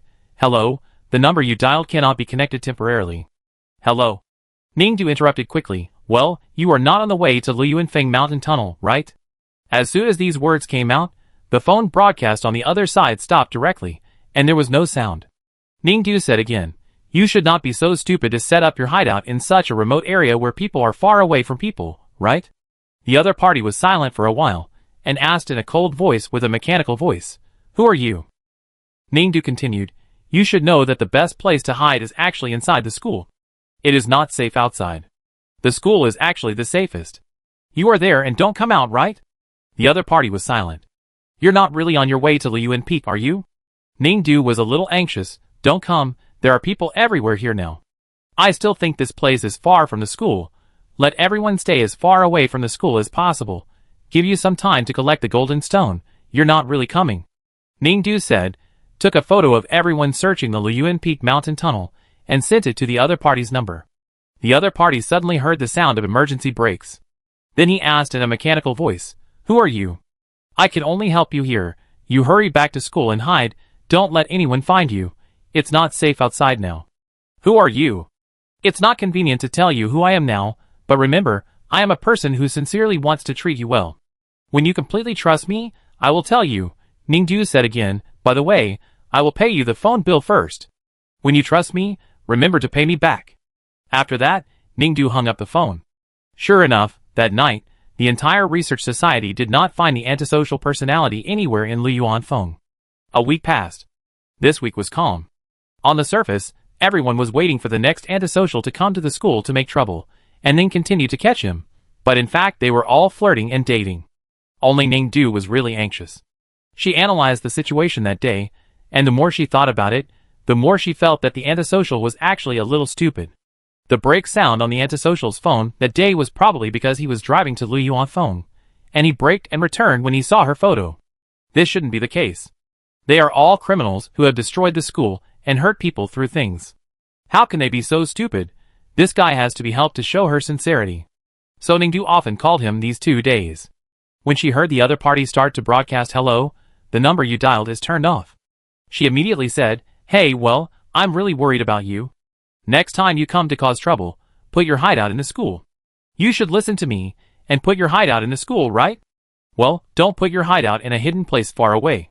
It's really easy to find. I'm really doing this for your own good. I'm worried about you. I really... Who are you? Who are you? A special agent sent from the capital planet? A negotiation expert who is here to mess with people's mentality? You harass me every day. Do you think I will compromise and listen to you? I tell you, I'm not afraid of you. If you harass me again, I kill you. If I can't kill you, I let someone else die." In fact, the other party didn't say much at the beginning, but in the end, he seemed to be really annoyed by Ningdu's dozens of harassing calls a day. Then the entire research team received an anxious report from Principal Ding. The antisocial student showed up. And he took a hostage. Principal Zheng's voice made all the students in the research team frown. Everyone originally expected that they could play for another week and wait for the antisocial to destroy the school before perfunctorily working. Now, this antisocial is actually doing things in advance. It's really troublesome. And taking hostages? This has never happened before. When Ningdu heard that the antisocial was going to take hostages, he immediately called again. "Did you really take someone hostage?" The first thing she asked was the other party. "If you call me again, I kill them." The other party was quite tough. "Oh, don't worry, I'm just concerned about you." "Well, your hostage is actually a good thing. You see, Liao Yuan's star is looking for you now. If you take an important hostage, they won't dare to touch you, and you can escape to other planets smoothly. Other planets don't get along well with Liao Yuan's star. Liao Yuan's star's request for cooperation to capture you probably needs some time to adjust. During this time, the research team said by the family will leave, and no one will care about you. You will be safe again, right?" Ningdu said very sincerely, "So now let's talk about the matter. I am more concerned about who you kidnapped. You should not be the kind of person who can only think of kidnapping weak children, right?" As soon as she finished speaking, a childish cry came from the microphone on the other side. "Woo woo woo, please let me go." Ningdu, tsk. She tisk? Why are you tisk? The other party yelled at her anxiously. "You kidnapped the wrong person. The child is not a big official. If someone really wants to kill you at a critical moment, I guess the child in your hand is not threatening enough. Impossible." As soon as the other party said this on the phone, at the kidnapping scene, Liu Yuanxing had already fired a bullet at the antisocial personality, who was wrapped in metal. The antisocial personality subconsciously dodged, and when she saw the direction of the bullet, she realized that the bullet was not shot at herself, but at the child in her hand. Her subconscious dodging just saved the child's life. The antisocial looked up again, and saw that the people who had just carried out the shooting were from the research society. Are the military academy students sent by the noble families all crazy? The antisocial was unbelievable. Normal people definitely wouldn't shoot, mainly. This situation is complicated. Ning was at a loss for words for a moment. After all, the people in the dream society were all criminals. Those who could be criminals in the interstellar world generally didn't have strong empathy. It was estimated that someone just wanted to end it all quickly, so he took advantage of the fact that the government military had not arrived yet and wanted to create the illusion that the hostages had been killed by the antisocial. What should I do now? The antisocial person on the other end of the phone was obviously a little panicked, and actually started to seek help from Ningdu. Ningdu felt that this was a positive signal, so he took 180 steps of sincerity and offered the most sincere advice to the other party. Just change a hostage. Change who? The planetary leader of Liao Yuan's star. They definitely dare not shoot her. I have got her address. You should be in time if you go now, Ningdu said sincerely again. But after she finished speaking, the other party was silent. Finally, the other party finally said, "Are you crazy?" Then he hung up the phone. Later, the news report came out that the antisocial personality suddenly gave up the hostage under the hostage threat and escaped midway. Ningdu saw the report and felt quite sorry. Alas, that guy had a chance to escape. That guy is still a little bit stupid. Maybe he's a little bit off in the head. Ningdu had already suspected the antisocial, but a few days later, Principal Deng suddenly came to announce another explosive news. The antisocial is causing trouble again. This time, the antisocial is no longer destroying the school or taking hostages, but directly issuing a death notice. The notice clearly states that if the government military is investigating his affairs and does not let him go, then the tallest department store on Liaoyuan Star will be blown up by a time bomb. When Ningdu heard that the antisocial had issued a bomb threat, he thought this was also a way to get the government to let the guy go, but when he saw it, he was going to blow up the department store, and he felt that his previous conclusion was correct. This guy's brain is really not very useful. It's actually useless for you to blow up the department store. Ningdu tried to persuade the antisocial on the phone. The department store is just a place to sell things. The loss will not be big if it is blown up. I tell you, you should blow up the government building, the Military Research Institute, and the Military Ammunition Depot. Only these places will be afraid, and will really let you go. Can you shut up? I know what you want to do. You are a negotiation expert sent by the government, right? You said this on purpose to make me think that you and I are on the same front, right? Do you think I will be fooled? Ningdu was a little confused by the antisocial's output. The government will definitely not give you these suggestions out of kindness. I really give you these suggestions because I want to help you. Shut up. Does your government think I am a fool? You are so clumsy in your words. Do you think I will be fooled? Can I really take it seriously and treat you as an ally? Bullshit. I am a normal person. I have the ability to judge. Your fantastic words are simply ridiculous. I have to thank your government for the recent frequent harassment and my mentality, so that I finally took a step and finally confronted you. Ningdu listened to the other party's passionate words, and was even more confused. I am not fanciful, I am telling the truth. You still think I have no IQ at all? Just blow up the government building, the military ammunition depot. Do you think I will believe it? Why can't you believe it? If I believe it, I will die. If you have the guts, go to the government building and the military ammunition depot to bury the bomb and see. Oh, how do you know I buried it? Ningdu said again, this time you don't have to pay for the funds. The bombs I buried are all in the military ammunition depot. I didn't spend any money. Ah? Since you don't trust me, I help you again. I've already announced the bomb threat for you. The government military is now expected to have discovered the time bombs I buried in the government building, the research institute, and the ammunition depot. Don't worry, they are definitely afraid of you this time, and you will definitely be able to leave here smoothly. What? The other party was stunned, and then Ningdu immediately heard the welcome voice of the antisocial side logging into the Star Network. At the same time, Ningdu went to check the Star Network.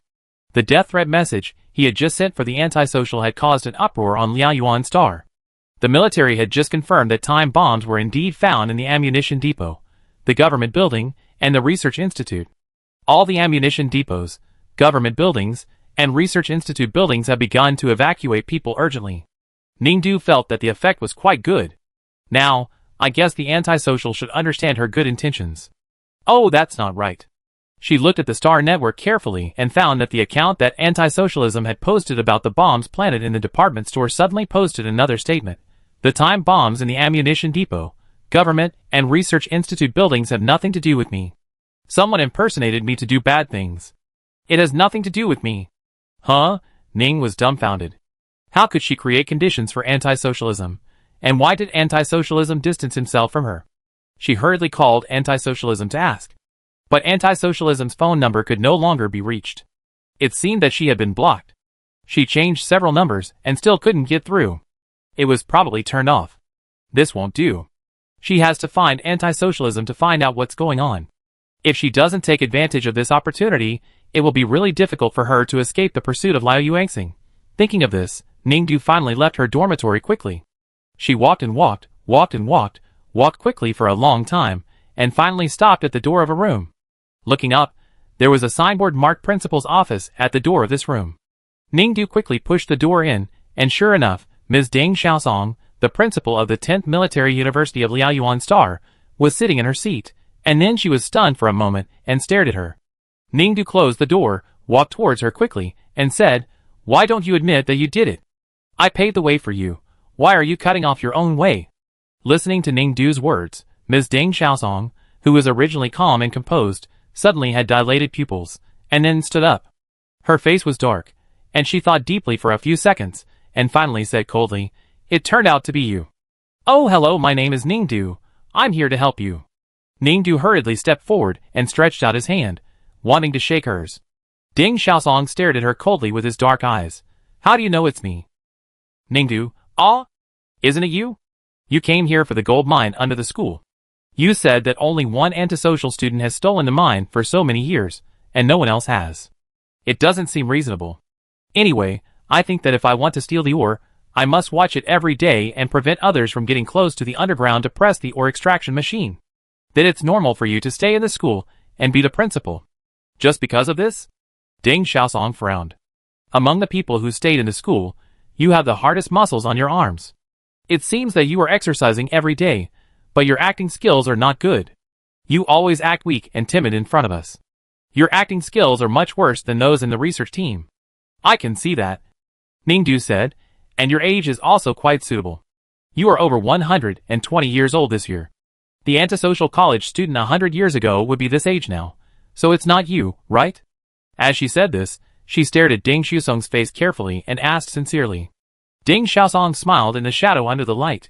Yes, you are right, it's me. Since you have found out that it is me, I also need to be on guard, right? After all, to some extent, I am indeed very timid and need enough sense of security. As she said this, she suddenly pulled out a photon gun from her waist, and was about to point it at Ningdu. At this time, Ningdu nodded. In fact, I can see that you are timid, but don't worry, I am here to cooperate with you on something this time. I will give you enough sincerity. I have a bodyguard. I can lend it to you first, so that you don't have to worry too much about many things in the future. Don't worry, my bodyguard is absolutely reliable. As she said this, Ningdu whistled. A huge and earth-shattering sound came, and then a huge blue head suddenly drilled into the door of the office, and then the whole body thrust into it. Fortunately, the principal's office was spacious and tall enough to allow this behemoth to bend over and drill in, showing its fangs. The moment she saw this behemoth, Ding Xiaosong froze in place. Although she didn't want to believe it and felt that the scales and horns of the star beast in front of her were a bit inferior, after all, she had really seen it 100 years ago. It was the thornbush beast that almost broke her in half and swallowed her when she went on an expedition at school. How could it be here? With a scream in her heart, there was a snap. The photon gun in Ding Xiaosong's hand fell to the ground, and even she herself, her legs softened, fell down. Chapter 92. Who are you? Ding Xiaosong sat on the ground and crawled back, looking at Ningdu in horror and asked, Are you okay? Ningdu looked at her worriedly. Is there something wrong with your leg? Ah Cho, go and help. The thornbush beast beside him frowned when he heard it. Ningdu took out a piece of its scale from his pocket. When the thornbush beast saw its scale, its eyes lit up. Damn human, this is its scale. It was about to pounce on it to get the scale back, but Ningdu held it tightly in her palm and said, Help them quickly, otherwise you are not kind at all, and a beast with no kindness is not worthy of such a good scale, alas. As Ningdu said this, she began to hold the scale tightly and exert force, and a little powder flowed out of her fist unconsciously. Stop! Stop! The thornbush beast started howling when it saw the scene. These are its precious scales. If they are gone, they can't grow back. No! No! No! The thornbush beast howled wildly again. Seeing that Ningdu had no intention of stopping, it finally accepted its fate and started to move towards Ding Xiaosong. Okay. It will help this stupid human. Isn't it okay to help? Ah! When Ding Xiaosong saw that the thornbush beast was really coming, she screamed in fear again, Go away! Go away! Who are you? What do you want to do? Then she stood up in a hurry, because the thornbush beast was about to touch her feet. Are you okay? Ningdu looked at her, took another step forward, and held Ding Xiaosong's hand first. Principal, hello, are you okay? Who are you? Ding Xiaosong asked with a hoarse voice. Oh, I'm a student of Zuliyuan University. I came here to do research. I just want to discuss some cooperation with you. Cooperation? Bullshit! You have already caught me, and you sent such a dangerous beast to intimidate me. You are threatening me. I really don't threaten you. Ningdu explained again, if I threatened you, I wouldn't have reported your case to the government. You see, people who threaten others will definitely not report you, right? You reported me? Ding Xiaosong almost couldn't breathe when he heard it. Yeah, but the government will need several months to investigate. These few months are enough for us to discuss cooperation. Talk about cooperation? You mean if I agree to cooperate with you and succeed, you can withdraw the report so that they won't investigate me? Ningdu frowned and thought for a while. You can't say that. It's not enough for you to cooperate without getting anything done. If you succeed, I could also accept your suggestions. That's not a threat.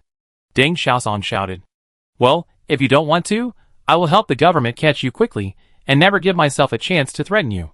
As he said that, Ningdu was about to turn on the computer to send a message to the government. Wait! Wait! Deng Xiaosong panicked when he saw her move. After thinking for a while, he gritted his teeth and stamped his feet, saying, Tell me first, how do you want me to cooperate? Oh, it's actually quite simple. Ningdu turned off the computer. Deng Xiaosong secretly breathed a sigh of relief. What do you want me to do? Just get the qualification license for this university and operate it normally within this year. What? Deng Xiaosong thought it was a fantasy. Do you know that this university has been abandoned for 100 years and has closed down long ago? But it is still called a university. It's just that the name has been revoked, and the school owes a lot of debts and can't pay them back. Didn't the family help you solve the debt problem before this study tour started? Even if the debt is paid back, it won't work. Why not? It's the qualifications you mentioned. The school needs qualifications, and all kinds of qualifications require money to apply for. Where can we get the money? You don't have money? Ningdu stared at her. Deng Xiaosong suddenly remembered that the school was still collecting goldstone mines in the underground lava, so he felt guilty, even if the school has goldstone. Oh, goldstone can't be used. It's the school's property. It can't be spent on such trivial matters. It must be kept. Ningdu began to frown and mutter. Deng Xiaosong, ? Said it as if the golden stone was hers? Apart from using money, is there any other formal way to get the qualification? Ningdu asked again. Well, actually, using money is an informal way. Generally speaking, if you want to restore the qualification of a school, you have to participate in the comprehensive qualification review of the military academy. The military academy must recruit high-quality students, and students must also participate in the planet-level joint examination. The student pass rate must reach 85%. The government military must also send people to review the school's venues, equipment, and teaching simulators. It is very cumbersome. It is almost impossible to do these things with the current state of the school. Ningdu frowned. Is there a way to get it done in one step? Oh, get it done in one step. You are dreaming. There is a way. If a teacher in this school can pass the highest teacher honor qualification examination in the entire galaxy, then the school, where this teacher is located, will not need any qualifications, and will be directly rated as an honorary military academy. The school will naturally be a normal military academy again. The highest honorary teacher qualification exam? Ningdu asked Deng Xiaosong. Did no one in our school pass it? Our school. Who is in the same school as you? Deng Xiaosong was so angry that his teeth itched in his heart, but he could only say, What are you thinking about? Haven't you understood the difficulty of that exam? That exam is the most difficult in the entire empire's teacher qualification exam. In the past 100 years, only 2 teachers have passed it. One of these 2 teachers has now become an officer in the army, and the other has died. Do you think there will be teachers in our school who can pass it? In that case, there is no other way to save our school? Ningdu thought. Is it your school? Is it yours? Deng Xiaosong roared silently a few times and said, Yes. Then, Ningdu sighed worriedly, Then we really have to find another way. Deng Xiaosong next to him squinted. You? What good ideas can a little girl have? A few days later, Deng Xiaosong found out that she was wrong. This perverted girl who raises thornbush beasts seems to have a solution. Yeah. Deng Xiaosong had to say, after hearing Ningdu's proposal, if we can really participate in this activity, maybe we can really get the qualification. Ningdu proposed that Deng Xiaosong apply for an activity project for the school. It was organized by the old nobles of Liaoyuan Star. It was very boring. It let the military academy students play chess with mechas. Generally speaking, the students of the school's individual soldiers department were responsible for driving mechas as chess pieces, and the old nobles commanded them to move on the chessboard. When they met the opponent's chess pieces, the individual soldiers would come up with one, and the students of the school's mecha engineering department would be responsible for the aftermath of the mechas. The old nobles thought that this activity was both entertaining and participatory, and very interesting.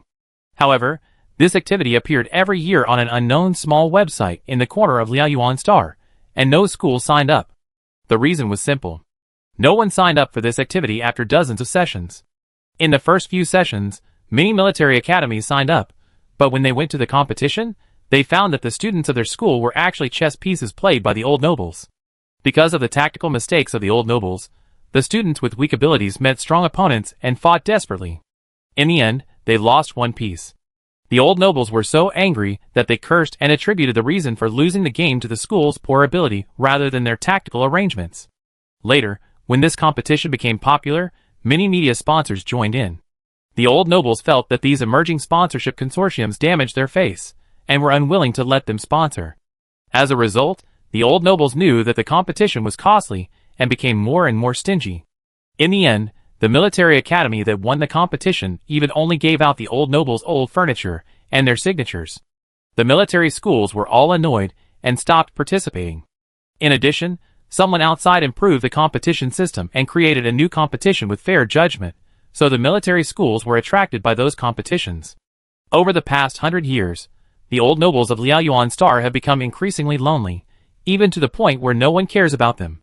However, those people still maintain their romance and nobility with the wealth accumulated by their ancestors, and insist on holding military school competitions. The mainstream event organizing platforms are unwilling to promote them, so they find platforms to promote them themselves. As for what kind of promotion they have become, that is, many people now don't know that the old nobles also hold military school activities, and the entry threshold is very low.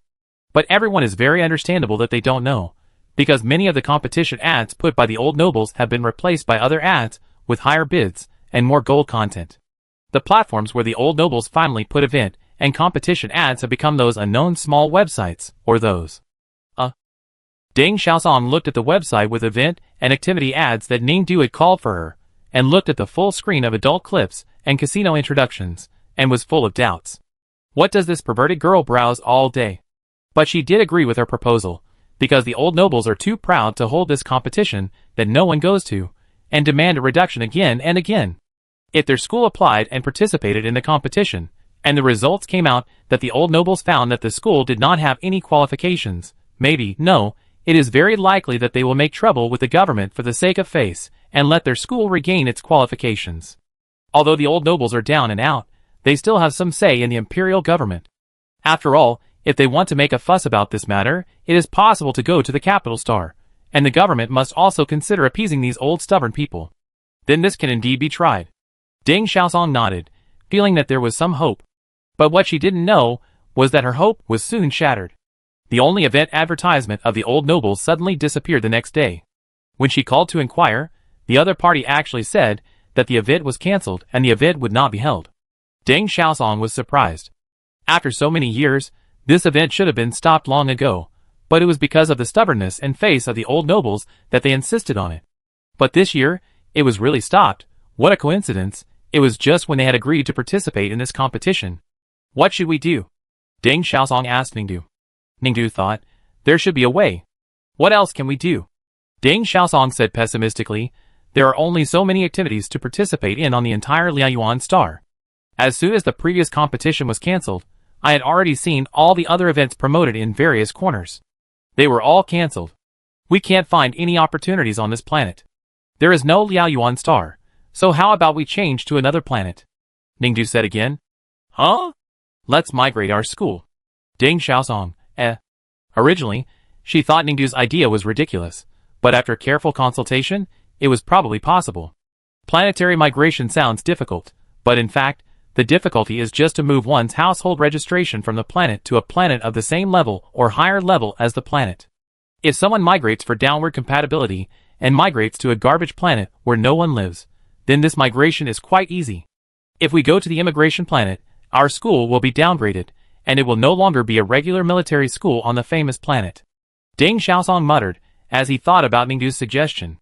No, if we go to G444 to rebuild after the disaster, we will be the regular military school on that planet, with a history of 100 years, and we will definitely be respected. Ningdu gave Deng Xiaosong an affirmative look. Deng Xiaosong, that place where no one lives can't recruit students at all. Even if you have a military school, you have no income. What's the point of going there? She muttered again. Let's talk about it after we go there. Ningdu just said.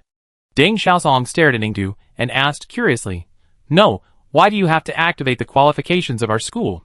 Why are you so persistent in revitalizing the 10th Military Academy? Did your parents' ancestors go to this school? Do you have any special feelings for this school? No. Ningdu shook his head. Then why? Deng Xiaosong asked again. Because I want to establish a family, so I need a century-old school. Ningdu said again. Deng Xiaosong listened, stared at Ningdu, and sneered. Oh, I'm really asking you. Can you answer it properly? I'm answering it properly. Then tell me why. Didn't I say it? It's to establish a family. Deng Xiaosong frowned when he heard it. You still don't want to tell me properly, you are not sincere. Ningdu.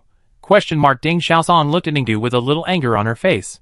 But then she thought that she didn't seem to have told her about her own affairs, and the other party didn't need to be sincere to her. Thinking of this, she unconsciously asked Ningdu, by the way, I have been confused for so many days. Since you know that I am the culprit of this school, why don't you ever ask me a question? What? Deng Xiaosong thought for a while. Why did I do this? Why did I take revenge on the school for so many years? In short, it's about me. Well, I don't think it's necessary to ask. Ningdu seemed to be thinking about something. No need to ask. Don't you want to know? Or do you already know? I think I can almost understand. Understand who? Me. Deng Xiaosong pointed at himself. Yeah. You understand me shit. We haven't known each other for long. Deng Xiaosong laughed, but then he paused. No, you said you were a student of Zuoliyuan. Don't some students in top military academies like yours have talents? Physical fitness, eyesight, memory, and some natural personality talents, optimism, mediation. Anyway, I heard that because a soldier awakens his spiritual power, it is easy for him to have super talents like magic and fairy tales. So do you have them too? Ningdu thought for a moment. I think I do. The school told me that they took the test and I do. Do you really have it? Deng Xiaosong suddenly became alert. Since you can understand me even without me telling you, then you have some talent that can understand me, right? Mind reading? Psychological control? Or psychological analysis? Ningdu shook his head. None of them? What is it? Deng Xiaosong asked again. Ningdu frowned and thought. It's hard to say. I don't think I have that talent. You don't think so? Don't talents have test reports? Do you have it? Yes, I do. Then why are you so unsure? Is the test report fake? Let me see it. Deng Xiaosong became alert. Ningdu frowned, sighed, and sent the test report to her. Deng Xiaosong was stunned when he received the report on his computer. Commit a crime? Alas, actually I don't think I'm a good citizen, Ningdu added. I'm a good citizen. Deng Xiaosong, She looked at Ningdu, and silently stepped back a few steps. No wonder this perverted girl said she understood her. She really did understand. Do you have anything else to ask? If not, let's prepare to immigrate first. Ningdu said to Deng Xiaosong again. Deng Xiaosong looked at her silently. What's wrong? Do you have any questions? Or do you not want to immigrate? Ningdu saw that she didn't respond, and walked closer to her and asked. Oh, that. Deng Xiaosong quickly stepped back a few steps, looked at Ningdu and smiled. No problem, I have no problem, I do as you say, ha ha. That's fine. Ningdu nodded, and then quickly went to apply for immigration. The immigration went smoothly. The wasteland planet was in need of people, and the immigration application was approved quickly. After getting the immigration permit, Deng Xiaosong began to arrange the immigration according to Ningdu's instructions. But halfway through the arrangement, the immigration planet suddenly issued a notice saying that immigration was suspended. There was a natural disaster there, and the immigration entrance was temporarily closed. The immigration entrance was closed, but the immigration permit was not returned. Deng Xiaosong contacted the government several times, and the government said it was processing it, but there was no follow-up. If the immigration permit is not returned, the school cannot apply to immigrate to other wastelands, and can only wait. There is no end in sight. What should we do? Why is the government so inefficient? Deng Xiaosong slammed the table angrily. Do you think someone is deliberately messing with us? Ning didn't say anything, as if she was thinking. TSK. After a while, she tisked lightly. Deng Xiaosong? ? Ningdu, do we have any other solutions? Deng Xiaosong, you are asking me in vain. The first two solutions are what you thought. What can I do? You? Ningdu looked at her. Oh, the non-illegal solution is not suitable for you. Deng Xiaosong? ? Do you have any more exciting suggestions? Ningdu asked again. Deng Xiaosong, He. Ningdu, I am a good citizen. Deng Xiaosong said again. Ningdu, ah? Okay. I am a criminal, a born criminal. All the solutions I can think of are harmful to society. I will tell you what to do. Doesn't our school need qualifications? Let's blow up the Military Education Bureau. When everyone runs away, we will go to their bureau, find their system, open the password, and modify our qualification certification. That's it. Ningdu, what? Am I not a criminal? Do you think my suggestion is a bad one? Very good. Then do it. Okay. Ningdu nodded. Okay, if you say it's okay, then it's okay. Ah? Deng Xiaosong was stunned. What did you say? Ningdu thought about it again. I think this is okay. Let's do it. Ningdu has already started to implement her plan, and Deng Xiaosong thinks it's very exaggerated. No, are you really going to blow up the Military Education Bureau? No, I'm a good citizen. I just want to lure them out, and then go to the police station to change the information of our school. You are really a good citizen. Alas, that's why it's difficult. You have to be a good person. Ningdu sighed. Okay, good man, then let me ask you, what can you do if you enter the Military Education Bureau? The security system there is much stricter and more complicated than you think, and you can't get in at all. If you can't get in, can't you blow it up? Do you really want to blow it up? Didn't you propose it? Deng Xiaosong felt like something stuck in his throat. It's okay, relax. Ningdu said again, we are just changing the information of our own school. It's not a big deal, we are good citizens. Good citizens. Good citizens. You also want to blow up the Military Education Bureau. Are you kidding? What kind of place is the Military Education Bureau? You dare to blow it up? I don't dare. Ningdu asked Deng Xiaosong again. This question suddenly made Deng Xiaosong remember. Oh, this perverted girl can even hide bombs in the government building, the military warehouse, and the research institute, and she hasn't been caught until now, so this time. Maybe she can really do it. Facts have proved that she can do it. I don't know when this perverted girl planted a bomb in the Military Education Bureau, and she also sent an anonymous warning on the Star Network, which scared the Military Education Bureau to immediately check the bomb and evacuate the crowd in the building. It was also at this time that Ningdu pulled Deng Xiaosong against the crowd running out of the Military Education Bureau building and began to rush in. No, is this really possible? Deng Xiaosong said in fear as he entered the building. Even if we are not caught, there are so many traps in this building, how can you survive? Didn't you say that Liaoyuan Star often changes governments, military expenditures are not stable, and everyone is very poor? What kind of password trap in this building, if there is no money for long-term maintenance, is it easy to open it? As he was talking, Deng Xiaosong didn't know what Ningdu pressed on the password door in front of him, and the door opened. Deng Xiaosong, I almost forgot that she was a genius from a top military academy. Liaoyuan Star has indeed been declining over the years, and is far behind other planets. A genius from such a famous star could easily pass through the layers of security systems of the Military Education Bureau. The key is that this guy also has a talent for crime. Deng Xiaosong frowned. She is over 100 years old, and her legs are not convenient at least. She really doesn't want to continue to make trouble with this perverted girl. It's a pity that this guy didn't let her go at all. He held her tightly all the time, wishing to tie her to his belt, and leave her no chance to escape. No, that I'm following you. Can't you go slower? Deng Xiaosong ran after Ningdu breathlessly, and the smell of blood rushed to his throat. The main thing is that I feel I have to hurry up. Ningdu replied, I have something to do later. What could be more important than this? The 5 major families will send representatives to give me a choose scales and horns later. Ningdu answered again. It took Deng Xiaosong a while to digest the news. What? People from the 5 major families are coming?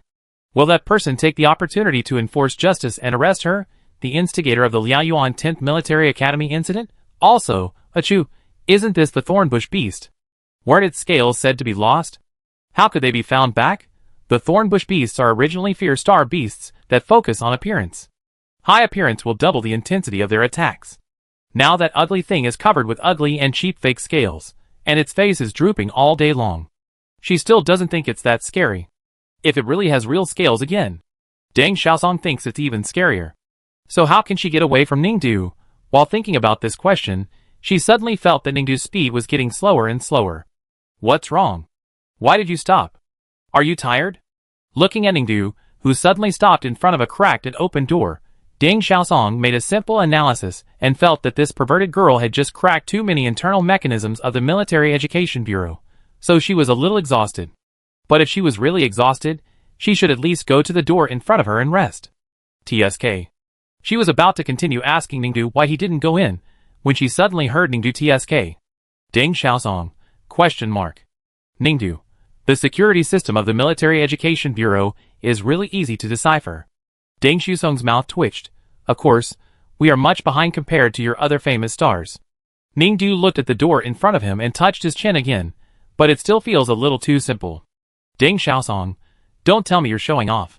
Yeah. Ding Xiaosong? Question mark. Let's go. Hearing Ningdu's order, she reluctantly went to the door again. But this time, suddenly, she was stopped by Ningdu. What are you going in for? Ningdu asked her. Didn't you say to go? Yeah, let's go. Then let's go. Okay. Ningdu grabbed Ding Xiaosong's arm again, then dragged her, and started to walk back quickly. Ding Xiaosong? Question mark. So when this perverted girl said let's go, she meant let's go back? No, she had already passed so many difficulties, and was about to get close to the office where she could change her qualifications. How could she just give up? No, what's going on? Didn't she say she was going to change her qualifications? The place was about to arrive. Why did you come back? Ding Xiaosong was puzzled, and of course kept asking her. Ningdu only answered, I think we should wait for the people from the noble family to deliver Ah Chao's scales first, otherwise there won't be enough time. Ding Xiaosong? Question mark. Why was she getting more and more confused about what this guy wanted to do, but she didn't understand, but there was nothing she could do. She could only follow Ningdu, and do what she had to do. When she returned to school, she saw from a distance that a young man was already standing in the school principal's office, wearing a standard black imperial government uniform, waiting for them. This must be the representative of the 5 great families, who sent her scales and horns, the chairman of the Imperial Special Investigation Committee. Ding Xiaosong was a little scared when she thought about it. However, given the current situation, she could only bite the bullet and go to meet him. Alas, how come this moment came so quickly? It's strange to say that the perverted girl and the leader of the imperial government are both good at rushing. They clearly agreed to meet at 10 o'clock, but one returned to school an hour earlier, and the other was waiting in school an hour earlier. Chapter 93. Hello.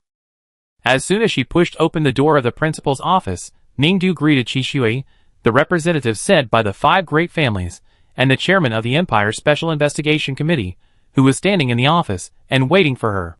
They had actually met several times, but this seemed to be the first time they met so formally. Qi Shui also saw her and nodded slightly. Excuse me, where are the scales? Ningdu got straight to the point. Qi Shui looked at the big boxes next to him.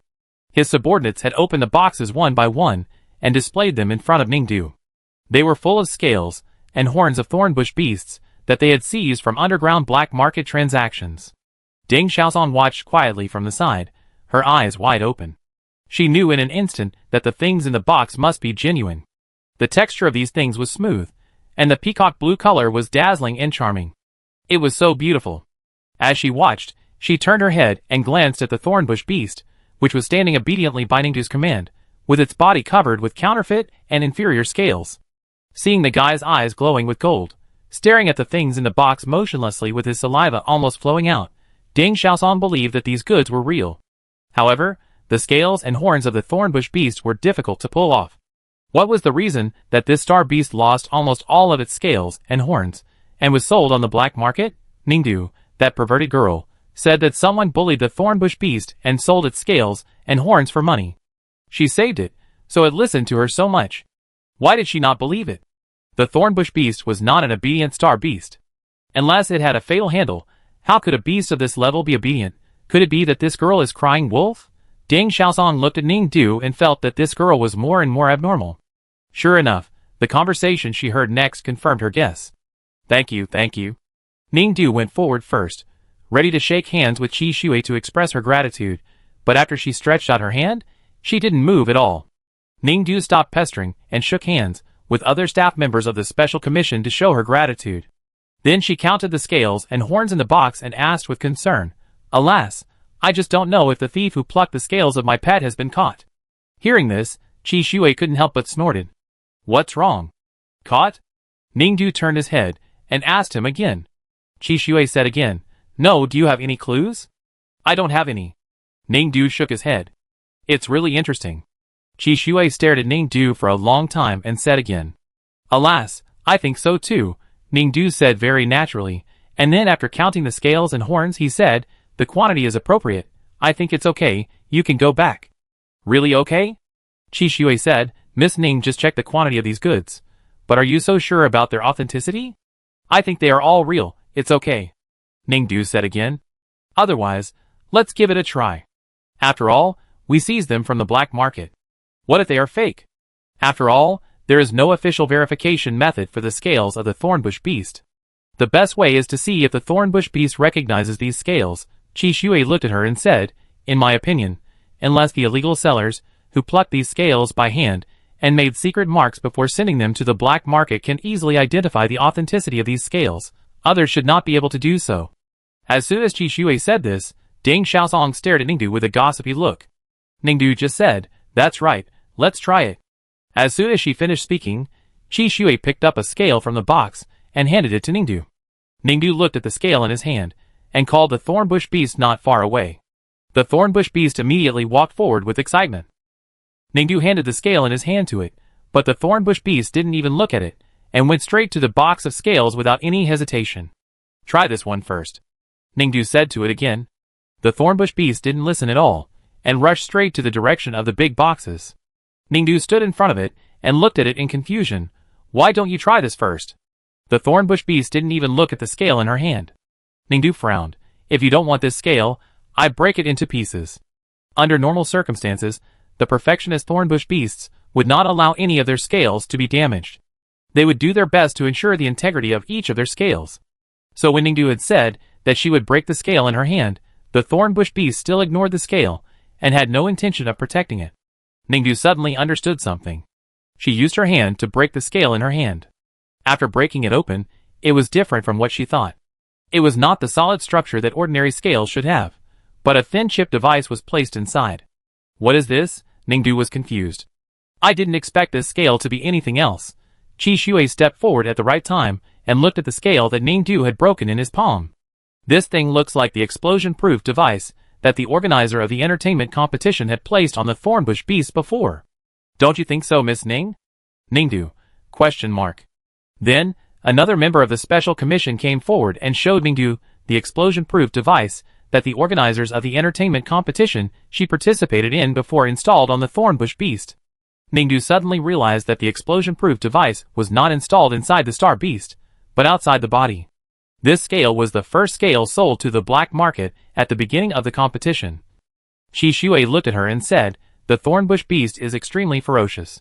The explosion-proof device is to ensure the safety of every trainer in the competition. At the beginning of the competition, someone ignorantly pulled off the explosion-proof device disguised as a scale and sold it, and then started to pull out the other scales and horns of the thornbush beast. You really don't know.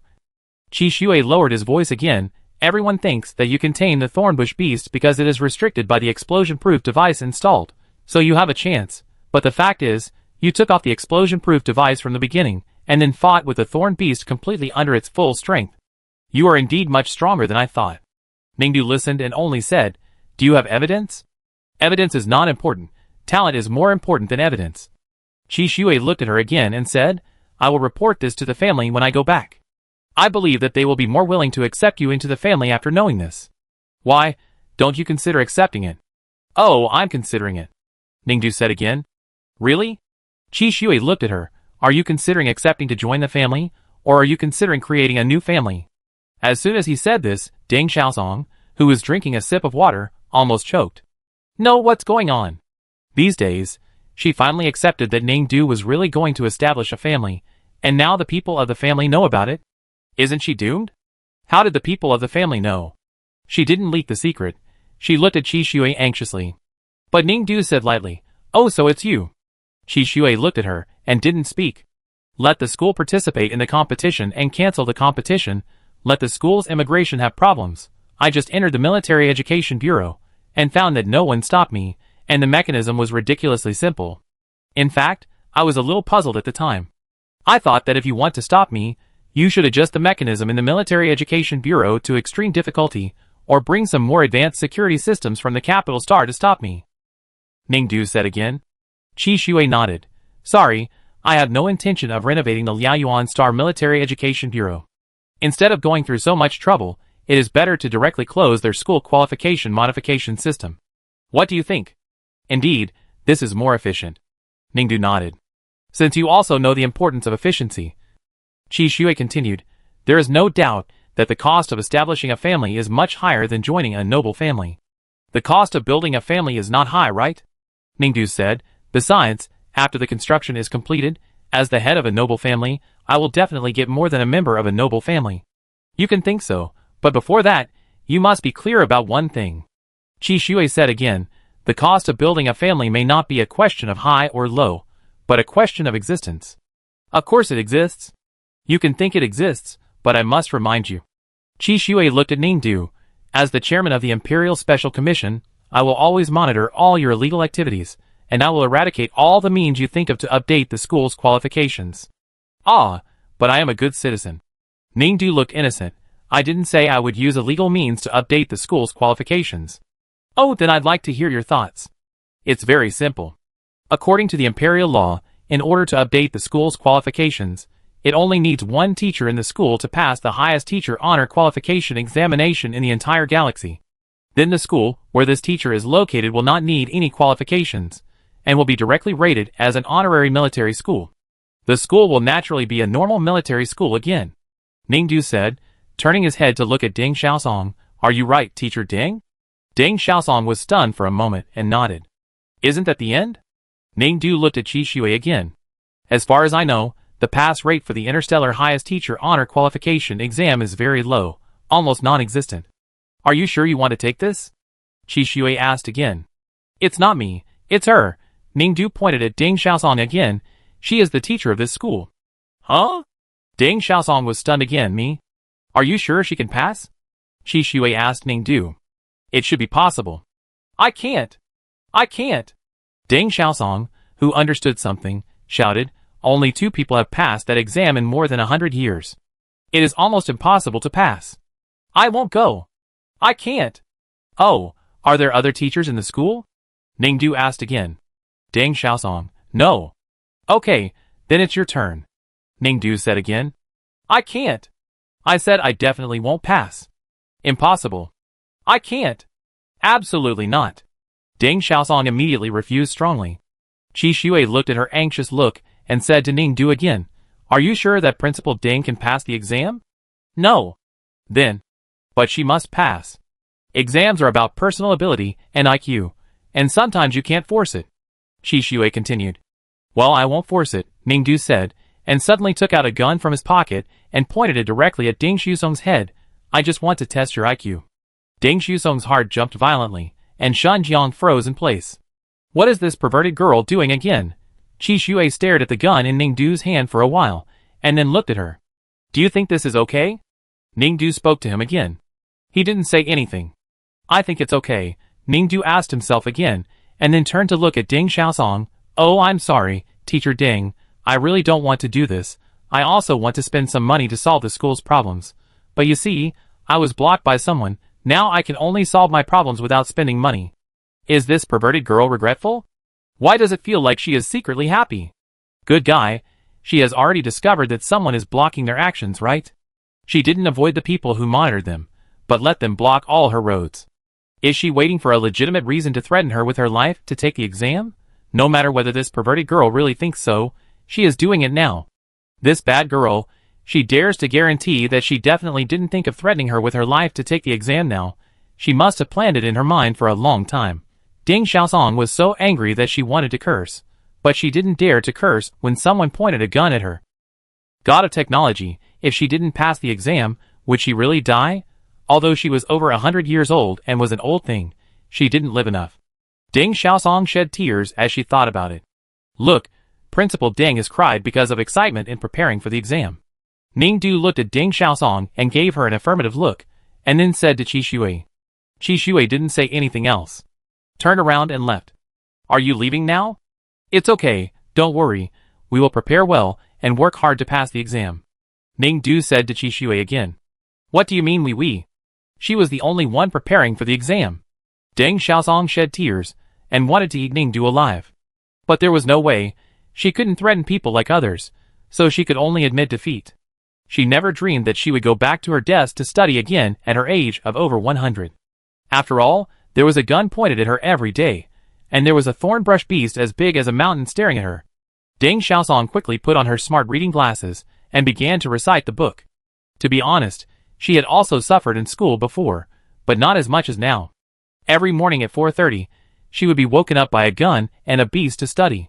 The breakfast in the morning was only 2 eggs and a bowl of white porridge. She studied until 12 noon, and Ningdu brought her a nutrition bar to eat. She continued to study at 12:10, and she would eat another nutrition bar and drink a whole cabbage at 6 p.m., and then continue to study until 12:30 p.m. to go to bed. All day long, she was either studying or on the way to study. She could only sleep for 4.5 hours a day. Ningdu even limited her to 10 minutes to go to the toilet. If she really needed to go longer under special circumstances, she had to write a report and apply. Is this a life for human beings? Deng Xiaosong couldn't stand it after a few days and wanted to rebel. Then she saw the muzzle and the thorn beast and endured it. Okay, she can study, but can't the food be better? What's the difference between this and eating in prison? Better than the food in prison, Ningdu thought. The prison has nutrition bars for 3 meals a day, and I also added egg porridge and Chinese cabbage for you. Deng Xiaosong, do you have to compare with prison? Ningdu looked at her. I can't compare with prison. Eating only nutrition bars for 3 meals a day is the most cost-effective diet plan under the premise of ensuring your nutritional needs. I also added egg porridge and Chinese cabbage. It's actually a bit expensive. It's only 3-star coins more expensive. Deng Xiaosong continued. 3-star coins. It's 3-star coins more expensive. No, I don't have that much money. I have to cut down on my expenses. Ningdu frowned as he thought about it. Deng Xiaosong, why don't you just send me to prison if you're so stingy? Ever since she was controlled by this perverted girl, she found out that all the gold stones she had saved under the school for many years were confiscated by her. She still treated her like this and didn't want to pay a penny. Ningdu's eyes lit up. Good idea. You have the capital to go to prison anyway. Deng Xiaosong, She stopped talking and began to recite the questions honestly. But from that day on, she found that her food was really cut. Only 3 of the cheapest nutrition bars in the interstellar world a day. Deng Xiaosong felt like the sky had fallen, missing her white porridge, eggs and Chinese cabbage. From that day on, she no longer dared to protest to Ningdu, for fear that she would not even have nutrition bars. Days passed like this, without any change, and she didn't know when it would end. Oh, it wasn't without change. The boring study life was also accompanied by tense and exciting daily mock exams. Deng Xiaosong was really afraid of this. Once her grades were not up to standard, the perverted girl would let the thornbush beast give her a good beating. Deng Xiaosong was really scared. At that time, she thought every day that it would be great if someone with justice could come to save her. But when she thought that if there was really a messenger of justice to save her, it was estimated that after checking her resume, she would be thrown into a prison that was even more hellish than the current environment. After all, no matter how many perverted remarks the perverted girl made, one thing was true. She had the capital to go to prison, especially the prison that held the military-heavy criminals. She is a good person. Thinking of this, Deng Xiaosong could only study with tears in her eyes. She was really afraid that the righteous people would take her away. So every time the chairman of the Imperial Special Commission came, she was particularly nervous. Having lived for so many years, she knew a lot of things in the empire. She was always afraid of this Chairman Qi, who was always righteous and friendly, and was regarded as the boss of the 5 major families. At the same time, she was also quite strange. Since this Qi Shui could see through the means of the perverted girl before the interception and guess the plan and ideas in the perverted girl's mind, he must have known who she was, and was very clear about her past resume. Logically speaking, he always came to visit her when she was reviewing, and he shouldn't have thought of taking her away every time. Why didn't they catch her and just let her study here? What on earth is this person thinking? You don't have to come if you have nothing to do in the future, Ningdu said, looking at Qi Shui, who frequently came to visit Deng Xiaosong. Every time you come, you increase the frequency of use of the door of my room, which reduces its service life. If it breaks, I have to buy a new one, which costs money. Alas! I remember that every time I come, I pay a so-called visitation fee, right? Qi Shui said again, isn't that enough for you to buy a new door? The door is the door, and the visitation fee is the visitation fee. They can't be confused, Ningdu said. Qi Shui looked at her. Do you know that it is illegal for you to ask me to pay the so-called visitation fee? You can choose not to pay, or you can arrest Principal Ding. You didn't do anything, but you chose to pay the money, so you should pay this money. Ningdu said again. Qi Shui looked at her. You seem to know very well why I paid the visitation fee, and you seem to know very well what I want. Oh, you paid it just to see Principal Ding? Then you must want to know how Principal Ding is doing, and whether he can pass the exam. You are wrong. Qi Shui continued to stare at Ningdu. I want to know about you. Ningdu also looked at him, looked into his eyes, and suddenly said, You smell so good. Qi Shui was originally half a step away from her, but when he heard her words, he frowned and took a step back. Ding Xiaosong is really studying, and you really want her to pass the exam. The exam is so difficult, and you are so confident. Ding Xiaosong is very special. You can see it, right? No. Ningdu replied. Qi Shui still stared at her.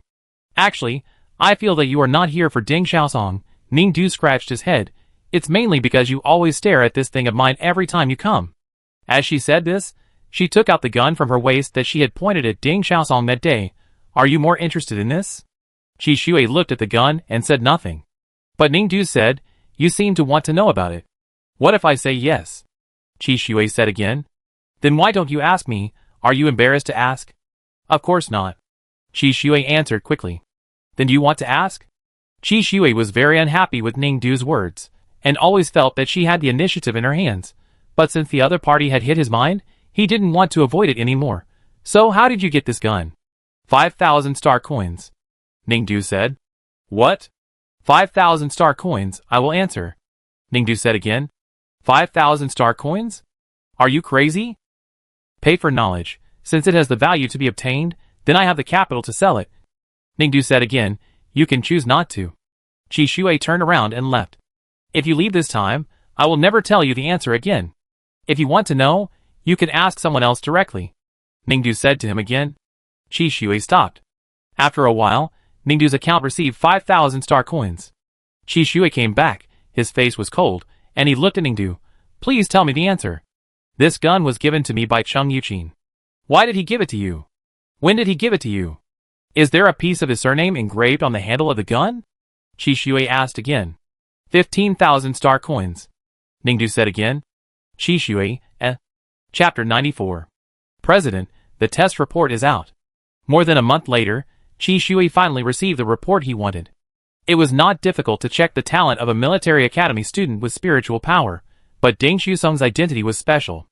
Qi Shui found a way to extract her information. After going through layers of positions, he sent her genetic data to the inspection room according to the standard of no criminal suspicion and bypassed the registration of the imperial gene system. He wanted to know whether Ding Xiaosong had any talents that only geniuses have, but he didn't want to leave a record of him sending Ding Xiaosong's genes for inspection in the future records of the imperial system, because after finding out Ding Xiaosong's genetic talents and thoroughly understanding the questions he wanted to know, Ding Xiaosong, he would still be sent to prison. The test results were as he expected. Ding Xiaosong really had a talent for learning. After observing Ningdu for some time, he had some doubts about this, and today, this doubt was further confirmed. Qi Shui called Ningdu, but the other party didn't answer. It's always like this. He frowned and went to the school where Ningdu was still staying on Liaoyuan Star. I have something to talk to you about. Why didn't you answer my call? As soon as he saw Ningdu, he asked. Did you call? Ningdu asked. This is my number ID. You can check. I called 10 times. Qi Shui said again. Oh, this? I thought it was a strange call, so I didn't answer it. This is my number. You can save it. 10,000 star coins. Ningdu said again. Qi Shui? ? Ningdu shrugged. Qi Shui smiled. Do you think I'm crazy? No, it's a fair trade. Didn't you pay 20,000 yuan for answering the questions last time? Ningdu said again. If you don't want to save it, forget it. Qi Shui said coldly. You are quite strange. Ningdu stared at Qi Shui's face carefully, puzzled. I see you are very kind to other people and can smile at them. Why are you so bad when you come to me? Because you are a threat. You are always against the 5 major families. You don't join them, but want to establish a new family to oppose them. As the leader of the 5 major families, you are of course a threat and a trouble to me. Oh, I see. I thought you would pretend and be friendly to me. Sorry, I am only friendly to those who should be friendly. There should be good people? But I see that some people are not friendly to you, but you are still very good to them. Because I am hypocritical. Qi Shui said again. Ah, are you so sincere? Is that the answer you want? Oh, you know that. Ningdu was surprised and praised. You are really good at observing people's expressions. Qi Shui, Then Ningdu sighed again. Your life is really not easy. You are so beautiful, but you give people the impression that it is not easy. You have always been self-reliant and strong, and you have to pretend to be strong even if people don't like you. Alas. Qi Shui listened and frowned. Can you stop? I didn't ask you to talk about this. Oh, what is that? Deng Xiaosong, did you pass the exam? Yes, I passed. The school qualification has just been obtained. Look. Ningdu sent the latest qualification update of the 10th University of Liaoyuan Star to Qi Shui's light brain through a report. Qi Shui opened the report and saw the words Ningdu written on it, and frowned again. Are you really going to fight against the family to the end? He whispered. No, after my family is established, we can also be a cooperative relationship, Ningdu said. Qi Shui raised his head again and asked her, so you knew she had a talent for learning? Learning talent? Do you mean one of the talents that geniuses have? Yes, her talent is learning, and her understanding and memory of knowledge are much higher than ordinary people. Oh, I see, but think about it, she always had excellent grades in school when she was young. This is also possible. Are you saying you didn't know she had such a talent? Qi Shui looked at Ningdu. I just found out. You didn't check her talent before? No. Ningdu asked again, I haven't thought about it yet. I just know that she used to study well. Thanks to you for understanding her, you thought of checking her talent in time. I didn't think of checking it because of her. Huh? Qi Shui looked at Ningdu. It's because of you. Ah? You look so confident that Deng Xiaosong could pass the exam. Qi Shui continued. I just wanted to know why, so I checked it, but now you tell me that you didn't think about talent at all. If that's the case, how can you be sure that Deng Xiaosong can pass such a difficult exam? I didn't say I could tell, did I? You have to know that ordinary people can't pass that kind of exam. It's not that you point the gun at ordinary people, and ordinary people can motivate themselves to pass the exam. I know. But you did that. Yes. So you know Deng Xiaosong is not an ordinary person. Why don't I understand what you are saying? Didn't I just know that Deng Xiaosong is so amazing, and has such a talent for learning? So why do you dare to bet on her? Qi Shui stared at Ningdu and asked again. I didn't bet on her. Ningdu looked confused. No bet? If you didn't bet, you would point a gun at her and ask her to study harder for the exam? Yeah, what's wrong with that? Have you ever thought about what to do if you point a gun at her and she still can't pass the exam? Then change someone else. The next person will find out that you are threatening her with a gun, and it is even more impossible for him to study hard and pass the exam. Why is it a joke? I will definitely kill Deng Xiaosong first, and then find the next person. Ningdu was full of confusion. Qi Shui, what did you say? No matter how difficult this exam is, there will always be people who can pass it. I have control over this school, and I can decide who will be the teacher. I will find someone, and if one fails, I will find the next one. I will keep looking for people until someone can pass. Isn't that enough? Then you will shoot all those people who fail with a gun? Yeah, of course, you have to deter them, don't you think so? Ningdu said. Hearing this, Qi Shui suddenly remembered. Ningdu has a talent called crime. He had nothing to say, and then took a deep breath and changed the subject. You are now the principal. This school is not enough just to have qualifications. It needs to recruit students. By the way, I would like to remind you that if you want to establish a family, at least 100 students from your school must be ranked within the top 5,000 of the ranking of individual soldiers of the entire empire's military academies. Many schools will spend hundreds of years to achieve this. Do you have time to wait? Oh, I'm participating in a Mecha Master competition recently. That competition seems to be quite powerful, and can improve students' rankings. I guess if my students can participate and win first place, they will definitely be able to enter the top 5,000 of the individual soldier rankings. Ningdu was thoughtful. Are you talking about the Imperial Mecha Master Gold Cup, the highest competition of the Imperial Military Academy Mecha Department that even the Mecha Masters of Wanfeng University will participate in? The name is so long. Ningdu sighed. I remember that you are not a Mecha Master, so how can you win first place in such a competition? Yeah. The 7 Mecha Masters of Wanfeng University mentioned you to me, saying that although you are a single soldier, you also have unique insights in mecha manufacturing, but having talent does not mean that you will definitely win first place. If a mecha master wants to excel in such a competition, it will take many years of experience and hard work. Even if you have the help of the mecha masters behind you, they will not follow the competition throughout the whole process.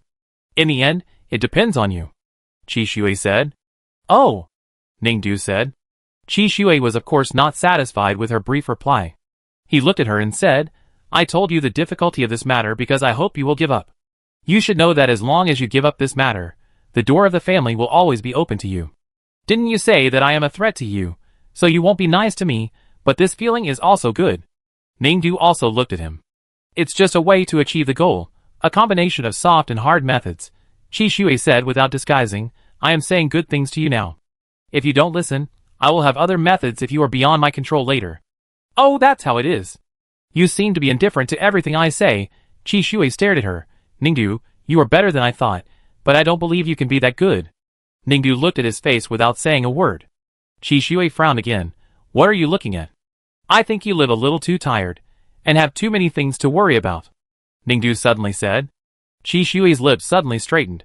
What are you talking about? I saw on the internet that a good-looking person like you should use your advantages to find a rich woman and marry her. I guess you will definitely get more property than you are working now. Ningdu said again. Qi Shui frowned even more after hearing this. Are you crazy?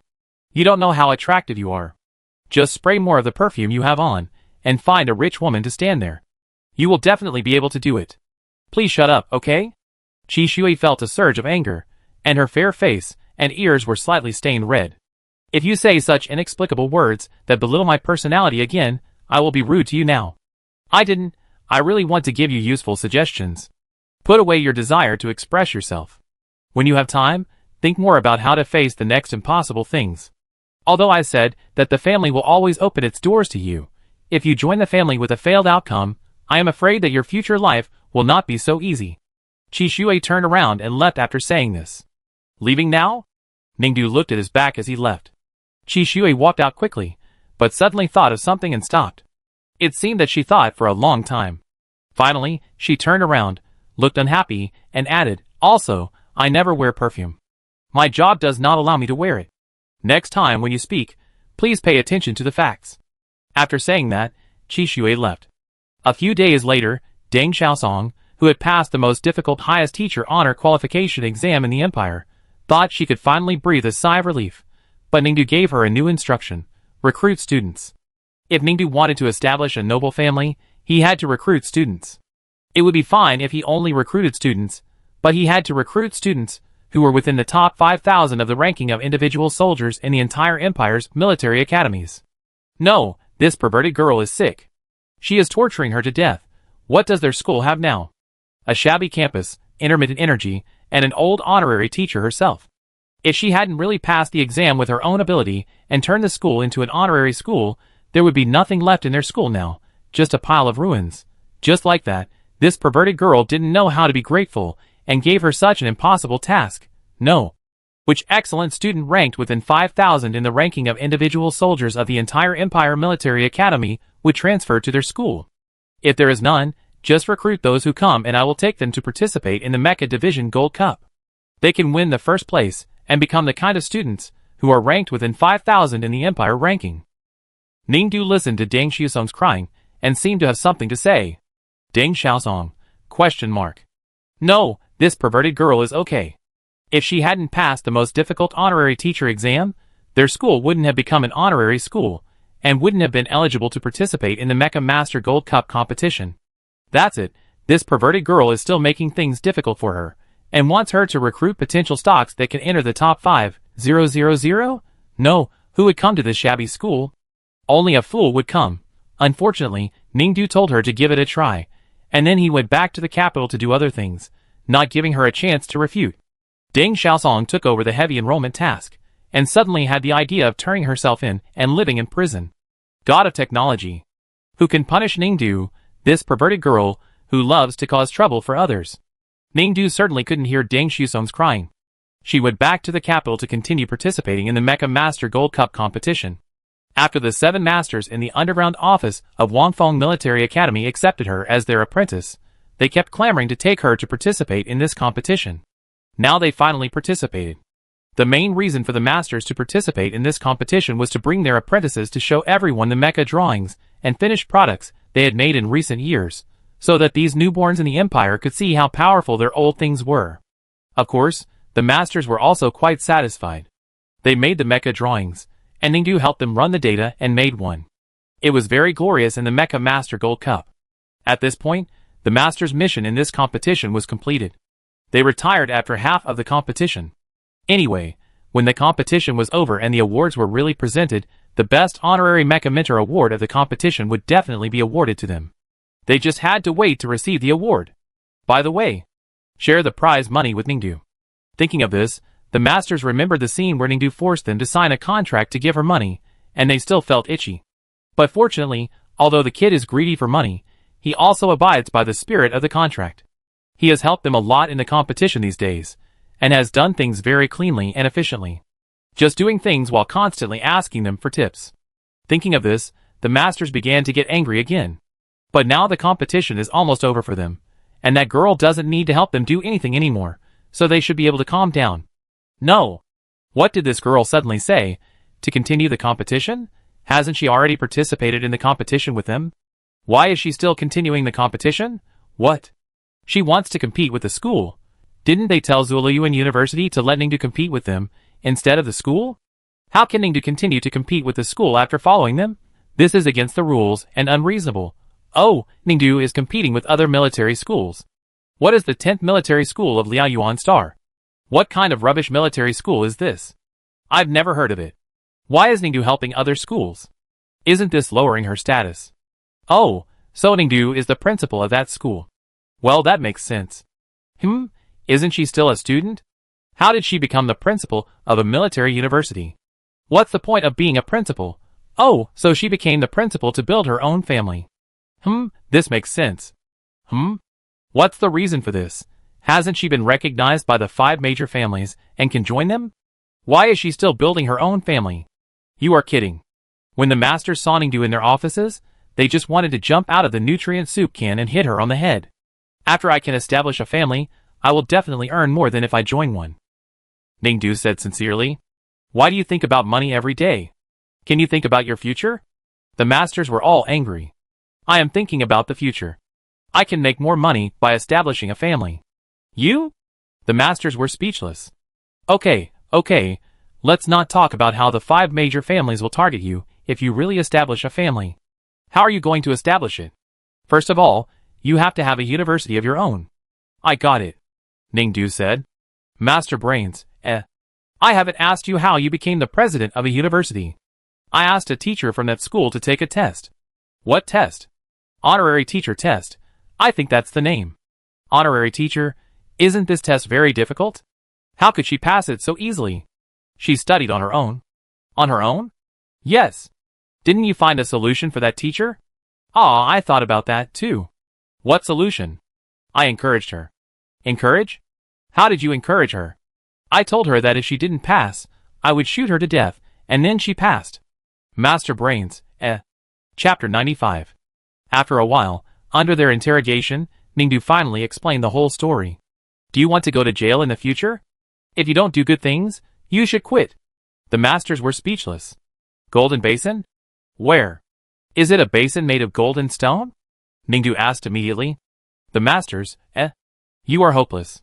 After recovering, the masters finally said to Ningdu calmly, I feel that there is still hope. Although this competition is really difficult, I have read the rules of the competition. As long as you can defeat the super invincible and hard steel star beast that no one has been able to defeat in the past half year in the final arena, and pass the gate at the end of the competition, the students of my school can advance the ranking of the Imperial Military Academy students to within 5,000. Ningdu was thoughtful, so I recruit students first, and then train them. Theoretically, it will be fine. The masters, This child is completely hopeless. Well, I have to find a way to pass it. Ningdu pondered again. It seems that I have to spend 1,000 star coins to build a mecha for my 100 students to pass the level. 1,000 star coins to build a mecha to pass the final level of this level of competition? The master brains all laughed. Ningdu, you are not a person without a brain, right? Well, so I am using my brain. Ningdu pondered. The master brains, The 7 brains were speechless for a while, and finally decided to give Ningdu another chance to help this whimsical girl recognize the truth. Come on, let's analyze the star beast in the last level of this competition. As they spoke, several master brains used brain waves to project an air screen in the air of the office, called up the 4D parameters of this star beast, and explained it. Have you seen this star beast? It is quite ferocious. It is as tall as our first department store in the galaxy, and as wide as 5 department stores. Even if the Empire has the best mecha, it has to use a high-range particle cannon to shoot it 100 times to form a penetration hole for the mecha to pass through. Only then will the mecha have a chance to pass through this star beast that is as airtight as a wall. Oh, just pass through it. Ningdu was thoughtful. Master Brains. Do you think this star beast can be so easily penetrated by particle shells? How many people in the arena are just like you? You shoot particle shells at it, and when you are almost done, you see this star beast start to wail, and you think the time has come, so you want to pass through the star beast's body to get to the finish line first, but what happened? A trick. Master Brains said again, do you think this star beast is so easy to be penetrated by particle shells? It is playing tricks on you. At the beginning, it is very strong, forcing you to use all your strength. When you think you have used all your strength and deserve the reward, it deliberately becomes weak, as if it was weakened by you. At this time, you think victory is in sight, and start to attack it, using the small holes made by particle shells to slowly aggregate into large holes, and when you think the time is right, and you can pass through, you speed up and sprint. Alas! Then, the moment you reach this star beast, it will slap you to death with one palm. The star beast was shot through, and still had the strength to kill us. Ningdu sighed. It's not that it has strength, but that you were too weak at that time. When you kept firing particle shells to drill holes in the star beast, you thought you were taking advantage of the victory, and beat the star beast red-eyed. The star beast also used its mental power to influence you, making you fall into the illusion that you were really about to kill it. I tell you this, the strength of this star beast is not actually strong in long-range attack, but mental control and influence. It has a special mental electromagnetic wave that can have a huge impact when people's adrenaline surges on the field. It can not only control people's thoughts and ideas, but also make people exhausted. When you fired particle shells at it, it was originally the most excited time for adrenaline to surge. It used mental waves to constantly influence you, making you fall into the illusion that it was very weak and you were about to win. Through mental. The force exploitation makes you exhausted, and when you reach the enemy's best close combat, a slap will smash your mecha into a flour cake. Ningdu listened and said, is that so? Now you understand. We have told you what we know, think about it yourself. This star beast has been almost unbeatable in many competitions. Do you think you can deal with it? Ningdu was puzzled. Haven't we mastered its secrets? Why hasn't anyone been able to deal with it yet? What a joke. Once this star beast starts to use mental power to affect you, you will have no cure. Any shielding method can only delay the time of being controlled by the mind, but not completely shielding interference. So if you want to defeat this star beast, you must kill it in one fell swoop before it uses mental interference methods, otherwise, it's over. Oh, just take it down. Ningdu wrote it down in the notebook of the optical computer. Oh, look at what you said. It's not that easy to take it down. The Master Brain said, do you know how powerful that star beast is? If it is not a top-level mecha, it is actually impossible to penetrate it. Every time the competition, the students of each group think that their mecha is powerful enough, so they try their best to attack it in the early stage, hoping to take it down in one fell swoop. So guess what? Hey, as we just said, they fell into the trap of the star beast. When they work hard to the top, the star beast will pretend to be weak. At this time, those arrogant students think that their mecha is very awesome, they can really kill this star beast, and then they can pursue the victory. At this time, guess what? These students fall into the trap, their adrenaline surges, and they are controlled by the star beast. They start to poke the star beast's eyes with particle shells without knowing it. Originally, they wanted to kill the star beast, but later they slowly changed to fly through the star beast's eyes. So, in so many competitions, basically every time we see these participating students start to poke the star beast's eyes, we know that they are finished and the whole army is wiped out. Oh, that's it. Ningdu suddenly realized again. Now you know how powerful this star beast is, right? Seeing Ningdu's reaction, the masters finally felt relieved. Xiao Ning, it's a good thing to face difficulties head-on, but sometimes, those who know the times are heroes. Oh, you're right, I almost forgot. Today, Wafong Canteen is giving out flour cakes for free, and I have to go get two, Ningdu said, and was about to leave in a hurry, but suddenly thought of something, and turned to the masters and said, "Teachers, don't worry, I will definitely eat more food. When I'm full and become a hero, I will definitely face difficulties head-on." Master Brains? Question mark. Ningdu finished speaking and left the office, leaving behind a group of Master Brains looking at each other in bewilderment. No, didn't she understand what they meant just now? A man who knows the current situation is a hero. What does it have to do with eating? No, this girl is really illiterate. Senior, I asked you to go to the exhibition together, but you didn't go. Didn't you say you had something to do? Why did you come to the cafeteria again? When Qi Shui walked into the Wafeng cafeteria, there were not too many people in the cafeteria. He saw Cheng Yuqin sitting in the waiting area of a food window at a glance. Are you following me? Cheng Yuqin frowned. No, ask a few people, and you will know your whereabouts. Qi Shui walked over slowly, and continued to whisper to Cheng Yuqin, there are many people watching us here. How about we go to another place to talk? Sorry, I said I had something to do. Cheng Yuqin refused. I can treat you to a meal. It's better than the cafeteria. Qi Shui opened the chat window of the optical brain, and transmitted his brainwaves to Cheng Yuqin. I am waiting in line. Cheng Yuqin raised the number plate in his hand, and replied in the optical brain. Free flour cakes. Qi Shui identified the words on it and said, if you want to eat flour cakes, I can treat you. No, I am waiting in line for others to get them. Cheng Yuqin continued. Qi Shui looked at him and seemed to understand something. Is it Ningdu? Yes. Qi Shui smiled. Senior, you haven't given up yet. What are you talking about? Cheng Yuqin frowned. Qi Shui said again, Ningdu is not from a noble family, and he refused the invitation of the noble family to join in public. If you are with him, the noble family will probably be more angry than before, and there may be more means against you in the future.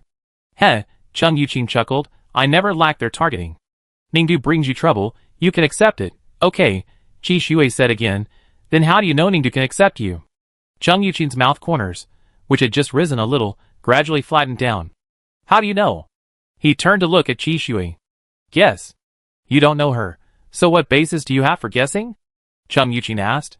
You really care about her thoughts. Qi Shui looked at him. Do you think she likes you? You came here today just to chat with me about these boring things?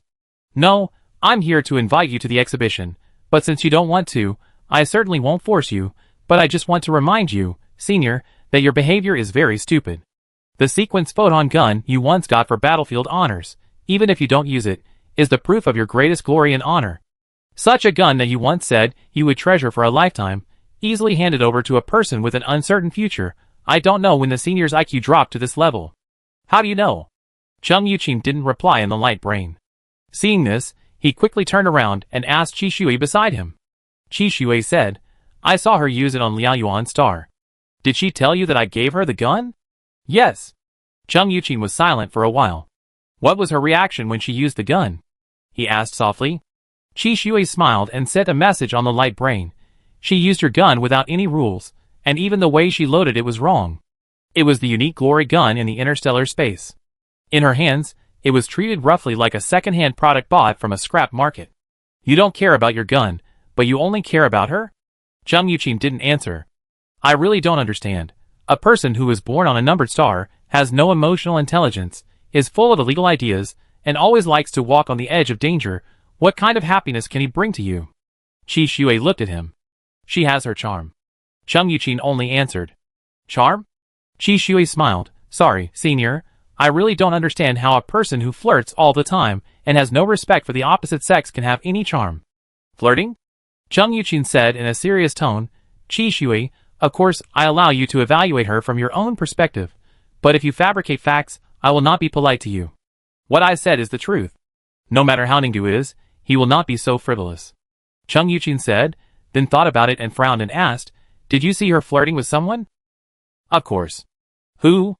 Qi Shui was silent for a while, then said, I just want to tell you, Senior, don't waste your time on someone who is really not worth it. As for the rest, sorry, I am not interested. Why do you always interfere in my affairs? Because I hope you can figure it out, I hope you can return to the family, I hope we can stand together again and fight against common enemies. Common enemies? The family is my enemy, and you are the boss of the family. We are enemies or friends, can't you tell? Cheng Yuqin thought it was ridiculous. Ningdu wants to build his own family and go against the 5 major families. You should know this. What are you going to do? Chung Yuqing paused after seeing this message, and then said, "The family already knows about this. When she fails, she will not have any family to support her. Do you think the family will target her? You are threatening me with this?" "It's not a threat, but I have no choice. Going against the family will not end well. She deserves it. But I can help her for your sake. What do you want me to do? Help you consolidate your position in the family, so that you can win the battle for the heir of the Qi family in the future? Yes, I hope you can be my helper. Qi Shui, the more you threaten me, the less likely I am to help you. If you still consider me a friend, you should know how much I hate family matters. Helping you get the position of heir in the family is contrary to my values. Such coercion and threats will only consume the last bit of my friendship with you. Ning is unlikely to win in the matter of establishing a family. First of all, it is almost impossible for her to pass the ongoing Mecha Master Gold Cup. Even if she is lucky enough to use other methods to make her students recruited by the 10th Military Academy of Liaoyuan star into the top 5,000 of the Imperial Military Academy student single soldier ranking, she will not be able to obtain a family establishment permit, because in order to establish a family, it is necessary to have a personal recommendation from a Lieutenant General of the Central Military or a first-level government department leader. If you don't want to see her being targeted by the aristocratic family in the future, I can also help you get a title and recommendation qualification in the government department. What do you think? Qi Shui, do you think I will believe you? You can choose not to believe it, but as long as you promise me, I can do it. Can they do it? Can the leaders of the 5 major families make a student who is against the aristocratic families really set up a family to slap the aristocratic families in the face and go against the aristocratic families? Yes. Qi Shui answered quickly. Chung Yuqing looked at him and smiled. You really can let go of everything. Well, I told you before that everything I did was just to work hard for what I want. What do you want? Stay in the family to work, get promoted and make money? Yes. Do the 5 major families know that you are crossing the river and destroying the bridge for your own purpose? If you don't say it, they won't know. You will do anything to achieve your goal. This will only make me more disgusted. Chung Yuqing stood up and was about to leave. I can indeed choose any means to achieve my goal, but it is precisely because of this that you can trust me more. As long as you are willing to help me, I will help Mingdu, right? Qi Shui said to him again. Chung Yuqing did not reply again and walked away. Senior, I will wait for your reply at any time. Qi Shui sent him another message. Chung Yuqing closed the private chat channel they established in the optical brain. Qi Shui smiled, with no anger on his face. He had said everything he needed to say. Now that the matter was over, he should leave the noisy cafeteria. But just as he walked to the door, he bumped into someone head-on. What a coincidence. Ningdu greeted him quickly when he saw him. Qi Shui frowned and looked at Ningdu. What's wrong? You came to see me. Ningdu asked again. You seem a little self-indulgent. Oh, then do you want to come to see me? What do you want to do? To play together. Then I'm sorry, I'm busy. Okay, I'm busy too. I come to play with you after the Gold Cup is over. Ningdu thought. Gold Cup? Qi Shui heard her words, frowned and said to her, You haven't given up yet. What are you giving up? You can't win the Gold Cup. Even if you recruit students, you can't get first place in this competition and let them rank in the top 5,000 single soldiers. Oh, it's really difficult, but I have designed a mecha. The data in all aspects is extreme, and the operation is very simple. It can almost get first place. The data is extreme, and the operation is simple. It can't exist at the same time. Even if you lie, you shouldn't be so outrageous, right? I didn't lie. I sent you the mecha design drawings. Ningdu said, and sent Qi Shui the mecha design drawings and data that had just been sent to the factory for mass production. Qi Shui took it and opened it. He found that the main part of the mecha was designed like an airship, and judging from only a part of the data sent by Ningdu, the performance was indeed extreme. But because of this mecha has great disadvantages. The main body of the mecha is designed like this. I don't know how to install your mechanical arms, legs, and head and neck, but according to my experience, no matter how they are installed, they can't make the mecha reach the optimal level of action. In addition, Qi Shui continued to look at the data and said, if you push the speed of the mecha to the extreme, it will greatly squeeze the attack performance and safety of the mecha. Not to mention the offensiveness. From the perspective of safety, such a high-speed mecha, even if you have done enough defense to prevent the driver from any physical harm, the overspeed interference waves generated by the mecha during high-speed driving will affect the driver's hearing and cause auditory confusion. In addition, the Empire uniformly requires that the mecha cab must be made of ultra-rigid glass with high transparency. When this kind of mecha is driving at high speed, the ultra-rigid glass will also reflect light abnormally, so that the scenery outside the windows seen by people will be visually distorted and cause confusion. The double confusion of hearing and vision will eventually lead to imbalanced judgment of the driver. In the end, they are prone to mental disorder and frequent operational failures. In short, this kind of mecha is useless. If you want to take such a work to participate in the competition, I can only say that you are joking. After Qi Shui finished speaking, he looked at Ningdu again, and found that Ningdu was staring at him, motionless. Why are you staring at me? No, I just found that those master brains seem to be wrong. Ningdu said again. What? I was originally talking about the Gold Cup competition. I wanted to ask you about mechas, but the master brains didn't let me ask you, saying that you would never pay attention to me. Qi Shui, I said, as long as the method is useful in persuading you to give up this matter, I am willing to try. They also said that unless your brain is stuck in the door, or you like me, you will never pay attention to me. Ningdu looked at him again. I just observed carefully, and felt that your head is quite round, and there is no sign of being stuck. So you like me, right? Qi Shui was stunned for 2 seconds when he heard it. Then he smiled. Do you think it's possible? Maybe. Qi Shui didn't say another word and passed by Ningdu directly. After just 2 steps, he thought of something and turned back to ask Ningdu, wouldn't it be better for you to ask Chung Yuqin about the mecha design? I asked him at the beginning, and he didn't agree with my plan. Alas. Ningdu replied. Heh. Qi Shui sneered, said nothing and turned away. I've sent you the location of the mecha test before the game. You can find me there if you miss me. Ningdu looked at his back and added another sentence. Chapter 96. Ningdu, someone is looking for you outside. Since the last chat with the masters and Qi Shui's advice, Ningdu went back to learn from his mistakes and continued to modify his mecha, constantly practicing in the mecha trial training ground in the preparation area of the Gold Cup final. Hearing the robot notifying that someone was looking for her, she temporarily came out of the mecha and went to the waiting area for that person. While waiting to enter the area, she saw a familiar figure. Ah, I'm busy now, I may not be able to play with you. Seeing that the person was Qi Shui, Ningdu quickly said. Qi Shui frowned. I'm not looking for you to play. Then who are you? Qi Shui paused and said, You don't answer the phone again. Oh, I don't answer unfamiliar numbers. I've called you many times, can't you save it? 10,000 star coins.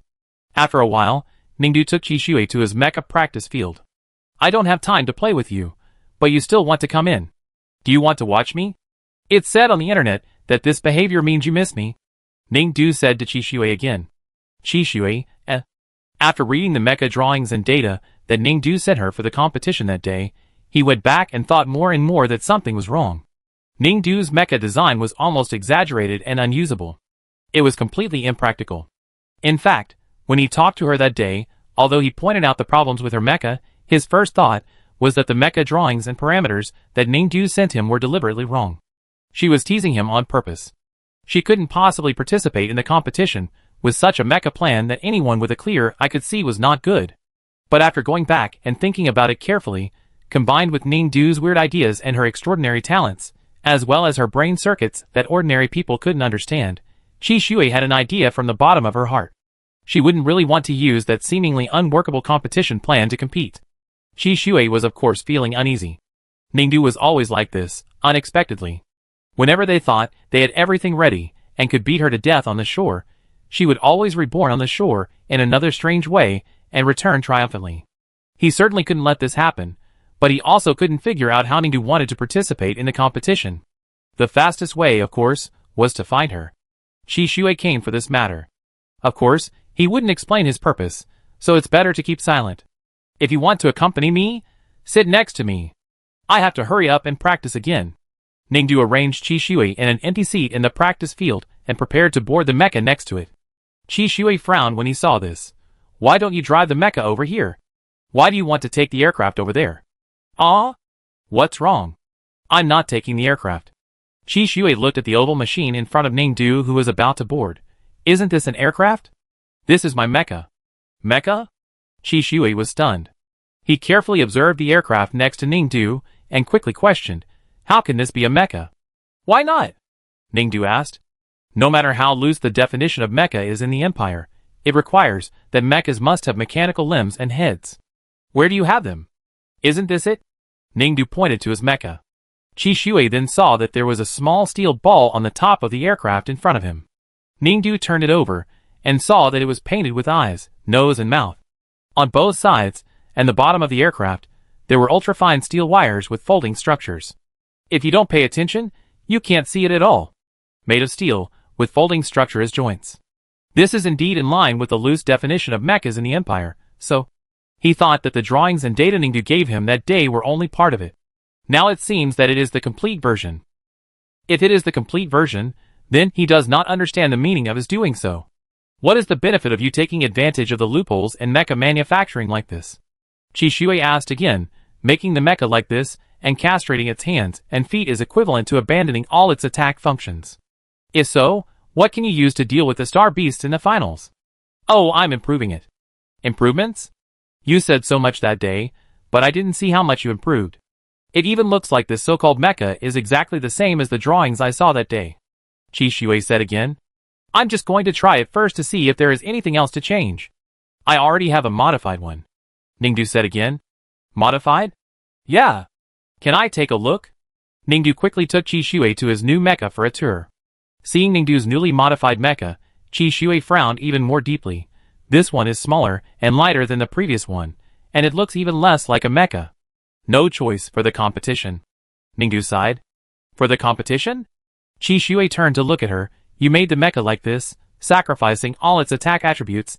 How do you plan to pass the competition? I heard from the masters that the Star Beast in the final will deliberately pretend to be weak and let people drill holes in it. When that time comes, I will get out, and it should be fine. Ningdu said. The master should have told you that the Star Beast pretends to be weak after controlling the contestants' minds. If you want to pass the Star Beast and reach the finish line directly, the only way is to kill the Star Beast before being controlled by the mind. Qi Shui added, everyone is focusing on how to kill the Star Beast before it controls their mind. Everyone is working towards this goal to enhance the attack efficiency of the mecha, but you are going in the opposite direction. Because it's too difficult, alas. Ningdu sighed. Qi Shui looked at her. A mecha genius with 2 talents, is it so easy to retreat? It's just difficult. How much money do you have to spend to build a mecha that can beat that mountain-like Star Beast? Alas, just to participate in a competition, you have to spend so much money, alas. Ningdu sighed repeatedly. Qi Shui's face was slightly confused. It sounds like you are worried about not being able to build a super mecha that can kill the Star Beast. That's what I'm worried about. Ningdu sighed again. Qi Shui, if you can't make it, you might as well quit the competition as soon as possible. No, if you quit the competition, you won't get any money, and you won't be able to establish a family and get more money, then you lose money. Ningdu shook his head repeatedly. But it looks like you can't win the competition now. Why? Didn't the Star Beast pretend to be weak later? Everyone would drill holes in it, so wouldn't it be enough to fly over it? Ningdu asked again. Didn't I just say that it was an illusion? When you were thinking about rushing into those holes, you were already mentally controlled. Even if you could reach those holes, you couldn't really pass through them. The Star Beast would kill you the moment you got close. It killed me because I was mentally controlled and couldn't escape its attack. If I wasn't mentally controlled, then it would be fine. Not mentally controlled.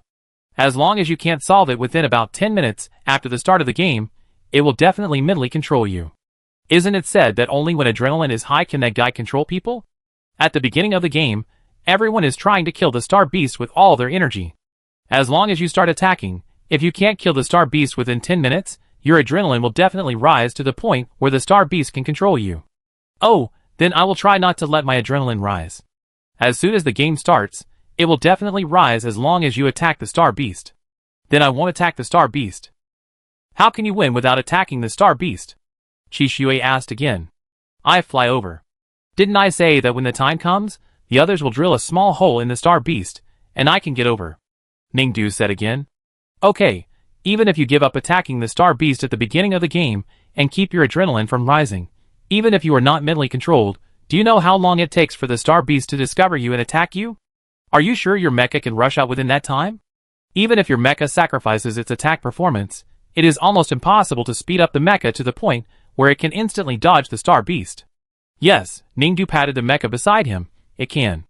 Even if you really make a flying vehicle that can dodge the Star Beast's quick attack, or call it a mecha, I have also said that when a mecha is traveling at high speed, the driver's hearing and vision will be strongly disturbed and stimulated, resulting in hallucinations and mental disorder. Do you want to find out that your students are suffering from mental illness after the game is over? Let me add that once a military academy student is found to have a mental illness, he will be forced to drop out. Oh, I've modified this. I've been modifying it for several days. I feel it's okay. It's okay to sit on it. I've tried it, Ningdu said quickly. Qishui looked at the mecha, or aircraft, that Ningdu was flapping, and showed a suspicious look.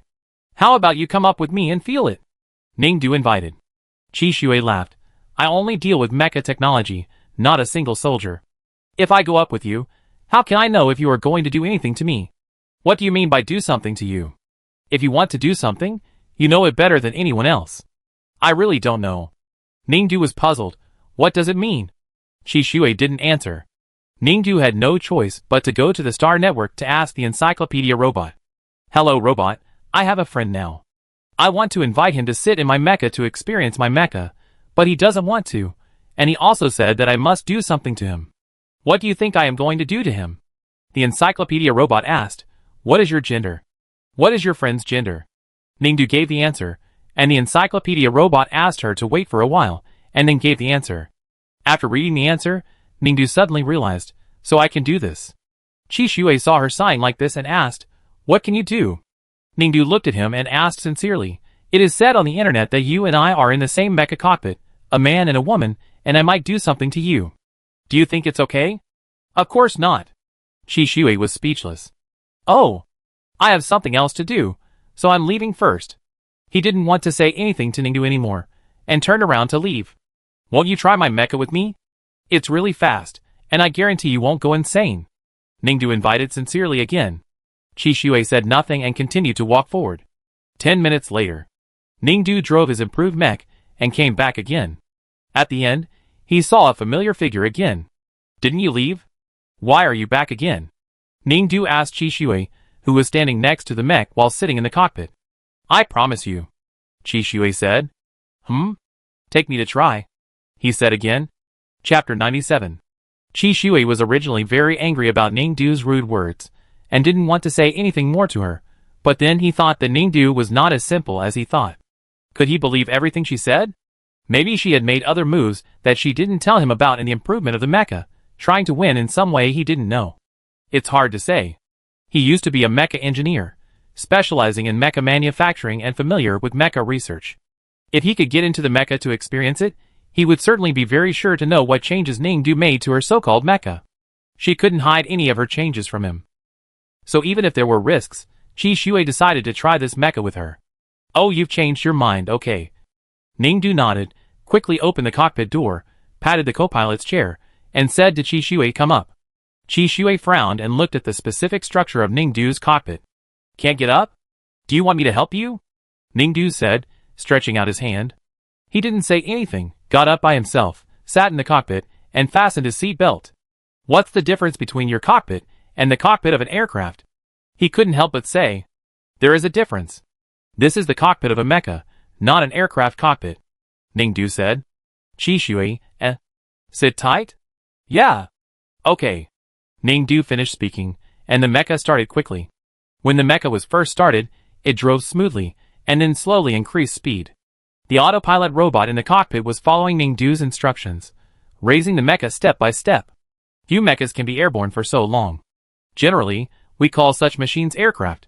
Qishui couldn't help but say something. This shows that my mecha is very high-end. Qishui's mouth twitched, and he didn't want to say anything more. Ningdu's aircraft, or mecha, rose to a certain height. After the autopilot robot confirmed the sprint target with Ningdu again, the mecha suddenly tilted slightly, stood firm in the air, and began to accumulate energy. Qishui knew, of course, that this was the performance of the mecha to sprint.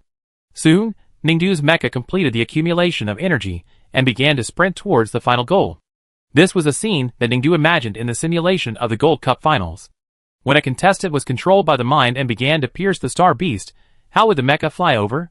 At this moment, the mecha has begun the final sprint, and the sprint speed has increased many times per second. Qishui gradually felt the air pressure that he had not felt for many years rushing towards him. He grabbed the co-pilot seat handle. The speed of the mecha is getting faster and faster. Qi Shui gradually felt the rumbling sound in his ears getting louder and louder, almost crushing his eardrums. The scenery outside the porthole began to change rapidly, becoming blurred, and he began to feel dizzy and nauseous unconsciously. Qi Shui continued to observe, while holding back the feeling of vomiting. The cockpit monitor showed that multiple bullets were coming from behind the mecha. This was during the simulated competition, when Ningdu drove the mecha into the eye of the star beast. Although there was a mechanism for identifying and bypassing similar attacks, there were still many contestants behind who could accidentally hit other contestants' mechas with bullets fired at the star beast. The cockpit's automatic identification and avoidance function is of course very accurate, but such high-intensity avoidance of bullets will cause the mecha to shake quickly, making the people in the cockpit uncomfortable. Reduce the evasion level. If it keeps going like this, I think the driver will be in a worse state when he gets off. Qi Shui said to Ningdu. Just bear with it. Ningdu just said. Bear with it. You are now in full evasion mode. According to the conventional mecha defense mechanism design, it can withstand at least 30% of the bullets. Wait, why is your mecha still increasing in speed? Qi Shui saw the prompt on the driving data that the mecha was still accelerating, and this speed had exceeded the maximum flight speed he estimated for this mecha at the time. Qi Shui suddenly understood something. Did you not only sacrifice the total performance of the mecha to speed up, but also sacrifice the defense performance, so you could only let the mecha dodge bullets all the time and can't withstand any attacks? Qi Shui said, and touched the top of the mecha cockpit with his hand, and then he found that this seemingly metal shell actually felt completely different, rough, and hotter than metal. It was like cardboard. You use cardboard to make a mecha? Qi Shui asked again. Cardboard is more economical. Ningdu answered. Are you crazy? If you use cardboard in the competition, even if you can dodge the bullets of your own players, what about the star beasts? If the star beasts' attacks touch your mecha, even if it's just a little bit, it will be a devastating blow to you. Qi Shui now regretted that he didn't check Ningdu's mecha carefully. He still thought she was too normal. It was fine for her to use an aircraft as a mecha, but she didn't even use the metal materials that the mecha needed most, and she was reluctant to give them up. She must be crazy. Didn't I tell you to just dodge this? Ningdu said. Sacrificing the driver's mental health to increase the speed of the mecha to avoid the star beast? Of course not, I've tested it, it'd be fine. You? Oh, not really, it's hard to say with you, but it shouldn't be a big problem. What did you say? Look, the simulated star beast is attacking. Ningdu pointed forward, and Qi Shui saw a holographic simulated star beast appear in front of the mecha cockpit, and it slapped them directly with one palm. At this moment, Ningdu's mecha was instantly shattered into pieces, and Qi Shui's pupils dilated, watching himself fly out of the cockpit and fall rapidly to the ground. At the critical moment, he saw a flying motorcycle rushing out of the shattered mecha above. Ningdu drove the motorcycle and rushed towards him, and at the moment when he was about to fall to the ground, he reached out and pulled him back to the motorcycle. Ningdu drove the air-powered motorcycle and continued to move forward to the finish line, while the huge claws of the simulated star beast stretched out towards her again. Bend down, Qi Shui said quickly to Ningdu. No, if you bend down and can't see the road clearly, you may not reach the predetermined destination. This car does not have automatic driving. I must see the road, Ningdu said. But if you don't bend down, it's impossible to avoid it, Qi Shui said. Maybe not, Ningdu just said. You're crazy. Qi Shui sat on the back seat of the motorcycle and watched Ningdu holding his head high and speeding towards the claws. Her forehead was facing the sharp nails of the star beast.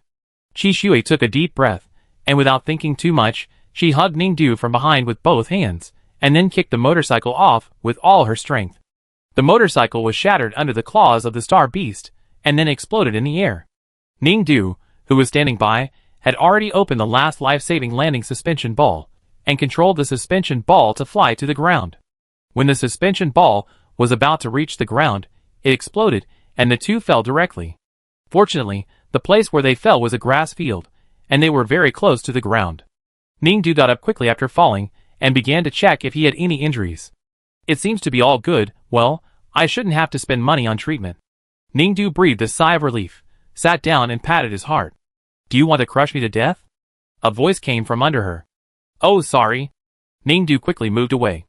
Qi Shui slowly breathed a sigh of relief, coughed a few times, and slowly sat up. He looked at the motorcycle fragments and mecha fragments not far away, and suddenly felt a sense of surviving a disaster. So, you plan to participate in the competition like this? He panted and asked Ningdu again. Only one person is allowed in a cockpit during the competition. When hiding from the Star Beast, you can sacrifice the co-pilot and let it smash you.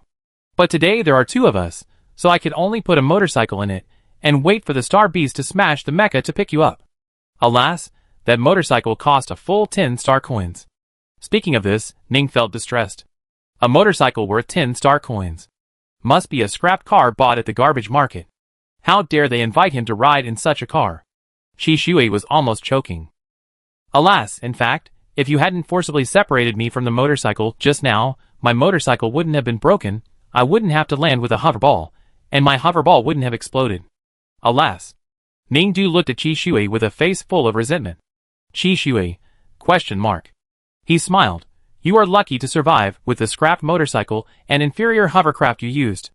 If I hadn't stopped you just now, you would have. No, I'm sure. Ningdu just said. You?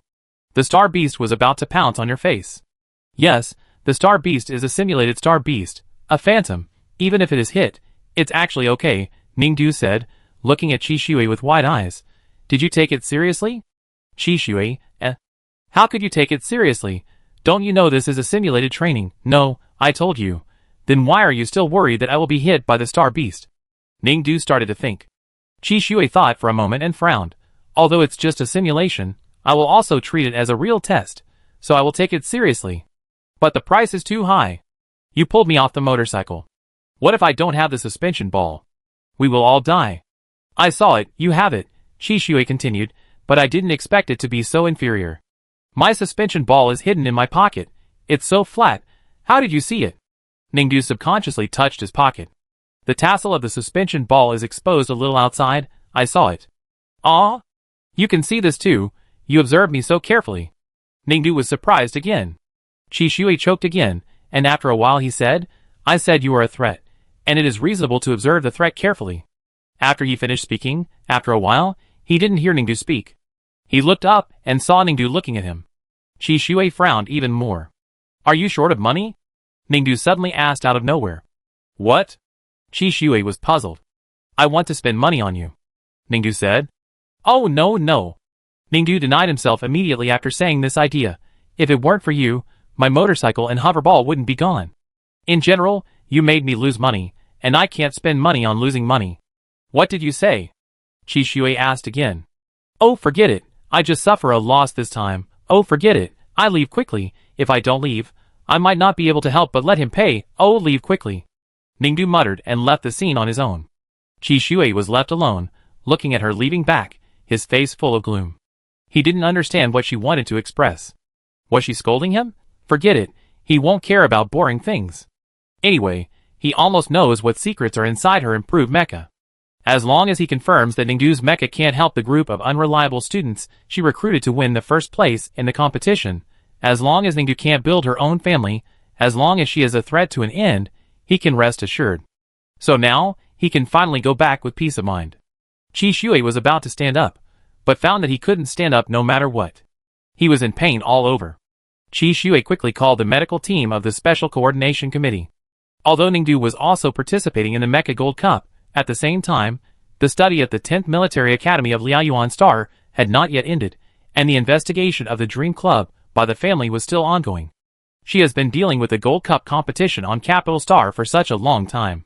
In fact, she still goes back to Liaoyuan Star every now and then to participate in research and study activities, and by the way, to see how Deng Shusong's enrollment is progressing. Next week will be the Gold Cup finals, and Ningdu has received another notice that the research and study activities of the 10th Military Academy on Liaoyuan Star are finally coming to an end, and Ningdu has to attend the graduation ceremony. It just so happened that Deng Xiaosong sent a message saying that he had recruited a student who was very suitable for the Gold Cup competition, and she wanted to go over and take a look. The graduation ceremony of the research activity was quite grand. Deng Xiaosong complained to her that she had been writing the speech for the graduation ceremony overnight, but the people from the 5 major families said they would review it.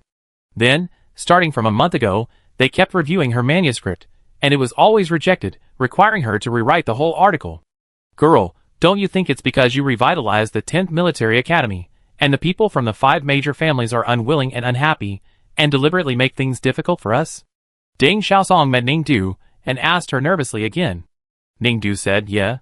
Is that so? When Deng Xiaosong heard Ningdu's indifferent tone, he knew that she must know the inside story, and hurriedly asked in a low voice, the aristocratic family didn't really know that you were going to establish a family, so they put such obstacles on us. These days, there are always so many people from the capital planet coming to supervise the research and study. Are they here to show your power? Yes. Then these 5 major families are too rude. It's better to confront us head-on. What's the point of using such a little trick? It's so immoral. Deng Xiaosong scolded. Alas, there is no way, or we are too moral.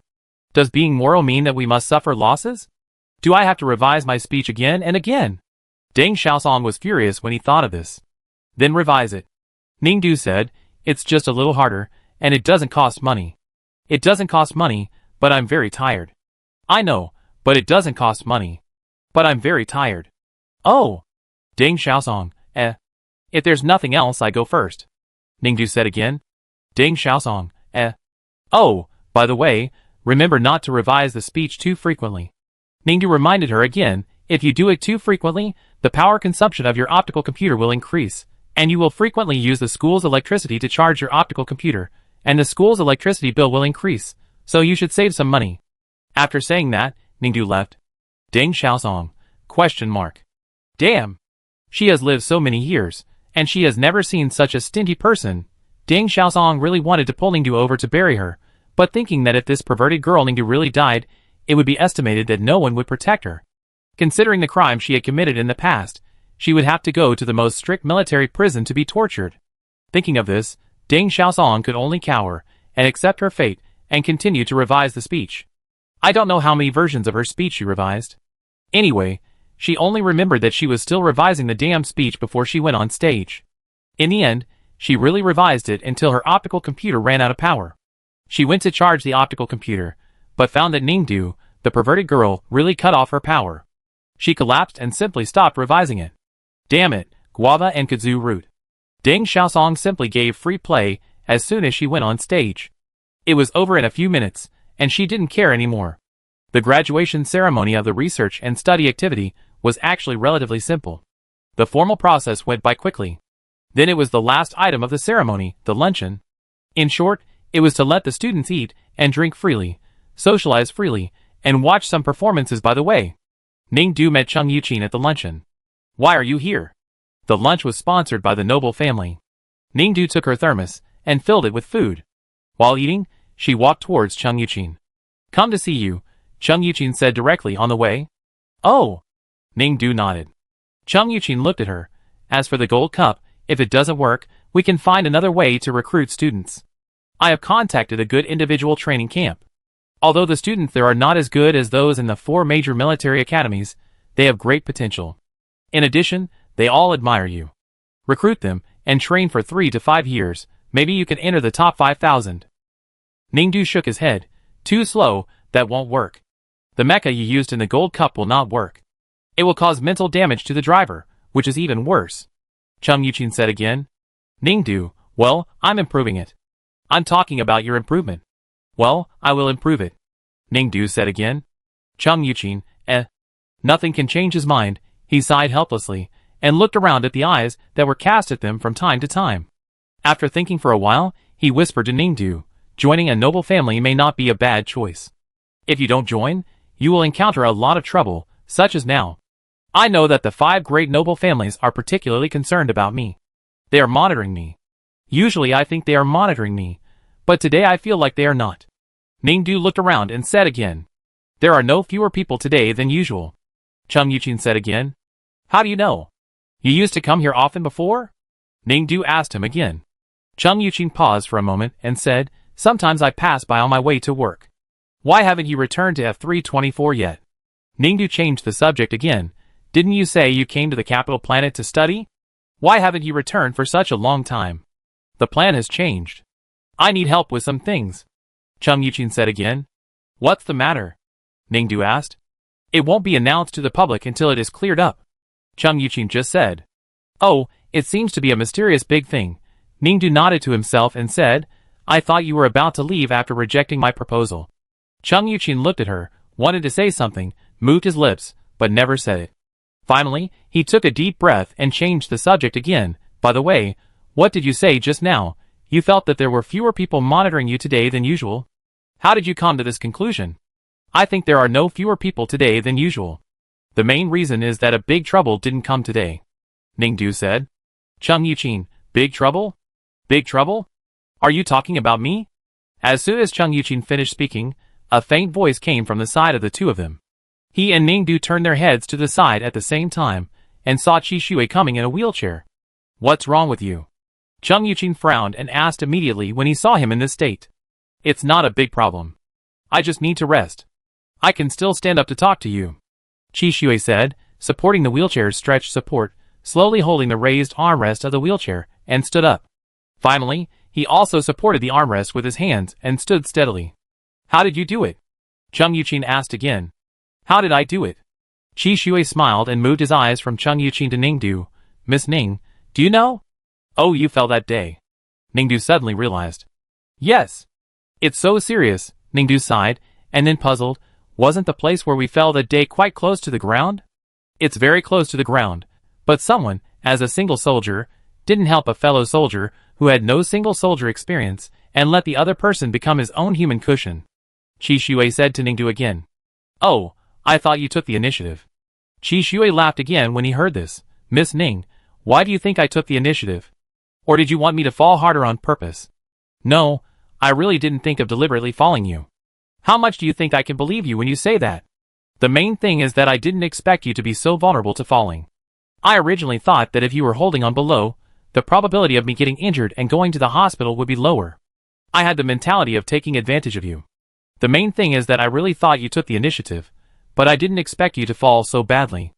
Alas, if I had known this, I would definitely protect you, alas. Ningdu said honestly again.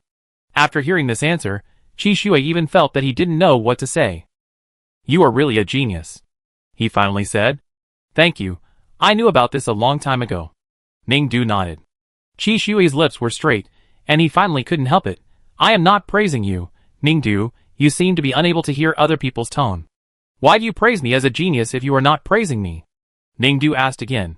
Qi Shui pulled down the corner of his lips.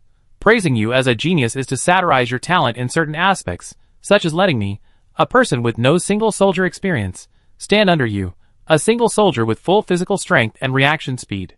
For example, you invited me to experience your mecha, but such an accident happened, and you even ignored me and left me on the training ground by yourself. Oh, mainly because I kept thinking that you owed me money, and I didn't want you to pay it back, so I left. I didn't want to embarrass you. Ningdu said honestly again. I owe you money? Qi Shui frowned. Well, if it weren't for you, my motorcycle and floating ball would not be used, and would not be scrapped. The motorcycle cost 10 star coins, plus the 2 star coins I paid for the motorcycle, and the 5 star coins for the floating ball. You owe me a total of 17 star coins. Ningdu said again. I owe you a motorcycle, and a floating ball? Qi Shui thought it was outrageous. Ningdu, I gave up the motorcycle to prevent you from being killed by the star beast. But didn't I say that it was a simulation, and there would be no problem even if we rushed over? Why do you take it seriously? Ningdu asked again. I've said that I think drills should be taken seriously. Isn't the first principle of drill safety? Shouldn't we avoid danger first and then drill? Isn't it more dangerous for you to kick off the motorcycle? What if you saw it wrong and the tassel in my pocket is not a floating ball? Ningdu said again. I didn't see the floating ball wrong, I can confirm that. Then how do you know that my floating ball will definitely work?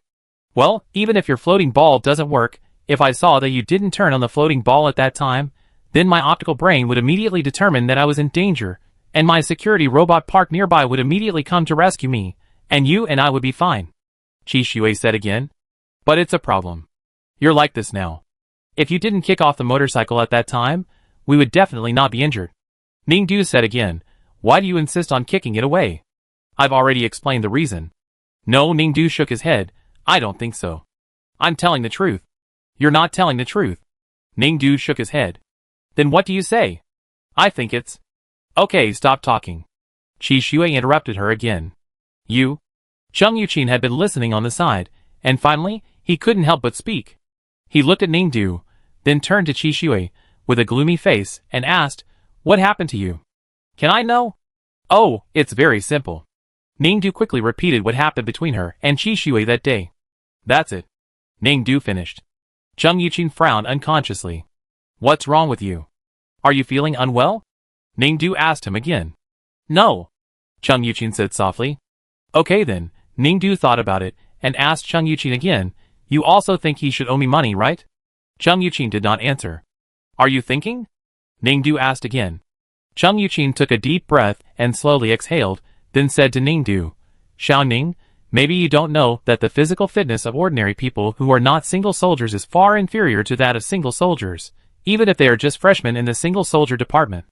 President Xi used to graduate from the Mecha Engineering Department and is now a civilian, so even if you were very close to the ground at that time, you shouldn't use him as a scapegoat." "Well, I was wrong." Ningdu admitted his mistake. "You too, don't be stubborn," Chung Yuqin said to Qi Shui again. "I didn't want to use her as a scapegoat," Qi Shui retorted. Chung Yuqin pursed his lips. "So, I feel that he doesn't have to pay me back, alas." Ningdu had no choice but to say to Chung Yuqin again, "As an outsider, my judgment can only go so far. You can handle other matters by yourselves."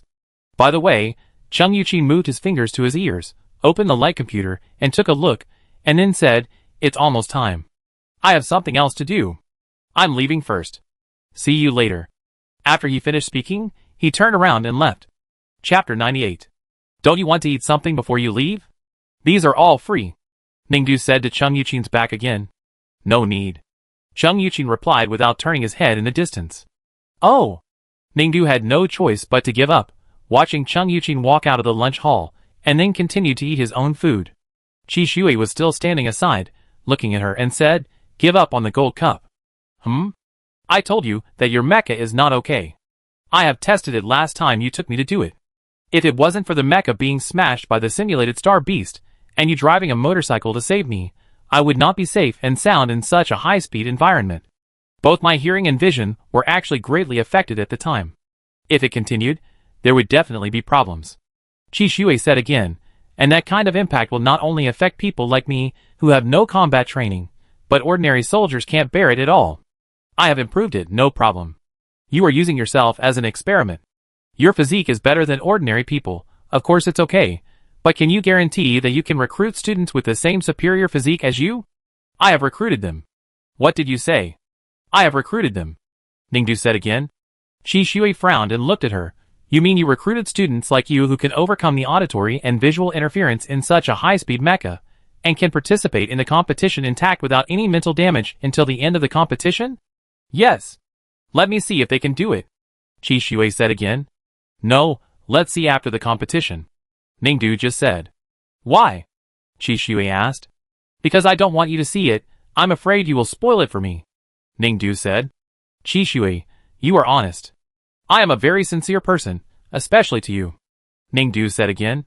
Qi Shui, He suddenly didn't want to chat with her anymore. I have something else to do. I'm leaving first. After saying that, Qi Shui sat back in the wheelchair, controlled the automatic wheelchair to turn around, and prepared to leave. Before leaving, he thought of something and said to Ningdu, the excellent students who can overcome visual and auditory impairment you mentioned should not be disabled students. Ningdu, no. That's the best. Qi Shui said, let me remind you again that it is illegal to recruit disabled students into military academies. If you are found out, your school can be directly revoked of all qualifications. Ningdu, I know, don't worry about me, I'm sure I be fine, don't worry. Qi Shui's mouth corners drooped. I didn't mean that, I just. Forget it. When he heard Ningdu say this, he was full of anger, so he simply stopped talking and quickly left in his wheelchair.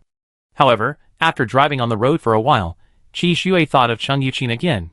He left in a hurry just now, and he didn't have time to say hello to him, so he turned on the light brain and started to send a message to Chung Yuqin. But when he pressed the send button, he hesitated. Qi Shui didn't know why he hesitated. After thinking for a while, he finally closed the chat window. He didn't send anything to Chung Yuqin. The Mecha Gold Cup competition is finally here. The number of viewers of the final competition was 4 times that of the previous one. Before the competition, each school would let the participating students drive the mecha to review in the preparation area before setting off.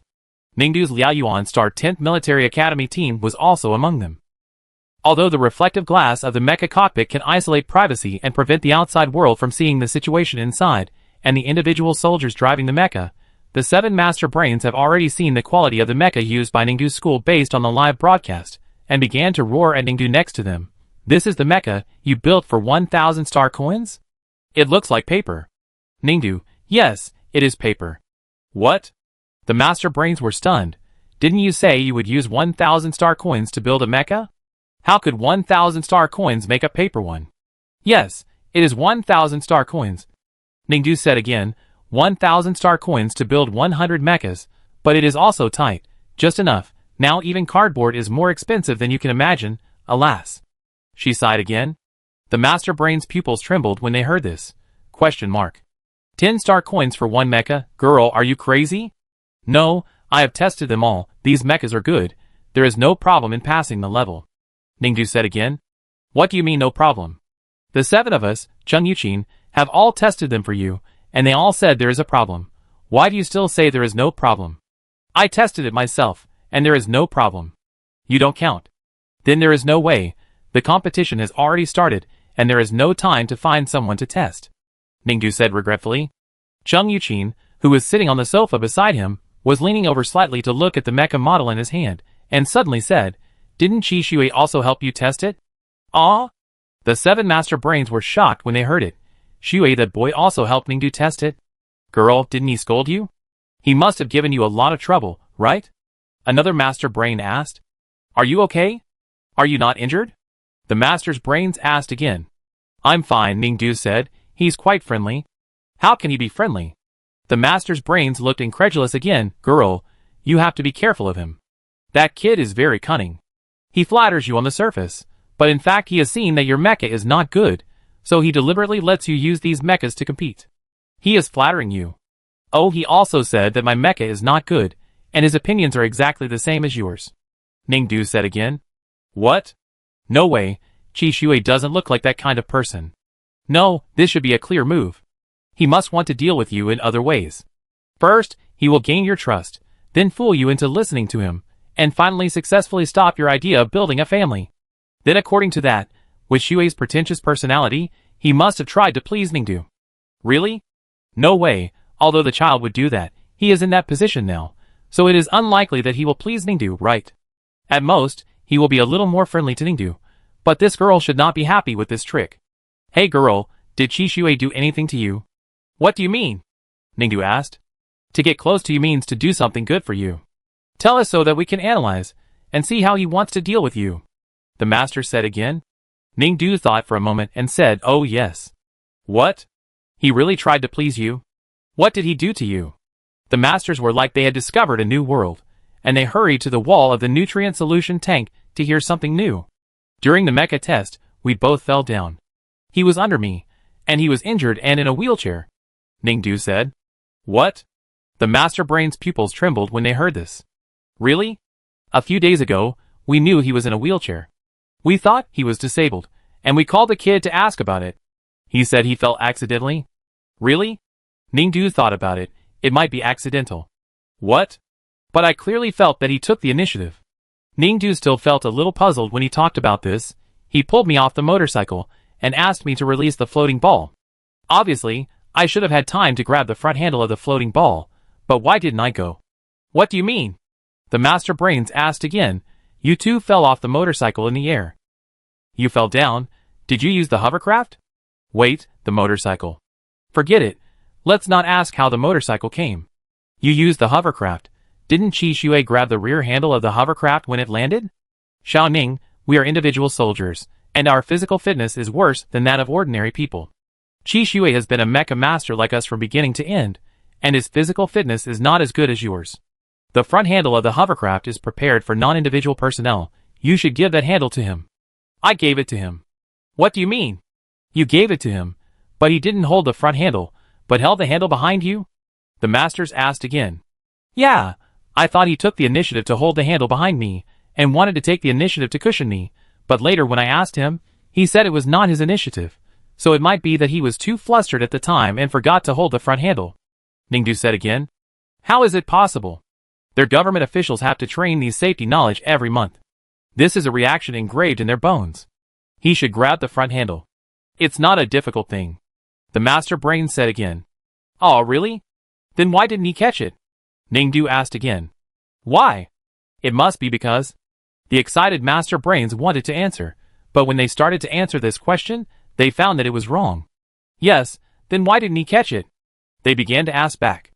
In an instant, the whole room fell into silence. Only Chung Yuqin on the sofa whispered, because he took the initiative. The final assessment of the Mecha Master Gold Cup has been in full swing. Qi Shui finished his work, and was about to watch the game, but was suddenly called away by the patriarchs of the 5 major families. It was about the Dream Club. They said they had something to ask him. On the way to meet the 5 clan leaders, Qi Shui also reviewed the Dream Club. Originally, because he was assigned to participate in another matter, although he was responsible for the Dream Club, he was no longer responsible for following up the details. However, everything changed after the noble families knew that Ningdu was also going to establish a clan. The 5 major clans were of course furious, and then asked him to stop Ningdu from becoming a noble family, which led to a series of things he did later. It was also for this reason that Qi Shui often went to the 10th Military Academy of Liaoyuan Star later, ostensibly to supervise the Dream Club, but actually to supervise Ningdu. Casually, he learned more about the Dream Club. Although he didn't understand why the clan leaders clearly told him that the Dream Club's people should be handed over to the subordinates, and they also knew that he didn't know much about the Dream Club, but they still hurried to find him to ask about the Dream Club. Qi Shui frowned. Forget it, let's go and see. Anyway, he is not completely unfamiliar with the fantasy club. He should be able to answer the questions from the clan leaders later. Arriving at the joint meeting room of the clan leaders of the 5 major families, Qi Shui first reported the results according to the procedure, and then began to answer the questions of the 5 clan leaders. Fortunately, the clan leaders' questions were very simple, and Qi Shui answered them one by one. Of course, after answering these questions, he felt a little uneasy. These questions were too simple. Obviously, these were not what the clan leaders wanted to ask. Qi Shui patiently waited for the next step of the clan leaders. After answering some irrelevant questions in succession, the 5 clan leaders took out the final investigation report on the Fantasy Club incident. The Dream Club incident was mainly to catch people in the noble families who had private relationships with members of the cult-like Dream Club. The noble families were rich and powerful, and the members of the Dream Club did not belong to the noble families. In order to establish relationships with the noble families, they would use a biological agent to control and confuse the noble families, making them fall in love with themselves, so as to achieve the purpose of marrying them, entering the noble families, and defrauding money. After so many days of investigation, now, the noble family children, who were confused by the Dream Club with biological agents and fell in love have been found, and the list is in the hands of the 5 clan leaders. The clan leaders told him that they would show him the list now. Qi Shui frowned. Dear clan leaders, please forgive me for being blunt. I don't understand why you called me here alone to let me see this list. According to my understanding of the Dream Club incident, there should be no one on this list who is so important that he needs to be protected, so there is no need to keep the list so secret. The clan leaders are like this now. What happened? You're right. The head of the Qi family looked at Qi Shui and said, we did find someone that cannot be made public, so we came here to discuss it with you. Can I know who it is? Qi Shui said again. The head of the Qi family exchanged glances with the other clan leaders, and continued. During the study tour at the 10th Military Academy on Liaoyuan Star, we sent the Galaxy Eye Monitor to track the study tour team in the sky. The behavior of our noble family children, especially their eyes, was frequently cast on the non-noble family members. We highly suspected that they were members of the Dream Club. At the same time, we also suspected that the corresponding noble family children were deceived by the Dream Club members. We got this list based on this. The ranking of the list is almost based on this kind of eye contact, and the frequency of eye projection. You know, right? Qi Shui nodded. I know. Okay, the person we are going to discuss with you today is the one who ranks first on our list based on this criterion. In other words, the time and frequency of his eyes staying on the non-noble family student are the longest and most among all people here. And this person, we think that the outside world must not know that he is also on this list. This matter has attracted our great attention. Qi Shui frowned. So this person is right in front of us. The head of the Qi family said again. Qi Shui was stunned for a moment. Shui, as long as you are on Liaoyuan Star, you will be monitored by the Galaxy Eye for frequently visiting someone. Don't forget that you are also a child of a noble family. Even if you are on a mission, you are still under the surveillance of the Galaxy Eye. After the head of the Chi family finished speaking, the 5 heads of the clan in front of Chi Shui all looked at him seriously. In the reception room filled with cold white lights, Chi Shui stood in front of the 5 heads of the clan and lost his mind for a few seconds. Then he said, I am here to complete the task. Ningdu wants to establish a clan. I know everyone is very angry. The heads of the clan assigned me the task of stopping her from monitoring her. Of course, I have to do my best. We don't seem to have said that the person you look at most frequently is her. The head of the Chi family said again. Chi Shui choked. Then he whispered, I do all this for my duty. The 5 heads of the clan did not answer, but just looked at him. Chi Shui lowered his head slightly. The clock on the cold metal wall was ticking, and he could hear it clearly. If that's the case, then we understand. After a while, the head of the Gu family said with a smile, Shui, don't be nervous. In fact, we also know why you appear on this list, and we also know that you are here to carry out the tasks assigned by the family. We will not have any doubts about you, right, everyone? Yes. That's right. The other heads of the clan also nodded. We asked you to come here, mainly because we have to go through the formalities of asking you about this matter. Just ask clearly, and it's okay. The head of the Lu family said again. I see that you haven't rested well recently, and your face is getting paler and paler. You should also pay attention to rest. The head of the Fu family also said. Thank you for your concern.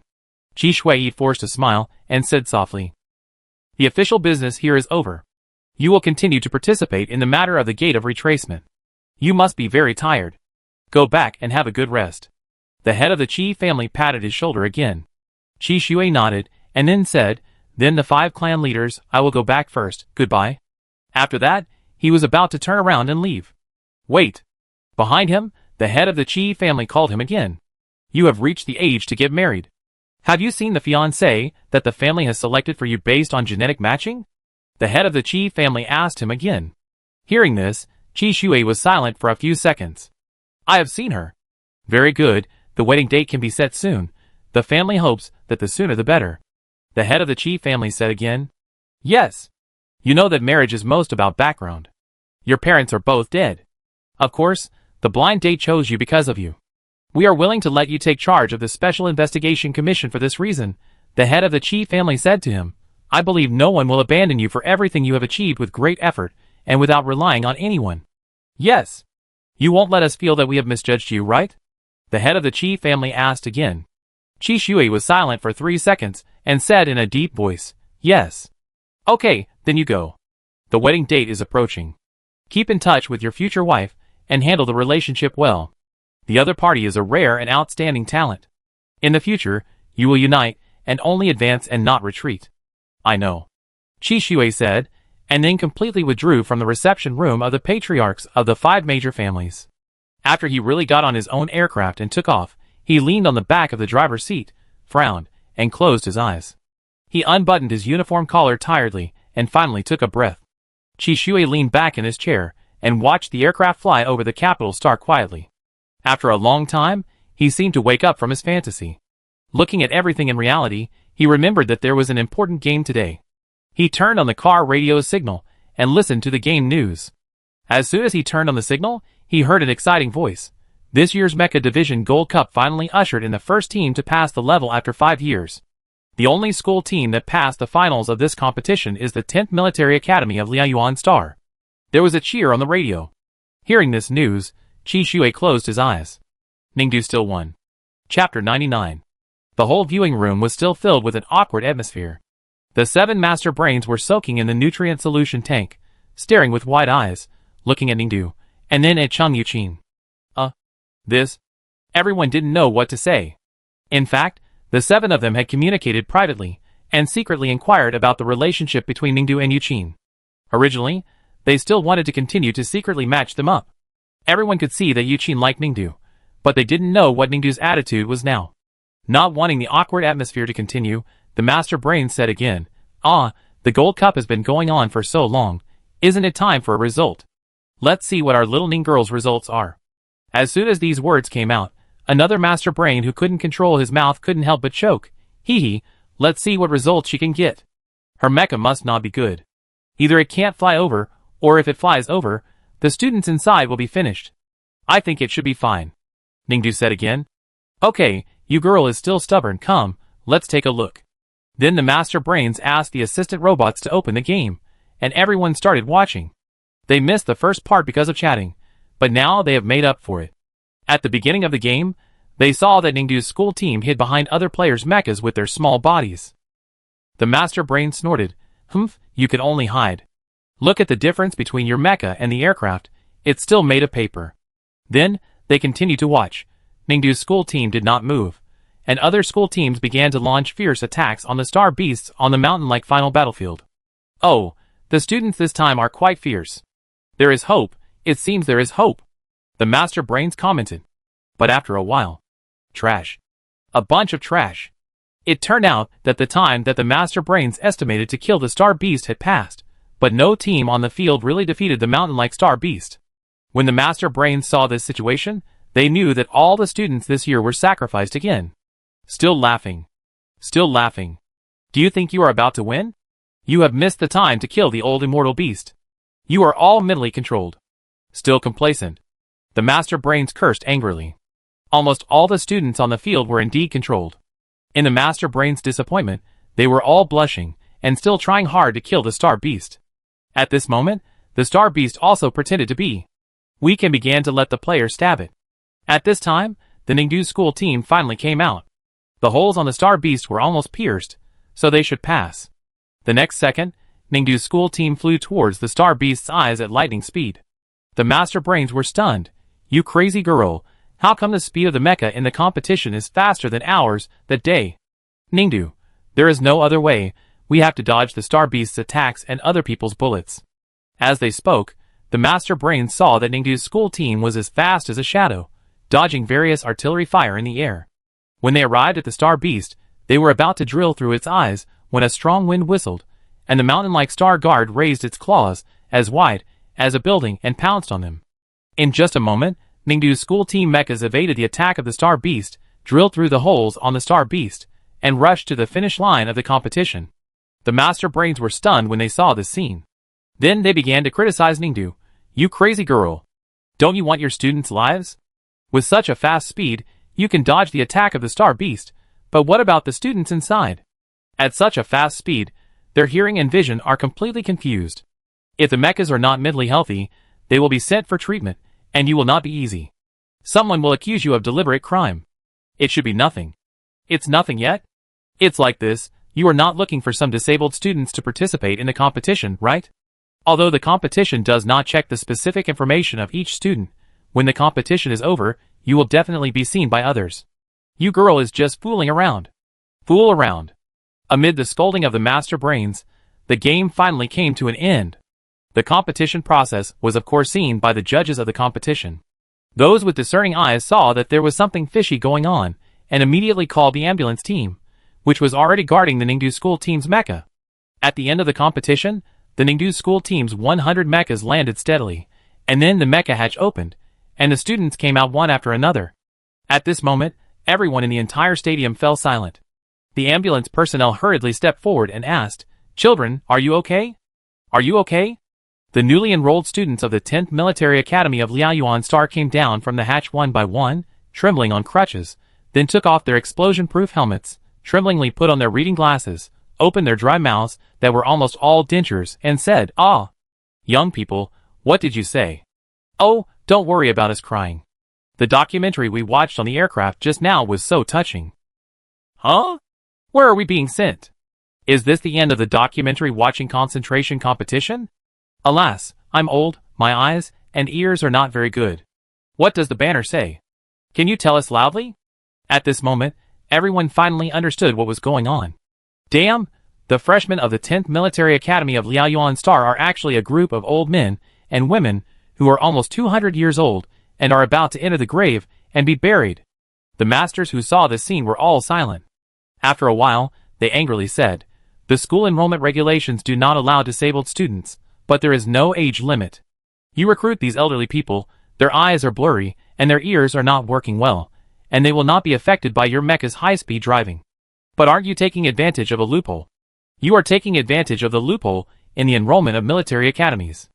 The Gold Cup will definitely issue regulations soon to prohibit the elderly from participating. If those people from the noble families know about your loopholes, they will definitely punish you. Ningdu, well, I checked. They want to cancel the first place in our school's competition. It seems that according to the law, they have to go through a rigid process, at least for a full month.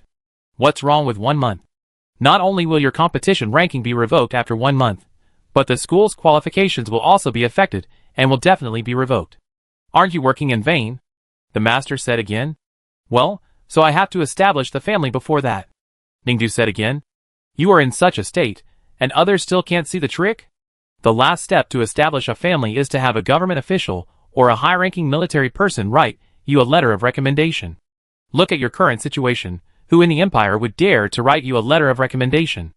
The master brains continued. Alas, there must be someone.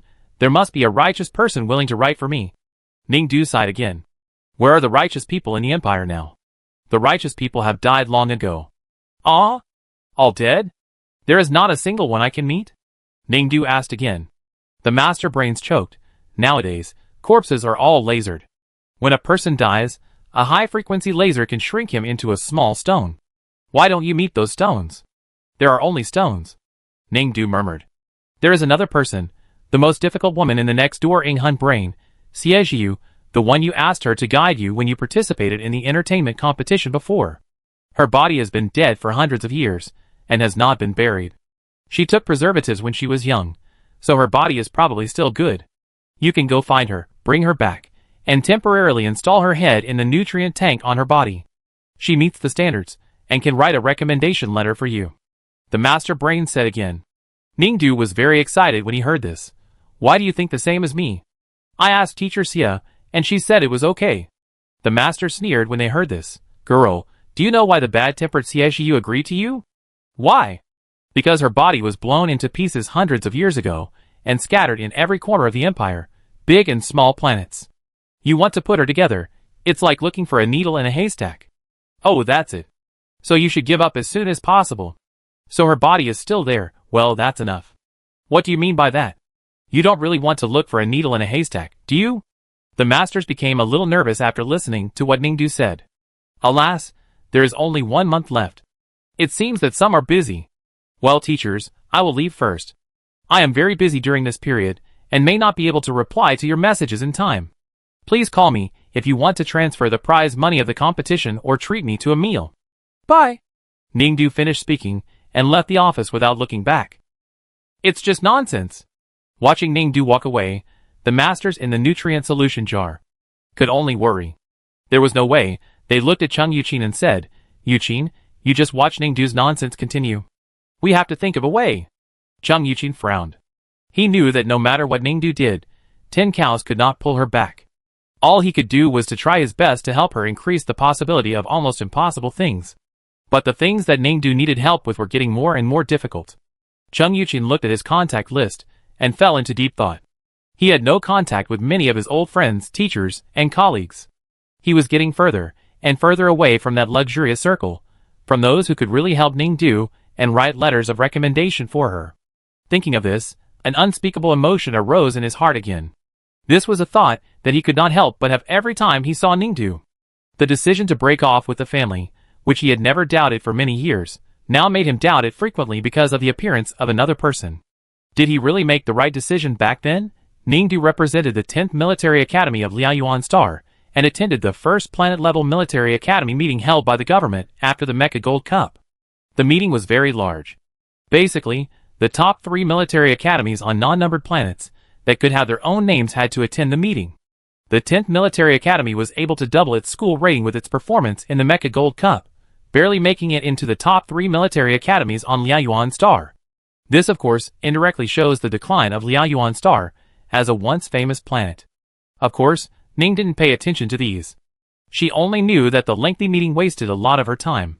If it weren't for the free meals and a lot of free daily necessities that could be taken away in unlimited quantities, she wouldn't be able to hold on. But she managed to hold on. But the result was not good. At the end of the meeting, the imperial government and the military listed a small list of military academies that were not admitted, and kept the participating military academies whose assessment results had been low throughout the year, and had to be criticized and educated separately. The 10th Military Academy on Liaoyuan Star in Ningdu was not even a formal military academy before, so how could it have any results? Therefore, it was also counted as one of the worst military academies, and was left alone for criticism. After listening to the lengthy criticism, Ningdu was about to return to Liaoyuan Star, only to find that the shuttle buses had stopped running. She could have taken the cheapest interstellar train back, but the interstellar train had stopped running so early. She wanted to find other cheaper means of transportation to go back, but found that none of them were available. What happened? Ningdu was puzzled, but since there were no buses back to Liaoyuan Star, she planned to stay in the office of the Masters of Wanfeng Military Academy on this capital star for one night. In fact, she could also stay in her own dormitory at Zuoliyuan University. After all, she had not graduated yet, but Zhuolu Star was too far away, and there were no shuttle buses either. Ningdu originally wanted to go to Wanfeng University, but after checking, she found that even the shuttle bus to Wanfeng University was gone today. Why is everything gone? Her heart tightened, and a bad idea came to her mind. She might have to use her own mecha to go back. Although her own mecha can be used as a flying vehicle, it consumes energy. It only costs 1 star coin to take public transportation from the government building to the office of the Master Brains, but if she uses her own mecha, the energy consumption is a full 3 star coins. That means she needs to spend 3 times the money to get there. This is a huge loss. Ningdu felt sick when she thought of this, and she decided to continue waiting for the bus. It was said on the Star Network that the buses all got off work early today, because today is the Science and Technology God Festival, one of the most important festivals in the entire empire. On this day, usually all planets in the empire will snow, and the traffic conditions will be bad. Moreover, this festival is a landmark festival to commemorate the great technology that freed ancient humans from physical labor, and entered a new era of super intelligence. This day is a festival for all humans and robots. Therefore, the road conditions were bad, and the robots had to celebrate the festival, so all the buses stopped running early. But it didn't mean that there were no buses to take. At midnight, there would be a parade of the God of Technology floats on this street. At that time, you could take the parade bus, and the ticket price was 1 star coin. Ningdu looked and saw that the parade bus passed by Wanfeng University, so she waited. The streetlights were dim, and Ningdu looked up. Sure enough, snowflakes were floating in the dark night sky. The wide road in front of her, which was busy with cars and people during the day, had become empty. The government building across the road was still brightly lit. It seemed that the God of Technology Festival, which was a holiday for all people, was not really a holiday for all people, at least not for the government people. The matter of the Gate of Retrospection was extremely difficult to handle. Qi Shui didn't know how long he had been busy. After coming out of the office building, he found that snowflakes were falling from the sky. There were almost no people on the road. When walking outside the government office area, only the creaking footsteps of him and the assistant robot stepped on the soft snow. Today is the Science God Festival. How do you plan to spend it? Qi Shui breathed in the cold and fresh air and asked the assistant robot beside him. I will go to the robot bar to drink some maintenance oil first, then go to Dingjia Amusement Park in Liumeng District to ski, and finally go to the parade night party in the central square. Good plan. Qi Shui commented. What about you, President? The assistant robot asked again. Qi Shui hadn't said it yet, and suddenly, his light brain bell rang. After the call was connected, a woman's voice came from the other end. Today is the Science God Festival. You should come and meet my family. Although this is a marriage approved by my parents, and I am optimistic about your prospects, in order to ensure that everything is safe, I need to communicate with you again to confirm that you are indeed a reliable partner as I imagined. You should understand your situation. Born with both parents dead, you are not valued much in the Qi family. Now, you are not really in a high position in the Qi family. In terms of cooperation, we are more risky. Qi Shui, you know what I mean? As the most likely partner, I will show my sincerity tonight. Of course, please show your sincerity as well. After that, the other party hung up the phone. The assistant robot looked at Qi Shui and asked, President, is this your fiancé? Yes. Qi Shui answered. Then it seems that you also have important arrangements today. The assistant robot is Qi Shui's work assistant, but also a personal secretary. Qi Shui did not block it when she was talking on the phone just now, so it certainly understood the content of their conversation. It is indeed an important arrangement. Qi Shui said. It is really not easy for humans. They always have to give up themselves for something. The assistant robot suddenly said. Qi Shui turned his head and glanced at it. Is it because of the Science and Technology God Festival? You are a little sentimental today. Yes, it is because of the Science and Technology God Festival. This day is also my festival. My program allows me to release some human-like emotions, the assistant robot said, so I suddenly sighed that it is not easy for the president. In my cognition, marriage is more of a beautiful thing for modern humans to have a deeper connection between people because of the deep emotional relationship they have achieved, but for the president, it is just a kind of cooperation. Qi Shui did not speak. President, do you really want to turn marriage into a kind of cooperation? The assistant robot asked again. Of course I do. This is the only way for me. To achieve your goal? Yes.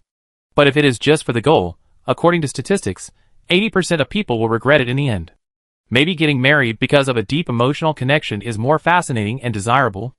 After listening to this, Qi Shui said, when you said this, I think you overlooked a prerequisite. You mean, the prerequisite for humans to get married because of a deep emotional connection is that the person himself has feelings? That's right. So what the president means is that you don't have this kind of emotion? Yes. But just because you don't have it now doesn't mean you won't have it in the future. You won't have it in the future. But according to the data report, almost no human beings living in the interstellar empire are without emotions. Only a few people with disabled bodies have no emotions. The president is in good health, so how can you be sure? Then you don't know me well enough. Can the president really achieve a deep connection without longing for emotions for a lifetime? The robot asked again. Yes. Really? Of course. Qi Shui was sure. In that case, perhaps I should correct my existing knowledge. The president may have made a mistake with my previous judgment. The president does not long for this kind of deep emotional connection, nor does he long for a happy marriage based on love. While making the correction, the assistant robot found that Qi Shui's footsteps suddenly stopped. President, why don't you leave? Is there something wrong with my correction? As soon as this sentence came out, the assistant robot looked over in the direction of Qi Shui's gaze. Under the streetlight across the empty road, a woman wearing an old-fashioned plush hat and a very thick and old-fashioned winter coat stood there, with her hands in her pockets, curled up in the heavy clothes and plush hat. The assistant robot analyzed the reason why its president suddenly stopped in almost the next second. It should be because of an acquaintance of the president across the street named Ningdu. Chapter 100. Ningdu was watching the snow under the streetlight, and suddenly, a figure entered her sight. It was an acquaintance. What are you doing here? Qi Shui walked up to her and frowned, asking her. Ningdu, waiting for a car. Waiting for a car? Qi Shui asked again, public aircraft? Yeah. Go back, there is no more at this point. I just can't go back, so I'm waiting for the car here, Ningdu said with eyes wide open. You can call a ride back, Qi Shui said again. The ride is too expensive. Only 50 star coins. What? Isn't it 5-star coins? Ningdu's pupils trembled, and she sighed. It seems that hitchhiking is really profitable. Qi Shui on the opposite side, He didn't want to say anything, passed in front of Ningdu, and walked into his aircraft. When he was about to instruct the aircraft to start in the optical brain, he thought for a moment, and looked back at the figure under the street light. Aren't you leaving yet, President? You may be late for your date. The assistant robot reminded him. Qi Shui didn't say anything, and turned back to Ningdu. Where are you going back to? The 10th Military Academy of Liaoyuan Star. Ningdu answered. Too far. Oh! Seeing that Ningdu didn't say anything, Qi Shui turned back to his aircraft. His aircraft was parked not far from where Ningdu was standing. Qi Shui gave the order to open the aircraft, stood at the door for a while, and turned to Ningdu and said, How about I take you to the office of the teachers of Wanfeng Military Academy? Ningdu nodded when he heard it. That's fine. President, if you go to Wanfeng Military Academy first, you may be late for your date, the assistant robot said. With Miss Ningdu's financial strength, she can actually call a ride herself, or you can call one for her. I have no obligation to call a ride for her. Qi Shui only replied with this sentence. But, before the assistant robot finished speaking, the system went into hibernation. Return to the cabin. Qi Shui gave an order, and the assistant robot quickly shrank its body according to the shutdown command and transported itself to the storage room of the aircraft. Ningdu quickly boarded his aircraft.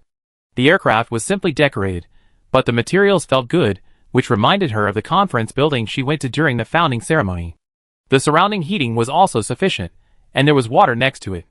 After Ningdu confirmed with Qi Shui that this was not the drinking water that was charged on ordinary aircraft, he opened a bottle and drank it.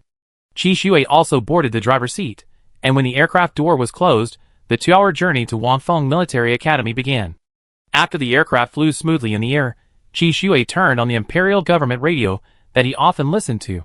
Today is an annual festival that is worth celebrating for all the people in the empire. In the winter of December, the snow is flying, and the great anniversary of the god of science and technology has come again. The whole empire is very lively today. Many places have held lively gatherings to celebrate this happy day, thanking the god of science and technology for protecting the people of the empire. Today, there are 266 large-scale activities of various kinds in the capital Star alone. In addition, the Lucky Star restaurant, the restaurant with the highest public rating in the capital Star, will launch a special God of Science and Technology Festival dinner. The main ingredients of the set meal are made from the shoulder of the first-grade star cattle of the White Feather Star, and are slow-roasted with 18 special spices such as triangle leaves, li yuan, and frostless, and the fragrance is overflowing. Ningdu swallowed unconsciously while listening. His stomach protested.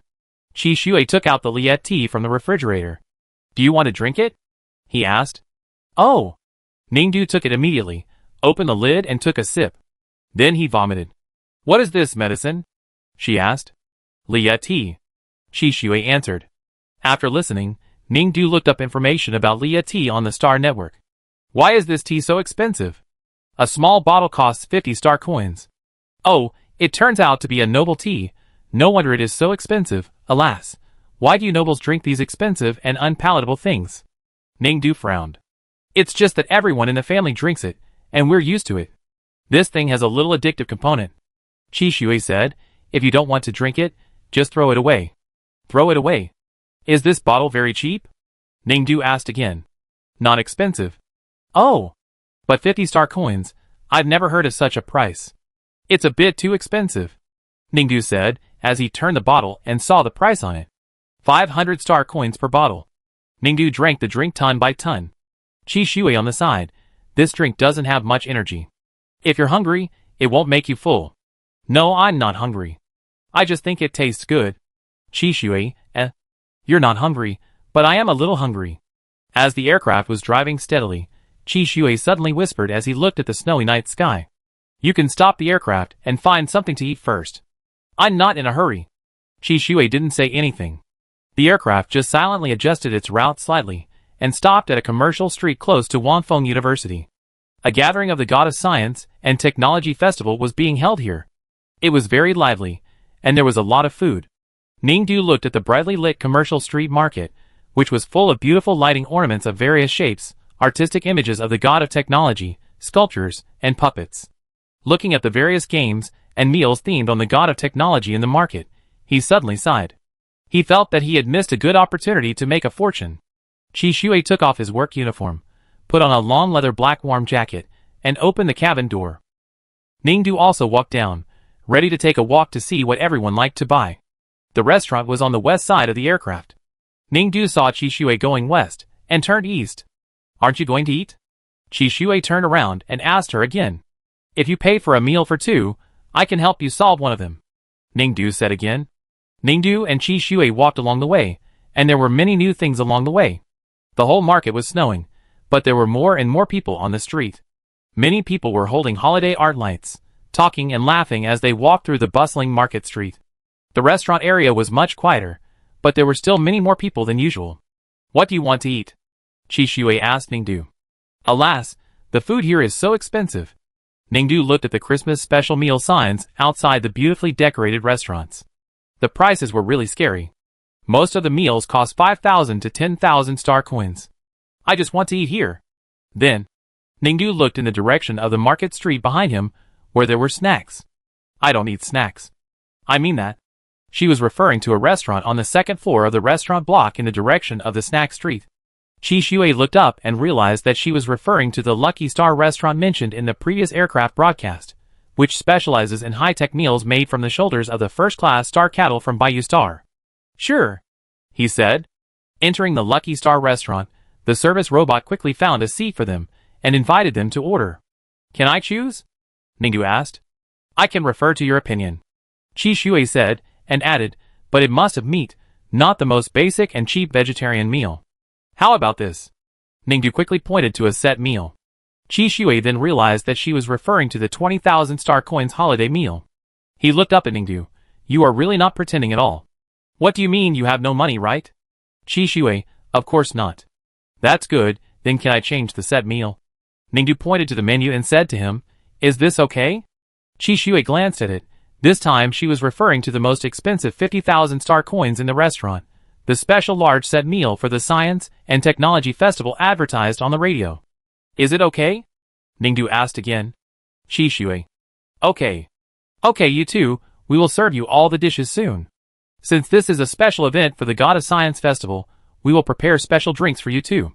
Here are our newly launched Dongwang Starberry Special Mix Matto and Linha Xingpu Star Pearl Special Mix Milk Liangyan. There are tastings here. You two can taste them first. The service robot quickly brought up 4 tastings.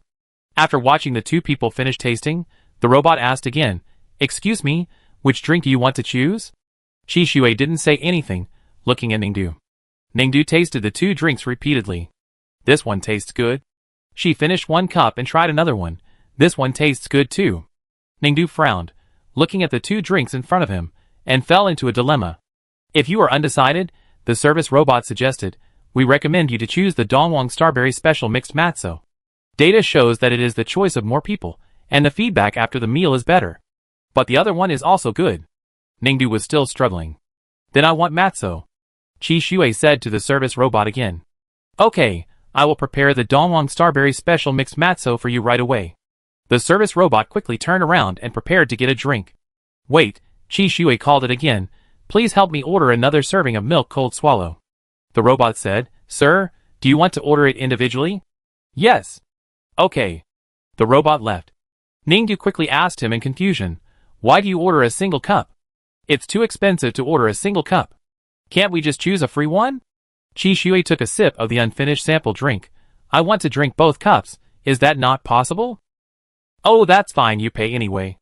Ningdu murmured, and cast an admiring look at him again. So you have the same taste as me. Chi Shui, The God of Technology dinner was served. Ningdu looked at the full table of food in front of her, and didn't want to say a word, just buried her head in work. It took her a full hour to finish the food on the table.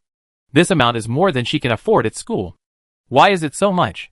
Ningdu was too full, sitting back in the chair, holding her obviously bulging belly, and asked sincerely, Is it so much for a meal for 2? Chi Shui looked at the bill. It's not a meal for 2, it's a meal for 5. What, a meal for 5? Yes. But didn't we want a meal for 2? You have to ask yourself, it was you who ordered it. How much did you spend in the end? 100,000. So much. Ningdu immediately asked, Do you have any money left? Can you please stop asking me about money in the future? Chi Shui thought about it, and couldn't help but said, I'm not short of money. Really? Ningdu continued to ask, How much do you earn a month? Chi Shui drank his drink. The special commissioner has a fixed salary of 30,000, but I don't rely on it. I have shares in the Chi family's enterprises, which account for a large proportion. I also have shares in other families. In addition, there are many patents in mecha technology and mecha manufacturing, and the annual income is not small. How much can you make a year? Ningdu asked. Hundreds of millions? Of course. Oh, that's good. Ningdu covered his round belly. Today's 5-person meal was not in vain. I guess I can skip meals tomorrow and save on meal expenses. It's okay. Chi Shui, Ningdu looked at him again and asked, I'm already full. How do you feel? Chi Shui sat upright on the chair and continued to drink the after-meal drink. My appetite has always been fixed. I only eat 70% full. Burp. He just finished speaking and suddenly burped. He was silent. Are you full too? Ningdu asked him. Chi Shui touched his stomach and put down the drink in his hand. I can't drink anymore. A little? He finally said. After leaving the restaurant, both of them were too full, so they decided to take a walk in the market outside before leaving. The market outside was even more lively than before. There were many more people dressed up in various costumes on the road, dressed as star rabbits, star dogs, kittens, clowns, and popular movie, TV, and game characters. They laughed, sang, danced, and made various expressions to greet and take photos with everyone. An old woman carrying a flower basket passed through the crowd, saying God of Technology bless you, while handing out small cards to passers-by. Someone asked what this was, and the old woman replied, Forecast of next year's fortune blessed by the god of technology. Ningdu and Qi Shui walked in the noisy crowd. They were just watching the artists performing on both sides of the street. Suddenly, each of them was given a card. God of technology bless you. The old woman looked at the two of them, and smiled knowingly, and left. The two opened the folded cards in their hands. Qi Shui frowned and looked at the content on the card. TSK. Ningdu also tisk beside him. Is it convenient to know what is drawn on your card? Qi Shui asked her. Wait a minute. Ningdu frowned, suddenly rushed through the crowd, found the old lady who just passed by them, and took another card. After opening it, she frowned again. Wait a minute. Ningdu went over and asked for another card, opened it and took a look. Then he went over again, and asked for another card. After opening it and taking a look, he continued to sigh. Then he asked for another card. This time it was finally suitable. My fortune is not bad. Ningdu opened the last card, and showed it to Qi Shui. Qi Shui only saw 4 words written on it. Money is rolling in. Qi Shui, He looked at the cards Ningdu had put in his pocket and asked, where are those? Those cards don't count. Can I take a look? Here, they're worthless anyway. Ningdu thought about it, and showed him the remaining cards. The remaining 4 cards were written with fall, understand, powerless, and lose. These words make people feel that the meaning is not good. Every year, there are many people who send out prediction cards of the technology god. Just take a look. The technology god is a powerful computing power, not a god in essence. Qi Shui said again. Who said that? The technology god is quite accurate. Ningdu took out the card for getting rich again. This indicates that I will definitely get rich. Qi Shui, What did you write on it? Ningdu asked again. When this was mentioned, Qi Shui opened the card in his hand and frowned. There is no text, only a picture with an unclear meaning. Ningdu took the card and looked at it. There was only a picture on it, which was a boat, far away from the lights on the shore, drifting on the wide sea. Abandoned? Ningdu said. How do you know that means? Oh, I just said it casually. Qi Shui said nothing more, put the card into his coat pocket, and the two continued to go shopping. There were many people performing on the street. As the two walked, they saw someone setting up a stall not far away to invite tourists to interact with mecha. Mechas are very familiar to students of military universities like them, but for ordinary people, mechas are almost never seen. They can only be seen on virtual TV and games. The combat power of mechas is too great. The Empire strictly prohibits the civilian possession of mechas, and the regulations have been criminalized. The mechas in front of them, which are used for fun during festivals, are actually entertainment mechas that have undergone low-level transformation from the lowest-end mechas. Many festival merchants can apply for their use during special festivals. The mecha interactive activity in front of Ningdu and Qi Shui is a similar activity of throwing to win rewards. The mecha is placed aside, and the basket is placed 100 meters away from the mecha. After buying tickets and entering the venue, tourists can enter the mecha and use the mecha manipulator to pick up the dolls in the box beside them according to the simple operation prompts, and throw them into the basket. Even if they succeed, the dolls thrown into the basket can belong to the tourists. The two stood at the edge of the event venue, and like many onlookers, they watched the tourists who bought tickets and entered the venue excitedly get into the mecha to throw dolls, and then they didn't hit the target once, so they continued to buy tickets, threw again, didn't hit the target, bought tickets again, queued up again, and still didn't hit the target. After repeating this several times, several tourists were a little frustrated. Ningdu took a deep breath. She was indeed a little upset. She spent money on tickets, but didn't get the prize. Isn't it a waste of money? It's a big loss, she sighed. What? Are you disappointed? Qi Shui heard her sigh and turned to ask. Yeah. You mean, if you go to throw, you will definitely get the prize? Qi Shui asked again. Well, I think so. For such activities, the merchants have calculated the probability of prize triggering in advance. It is impossible for you to throw successfully without a certain frequency of throwing. I think even if you go, you won't get many. Qi Shui said. No, I think so. Ningdu said again. You are very confident. Thank you. Then let's make a bet. I bet you can't win. Qi Shui turned around and looked at Ningdu and said. Ningdu just said, I really can't win. Qi Shui, I can pay you for 1 ticket. Ningdu, then I can win.